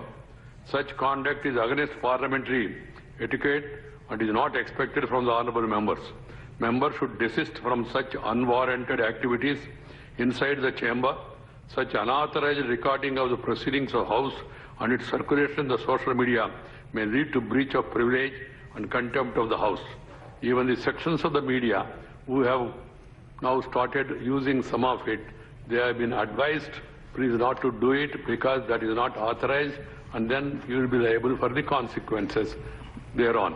Keeping that in mind, I hope everybody will follow the rules. સેન્સેક્સમાં સતત ત્રીજા દિવસે તેજીનો માહોલ જોવા મળ્યો છે. સેન્સેક્સ સવારે 50,231.06 પર ખુલ્યો હતો. આ ઇન્ડેક્સનું અત્યાર સુધીનું સૌથી ઊંચું સ્તર છે. તો આ તરફ નિફ્ટીમાં પણ 51 પોઈન્ટની તેજી જોવા મળી હતી. સેન્સેક્સમાં તેજીને કારણે IndusInd bank, doctor Reddy labs, power grid corp, tech Mahindra, M&M સહિતના શેરોમાં તેજી જોવા મળી રહી છે. કેન્દ્રીય શિક્ષણ મંત્રી ડોક્ટર રમેશ પોખરિયાલ નિશંકે ગઈકાલે કેન્દ્રીય માધ્યમિક શિક્ષણ બોર્ડ અર્થાત CBSE ધોરણ 10 અને 12ની બોર્ડ પરીક્ષાઓની તારીખોની જાહેરાત કરી હતી. શિક્ષણ મંત્રીએ જણાવ્યું છે કે ધોરણ 10 અને 12ની બોર્ડ પરીક્ષાઓ 4 મેથી શરૂ થશે. ભાષા પરીક્ષાઓથી બોર્ડ પરીક્ષાઓની શરૂઆત થશે અને મુખ્ય વિષયોની પરીક્ષા 6 મેથી શરૂ થશે. અંતિમ પરીક્ષા 11 જૂનના રોજ યોજાશે. ધોરણ 12ની પરીક્ષામાં એક દિવસમાં 2 પેપર લેવાશે. સવારે 10:30 વાગ્યાથી 1:30 વાગ્યા સુધી પ્રથમ પેપર અને બપોરે 2:30 વાગ્યાથી સાંજે 5:30 સુધી બીજું પેપર લેવાશે. मुझे आशा है कि इस समय का आप बहुत अच्छे तरीके से आप उपयोग कर रहे होंगे क्योंकि आपकी परीक्षाएं 4 मई से हैं. पीछे के समय में मैंने ये भी कहा था कि सौदह के एक सेमिनार में मैंने कहा था कि हम लोग कोशिश करेंगे कि 2 तारीख तक 2 तारीख को आपको आपका जो विस्तार पूर्वक विषयवार तिथिवार कुछ आपको डेट शीट भी उपलब्ध करा सकें. और मुझे कहते हुए खुशी है कि आज ये डेट शीट आपको मिल रही है और इसमें बहुत कोशिश की गई है कि आपकी विषयों के बीच जो बहुत महत्वपूर्ण विषय हैं उनके बीच समय को थोड़ा सा अंतर हो ताकि आपको तैयारी करने के लिए अच्छा मौका मिल सके और आप तनाव मुक्त रहें. એશિયાનો સૌથી મોટો એરો શો આજથી બેંગલુરુમાં શરૂ થયો છે. 3 દિવસના આ શોનું ઉદ્ઘાટન રક્ષામંત્રી રાજનાથસિંહે કર્યું હતું. કોવિડ મહામારીના પગલે પ્રથમવાર તેને હાઇબ્રિડ પ્રારૂપમાં યોજવામાં આવે છે. 13મા એરો ઇન્ડિયા શોમાં વર્ચ્યુઅલી અને ભૌતિક રૂપે ભાગ લેવાનો અવસર છે. આ વખતે રક્ષા ક્ષેત્રમાં ભારતની ઉપલબ્ધિઓને દર્શાવવામાં આવ્યું છે. દેશમાં જ તૈયાર થયેલ વિમાન, રડાર, મિસાઇલ તેમજ અન્ય રક્ષા ઉપકરણોને દર્શાવવામાં આવ્યા છે. પ્રથમવાર એરો ઇન્ડિયા શોમાં હિન્દ મહાસાગર સંબંધિત 27 દેશોના રક્ષામંત્રી ચર્ચામાં ભાગ લેશે. બીજી બાજુ વિવિધ દેશોના એર ઓફ ચીફ સ્ટાફની મીટિંગ પણ યોજાશે. આ બેઠકમાં યુદ્ધ કૌશલ અને પરસ્પર સહયોગ ઉપર ચર્ચા થશે. કોવિડના કારણે તમામ સાવધાની રાખવામાં આવી છે અને આયોજનમાં સામેલ થનાર લોકો માટે RT-PCR નેગેટિવ રિપોર્ટ હોવો જરૂરી છે. રક્ષામંત્રીએ ગઈકાલે કહ્યું કે ભારત પોતાની રક્ષા માટે બીજા દેશો ઉપર નિર્ભર ન રહી શકે. ભારત આત્મનિર્ભર ભારત હેઠળ પોતાના રક્ષા ઉત્પાદનને વિકસાવવાની દિશામાં તત્પર છે. આ શો ફેબ્રુઆરી 5 સુધી ચાલશે. The old Warhorse ALH drone with all its variants including the latest maritime variant, HAL has displayed complete mastery in the art and design of developing helicopters.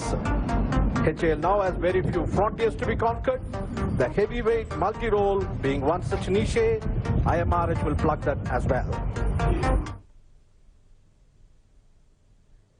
Corona સામેની જંગમાં ભારતને દિવસે ને દિવસે સફળતા મળી રહી છે. ગત છેલ્લા 24 કલાક દરમિયાન દેશમાં 11,039 નવા કેસ નોંધાયા હતા. જોકે 14,225 દર્દીઓ સાજા થયા છે. નોંધનીય છે કે વેક્સિન મૈત્રી કાર્યક્રમ અંતર્ગત વિદેશોમાં કોરોનાની વેક્સિન ભેટ સ્વરૂપે મોકલવામાં આવી રહી છે. તાજેતરમાં ભારત દ્વારા અલ્જીરિયા અને દક્ષિણ આફ્રિકામાં ભારત નિર્મિત રસી પહોંચાડવામાં આવી છે. તો દુનિયામાં કોરોના સંક્રમણની વાત કરીએ તો વિશ્વમાં કોરોના સંક્રમણના 10,38,00,000થી વધુ કેસ નોંધાયા છે, જ્યારે 22,40,000થી વધુ લોકોના મોત નિપજ્યા છે. તો વિશ્વમાં સારવાર બાદ 7,56,00,000થી વધુ લોકો સ્વસ્થ થયા છે. કોરોનાથી સૌથી વધુ સંક્રમિત દેશોમાં અમેરિકા સૌથી આગળ છે. અમેરિકામાં કોરોનાના કુલ કેસની સંખ્યા 2,68,00,000ને પાર નોંધાઈ છે. અમેરિકામાં કોરોનાને કારણે મોતનો આંકડો 4,53,000ને પાર પહોંચ્યો છે. બ્રાઝિલમાં પણ કોરોના સંક્રમણનો આંકડો 92,30,000થી વધુ નોંધાયો છે, જ્યારે મોતની સંખ્યા 2,25,000થી વધુ થઈ ગઈ છે. રાજ્યમાં દિવસે ને દિવસે કોરોના સંક્રમણમાં ઘટાડો નોંધાઈ રહ્યો છે. ગત મંગળવારે રાજ્યમાં નવા 285 કેસ નોંધાયા હતા, જે પૈકી વડોદરામાં 86, અમદાવાદમાં 61, સુરતમાં 37, રાજકોટમાં 31, જૂનાગઢમાં 10, ગાંધીનગર અને આણંદમાં 8-8, જામનગર અને ગીર સોમનાથમાં 6-6, અમરેલી અને બનાસકાંઠામાં 4-4 કેસ નોંધાયા હતા. જ્યારે અમરેલી, ભાવનગર, સુરેન્દ્રનગર અને તાપીમાં કોરોના સંક્રમણનો એક પણ કેસ નોંધાયો નથી. કોરોના સંક્રમણને કારણે રાજ્યમાં એક દર્દીનું મૃત્યુ નીપજ્યું હતું. આ સાથે જ રાજ્યમાં રિકવરી રેટ 97% થઈ ગયો છે. તો બીજી તરફ દેશભરમાં કોરોના રસીકરણ ઝુંબેશના બીજા તબક્કાનો પ્રારંભ થઈ ગયો છે. આજે 684 કેન્દ્રો પર 40,550 લોકોને વેક્સિન આપવામાં આવી હતી. રાજ્યમાં અત્યાર સુધીમાં 2,54,531 વ્યક્તિઓને રસી આપવામાં આવી છે. ભાજપાના રાષ્ટ્રીય અધ્યક્ષ જેપી નડ્ડા આજથી કેરળના 2 દિવસીય પ્રવાસે જશે. આજે તેમનો એક રોડ શોનો કાર્યક્રમ છે. આ ઉપરાંત તેઓ રાજ્ય સમિતિ કાર્યાલયની પણ મુલાકાત લેશે. નડ્ડા આજે એક પત્રકાર પરિષદને પણ સંબોધશે. સાંજે તેમનો પદ્મનાભ મંદિર જવાનો કાર્યક્રમ છે. ભાજપના અધ્યક્ષ જેપી નડ્ડાએ આગામી વિધાનસભા ચૂંટણી માટે ઘણા પાર્ટી પ્રભારીઓની નિયુક્તિ કરી છે. નરેન્દ્રસિંહ તોમરને આસામના પ્રભારી બનાવવામાં આવ્યા છે. સાથે જ પ્રહલાદ જોશીને કેરળના પ્રભારી બનાવવામાં આવ્યા છે. આ ઉપરાંત જી કિશન રેડ્ડીને તામિલનાડુ માટે પ્રભારી બનાવાયા છે. સ્થાનિક સ્વરાજ્યની ચૂંટણીનો ધમધમાટ શરૂ થઈ ગયો છે. ત્યારે કોંગ્રેસે અમદાવાદ મહાનગરપાલિકાની ચૂંટણીને લઈને 10 વોર્ડના ઉમેદવારોની યાદી જાહેર કરી છે. જેમાં ગોતા, ચાંદલોડિયા, રાણીપ, નવાવાડજ, ઘાટલોડિયા, થલતેજ, નારણપુરા, નરોડા, નવરંગપુરા અને વાસણા વોર્ડનો સમાવેશ થાય છે. તો આજે કોંગ્રેસ નવી યાદી જાહેર કરી શકે છે. ત્યારે હજુ પણ ઘણા વોર્ડની યાદી ફાઇનલ વિચારણા હેઠળ છે.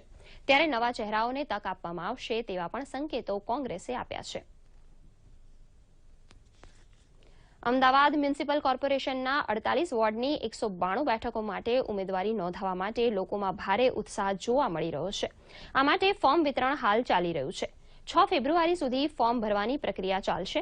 ફોર્મ વિતરણ કેન્દ્ર પરથી કેન્દ્ર સરકારની કોવિડ ગાઈડલાઈન પ્રમાણે ફોર્મનું વિતરણ કરવામાં આવી રહ્યું છે. અમદાવાદ મ્યુનિસિપલ કોર્પોરેશનના વોર્ડ 41, 42 અને 48માં અત્યાર સુધીમાં 131થી વધુ ફોર્મનું વિતરણ કરવામાં આવ્યું છે. આ અંગે વધુ માહિતી આપતા રિટર્નિંગ ઓફિસર BS બારડે જણાવ્યું હતું કે ઉમેદવારી ફોર્મ લેવા આવનાર ઉમેદવારોના ટેમ્પરેચર અને સોશિયલ ડિસ્ટન્સિંગ સહિતનું ધ્યાન રાખવામાં આવે છે.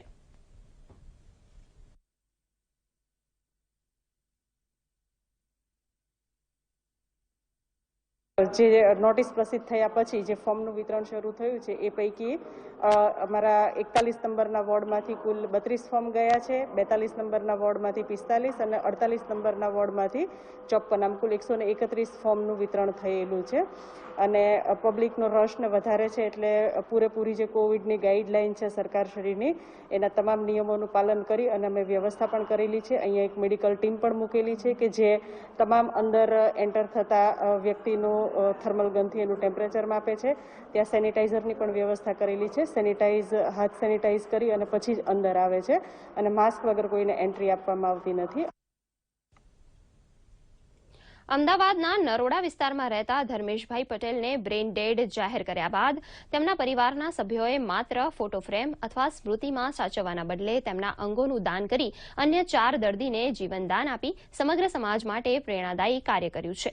ધાર્મિક અભિગમ રાખવાવાળા આ પરિવાર દ્વારા ધર્મેશભાઈ પટેલના અંગ દ્વારા 4 જેટલા પરિવારોને જીવતદાન આપવામાં આવ્યું છે. ગુજરાત સરકારે બ્રેઇન ડેડ થયેલ દર્દીઓના અંગોનું દાન મેળવીને જરૂરિયાતમંદ દર્દીઓમાં તેનું પ્રત્યારોપણ કરાવીને તેમને ખુશહાલ જીવન પ્રદાન કરવાનો માનવ સેવાનો જે યજ્ઞ છેડ્યો છે, હવે આ પ્રયાસોના સુંદર પરિણામ પણ આવવા મળ્યા છે. જો વાત કરવામાં આવે તો અમદાવાદ અસારવા સિવિલ હોસ્પિટલ ખાતે છેલ્લા 40 દિવસમાં શરૂ કરવામાં આવેલી આ સેવા દ્વારા 4 સફળ ટ્રાન્સપ્લાન્ટ કરવામાં આવ્યા છે, જેના દ્વારા 10 થી 15 લોકોને નવું જીવન મળ્યું છે. સિવિલ હોસ્પિટલના ઓર્ગન રિટ્રાઇવલમાં જ્યારથી ચાલુ થયું ત્યારે 40 દિવસમાં અમે 4 ઓર્ગન પેશન્ટ બ્રેઇન ડેડ પેશન્ટના ઓર્ગન રિટ્રાઇવ કરી શક્યા છીએ. પરંતુ આ જે ધર્મેશભાઈનો કેસ છે એમાં પહેલી વખત પ્રાઇવેટ હોસ્પિટલમાંથી સિવિલ હોસ્પિટલમાં પેશન્ટને શિફ્ટ કરવામાં આવ્યું અને ત્યારબાદ એમનું ઓર્ગન રિટ્રાઇવ કરવામાં આવેલા છે. પણ સાથે બીજો અંદરનો એક આનંદ એ હતો કે આપણે જિંદગી ગુમાવી રહ્યા છીએ પણ આપણા અંદરથી 2 કિડની પછી 2 આંખો અને લીવર, આ વસ્તુ જો બીજાને આપણે આપી શકીશું તો એ અંગોની ગણતરીમાં આપણે 5 લોકોની જિંદગી બચાવી શકીશું. અને એ માટે પરિવાર આખો અમારો તૈયાર થયો અને બીજાની જિંદગી બચાવવા માટે કે આપણે ગુમાવ્યા પણ બીજાના પરિવારની અંદર આવી આફત આવે અને એ વ્યક્તિને સાંત્વના મળે, એમનું સ્વાસ્થ્ય સારું રહે અને પરિવાર આનંદમાં રહે, એ માટે અમે આવો નિર્ણય લીધો. આજના ઝડપી યુગમાં લોકોને પોતાના વ્યવસાય અને નોકરીના સ્થળે ઝડપથી પહોંચવા માટે વાહનની ફરજિયાત જરૂરિયાત હોય છે. જોકે વધારે પડતા વાહનોના ઉપયોગને કારણે લોકોની શારીરિક તંદુરસ્તી સારી નથી રહેતી. ત્યારે સુરેન્દ્રનગરમાં આરટીઓ ઓફિસમાં એઆરટીઓ તરીકે ફરજ બજાવતા તાહિરભાઈ દાંત્રોલિયાની બદલી સુરેન્દ્રનગર ખાતે થતા તેઓ સાયકલિંગ કરીને દાહોદથી સુરેન્દ્રનગર ફરજના સ્થળે હાજર થયા હતા. તાહિરભાઈ અગાઉ પણ 200 કિલોમીટર, 400 કિલોમીટરની સાયકલિંગ રેસમાં ભાગ લઈ ચૂક્યા છે. તાજેતરમાં 23મી જાન્યુઆરીના રોજ હિંમતનગરથી સ્ટેચ્યુ ઓફ યુનિટી સુધીનું 600 કિલોમીટરનું અંતર 34 કલાકમાં તેમણે પૂર્ણ કર્યું હતું. આ રેસ નિયત સમયમાં પૂર્ણ થતાં હવે તેઓ 2022માં પેરિસમાં યોજાનાર સ્પર્ધા માટે ક્વોલિફાય થયા છે. હાલ તો તાહિરભાઈ દરરોજ સવારે વહેલા ઉઠીને યોગા કરે છે, ત્યારબાદ 40થી 50 કિલોમીટર સાયકલિંગ કરે છે અને રોજ સાંજે વોક કરે છે. તેઓ જણાવે છે કે સાયકલિંગ કરવાથી શરીર પણ તંદુરસ્ત રહે છે અને પર્યાવરણને પણ બચાવી શકાય છે. શારીરિક ક્ષમતા પણ મપાઈ જાય છે, લોકો પણ એમાંથી કંઈક પ્રેરણા લે. પ્લસ સરકારી અધિકારીઓમાં જનરલી એવું જ હોય છે કે આ સ્થળેથી બદલી થાય એટલે બીજા સ્થળે આ લોકો બાય કાર અથવા તો બાય ગમે તે પહોંચતા હોય છે. પણ મારો એક નવો ઉદ્દેશ જાગૃત થાય, લોકોને કે એમાંથી કંઈક પ્રેરણા મળે, એ હેતુથી મેં સાયકલ દ્વારા આવવાનું નક્કી કર્યું. નવસારી નગરપાલિકાને મહાનગરપાલિકા બનાવવાની દિશામાં ભરવામાં આવી રહેલા પગલાંના ભાગરૂપે 8 ગ્રામ પંચાયત અને 1 નગરપાલિકાનો ઉમેરો કરી 2 લાખની વસ્તી ધરાવતા નવસારી નગરપાલિકાને 3.5 લાખ જેટલી વસ્તી કરી દેવામાં આવી છે, જેમાં વિજલપોર નગરપાલિકા વિસ્તારના લોકોની સમસ્યા વધુ વણસી છે. શહેરી વિસ્તારને નગરપાલિકા વિસ્તારમાં જોડી દેવામાં આવ્યો છે, પરંતુ સ્થાનિક સમસ્યાઓનો નિવેડો આવી શક્યો નથી. શહેરમાં કેટલાક વિસ્તારોમાં ખુલ્લી ગટરો 20 વર્ષ જૂની છે. પીવાના પાણીની સમસ્યા દિવસે ને દિવસે વધી રહી છે. પાલિકાના શાસકો અને સ્થાનિક રહીશો અને વિપક્ષ દ્વારા વારંવાર રજૂઆતો પણ કરવામાં આવી છે, પરંતુ નિરાકરણ આવી શક્યું નથી. શહેરનું વિસ્તરણ કરવામાં આવ્યું છે, પરંતુ ગામનું વિસ્તરણ ન થતાં લોકોની સમસ્યા વધુને વધુ વણસી રહી છે.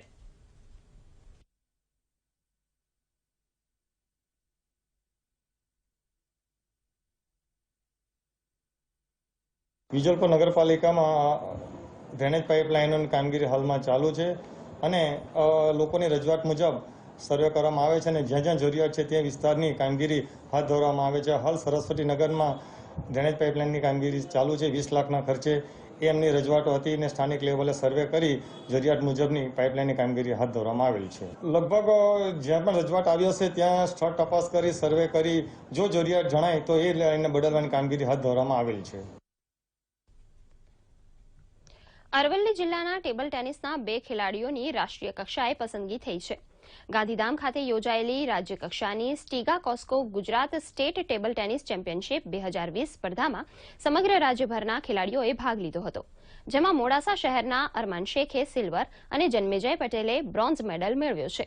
આ બંને ખેલાડીઓ હવે આ દિવસોમાં રાષ્ટ્રીય કક્ષાએ ઇન્દોર ખાતે યોજાનાર ટેબલ ટેનિસ સ્પર્ધામાં ભાગ લેશે.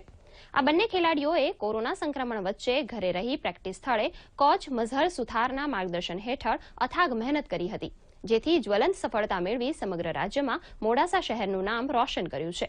અરમાન અને જન્મેજયના કોચ મઝહર સુથારે જણાવ્યું હતું કે સરકાર દ્વારા ખેલાડીઓને તમામ સુવિધાઓ આપવામાં આવે છે, જેથી બંને ખેલાડીઓ દેશ માટે મેડલ મેળવવા રોજના 7 થી 8 કલાક પ્રેક્ટિસ કરે છે.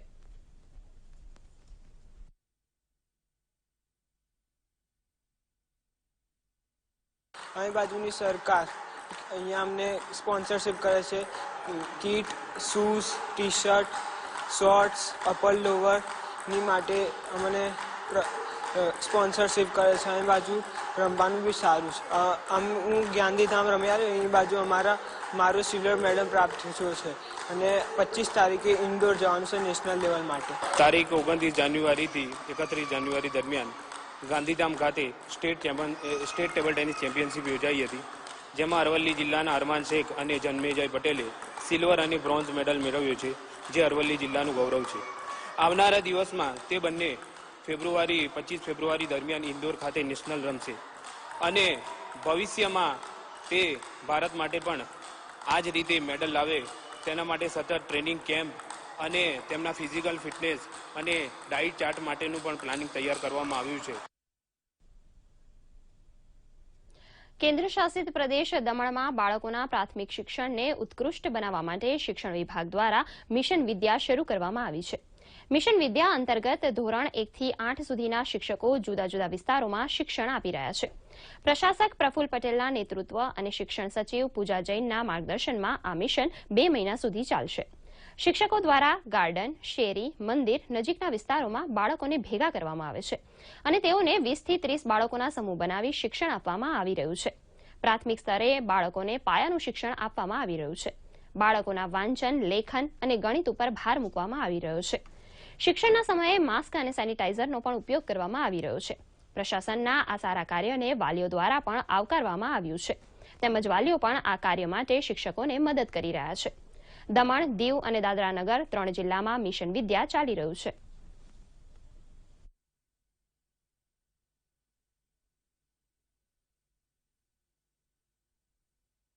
અમારા શિક્ષક સાથી મિત્રો સાથે અમે ફળિયામાં શેરીમાં જઈને એક મંડળ બનાવીને બાળકોને વાંચન, લેખન, ગણનનું ક્રિયા કરાવીએ છીએ તેમજ એ માટે અમે વાલીનો પણ સહયોગ લઈએ છીએ. મિશન વિદ્યામાં અમારા કેટલા શાળાના બાળકો જે ક ખ ગ પર ચાલતા હતા તે હમણે 10 દિવસના પ્રોગ્રેસમાં એવું સારું એવું વાંચતા શીખી ગયા છે. तो देखने के आते हैं टीचर लोग कैसे पढ़ाते हैं तो हम लोग को तो अच्छा लगता है पढ़ाते हैं बच्चों लोग को. जब घर पे ऑनलाइन में पढ़ाते हो तो बच्चे लोग पढ़ते, इधर पढ़ाते हो तो टीचर लोग हम लोग को सब टीचर वाले लोगों को अच्छा लगता है. આગામી 28 ફેબ્રુઆરીએ મહીસાગર જિલ્લા પંચાયતની 28 બેઠકો અને જિલ્લામાં સમાવિષ્ટ 6 તાલુકા પંચાયતની 126 બેઠકો માટે 873 મતદાન મથકો પર ઈવીએમથી ચૂંટણી યોજાશે. જે માટે ઈવીએમના ફર્સ્ટ લેવલ ચેકિંગની કામગીરી મહીસાગર જિલ્લા કલેક્ટર કચેરી ખાતે ચાલી રહી છે. ભારત ઇલેક્ટ્રોનિક્સના 10 ઇજનેર દ્વારા સીયુમાં અગાઉ જો કોઈ મત નાખવામાં આવેલ હોય તો તે તમામ દૂર કરવા, સીયુ બીયુમાં અન્ય કોઈ ટેકનિકલ એરર છે કે કેમ, બીયુમાં અગાઉની ચૂંટણીમાં જે મતપત્રો વપરાયા હોય તે દૂર કરવા, તેના latch, link, connector, green light, મત નાખ્યા બાદ ગ્રીન લાઇટ થાય છે કે કેમ, તેમજ બેલેટ યુનિટના તમામ બટન વર્ક કરે છે કે કેમ તે તમામ પ્રકારનું ચેકિંગ જિલ્લા ચૂંટણી અધિકારી અને કલેક્ટર આર.બી. બારડ તેમજ રાજ્ય ચૂંટણી આયોગના નોડલ અધિકારી અને નિવાસી અધિક કલેક્ટર આર.આર. ઠક્કરની ઉપસ્થિતિમાં ચાલી રહી છે. તાલુકા પંચાયત અને જિલ્લા પંચાયતની ચૂંટણી 28 ફેબ્રુઆરીના રોજ યોજાનાર છે. આ ચૂંટણીમાં ઉપયોગમાં લેવાનાર ઈવીએમ મશીનની અત્યારે ફર્સ્ટ લેવલ ચેકિંગ અત્યારે ચાલી રહ્યું છે. લગભગ 10 જેટલા બેલના એન્જિનિયરો પણ ઉપસ્થિત છે. વિવિધ આઈટીઆઈ અને અમારા રેવન્યુ કર્મચારી અધિકારીશ્રીઓ પણ એ ઉપસ્થિત છે. 50% જેટલું ઓલમોસ્ટ અમારું ચેકિંગ પૂરું થયું છે અને 2 દિવસમાં અમે આ ફર્સ્ટ લેવલ ચેકિંગ પૂરી કરનાર છીએ અને સત્વરે આ સારી કામગીરી થાય એના માટે સતત અમારી વોચ ચાલુ છે. કોરોના કાળમાં પ્રાથમિક શાળાઓ હજુ પણ બંધ છે. તેવામાં શાળા સામે ચાલી બાળકના ઘરે પહોંચે તો વાત થોડી અજુગતી લાગે, પરંતુ આ વાતને સાર્થક કરી બતાવી છે શેરી શાળાએ, જ્યાં શાળાના શિક્ષકો અભ્યાસ સામગ્રી સાથે જાતે જ બાળકોને ઘરે આવી શિક્ષણ આપી રહ્યા છે. શું છે આ અનોખો કન્સેપ્ટ? જુઓ આ રિપોર્ટમાં. આ ફૂલ જેવા માસૂમ બાળકોને જોઈને તમને લાગતું હશે કે તેઓ માટીના રમકડા તેમજ ચિત્રો વડે રમત રમી સમય પસાર કરતા હશે. જી નહીં, આ કોઈ સામાન્ય રમત નથી, પરંતુ કોરોના જેવા કપરા સમયમાં પણ બાળકોને મૂલ્યવર્ધિત શિક્ષણ આપવાનો આ એક અનોખો પ્રયાસ છે, જેમાં ગમ્મત સાથે જ્ઞાનની 100 જેટલી જુદી જુદી ટેકનિક દ્વારા જુદી જુદી શેરીઓમાં જઈ બાળકોને અદ્ભુત શિક્ષણ આપવામાં આવી રહ્યું છે.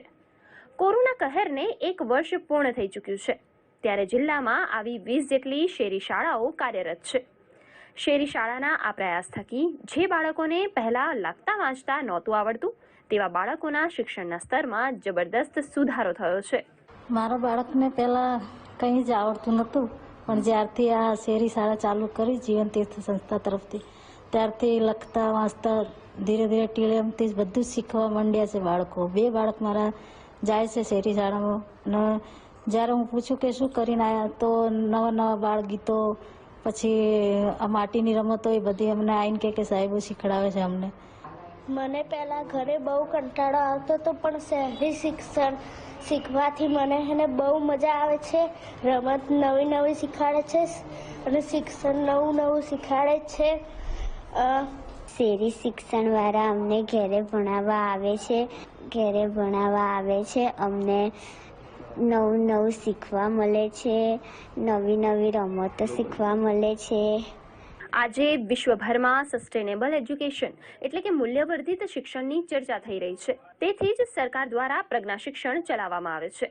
તેમાં સહયોગી બનવા અમદાવાદના કોબા વિસ્તારમાં આવેલી જીવન તીર્થ સંસ્થા છેલ્લા કેટલાય સમયથી શાળાઓમાં ગમ્મત સાથે જ્ઞાનના કોન્સેપ્ટથી શાળાઓમાં મૂલ્યવર્ધિત શિક્ષણ આપતી હતી. પરંતુ કોરોના કાળમાં શાળાઓ બંધ થઈ જવાથી સ્લમ વિસ્તારના બાળકો માનસિક તણાવનો સામનો કરી રહ્યા હતા. કારણ કે આવા બાળકો પાસે સ્માર્ટફોનની પણ સુવિધા નહીં હોવાથી તેઓ ઓનલાઈન શિક્ષણથી પણ વંચિત રહેતા હતા. આ સ્થિતિને ધ્યાનમાં લઈ જીવનતીર્થ સંસ્થાએ અન્ય કેટલીક સામાજિક સંસ્થાઓની મદદથી શેરી શાળાનો અનોખો અભિગમ અપનાવ્યો છે. આ પ્રયોગથી બનાસકાંઠા જિલ્લામાં છેલ્લા 10 મહિનાઓથી બાળકોને મૂલ્યવર્ધિત શિક્ષણ મળી રહ્યું છે. જોનેક્સ ફાઉન્ડેશનના સહયોગથી જીવનતીર્થ દ્વારા પાલનપુરની 20 જેટલી શાળાઓમાં મૂલ્યવર્ધિત શિક્ષણ કાર્યક્રમ ચલાવવામાં આવે છે, જેનો ઉદ્દેશ છે બાળકો સારી વાંચન ગણન અને લેખન ક્ષમતા પ્રાપ્ત કરે, જેથી તેઓ આજીવન શીખતા રહી શકે અને સંસ્કાર મેળવે તથા પોતાનો જીવન વિકાસ સાધી રાષ્ટ્ર નિર્માણમાં પોતાનું મહત્વનું યોગદાન આપે. મા બાપ અને બાળકોની મનોસામાજિક સંભાળ તથા જીવનલક્ષી કેળવણી માટેનો અમારો આ કોન્સેપ્ટ છે. અને આ કોન્સેપ્ટ અમે એટલા માટે લાવ્યા છીએ કે બાળકોને જે શિક્ષણથી દૂર રહ્યા છે, આજે કોરોના કાળમાં મોબાઈલ આઈપેડ જેવા હોતા નથી અને જો ટાવર નથી હોતા, જો એમને ખરેખર ભણવાની બહુ તકલીફ છે અને ભણવું છે. જે બાળકને ખરેખર પ્રેક્ટિકલી જે જ્ઞાન આપવામાં આવે છે, એટલે પ્રેક્ટિકલી જ્ઞાન અમે દાખલા તરીકે બાળકને ઘડિયો શીખવાડો છે તો એ ઘડિયા ચક્રના માધ્યમથી શબ્દ શીખવાડે છે, એને શબ્દના ચાર્ટ દ્વારા અને માટીકામ દ્વારા અલગ અલગ પ્રકારની પ્રવૃત્તિઓ કરે છે. આ પ્રવૃત્તિઓમાં બાળકને રસ પડે છે એટલે એ માનસિક રીતે પણ એનો વિકાસ થાય છે બાળકનો. એક તરફ જ્યાં શિક્ષણની ગુણવત્તા ઉપર સવાલો ઊભા થઈ રહ્યા છે, ત્યાં કોરોના જેવી મહામારીમાં પણ શેરી શાળા જેવા પ્રયાસો થકી આજે સામાન્યમાં સામાન્ય વર્ગના બાળકોને મૂલ્યવર્ધિત શિક્ષણ પ્રાપ્ત થઈ રહ્યું છે, જે ખરેખર પ્રશંસનીય બાબત છે. સરફરાઝ નાગોરી સાથે bureau report, Banaskantha Doordarshan.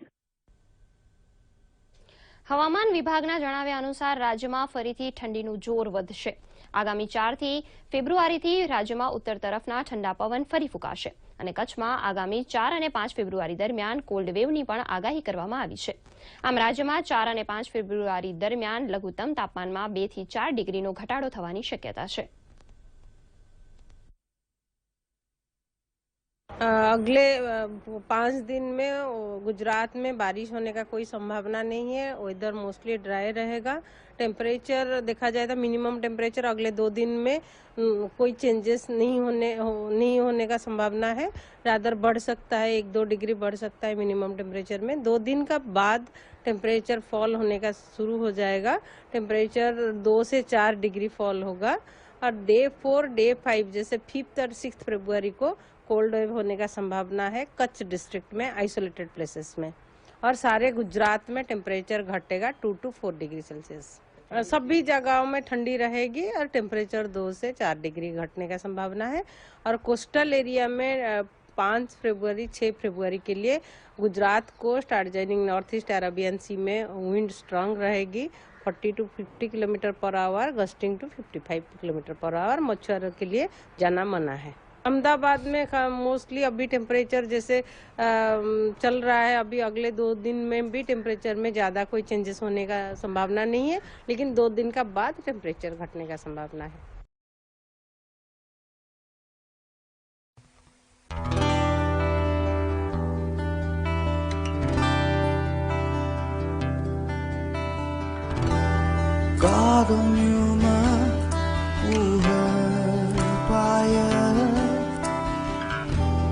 trong bấy bu sẽ có ai em cho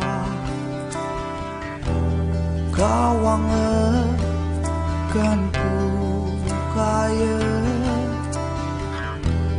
Nuhai pada mohimanta Lai uya Chai lai bu chuante Kai ayan shine Chalon tai hao Yom tơ Sẽ có ayan chayan na Con trong mắt làm yêu tơ vui tơ Quang ai mong mãi làm yêu tơ vui tơ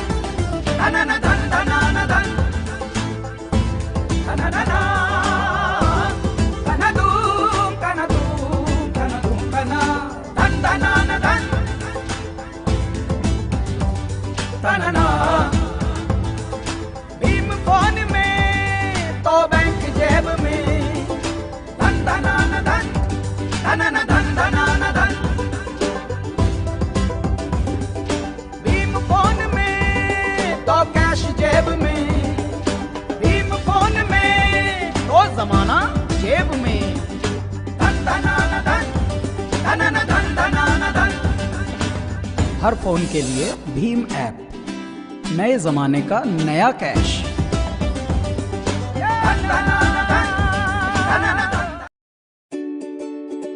online आधार address update status 1 minute के अंदर check करें। आधार की website www.uidai.gov.in पर जाएं। Check online address update status पर click करें। अपना आधार number और अपडेट के दौरान मिला हुआ URN या SRN नंबर टाइप करें। सही कैप्चा टाइप करें। चेक स्टेटस पर क्लिक करें। आपकी रिक्वेस्ट का स्टेटस आप यहां देख सकते हैं। आधार संबंधित लेटेस्ट वीडियोस देखने के लिए हमारे YouTube चैनल को सब्सक्राइब करें। मेरा आधार, मेरी पहचान।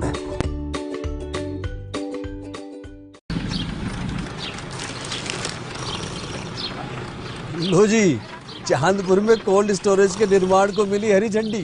भाई ये तो हमारे लिए अच्छा है, लेकिन सरकार को ये कैसे पता चला कि हमें कोल्ड स्टोरेज की जरूरत है?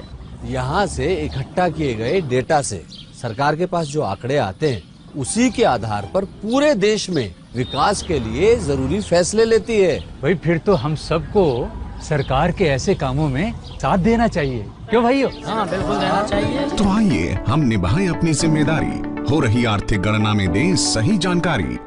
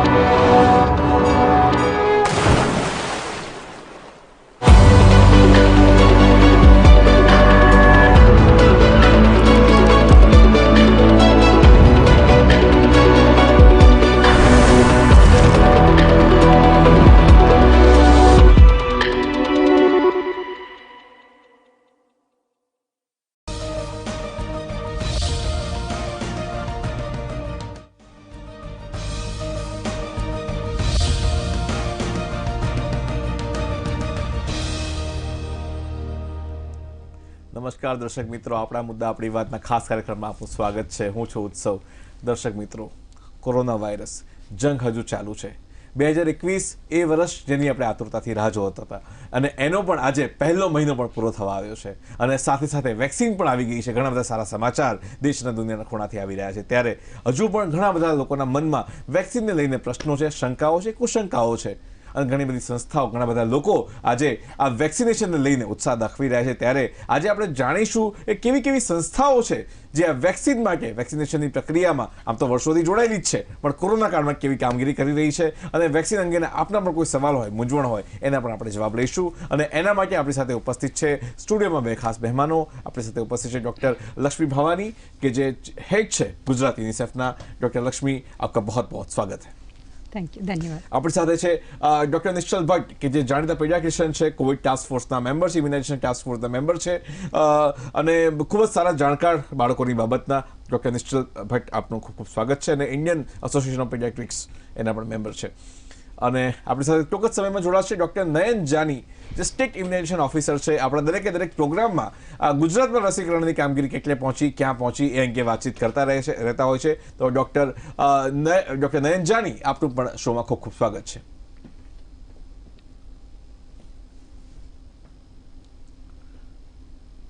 તો શોની શરૂઆત કરીશું ડૉક્ટર નયન જાનીથી.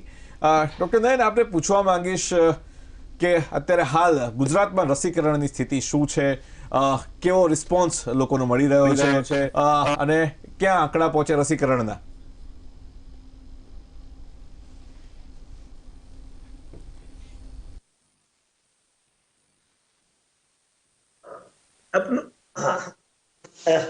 તમામ દર્શક મિત્રોને આપણે જણાવીએ કે જે આપણે 16 જાન્યુઆરીથી સમગ્ર દેશ અને ભારતમાં જે રસીકરણ કાર્યક્રમ COVID-19 ચાલુ કર્યો છે એ ખૂબ જ સફળતાપૂર્વક સમગ્ર રાજ્યમાં આપણે એનું અમલીકરણ કર્યું છે.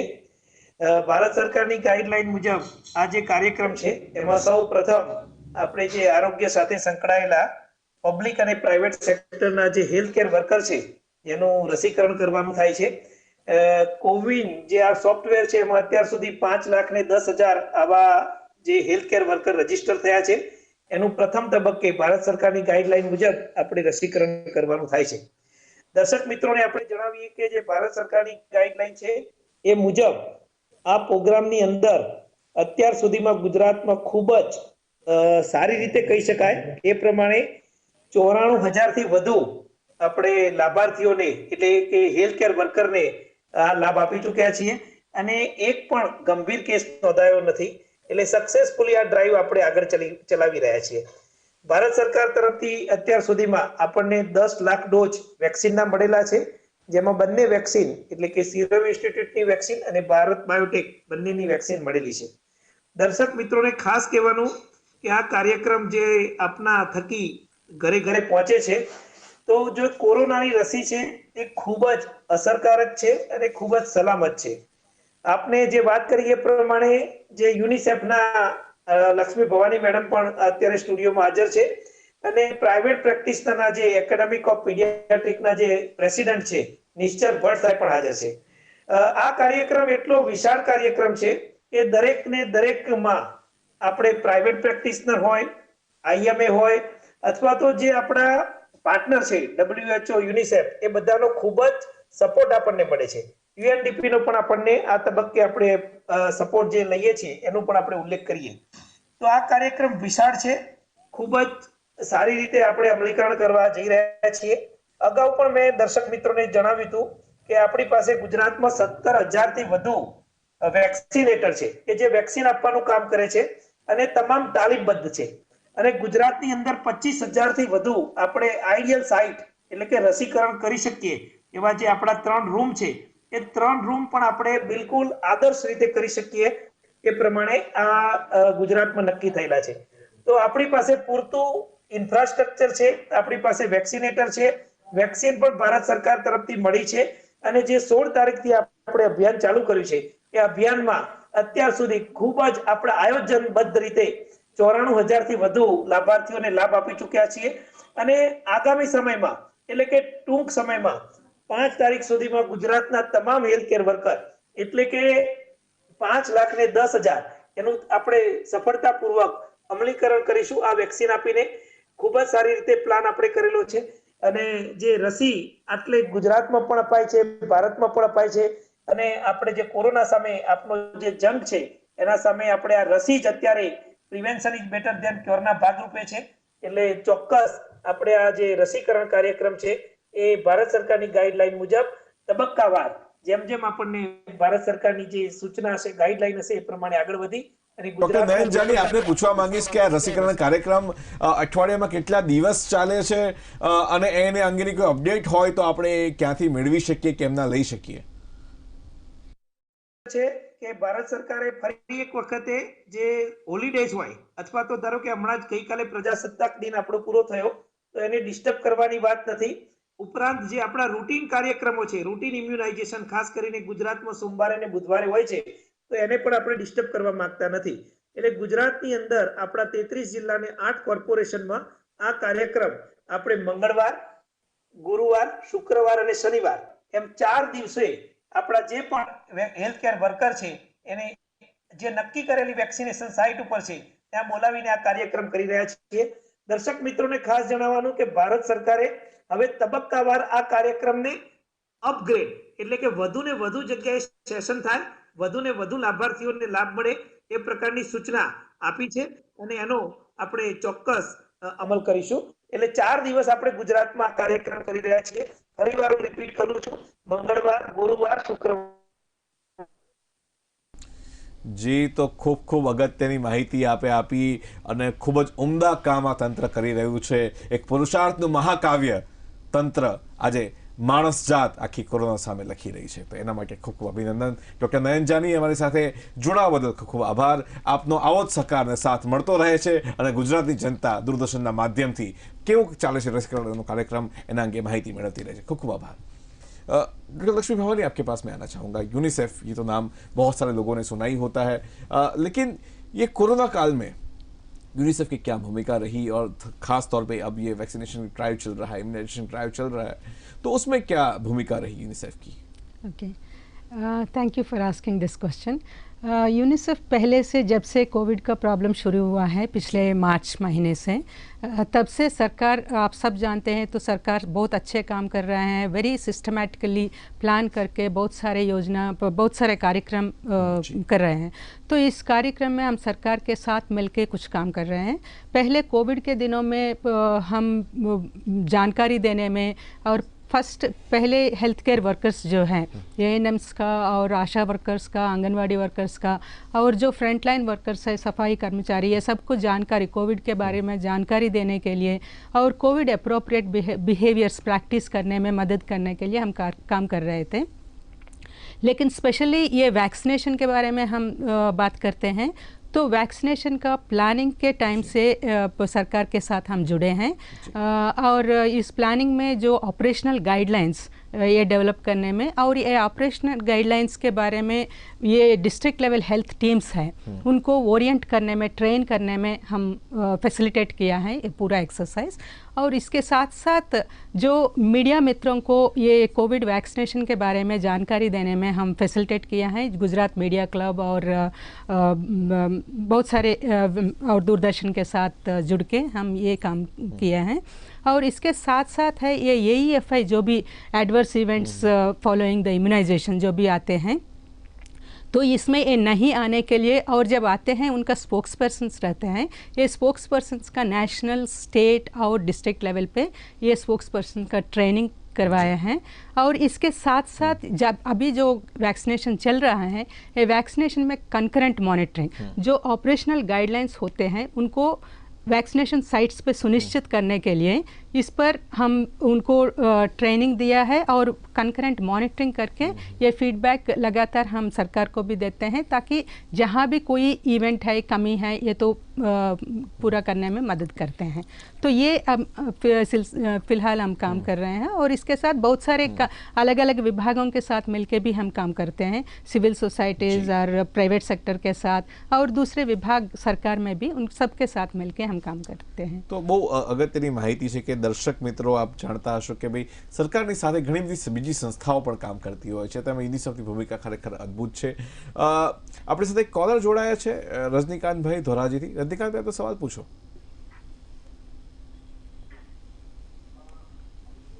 રજનીકાંતભાઈ, આપણે ટીવીનો વોલ્યુમ ઓછો કરીને સવાલ પૂછો. ઓકે જી. કોરોના મને થઈ ગયેલ છે. જી. ઓછું જ છે સાહેબ. હા બોલો બોલો, આપનો સવાલ પૂછો. કોરોના મને થઈ ગયેલ છે તો વેક્સિન પાછું લેવાય કે ન લેવાય? કેટલા દિવસ પહેલા કોરોના થયો? ડોઝ લીધા પછી લાઈફ ટાઈમ? હા, કોરોના આપને ક્યારે થયેલો?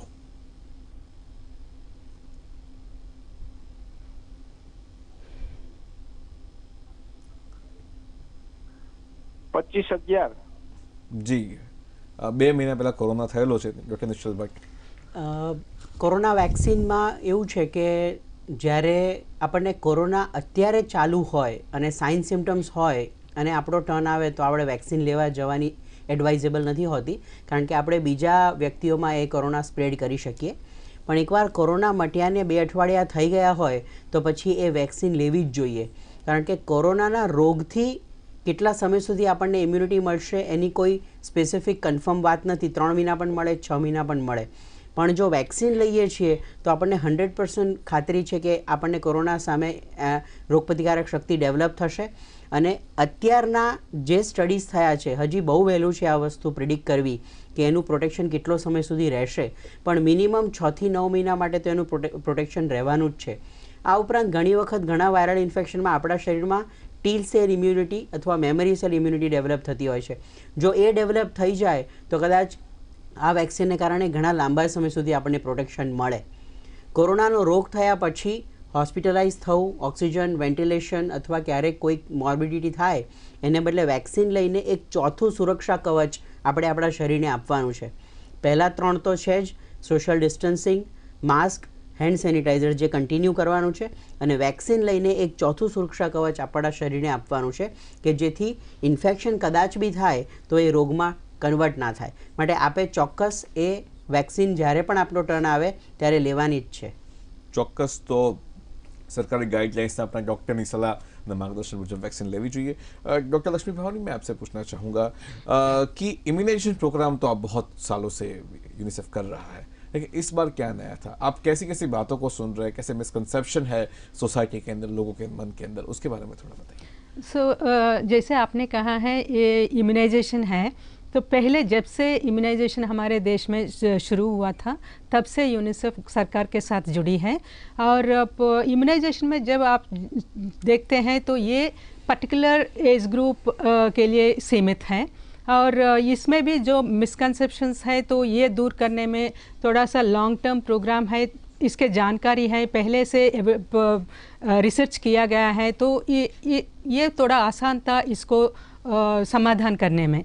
लेकिन जब कोविड के बारे में आते हैं, it is a universal problem, और इसके बारे में किसी को हमको पहले पता नहीं था, तो हम सब मिलके इसमें रिसर्च किया गया है, एविडेंसेस जनरेट किया गया है. लेकिन एक नया सब्जेक्ट है तो इसलिए इसके ऊपर हम अलग से हटके प्लान करना पड़ता है और शुरू करना पड़ता है कोविड को सॉल्यूशंस के लिए. और दूसरी बात ये है, आजकल लोगों में मीडिया के अवेयरनेस ज़्यादा है. जब आप सोशल मीडिया में देखते हैं या नेट में देखते हैं, तुरंत आपको बहुत सारे इन्फॉर्मेशन आ जाती है. तो इसके इतना सारे इन्फॉर्मेशन के साथ all the information is not verified and it may not be authentic. तो इसमें फियर्स ज़्यादा होते हैं, एंग्जाइटीज़ ज़्यादा होते हैं. तो इसको एंग्जाइटीज़ को कैसे कम करना है, ये सब जानने की ज़रूरत है. तो आपको अगर ऑथेंटिक इन्फॉर्मेशन, वेरीफाइड इन्फॉर्मेशन देखना है तो कुछ साइट्स हैं. गवर्नमेंट का health and family welfare, ministry of health and family welfare का साइट है, ये मोस्ट ऑथेंटिक. और इसके बाद ये PIB का इन्फॉर्मेशन, PIB के थ्रू जो जाता है ऑथेंटिक इन्फॉर्मेशन होता है. और WHO, यूनिसेफ साइट्स में भी ऑथेंटिक वेरीफाइड इन्फॉर्मेशन होते हैं. तो ये जानना ज़रूरी है, लेकिन सारे इन्फॉर्मेशन जान के डरने की कोई ज़रूरत नहीं है. तो ये अलग से हमको करना पड़ता है. और ये पूरा कोविड वैक्सीनेशन हमारा एक न्यू सॉल्यूशन है. So we all should travel together and evolve ourselves and keep rectifying wherever there are gaps. So this is a different from immunization. Lakshmi Bhavani ये कह रही है कि जानकारी ही सबसे बड़ी वैक्सीन है, और इन सब के साथ एक क्रेडिबल सोर्स दूरदर्शन और आकाशवाणी का भी मैं जोड़ना चाहूँगा कि उसके माध्यम से भी आपको बहुत सारी सही जानकारी मिलेगी. तो दर्शकों, अहिया लईए एक नानकड़ो विराम बाद चर्चा में आगे जता.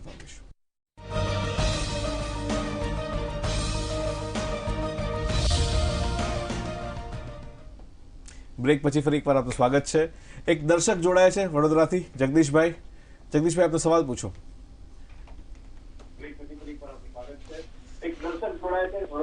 જગદીશભાઈ, ટીવી નો વોલ્યુમ ઓછો કરીને સીધો સવાલ પૂછો. હા સર, હું વડોદરાથી બોલું, જગદીશભાઈ ઠાકોર બોલું સાહેબ. જી.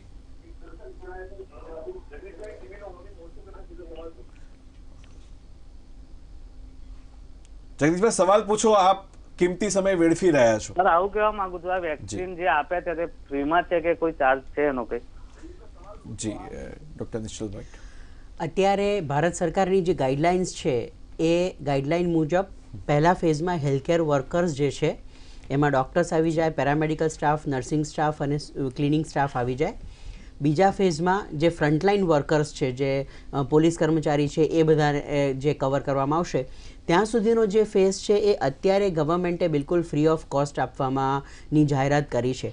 પછીનો જે ત્રીજો ફેઝ શરૂ થશે 50 વર્ષથી મોટી ઉંમરના વ્યક્તિઓ કે જે ખરેખર આ કોરોના સામે જંગ લડીને તકલીફમાં મુકાઈ શકે એમને, અને 50 વર્ષથી નાના વ્યક્તિઓ કે જેમને કોમોર્બિડિટીઝ છે એમને જ્યારે વેક્સિન આપવામાં આવશે ત્યારે એની ગાઈડલાઇન આપવામાં આવશે.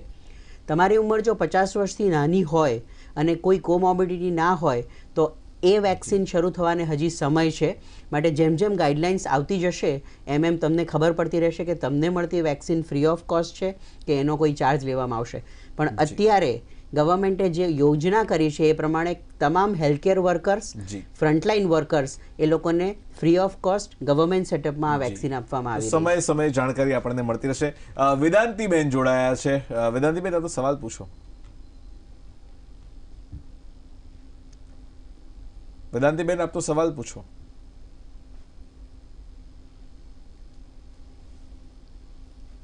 કદાચ સંપર્ક તૂટી ગયો છે. આપણે પૂછવું છે ડૉક્ટર નિશ્ચલ આપને કે બાળકો માટે ઘણા બધા વાલીઓ પૂછી રહ્યા છે, ઘણા બધા માતા પિતાની ચિંતા છે, અને વચ્ચે વાત એમ પણ હતી કે બાળકોમાં વધુ ફેલાઈ રહ્યો છે. ખાસ કરીને નવું એક મ્યુટન્ટ B117 જે આવ્યો છે, કદાચ આપણે ત્યાં તો કદાચ એનું પ્રિવેલન્સ થોડુંક ઓછું છે, પણ વિદેશોમાં ખાસ કરીને યુકે અને અમેરિકામાં જોવા મળ્યું છે કે થોડા યંગ છોકરાઓને પણ અસર થઈ રહી છે. તો અહીંયા ચિંતા એ છે કે શું બાળકોને વેક્સિન ક્યારે મળી શકે છે, અને બાળકો માટેની વેક્સિન અથવા બાળકોને ક્યારે સરકાર અલાઉ કરી શકે છે? એક સામાન્ય પ્રશ્ન લોકોના મનમાં થઈ રહ્યો. બિલકુલ. અમદાવાદ, ગુજરાત અને ઇન્ડિયાનો જો એક્સપિરિયન્સ જોઈએ ને તો કમ્પેરેટિવલી બાળકોમાં આ રોગનું પ્રમાણ ઘણું ઓછું જોવા મળ્યું છે. 2-3 કારણો એના હોઈ શકે. એક તો વાલીઓ બહુ જાગૃત છે, બાળકોને ઘરમાં જ મોટા ભાગે રાખે છે, સ્કૂલો બંધ થઈ ગઈ છે, એને કારણે ક્રોસ ઇન્ફેક્શન નથી થતું. પ્લસ બાળકોની જે ઇમ્યુનિટી છે એ ડેવલપિંગ ઇમ્યુનિટી છે, એટલે શક્યતાઓ છે કે એ કોરોના વાયરસ સામે વધારે પાવરફુલી લડી શકે છે. જ્યારે જે વ્યક્તિઓને કોમોર્બિડિટીઝ છે, ઓલ્ડ એજ છે, ઇમ્યુનો કોમ્પ્રોમાઇઝ છે, એમનામાં આ રોગ વધારે મોટું રૂપ ધારણ કરતા હોય છે. એ કારણસર જે પણ કોઈ વેક્સિન શોધવા માટેની પ્રયત્નો કરવામાં આવ્યા હતા એ ઉંમરલાયક વ્યક્તિઓ અને 18 વર્ષથી મોટી ઉંમરના વ્યક્તિઓ માટે જ એ પ્રયત્નો થયા હતા. એટલે અત્યાર સુધીની જે રસીઓ આપણા ઇન્ડિયામાં અવેલેબલ છે એ બંને વેક્સિનનું જે પરીક્ષણ કરવામાં આવ્યું છે એની સેફ્ટીની ઇમ્યુનોજેસિટી એ 18 વર્ષથી મોટી ઉંમરના વ્યક્તિઓ માટે કરવામાં આવેલું છે. બીજું એક વસ્તુ છે કે જે મ્યુટન્ટ વાયરસની તમે વાત કરી રહ્યા છો એનું પ્રમાણ ઇન્ડિયામાં બહુ જ ઓછું છે, કારણ કે ગવર્મેન્ટે બહુ પ્રોએક્ટિવ સ્ટેપ્સ લીધેલા છે, એને કારણે એનું સ્પ્રેડ નથી થયું. અને ત્રીજી વસ્તુ એવી છે કે બાળકો માટે ડેફિનેટલી જે વેક્સિન છે એ આવશે, પણ એને કદાચ 6 મહિનાથી 8 મહિના કે 9 મહિનાનો સમય લાગે, કારણ કે જેમ જેમ એડલ્ટ વેક્સિનેશન ઇન્ક્રીઝ થતું જશે, મોર્બિડિટી, મોર્ટાલિટી ઓછી થશે, એમ જે વેક્સિન કંપની છે એ લોકો યંગર ચિલ્ડ્રનમાં પણ એનું ટ્રાયલ શરૂ કરશે. અને એ ટ્રાયલ થાય એમાં એની સેફ્ટી અને ઇમ્યુનોજેસિટી વિશે આપણને ખબર પડે, એનો ડેટા મળે, પછી એ યંગર ચિલ્ડ્રન માટે એનું લાઇસન્સિંગ થતું હોય છે અને પછી બાળકોને શરૂ થશે. પણ હજી 6-8 મહિના બાળકો માટે વેક્સિન અવેલેબલ થશે કે કેમ એના માટે મને શંકા છે. જી, डॉक्टर लक्ष्मी भवानी हमारे साथ है. मैं आपसे पूछना चाहूँगा, जब बच्चों की बात निकली है तो मैं आपसे पूछना चाहूँगा कि और भी टीकाकरण कार्यक्रम जो और भी इम्यूनाइजेशन प्रोग्राम चल रहे हैं उसकी क्या स्थिति है? और भी टीके अभी भी लग रहे हैं, यूनिसेफ उस पर कार्यरत है, और अगर लग रहे हैं तो उसका प्रोग्राम क्या वैसा ही है जैसे पहले चल रहा था, ऐसे उसमें कोई फेरबदल है? This is very good question because हम जब देखते हैं तो ये सवाल बहुत सारे लोग पूछते हैं, लेकिन ये मुझे बहुत खुशी है कि ये बताने कोविड समस्या हमारे सामने है, ये होने के बावजूद सरकार में जो इम्यूनाइजेशन का प्रोग्राम चल रहा है, ये अच्छी तरह चलाने के लिए सरकार बहुत अच्छी प्रयास किया है। तो अगर आप देखते हैं तो कोविड वैक्सीनेशन का दिन आप देखते हैं तो ये 4 दिन है रूरल एरियाज़ में, और कॉरपोरेशंस में 3 दिन है। लेकिन बाकी दिन ये मेनली ममता सेशंस के थ्रू या सरकार हॉस्पिटल्स में ये रसीकरण प्रोग्राम लगातार चलाने और का। लोगों का या कोविड का नहीं, बच्चों का जो रेगुलर यस एब्सोल्युटली ये रसीकरण कार्यक्रम लगातार रखने का निरंतर प्रयास हो रहा है, ये चल रहा है। इसका मॉनिटरिंग भी चल रहा है, बहुत अच्छी तरह चल रहा है। तो ये कोविड के वजह से सारे अलग से हटके नहीं चल रहा है, ऐसी बात नहीं है। तो मित्रों, वालीओ खास કરીને એવું ના માનતા કે રસીકરણ કાર્યક્રમ જે રેગ્યુલર ચાલતો હતો, નિયમિત ચાલતો હતો, હજુ પણ એટલો જ નિયમિત છે, એ ચાલી રહ્યો છે અને એ રસીમાં પણ ચૂકવાની જરૂર નથી એવું અહીંયાના બે મહાનુભાવ કહી રહ્યા છે। હરિભાઈ જોડાયા છે ગીર સોમનાથથી। હરિભાઈ, આપનો સવાલ પૂછો।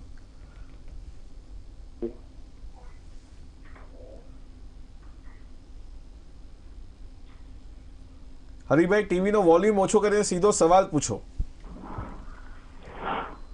સવાલ? હા। હેલો જી હરિભાઈ, આપનો સવાલ પૂછો। સવાલ મારો એ છે, મારે 55 વર્ષ એજ છે જી, અને મારે ડાયાબિટીસ છે, એક કિડની છે 2007 માં કાઢી નાખેલી।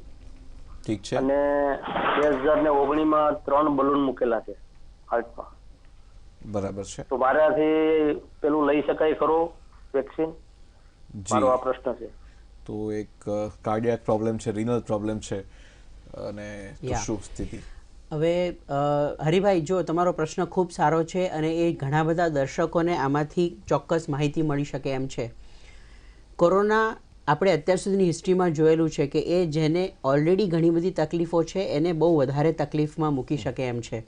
આપની એક કિડની ઓછી છે, હાર્ટમાં 3 બલૂન મૂકેલા છે, આપ તો સૌથી પહેલાં કેન્ડિડેટ છો કે આપને આ વેક્સિન લેવી જ જોઈએ, કારણ કે એ વેક્સિન તમને ડેફિનેટલી સિરિયસ અને સિવિયર પ્રકારના કોરોના સામે 100% પ્રોટેક્શન કરશે અને માઇલ્ડ કોરોના સામે આપણને 70% પ્રોટેક્શન આપે છે। માટે જ્યારે બી આપને મેસેજ આવે, મોબાઈલમાં SMS આવે કે તમારે આ તારીખે આ જગ્યાએ વેક્સિનેશન માટે જવાનું છે, તમારે અચૂક ત્યાં વેક્સિનેશન માટે જવાનું છે। વેક્સિનેશન સાઇટની જેમ ડૉક્ટર નયનભાઈ જાનીએ વાત કરી, એ ગવર્મેન્ટે બહુ જ સરસ વ્યવસ્થા કરેલી છે। દરેક વેક્સિનેશન સાઇટ 3 રૂમમાં વિભાજિત કરેલી છે। પહેલા રૂમમાં તમારું આઈડેન્ટિટી પરીક્ષણ થશે, બીજા રૂમમાં તમને વ્યવસ્થિત રીતે વેક્સિનેટર જેને ટ્રેન કરેલા છે એના દ્વારા વેક્સિન આપવામાં આવશે। વેક્સિન આપ્યા પછી પણ 30 મિનિટ માટે તમને ઓબ્ઝર્વેશનમાં રાખવામાં આવશે, જ્યાં ટ્રેન ડૉક્ટર્સની ટીમ પણ અવેલેબલ હશે। એટલે એ સમય દરમિયાન કંઈ પણ તકલીફ થાય તો તમને એની માહિતી મળે। તમે જ્યારે ઘરે જશો ત્યારે તમારી પાસે પણ 2-1 ડૉક્ટરનું એવું લિસ્ટ હશે કે ઘરે ગયા પછી કદાચ કોઈક તકલીફ પડી તો તમે તાત્કાલિક એમનો કોન્ટેક્ટ કરી શકશો।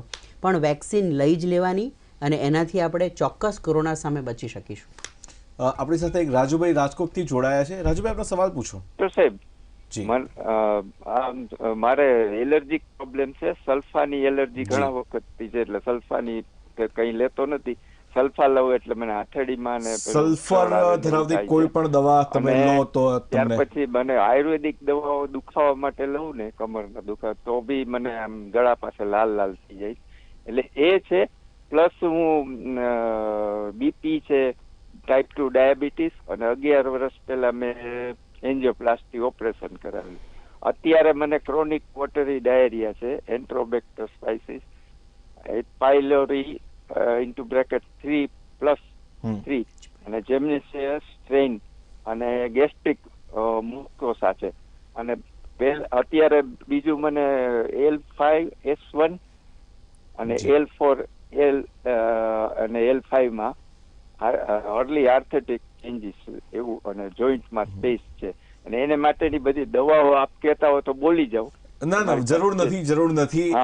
મૂળ એમને સલ્ફર કન્ટેન્ટ ધરાવતી દવાઓથી એમને એલર્જી છે, થોડા મણકાની પણ થોડી સમસ્યાઓ છે અને પેટની સમસ્યાઓ છે, સાદી શબ્દોમાં કહીએ તો શું એને એમાં આવા એમને પેશન્ટને?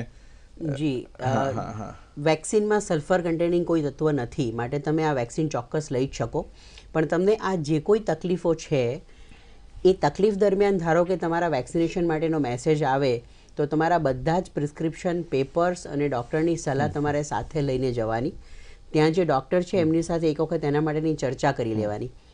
ક્યારે પણ આપણને કોઈ એક્યુટ ઇન્ફેક્શન હોય જેને કારણે આપણને બહુ તાવ આવતો હોય ત્યારે આપણી રોગપ્રતિકારક શક્તિ કન્ટિન્યુઅસલી એને કંટ્રોલ કરવામાં લાગેલી હોય છે, એટલે વેક્સિન અપટેક ઓછું થાય અથવા ક્યારેક વેક્સિનની સાઇડ ઇફેક્ટ વધારે થતી હોય છે.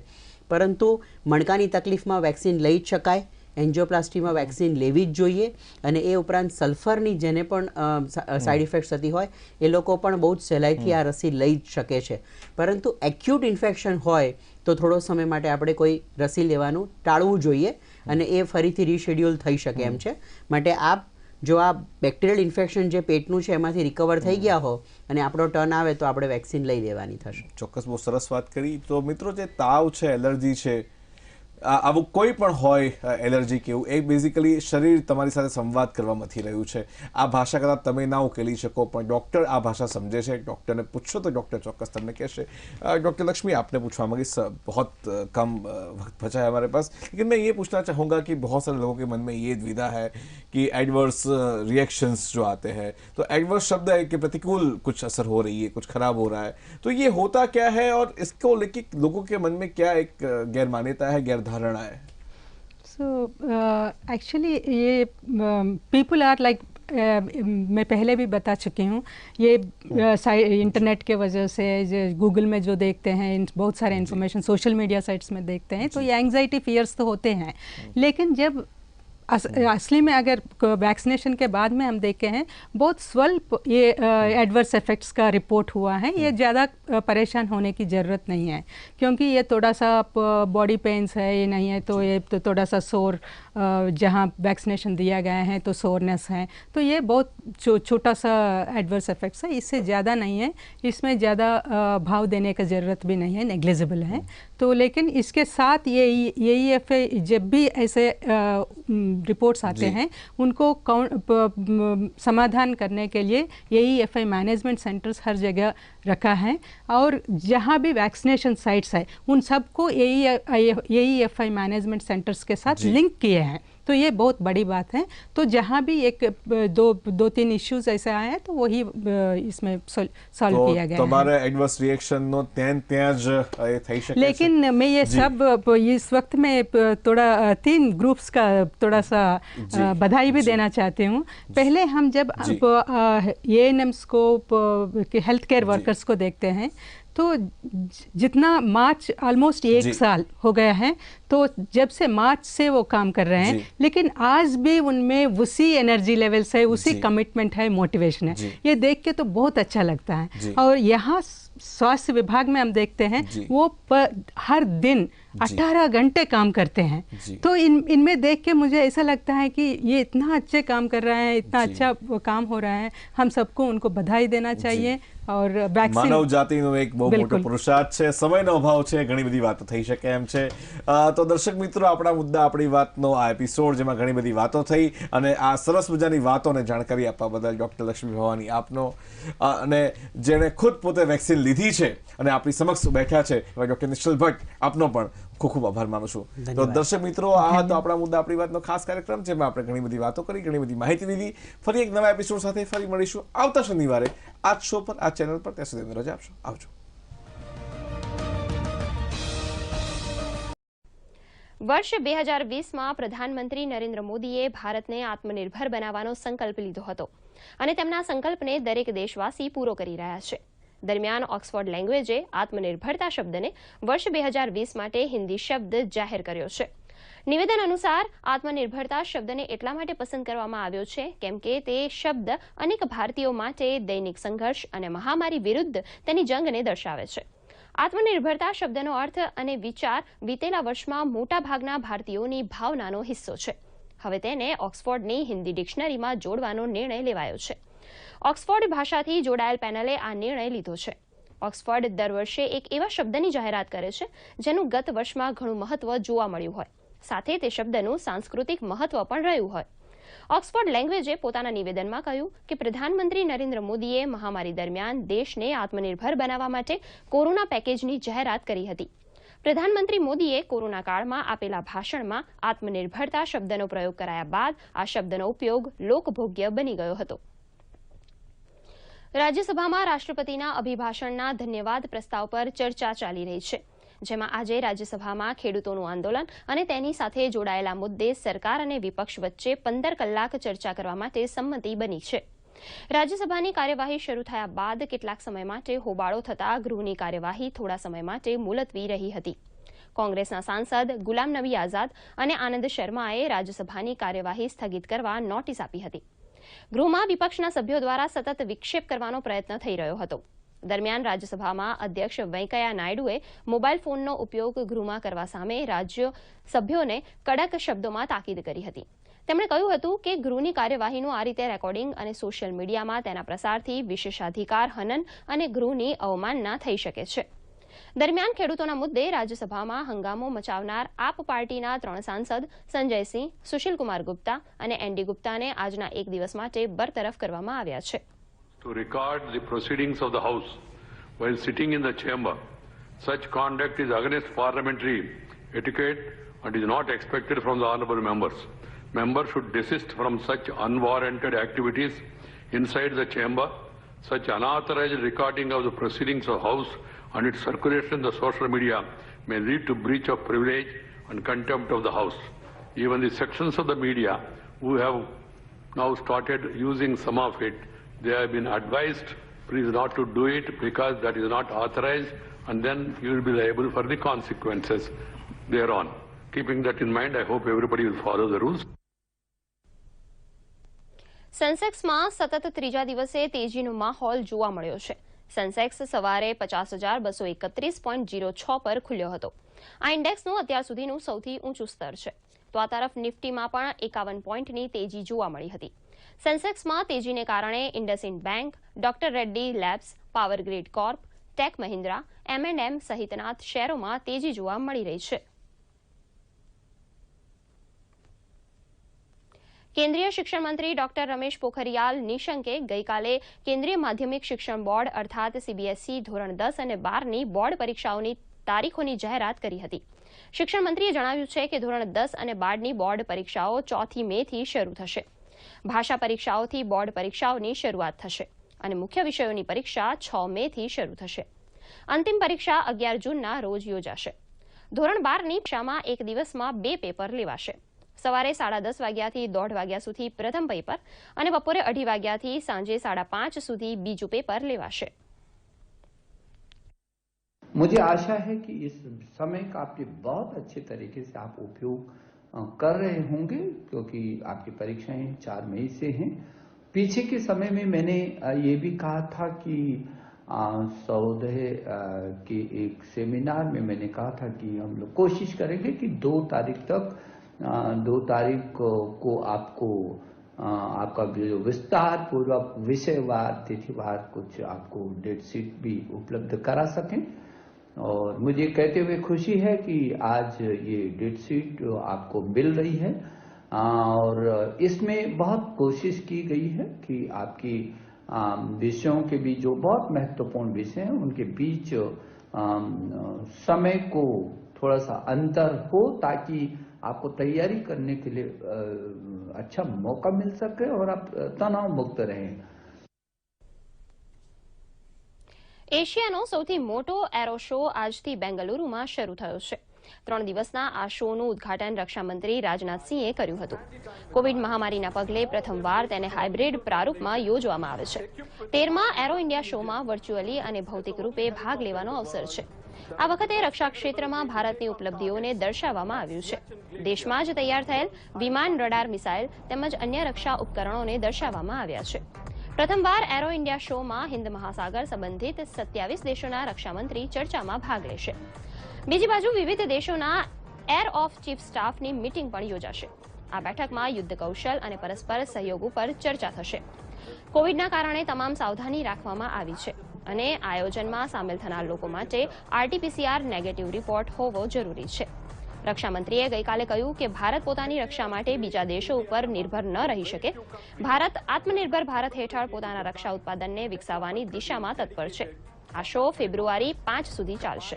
Single engine LUH, the old warhorse ALH through, with all its variants, including the latest maritime variant, HAL has displayed complete mastery in the art and design of developing helicopters. HAL now has very few frontiers to be conquered. The heavyweight multi-role being one such niche, IMRH will plug that as well. Corona સામેની જંગમાં ભારતને દિવસે ને દિવસે સફળતા મળી રહી છે. ગત છેલ્લા 24 કલાક દરમિયાન દેશમાં 11,039 નવા કેસ નોંધાયા હતા. જો કે 14,225 દર્દીઓ સાજા થયા છે.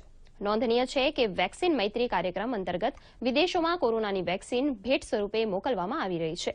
તાજેતરમાં ભારત દ્વારા અલ્જીરિયા અને દક્ષિણ આફ્રિકામાં ભારત નિર્મિત રસી પહોંચાડવામાં આવી છે. તો દુનિયામાં કોરોના સંક્રમણની વાત કરીએ તો વિશ્વમાં કોરોના સંક્રમણના 10,38,00,000થી વધુ કેસ નોંધાયા છે, જ્યારે 22,40,000થી વધુ લોકોના મોત નીપજ્યા છે. તો વિશ્વમાં સારવાર બાદ 7,56,00,000થી વધુ લોકો સ્વસ્થ થયા છે. કોરોનાથી સૌથી વધુ સંક્રમિત દેશોમાં અમેરિકા સૌથી આગળ છે.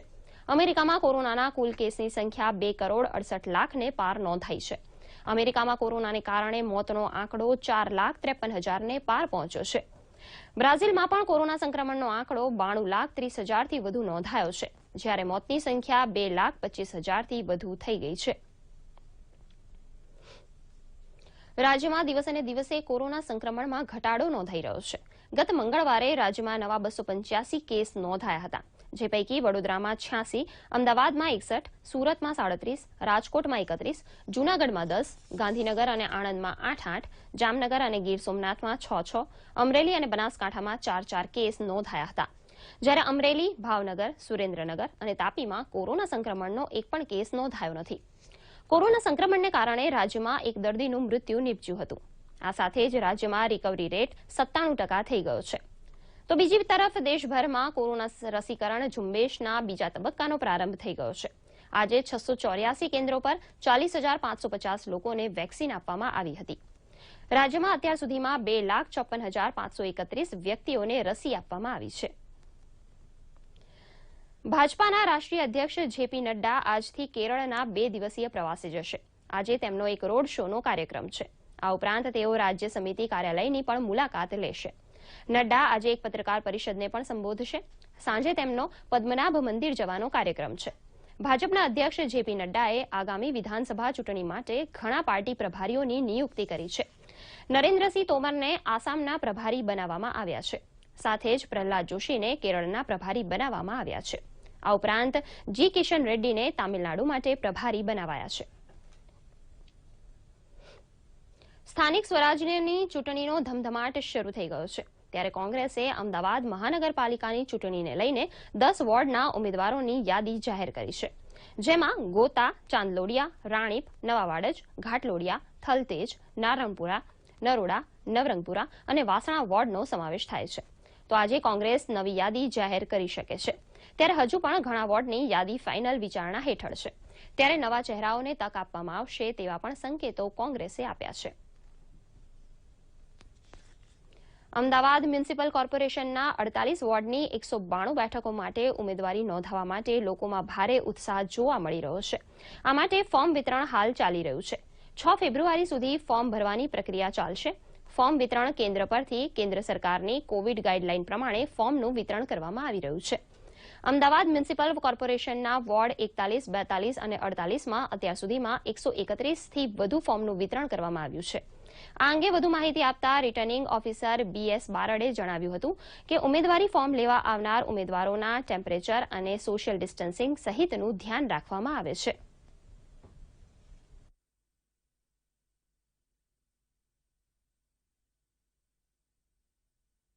જે નોટિસ પ્રસિદ્ધ થયા પછી જે ફોર્મનું વિતરણ શરૂ થયું છે એ પૈકી અમારા 41 નંબરના વોર્ડમાંથી કુલ 32 ફોર્મ ગયા છે, 42 નંબરના વોર્ડમાંથી 45 અને 48 નંબરના વોર્ડમાંથી 54, આમ કુલ 131 ફોર્મનું વિતરણ થયેલું છે.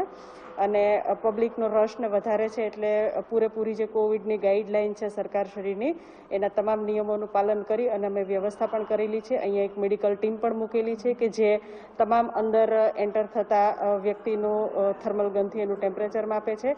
ત્યાં સેનિટાઈઝરની પણ વ્યવસ્થા કરેલી છે. હાથ સેનિટાઈઝ કરી અને પછી જ અંદર આવે છે અને માસ્ક વગર કોઈને એન્ટ્રી આપવામાં આવતી નથી.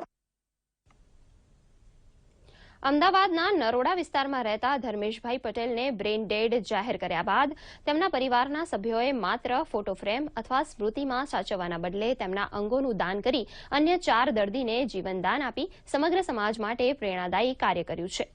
ધાર્મિક અભિગમ રાખવાવાળા આ પરિવાર દ્વારા ધર્મેશભાઈ પટેલના અંગ દ્વારા 4 જેટલા પરિવારોને જીવનદાન આપવામાં આવ્યું છે. ગુજરાત સરકારે બ્રેઇન ડેડ થયેલ દર્દીઓના અંગોનું દાન મેળવીને જરૂરિયાતમંદ દર્દીઓમાં તેનું પ્રત્યારોપણ કરાવીને તેમને ખુશહાલ જીવન પ્રદાન કરવાનો માનવ સેવાનો જે યજ્ઞ છેડ્યો છે, હવે આ પ્રયાસોના સુંદર પરિણામ પણ આવવા મળ્યા છે.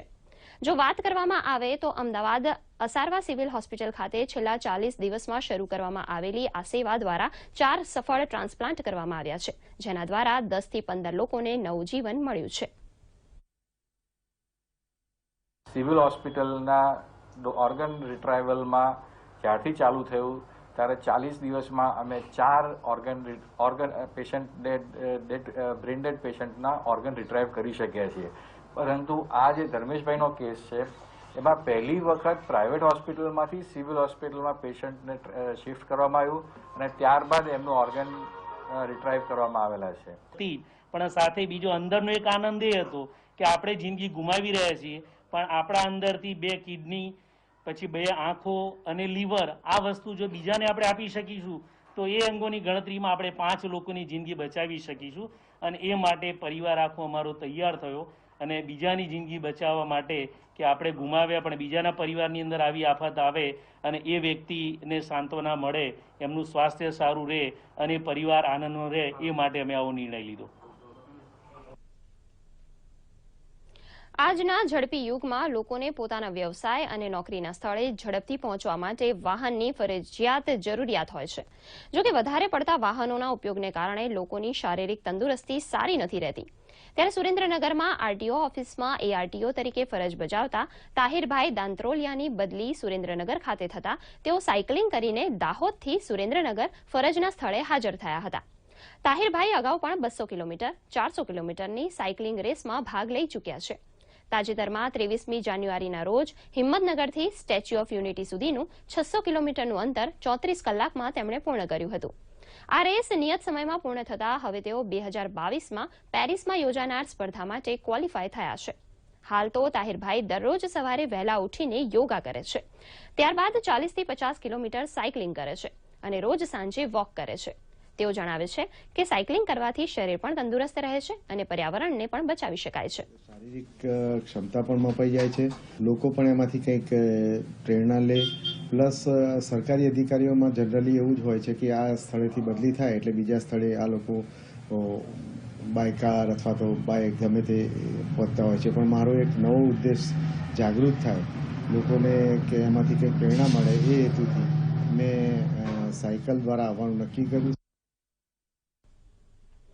નવસારી નગરપાલિકાને મહાનગરપાલિકા બનાવવાની દિશામાં ભરવામાં આવી રહેલા પગલાંના ભાગરૂપે 8 ગ્રામ પંચાયત અને 1 નગરપાલિકાનો ઉમેરો કરી 2 લાખની વસ્તી ધરાવતા નવસારી નગરપાલિકાને 3.5 લાખ જેટલી વસ્તી કરી દેવામાં આવી છે, જેમાં વિજલપોર નગરપાલિકા વિસ્તારના લોકોની સમસ્યા વધુ વણસી છે. શહેરી વિસ્તારને નગરપાલિકા વિસ્તારમાં જોડી દેવામાં આવ્યો છે, પરંતુ સ્થાનિક સમસ્યાઓનો નિવેડો આવી શક્યો નથી. શહેરમાં કેટલાક વિસ્તારોમાં ખુલ્લી ગટરો 20 વર્ષ જૂની છે. પીવાના પાણીની સમસ્યા દિવસે ને દિવસે વધી રહી છે. પાલિકાના શાસકો અને સ્થાનિક રહીશો અને વિપક્ષ દ્વારા વારંવાર રજૂઆતો પણ કરવામાં આવી છે, પરંતુ નિરાકરણ આવી શક્યું નથી. શહેરનું વિસ્તરણ કરવામાં આવ્યું છે, પરંતુ ગામનું વિસ્તરણ ન થતાં લોકોની સમસ્યા વધુને વધુ વણસી રહી છે.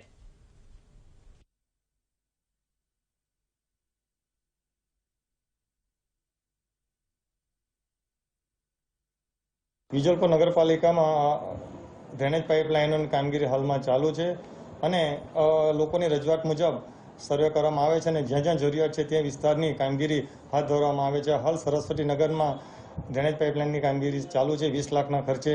એ એમની રજૂઆતો હતી અને સ્થાનિક લેવલે સર્વે કરી જરૂરિયાત મુજબની પાઇપલાઇનની કામગીરી હાથ ધરવામાં આવેલ છે. લગભગ જ્યાં પણ રજૂઆત આવી હશે ત્યાં સ્થળ તપાસ કરી સર્વે કરી જો જરૂરિયાત જણાય તો એ લાઇનને બદલવાની કામગીરી હાથ ધરવામાં આવેલ છે. અરવલ્લી જિલ્લાના ટેબલ ટેનિસના 2 ખેલાડીઓની રાષ્ટ્રીય કક્ષાએ પસંદગી થઈ છે. ગાંધીધામ ખાતે યોજાયેલી રાજ્ય કક્ષાની Stiga Cosco Gujarat state table tennis championship 2020 સ્પર્ધામાં સમગ્ર રાજ્યભરના ખેલાડીઓએ ભાગ લીધો હતો, જેમાં મોડાસા શહેરના અરમાન શેખે સિલ્વર અને જન્મેજય પટેલે બ્રોન્ઝ મેડલ મેળવ્યો છે. આ બંને ખેલાડીઓ હવે આ દિવસોમાં રાષ્ટ્રીય કક્ષાએ ઇન્દોર ખાતે યોજાનાર ટેબલ ટેનિસ સ્પર્ધામાં ભાગ લેશે. આ બંને ખેલાડીઓએ કોરોના સંક્રમણ વચ્ચે ઘરે રહી પ્રેક્ટિસ સ્થળે કોચ મઝહર સુથારના માર્ગદર્શન હેઠળ અથાગ મહેનત કરી હતી, જેથી જ્વલંત સફળતા મેળવી સમગ્ર રાજ્યમાં મોડાસા શહેરનું નામ રોશન કર્યું છે. અરમાન અને જન્મેજયના કોચ મઝહર સુથારે જણાવ્યું હતું કે સરકાર દ્વારા ખેલાડીઓને તમામ સુવિધાઓ આપવામાં આવે છે, જેથી બંને ખેલાડીઓ દેશ માટે મેડલ મેળવવા રોજના 7 થી 8 કલાક પ્રેક્ટિસ કરે છે.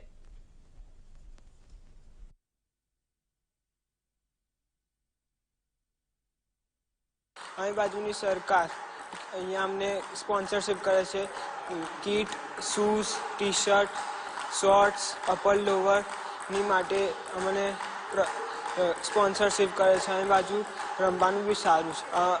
હું ગાંધીધામ રમ્યા છું, અહીં બાજુ મારો સિલ્વર મેડલ પ્રાપ્ત થયો છે અને 25 તારીખે ઇન્ડોર જવાનું છે નેશનલ લેવલ માટે. તારીખ 29 જાન્યુઆરીથી 31 જાન્યુઆરી દરમિયાન ગાંધીધામ ખાતે સ્ટેટ ટેબલ ટેનિસ ચેમ્પિયનશિપ યોજાઈ હતી, જેમાં અરવલ્લી જિલ્લાના અરમાન શેખ અને જન્મેજય પટેલે સિલ્વર અને બ્રોન્ઝ મેડલ મેળવ્યો છે, જે અરવલ્લી જિલ્લાનું ગૌરવ છે. આવનારા દિવસમાં તે બંને 25 ફેબ્રુઆરી દરમિયાન ઇન્દોર ખાતે નેશનલ રમશે અને ભવિષ્યમાં તે ભારત માટે પણ આ જ રીતે મેડલ લાવે તેના માટે સતત ટ્રેનિંગ કેમ્પ અને તેમના ફિઝિકલ ફિટનેસ અને ડાઇટ ચાર્ટ માટેનું પણ પ્લાનિંગ તૈયાર કરવામાં આવ્યું છે. કેન્દ્ર શાસિત related tasks, IF has undertaken extensive missions for evacuation as well as providing medical supplies. To deepen the HADR cooperation and coordination among our neighbors, we have also been conducting regular exercises on bilateral and multilateral front to mutually share our expertise and assist in capability building. To enhance such interoperability further, we should look at establishing a methodology for sharing ISR grid as and when necessary. International cooperation can be created by enthusiastic, forward-thinking planners and partners, but they need to be backed by credible and appropriate military power, which should be largely indigenous. To build indigenous capability, the Government of India has introduced multiple reforms and policy changes which encourage partners to collaborate on creating the next generation's technologies and platforms under the Make in India program. From the IF's perspective, we have placed large orders for the light combat aircraft, overall in excess of $7 million USD, and also placed orders with respect to radars, weapon systems, sensors, and all such platforms. LCA by itself is the best aircraft in the lightweight category that we know of and is in the future going to be a major part of our Indian Air Force. We are also embarking on the development of advanced medium combat aircraft, which is going to be a 5th generation aircraft with some 6th generation technologies in a public-private partnership model. We have already placed large orders for other indigenous systems apart from radars and weapons. I have no doubt in my mind that in the coming decade, the Indian airspace sector will truly come of age and become a significant player in the overall global airspace supply chain. To conclude, seen through the geostrategic prism, India is central to the peace, stability, and security in this region, and Indian Air Force's prowess would be a crucial enabler. This conclave gives us the opportunity to exchange ideas and views and would undoubtedly enhance multilateral cooperation and engagements between our air forces. And for effective, prompt, and sustainable air operations in response to any situation that requires cooperative action. I thank you once again for joining us at Aero India 21 and being a part of this conclave. I am sure you all will have a good look at all the exhibitions and the exhibitors who have put their stalls in Aero India and have a good look at the air show and the air displays. I look forward to constructive and fruitful interactive sessions which are ahead of us, and I would like to specially thank the Honorable Raksha Mantri and the Chief of Defence Staff for sharing their precious time and being here with us for the inaugural session, and the Honorable Raksha Mantri for his inaugural address. Jai Hind. Thank you, sir. Now may I please request the Honorable Raksha Mantri, Shri Rajnath Singh Ji, the chief guest for the conclave, to address the august gathering. Chief of Defence Staff, General Bipin Rawat, Chief of Air Staff, Air Chief Marshal R.K.S. Bhadoria, Air Marshal Sandeep Singh, Air Marshal R.D. Mathur, Chief of Air Forces from our friendly countries, delegates and officers, ladies and gentlemen. It gives me great pleasure to address all of you on the opening day of this conclave. I would like to thank all the delegates for sparing their valuable time to be with us despite the constraints of the pandemic. I also thank those attending in virtual mode for taking out time from their busy schedules. The CAS conclave brings together senior dignitaries from Air Force around the world, and it is but befitting to have such a conclave as part of Aero India, which is primarily focused on air power and associated technologies. My compliments to the organizing staff of this mega event. Friends, this edition of Aero India is focused on showcasing our intent to make India one of the top countries in defense and aerospace industry. Government of India's recent approval for indigenous manufacture of 83 light combat aircraft Mark 1A by Hindustan Aeronautic Limited for Indian Force is affirmation of our faith in the capabilities of our indigenous defense industry.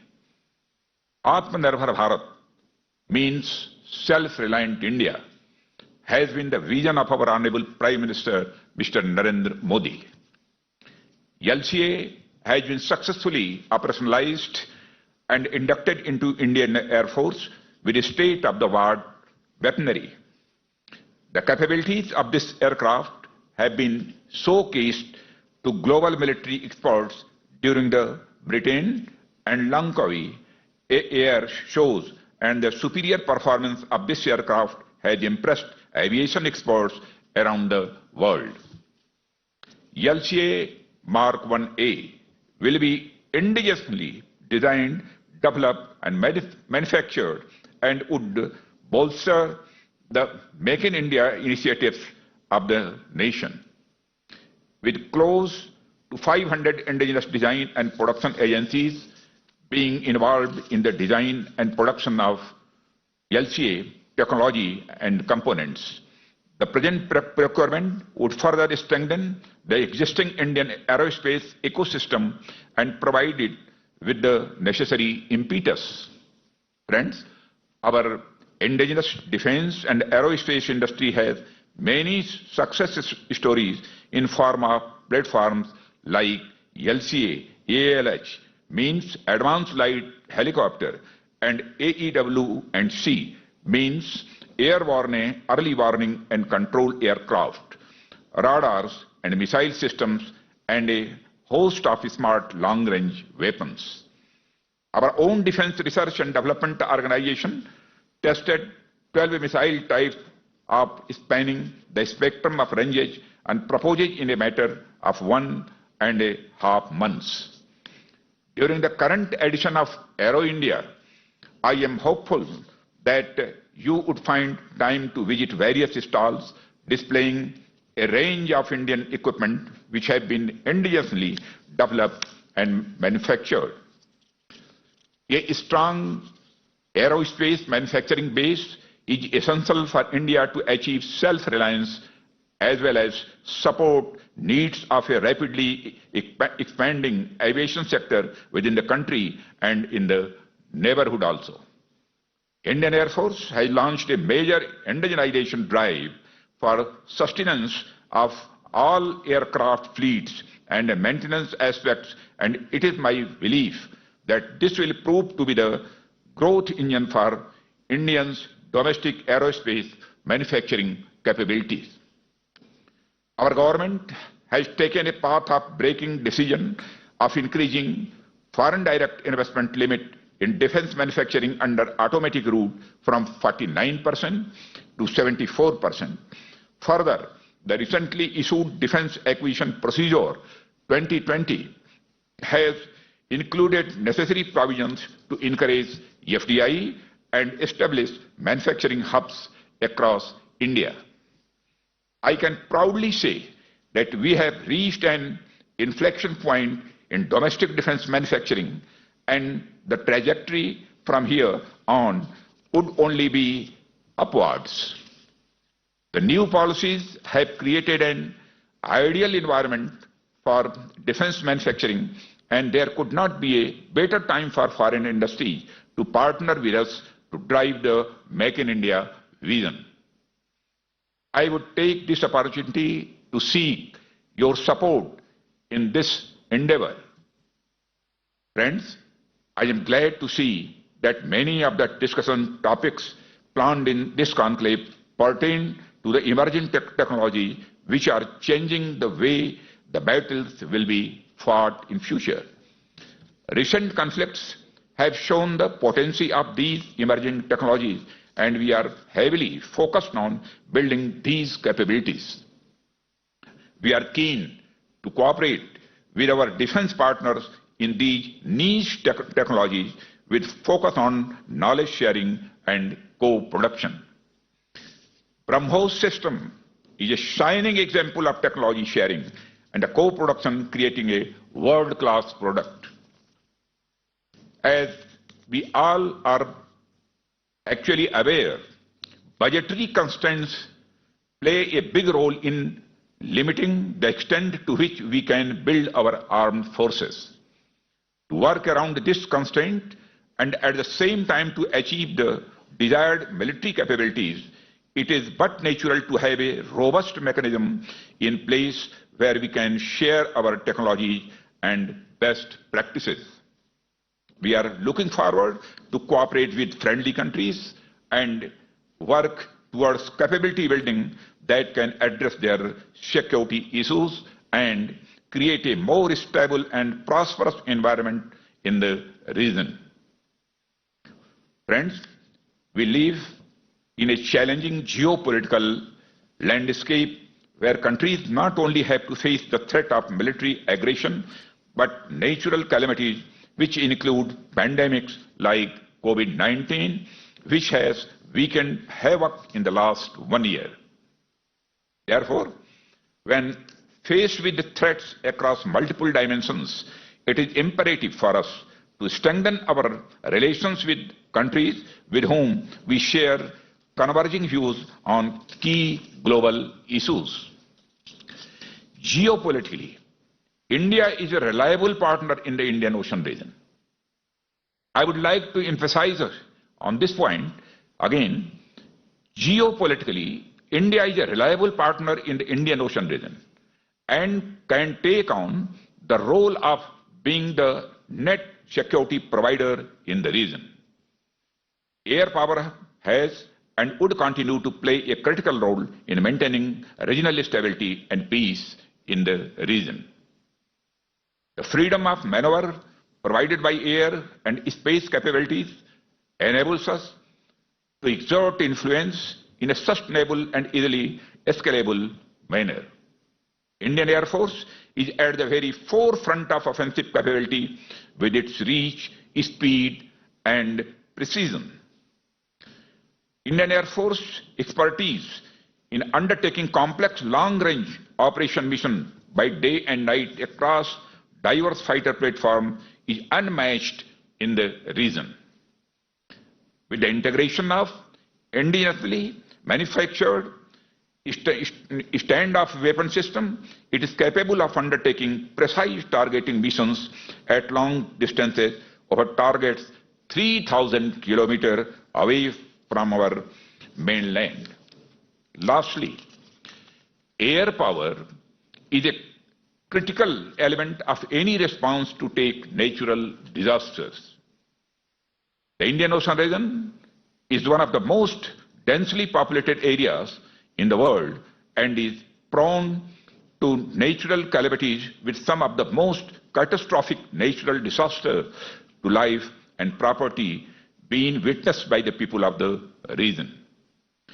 Our Honorable Prime Minister, Shri Narendra Modi, during his historic keynote address at Shanghai Law Dialogue 2018, had articulated the key role of India's armed forces in building partnership in the Indo-Pacific region for peace and security, as well as humanitarian assistance and disaster relief. Friends, India's unique disposition in the Indian Ocean region, complemented by a potent airlift capability of Indian Air Force, enables us to contribute significantly in humanitarian aid and disaster relief missions. Just to give you a broad overview on the magnitude of HADR operations undertaken by Indian Air Force, in the last 5 years itself, we have tackled roughly about 100 contingencies, during which we have flown a total of 6,000 plus sorties and evacuated more than 44,000 in distress. I firmly believe that the HADR management with robust SOPs should be the cornerstone of any defense cooperation. India has been regularly conducting exercises to deepen the HADR cooperation and coordination among our neighbors, with focus on sharing expertise and assisting building capabilities. I am sure that this conclave will further enhance the existing mechanisms which have been refined over the years.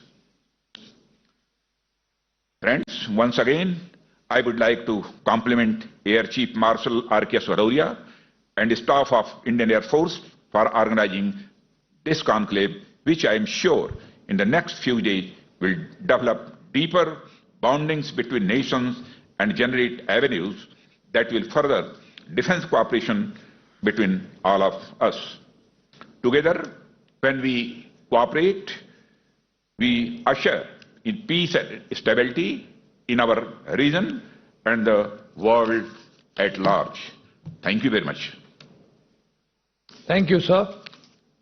Ladies and gentlemen, now the chief guest will be releasing the brochure for the Chiefs of Air Staff Conclave 2021.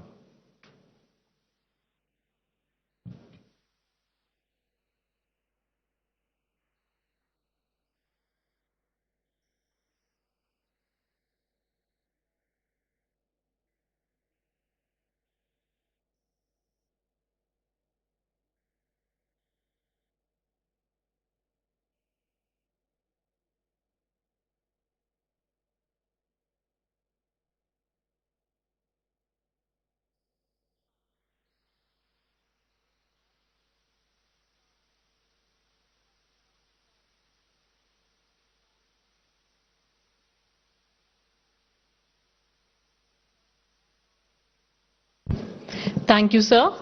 Ladies and gentlemen, now may I please request the Chiefs of the Air Forces and all the heads of delegations to please move out for the group photograph.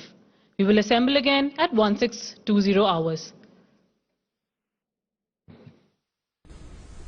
तो वायुसेना प्रमुखों के conclave 2021 में रक्षा मंत्री आपसे कुछ देर पहले संबोधित कर रहे थे और अब वक्त है समाचारों का। सबसे पहले मुख्य समाचार। વિદેશ મંત્રાલયને કિસાન આંદોલન પર બયાનબાજી. સદનની કામગીરી શરૂ થતાની સાથે જ જણાવ્યું હતું કે તેમણે આજ અને આવતીકાલના પ્રશ્નકાળને અને શૂન્યકાળને રદ કર્યો છે.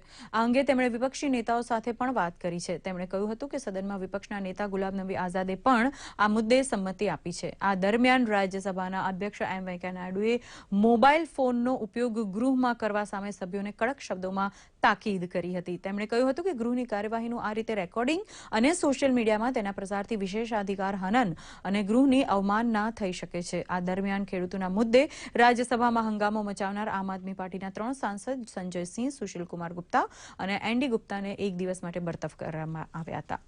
આ દરમિયાન રાજ્યસભામાં ખેડૂત આંદોલન અંગેના એક સવાલ અંગે ગૃહ વિભાગ દ્વારા લેખિતમાં જવાબ આપવામાં આવ્યો છે. With the other leaders, and can allot more time with your permission for this particular motion, and for that today question hour may be suspended and tomorrow question hour and 0 hour may be suspended and we can take it for 15 hours so that all the parties can also participate in the discussion. Motion of thanks से पहले discussion किसानों का नहीं होता है, तो जो discussion उस दिन होना चाहिए था किसानों के लिए ही, वो हम राष्ट्रपति जी के अभिभाषण में उसकी चर्चा करेंगे 5 घंटे. तो वो 5 घंटे जो किसानों की चर्चा करनी थी अलग से बिल्कुल स्टैंड अलोन, वो हम चर्चा करेंगे माननीय राष्ट्रपति के अभिभाषण में और वो 5 घंटे वहां बढ़ाए जाएं 15 घंटे. और सरकार का मैं धन्यवाद करता हूं कि उन्होंने हम सब की मांगी. એશિયાનો સૌથી મોટો એરો શો આજથી બેંગલુરુમાં શરૂ થઈ રહ્યો છે. 3 દિવસના આ શોનું ઉદ્ઘાટન સંરક્ષણ મંત્રી રાજનાથ સિંહે કર્યું હતું. કોવિડ મહામારીના પગલે પ્રથમવાર તેને હાઇબ્રિડ પ્રારૂપમાં યોજવામાં આવ્યો છે. 13માં એરો ઇન્ડિયા શોમાં વર્ચ્યુઅલી અને ભૌતિક રૂપે ભાગ લેવાનો અવસર છે. આ વખતે રક્ષા ક્ષેત્રમાં ભારતની ઉપલબ્ધિને દર્શાવવામાં આવ્યું છે. દેશમાં જ તૈયાર થયેલા વિમાન, રડાર, મિસાઇલ તેમજ અન્ય રક્ષા ઉપકરણોને દર્શાવવામાં આવ્યા છે. પ્રથમવાર એરો ઇન્ડિયા શોમાં હિન્દ મહાસાગર સંબંધિત 27 દેશોના રક્ષામંત્રી ચર્ચામાં ભાગ લેશે. બીજી બાજુ વિવિધ દેશોના એર ઓફ ચીફ સ્ટાફની મીટિંગ પણ થશે. આ બેઠકમાં યુદ્ધ કૌશલ અને પરસ્પર સહયોગ ઉપર ચર્ચા થશે. કોવિડના કારણે તમામ સાવધાની રાખવામાં આવી છે અને આયોજનમાં સામેલ થનાર લોકો માટે આરટીપીસીઆર નેગેટિવ રિપોર્ટ હોવો જરૂરી છે. રક્ષામંત્રીએ ગઈકાલે કહ્યું કે ભારત પોતાની રક્ષા માટે બીજા દેશો ઉપર નિર્ભર ન રહી શકે. ભારત આત્મનિર્ભર ભારત હેઠળ પોતાના રક્ષા ઉત્પાદનને વિકસાવવાની દિશામાં તત્પર છે. આ શો 5 ફેબ્રુઆરી સુધી ચાલશે. India also faces threats and challenges emanating from multiple fronts. India is a victim of state-sponsored and state-inflicted terrorism, which is now a global threat. We have long witnessed unfortunate attempts to employ force to change status quo along our unresolved borders. India is vigilant and prepared to counter and defeat any misadventure to defend our people and territorial integrity at all costs. Steering through the difficult times of COVID-19 pandemic, India has become a leading nation in the world to protect the precious lives of its 1.35 billion people from the pandemic. India has endeavored to bring out not one but 2 indigenous vaccines, Covaxin, Covishield, and stated the largest vaccine drive to inoculate 270 million people. Oxford ડિક્શનરીએ આત્મનિર્ભરતા આ શબ્દને વર્ષ 2020 માટે હિન્દી શબ્દ જાહેર કર્યો છે. નિવેદન અનુસાર આત્મનિર્ભરતા શબ્દને એટલા માટે પસંદ કરવામાં આવ્યો કેમ કે તે શબ્દ અનેક ભારતીયો માટે દૈનિક સંઘર્ષ અને મહામારી વિરુદ્ધ તેની જંગને દર્શાવે છે.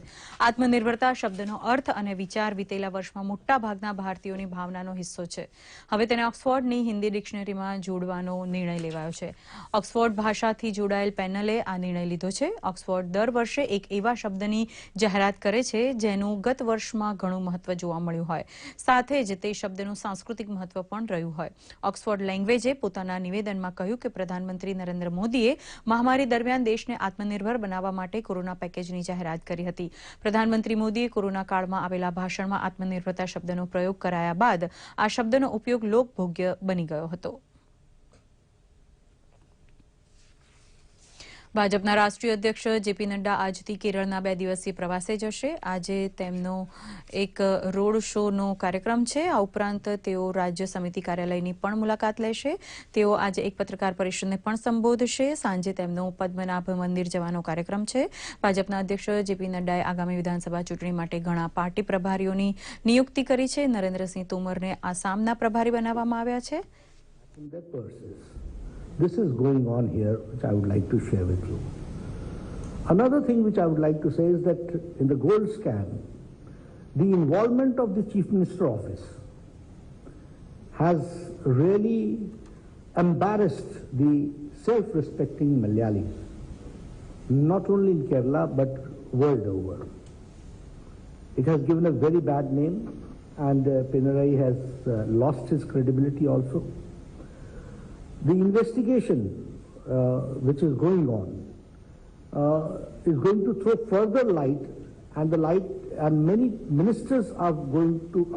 It looks many ministers are going to come to light in this. The same way, it is a disgrace to the constitutional post when Sri Ramakrishnan, the speaker, the speaker, is involved in the gold scam case. We all know that it was initially Pinarayi himself who said that the central agencies should come and investigate, and when the heat of it reached the CMO office, he turned out against it.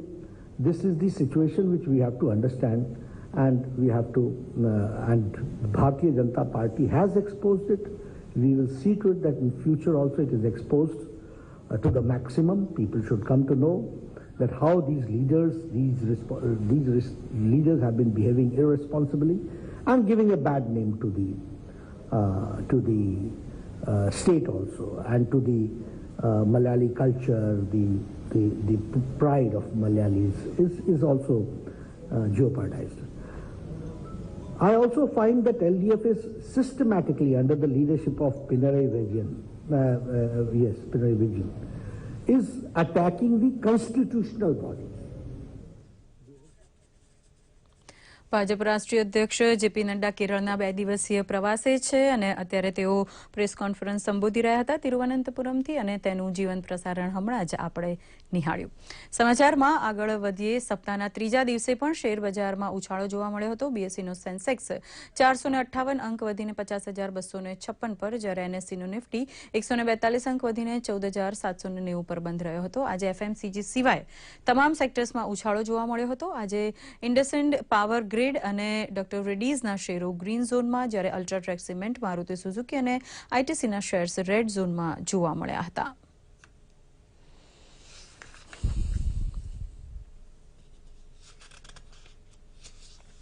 ખેડૂતોના આંદોલન મામલે વિદેશી celebrities દ્વારા આપવામાં આવી રહેલી પ્રતિક્રિયા અને ટિપ્પણીઓને લઈને વિદેશ મંત્રાલયે એક નિવેદન બહાર પાડ્યું છે. વિદેશ મંત્રાલયે પોતાના નિવેદનમાં કહ્યું છે કે પ્રખ્યાત હસ્તીઓ દ્વારા હેશટેગ વાપરી ખોટા નિવેદનો આપવાની પ્રવૃત્તિ બેજવાબદારીપણાની નિશાની છે. મંત્રાલય દ્વારા આ મામલે કોઈ પણ ટિપ્પણી કરતા પહેલા તથ્યોની તપાસ કરી લેવી જોઈએ તેવી અપીલ કરવામાં આવી છે. ઉપરાંત જણાવવામાં આવ્યું છે કે કૃષિ ક્ષેત્ર સાથે જોડાયેલ સંશોધન અધિનિયમન પર સંપૂર્ણ ચર્ચા બાદ સંસદમાંથી આ પસાર કરવામાં આવ્યું છે.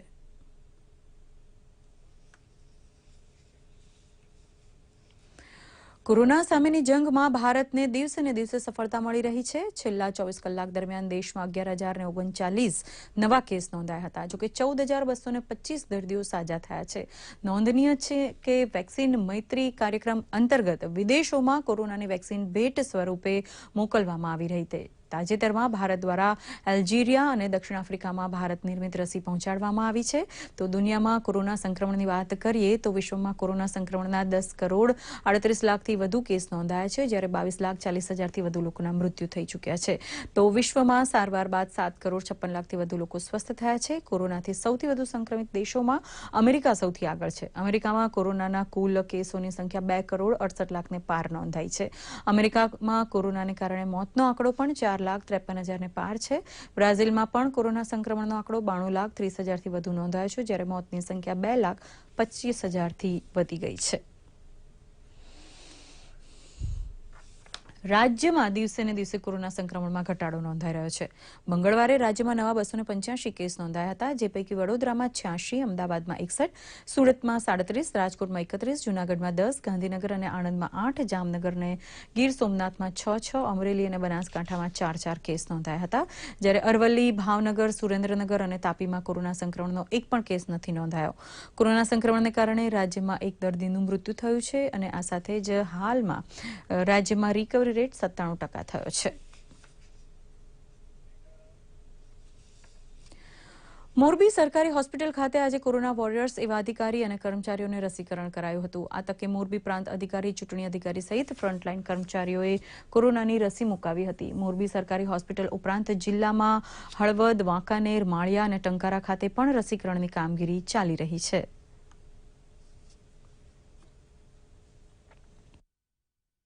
અત્યારે ફ્રન્ટલાઇન કોરોના વોરિયર્સ માટે જે કોવિડનું રસીકરણ ચાલી રહ્યું છે, એમાં આજે મેં પ્રાંત અધિકારી મોરબીએ પણ અત્યારે જ હાલમાં વેક્સિનેટ કરેલી છે અને હજી સુધીમાં મને કોઈ પણ આડઅસર જોવા નથી મળતી. એકદમ સામાન્ય જે ઇન્જેક્શન લેતા હોઈએ એ પ્રકારની આ વેક્સિન થયેલી છે અને ખૂબ સરળતાથી, ખૂબ સારી રીતે અત્યારે હું અનુભવી રહ્યો છું. એટલે હું અપીલ કરું છું કે આપ સૌ જ્યારે આપનો વારો આવે ત્યારે આ વેક્સિન લઈને સુસજ્જ થાવ તેવી સૌને અપીલ કરું છું. સ્થાનિક સ્વરાજ્યની ચૂંટણીનો ધમધમાટ શરૂ થઈ ગયો છે, ત્યારે કોંગ્રેસ અમદાવાદ મહાનગરપાલિકાની ચૂંટણીને લઈને 10 વોર્ડના ઉમેદવારોની યાદી જાહેર કરી છે, જેમાં ગોતા, ચાંદલોડિયા, રાણીપ, નવાવાડજ, ઘાટલોડિયા, થલતેજ, નારણપુરા, નરોડા, નવરંગપુરા અને વાસણા વોર્ડનો સમાવેશ થાય છે. હજુ ઘણા વોર્ડની યાદી ફાઇનલ વિચારણા હેઠળ છે.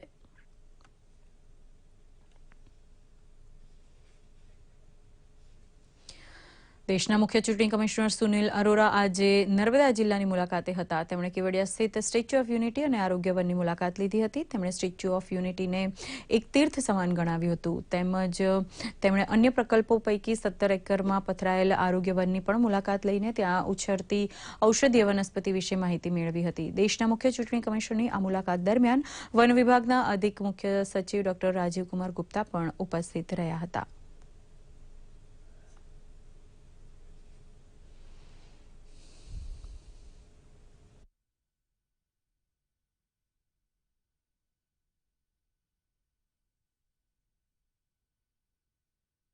दो 2007 से इसकी परिकल्पना शुरू हुई. आज ये वर्ल्ड का टॉलेस्ट स्टैचू है. बाकी आर्किटेक्चरल वंडर तो है ही. आर्किटेक्चरल, सीनिक, एस्थेटिक, लोकेशनल, वो सब वंडर तो है ही. और सबसे बड़ी बात ये है कि ये स्टैचू जो है, it is for a person who United India, who integrated India. Ahmedabad municipal કોર્પોરેશનના 48 વોર્ડની 192 બેઠકો માટે ઉમેદવારી નોંધાવવા માટે લોકોમાં ભારે ઉત્સાહ જોવા મળી રહ્યો છે. આ માટે ફોર્મ વિતરણ હાલ ચાલી રહ્યું છે. 6 ફેબ્રુઆરી સુધી ફોર્મ ભરવાની પ્રક્રિયા ચાલશે. ફોર્મ વિતરણ કેન્દ્ર પરથી કેન્દ્ર સરકારની કોવિડ ગાઈડલાઈન પ્રમાણે ફોર્મનું વિતરણ કરવામાં આવી રહ્યું છે. અમદાવાદ મ્યુનિસિપલ કોર્પોરેશનના વોર્ડ 41, 42 અને 48માં અત્યાર સુધીમાં 131થી વધુ ફોર્મનું વિતરણ કરવામાં આવ્યું છે.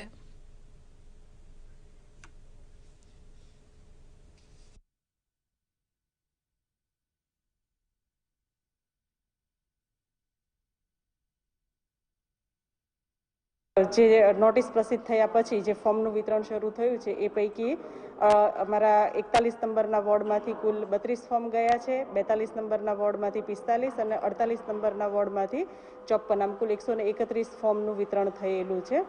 અને પબ્લિકનો રશ ને વધારે છે, એટલે પૂરેપૂરી જે કોવિડની ગાઈડલાઈન છે સરકારશ્રીની, એના તમામ નિયમોનું પાલન કરી અને અમે વ્યવસ્થા પણ કરેલી છે. અહીંયા એક મેડિકલ ટીમ પણ મૂકેલી છે કે જે તમામ અંદર એન્ટર થતા વ્યક્તિનું થર્મલ ગનથી એનું ટેમ્પરેચર માપે છે. ત્યાં સેનિટાઈઝરની પણ વ્યવસ્થા કરેલી છે. હાથ સેનિટાઈઝ કરી અને પછી જ અંદર આવે છે અને માસ્ક વગર કોઈને એન્ટ્રી આપવામાં આવતી નથી.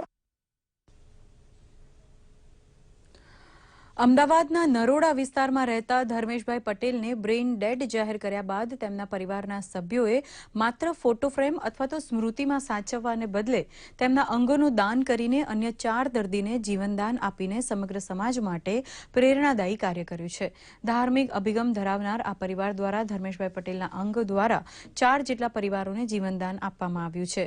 અમદાવાદ અસારવા સિવિલ હોસ્પિટલ ખાતે છેલ્લા 40 દિવસમાં શરૂ કરવામાં આવેલી આ સેવા દ્વારા 4 સફળ ટ્રાન્સપ્લાન્ટ કરવામાં આવ્યા છે, જેના દ્વારા 10 થી 15 લોકોને નવું જીવન મળ્યું છે.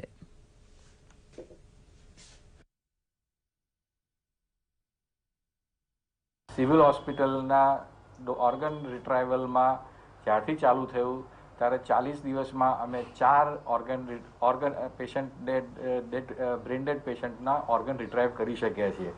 પરંતુ આ જે ધર્મેશભાઈનો કેસ છે એમાં પહેલી વખત પ્રાઇવેટ હોસ્પિટલમાંથી સિવિલ હોસ્પિટલમાં પેશન્ટને શિફ્ટ કરવામાં આવ્યું અને ત્યારબાદ એમનું ઓર્ગન રિટ્રાઇવ કરવામાં આવેલા છે. પણ સાથે બીજો અંદરનો એક આનંદ એ હતો કે આપણે જિંદગી ગુમાવી રહ્યા છીએ, પણ આપણા અંદરથી 2 કિડની, પછી 2 આંખો અને લીવર, આ વસ્તુ જો બીજાને આપણે આપી શકીશું તો એ અંગોની ગણતરીમાં આપણે 5 લોકોની જિંદગી બચાવી શકીશું. અને એ માટે પરિવાર આખો અમારો તૈયાર થયો અને બીજાની જિંદગી બચાવવા માટે કે આપણે ગુમાવ્યા પણ બીજાના પરિવારની અંદર આવી આફત આવે અને એ વ્યક્તિને સાંત્વના મળે, એમનું સ્વાસ્થ્ય સારું રહે અને પરિવાર આનંદમાં રહે, એ માટે અમે આવો નિર્ણય લીધો. વર્ષ 2021 અને 22ના બજેટમાં 20 વર્ષ જૂના ખાનગી વાહનો અને 15 વર્ષ જૂના કમર્શિયલ વાહનો માટે સ્ક્રેપ પોલિસી જાહેર કરવામાં આવી છે.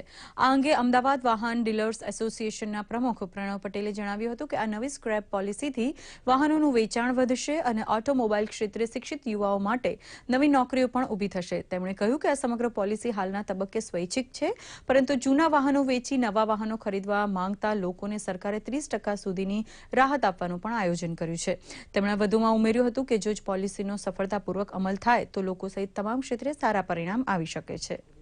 એક ઘણા વખતથી રાહ જોતા હતા અને ફાઇનલી આ બજેટના અંદર ફાઇનાન્સ મિનિસ્ટરે એને અનાઉન્સ કરી દીધી છે.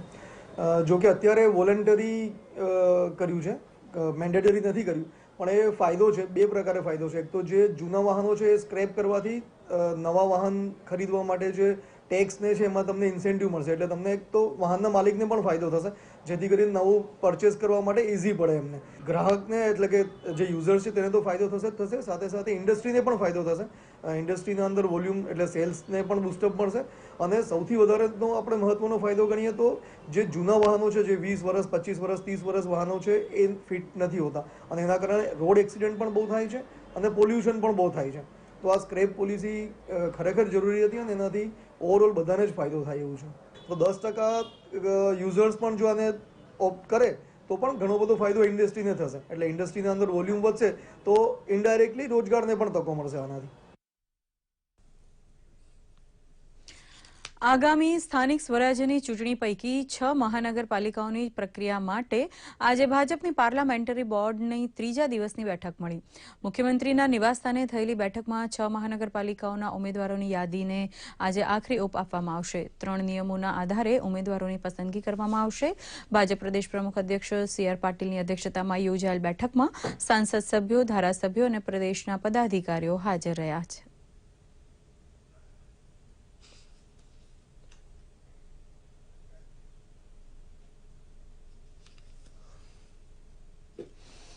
આજના ઝડપી યુગમાં લોકોને પોતાના વ્યવસાય અને નોકરીના સ્થળે ઝડપથી પહોંચવા માટે વાહનની ફરજિયાત જરૂરિયાત હોય છે. જો કે વધારે પડતા વાહનોના ઉપયોગના કારણે લોકોની શારીરિક તંદુરસ્તી સારી નથી રહેતી. ત્યારે સુરેન્દ્રનગરમાં આરટીઓ ઓફિસમાં એઆરટીઓ તરીકે ફરજ બજાવતા તાહિરભાઈ દાંત્રોલિયાની બદલી સુરેન્દ્રનગર ખાતે થતાં તેઓ સાયકલિંગ કરીને દાહોદથી સુરેન્દ્રનગર ફરજના સ્થળે હાજર થયા હતા.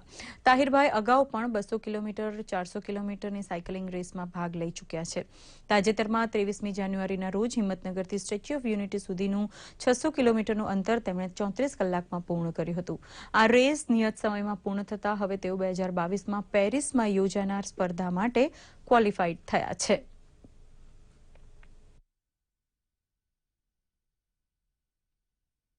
સાયકલિંગ એક એવી એક્ટિવિટી છે કે જેનાથી તમારે શારીરિક ક્ષમતા પણ મપાઈ જાય છે, લોકો પણ એમાંથી કંઈક પ્રેરણા લે પ્લસ સરકારી અધિકારીઓમાં જનરલી એવું જ હોય છે કે આ સ્થળેથી બદલી થાય એટલે બીજા સ્થળે આ લોકો બાય કાર અથવા તો બાય ગમે તે પહોંચતા હોય છે. પણ મારો એક નવો ઉદ્દેશ જાગૃત થાય, લોકોને કે એમાંથી કંઈક પ્રેરણા મળે, એ હેતુથી મેં સાયકલ દ્વારા આવવાનું નક્કી કર્યું.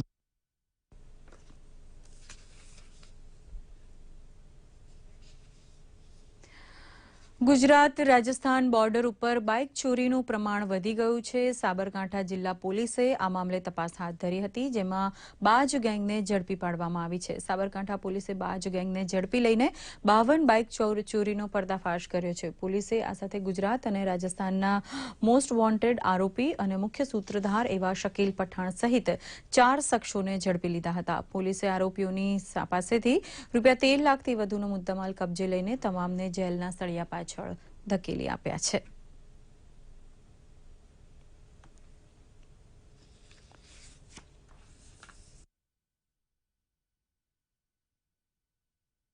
કે જે બજાર મંદિર જેવા મોલ વિસ્તારમાં ફરતા અને ત્યાંથી તેઓ બાઇકની ચોરી કરતા હતા. એલસીબી ઓફિસ લાવી તેઓની ઊંડાણપૂર્વક પૂછપરછ કરતા તેઓની પાસેથી 52 મોટરસાઇકલ જે અલગ અલગ જગ્યાએથી બાજ ગેંગના જે શકીલ ખાન આરોપી છે તે અને તેના સભ્યોએ ઉદયપુર, સાબરકાંઠા, મહેસાણા, બનાસકાંઠા જે જગ્યાએથી ચોરી કરેલ તેની રિકવર કરેલ.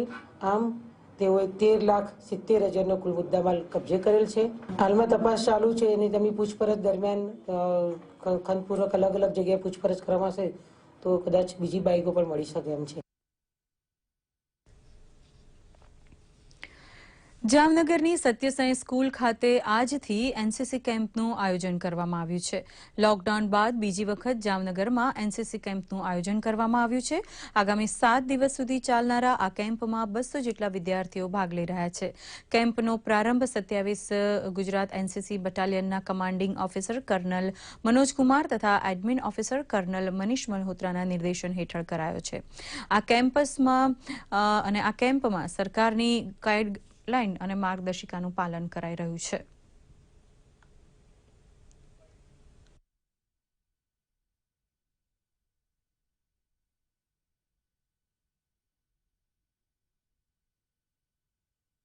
ये जो 2 कैंप्स हैं वो 2 तारीख से 8 तारीख के बीच में होगा और दूसरा कैंप हमारा 9 से 15 तारीख के बीच में होगा.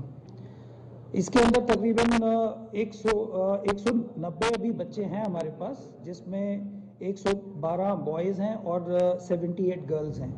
लेकिन ये फिगर थोड़ा और बढ़ेगा आज और तकरीबन 220 के आसपास ये स्ट्रेंथ हमारे पास हो जाएगी, जिन बच्चों को हम यहाँ पर ट्रेनिंग देंगे. આ કેમ્પ ઓનલાઈન ક્લાસીસને રેક્ટિફાઈ કરવા માટેનો આ કેમ્પ ઓર્ગેનાઇઝ કરવામાં આવ્યો છે, જેમાં અમે લોકો ઓનલાઈન એક્ઝામિનેશન માટેનું જે ઓનલાઈન અમે બધું ભણતા એ બધી વસ્તુ આ કેમ્પમાં અમે ફિઝિકલી પ્રેઝન્ટ રહીને બધી વસ્તુ શીખશું, જેમાં પ્રેક્ટિકલથી લઈને બધી વસ્તુ ઇન્ક્લુડ થાય છે. તો આ કેમ્પની અંદર વેપન ટ્રેનિંગ, જેમાં આપણે વેપનની બધી વસ્તુ માહિતી લઈએ છીએ, ડ્રિલની લઈએ છીએ અને બીજા બધા ઘણા બધા સબ્જેક્ટ છે જેની માહિતી અમને આ કેમ્પમાં દેવામાં આવશે. हम लोग सब यहाँ पर सीखने आए हैं ड्रिल और कोविड-19 से किस तरह से लड़ा जाए. ये कैंप सत्यसाई स्कूल में लगा है और यहाँ का जो सिचुएशन है, एनवायरनमेंट बहुत ही अच्छा है कैडेट्स के लिए भी और एएनओस के लिए भी. यहाँ पे हमें ये बताया गया है कि किस तरह से हम लोगों को डिस्टेंस का पालन करना चाहिए और क्या क्या तरीके हैं जिससे हम कोविड से बच सकते हैं. અરવલ્લી જિલ્લાના ટેબલ ટેનિસના 2 ખેલાડીઓની રાષ્ટ્રીય કક્ષાએ પસંદગી થઈ છે. ગાંધીધામ ખાતે યોજાયેલી રાજ્યકક્ષાની Stiga Cosco Gujarat state table tennis championship 2020 સ્પર્ધામાં સમગ્ર રાજ્યભરના ખેલાડીઓએ ભાગ લીધો હતો, જેમાં મોડાસા શહેરના અરમાન શેખે સિલ્વર અને જન્મેન્જય પટેલે બ્રોન્ઝ મેડલ મેળવ્યો હતો. આ બંને ખેલાડીઓ હવે આગામી દિવસોમાં રાષ્ટ્રીય કક્ષાએ ઇન્દોર ખાતે યોજાનાર ટેબલ ટેનિસ સ્પર્ધામાં ભાગ લેશે. આ બંને ખેલાડીઓએ કોરોના સંક્રમણ વચ્ચે ઘરે રહી પ્રેક્ટિસ સ્થળે કોચ મઝહર સુથારના માર્ગદર્શન હેઠળ અથાગ મહેનત કરી હતી, જેથી તેમને જ્વલંત સફળતા મેળવી સમગ્ર રાજ્યમાં મોડાસા શહેરનું નામ રોશન કર્યું છે.